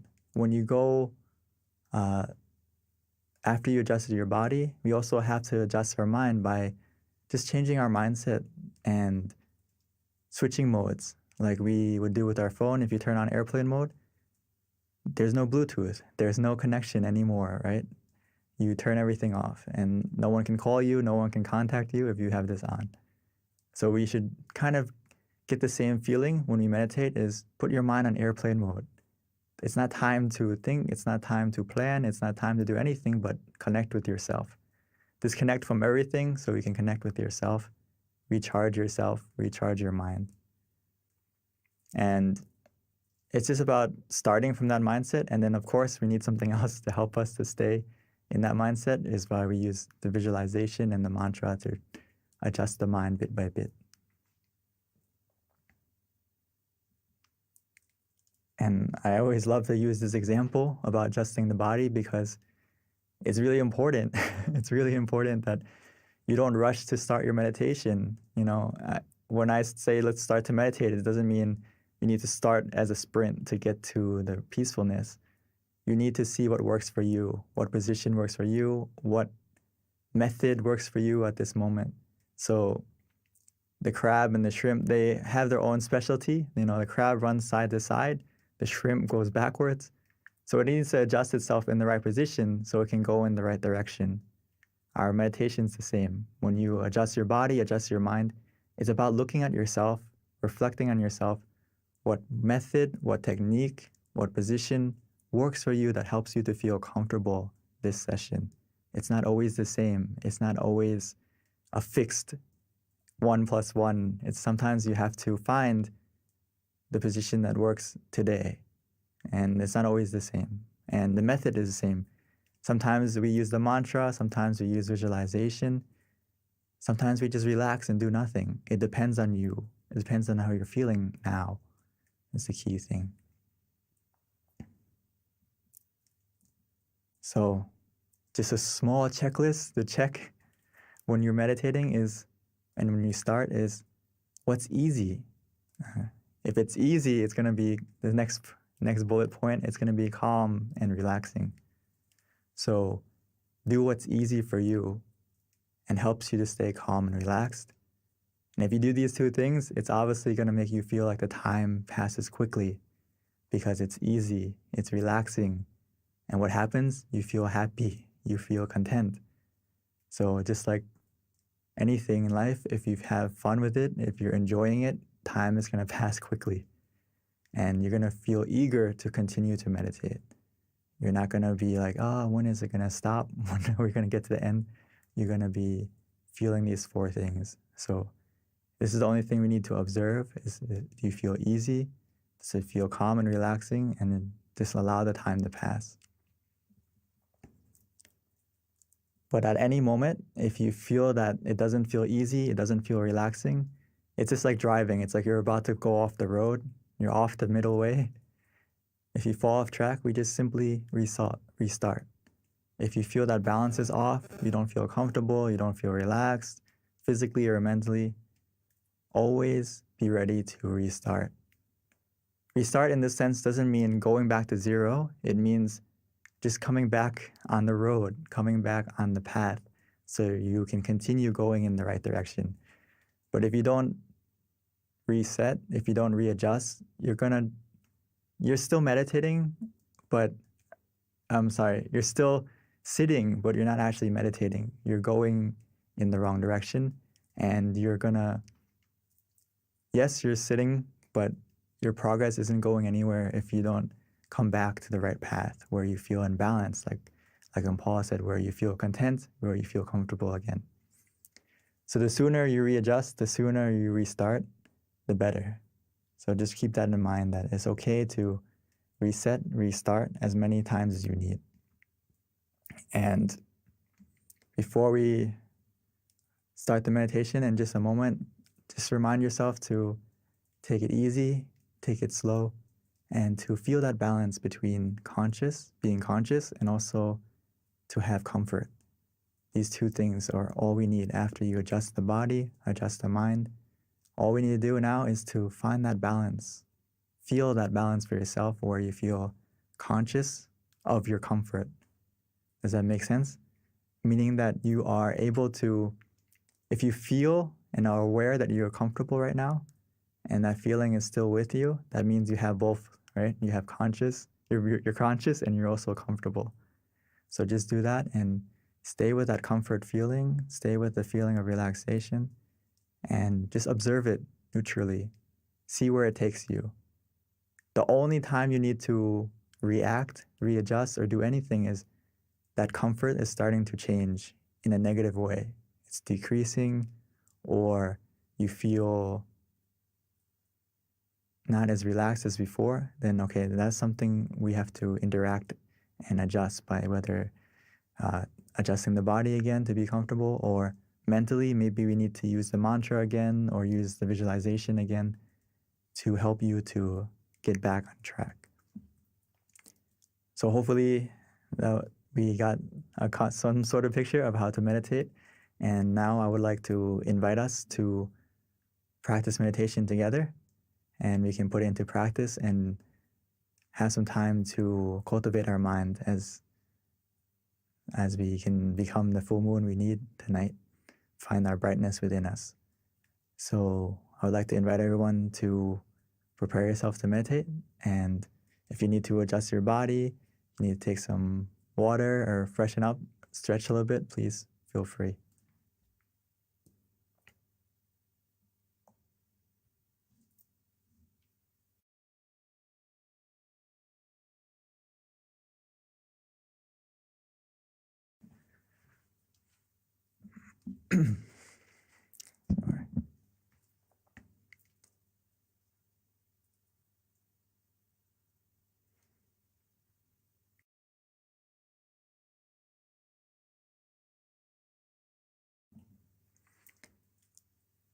So let's take some time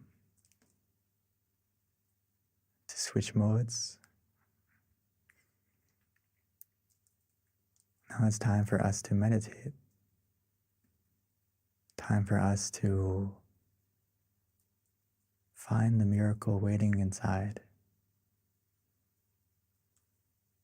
All we need to do now is to look within, easily and simply.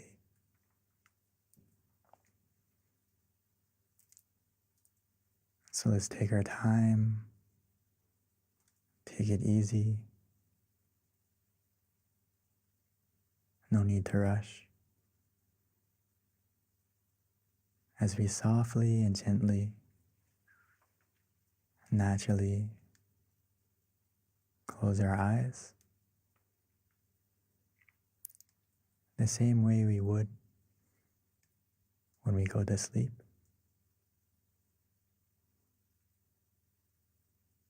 Because now is the time for us to rest, to reconnect,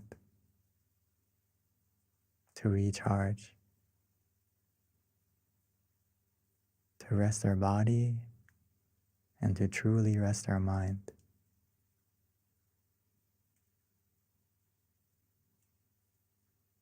And we can do that easily and simply by first taking the time to adjust our body,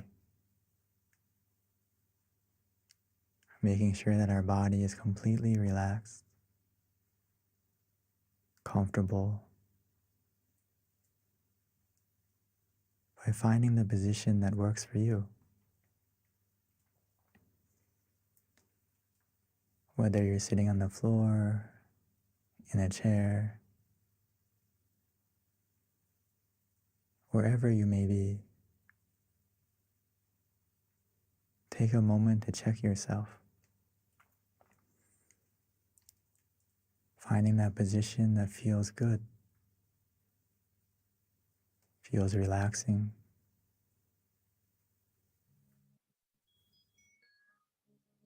As you continue to relax and release every single part of your body,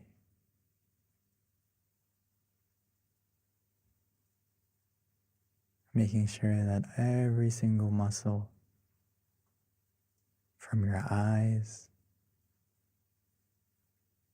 your face, your shoulders, arms and hands is relaxed and released. Our back, our legs, all the way down to your toes.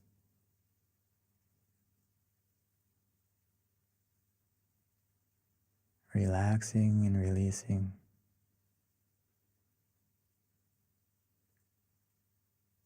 Sometimes it's easy to relax and to let go by taking a deep breath, breathing in deeply, exhaling slowly, bringing your mind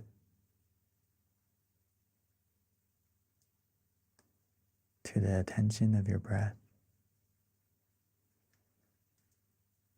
feeling the relaxation, the coolness as it enters your body, filling up your lungs and spreading to every corner, every part of your body.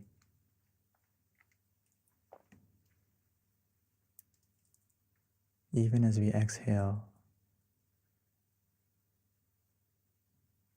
allow all the tension, all the tightness to leave, to melt away, to fade, leaving only relaxation and comfort within you, around you, as if we're embraced, surrounded in a cloud of comfort where we feel safe, where we feel free.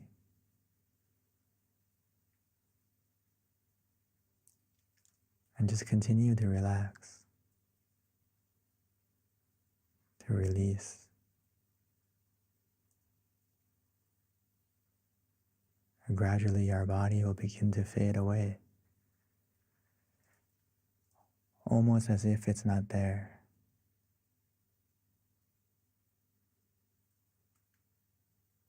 This is the power of simply relaxing,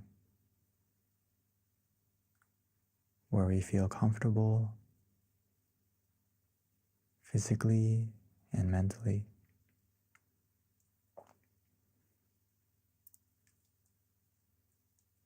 Now that our body is more relaxed and comfortable, we just need to continue with this feeling, allowing our mind to also let go, to relax, to release. Allow your mind to let go.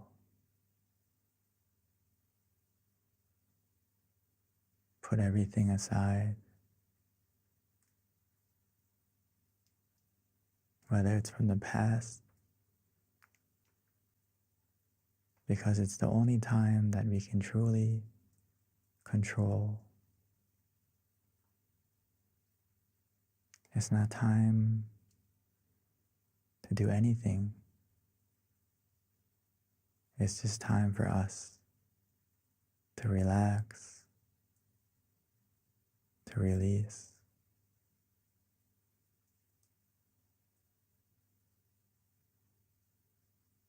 Allow your mind to be free.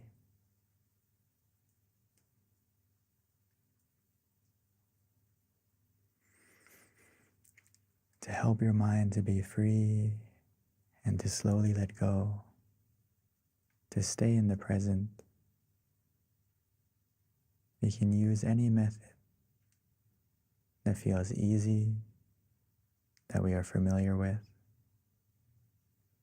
that helps us to stay comfortable as well as conscious. But the key is to use the method that helps you to be relaxed,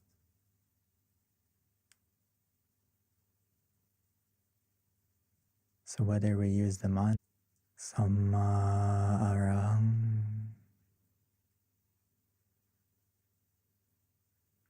Samma Arahang, Samma meaning purity, Arahang meaning freedom. So every time we repeat that mantra,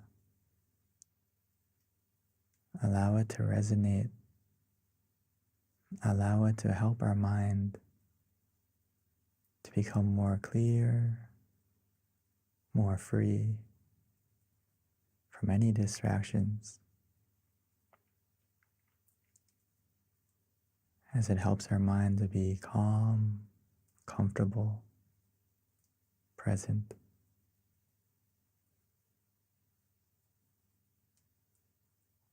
Or some of us may enjoy to visualize, especially tonight. We can imagine the full moon, however small, however big. We can imagine the moon shining, even though it's not clear, as long as it helps you to be calm and comfortable. It's not about the clarity of the image that we imagine. It's about the feeling. We can imagine it anywhere, any way, as long as it feels easy, feels relaxing.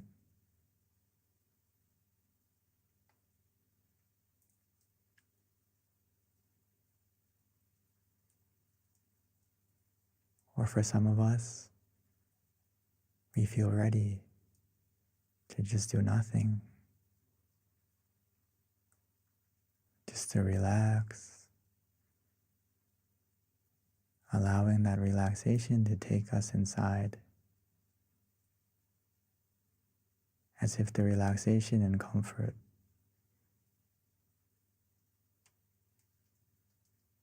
is carrying us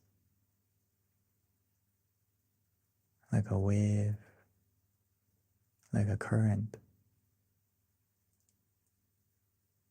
pulling us softly and gently to the point of peace within us.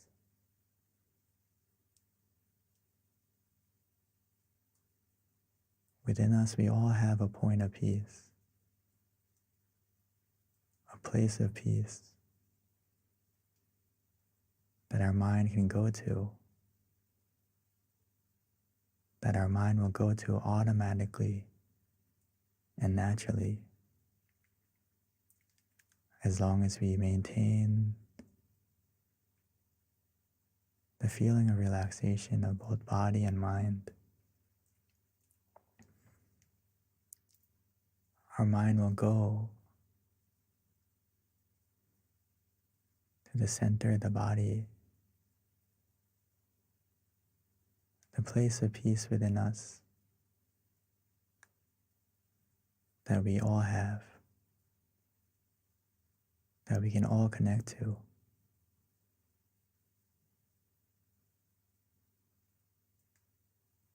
It's located within us. at the center of our abdomen, 2 finger widths above the navel.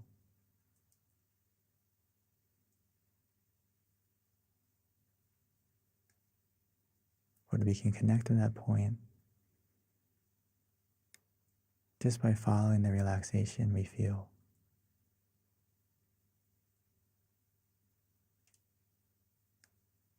The relaxation of both body and mind will be our guide.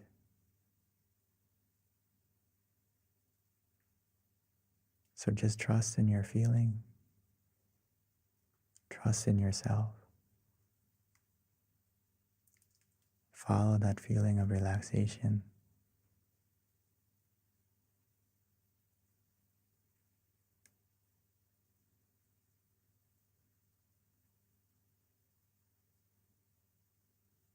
As long as we stay in balance, where we feel calm and content, comfortable and relaxed,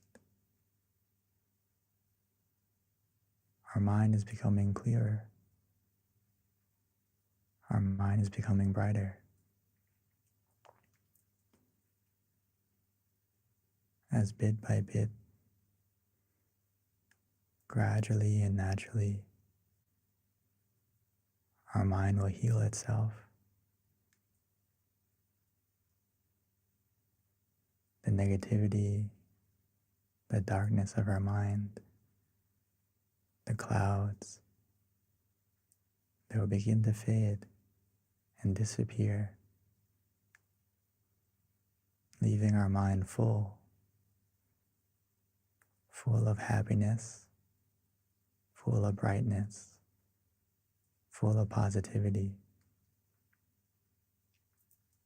as we'll be able to find our own full moon shining within us. It's always been there, waiting for you to look within, calmly, comfortably, relaxingly.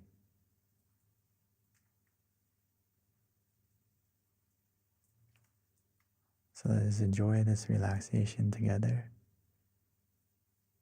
allowing it to grow, allowing the meditation to be the wind of clarity, pushing away the clouds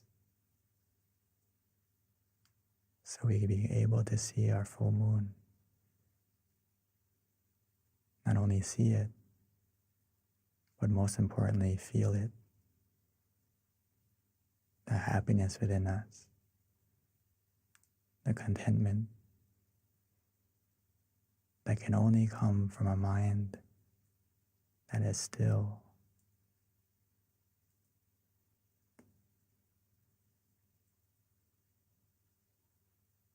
So let's enjoy the meditation together in silence.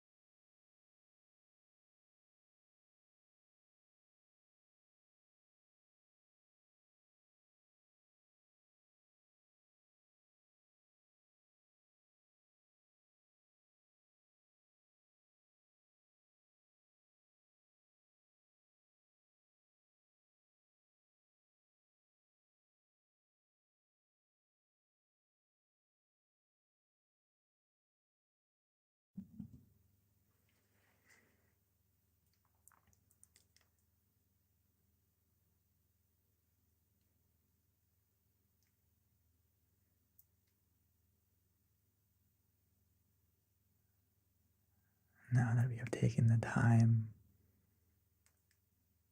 to illuminate our mind, to brighten our mind with relaxation, with comfort. Now that our mind is bright, clear, let's take a moment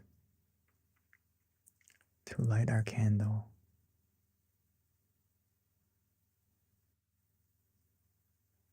Now that we have found our light within, with the positivity that we feel. And once we've lit it, we can slowly and gently close our eyes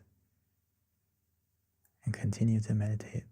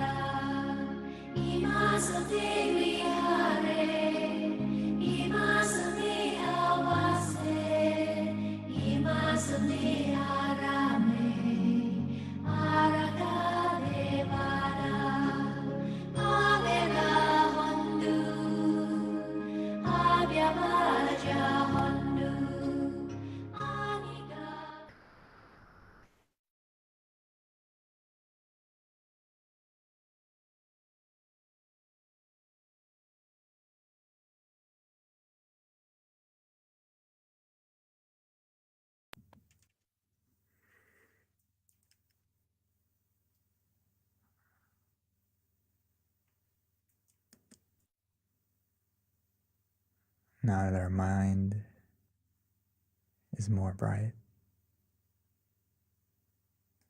now that we lit the candle on the outside as well on the inside, every moment that we feel calm, we feel relaxed, our mind becomes more pure, more positive. We have taken the time to fill our mind with the brightness of peace, of relaxation, of positivity. Every moment that our mind is still, it creates a brightness, a positivity within us.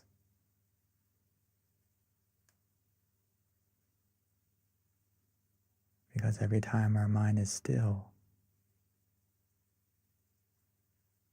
it becomes more pure. It stops the greed. It stops the anger. It stops the delusion. So now that we have taken the time to fill our mind with positivity, with brightness, let's take a moment to share it, to spread it, to send it.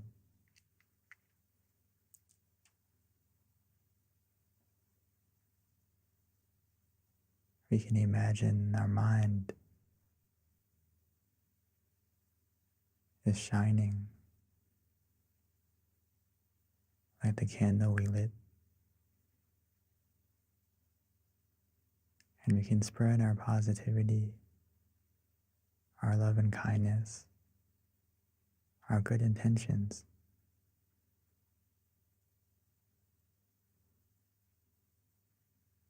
by first wishing to ourselves, wishing for yourself to be happy, to be healthy, to be free from any suffering, free from any dangers or any obstacles. May your brightness of mind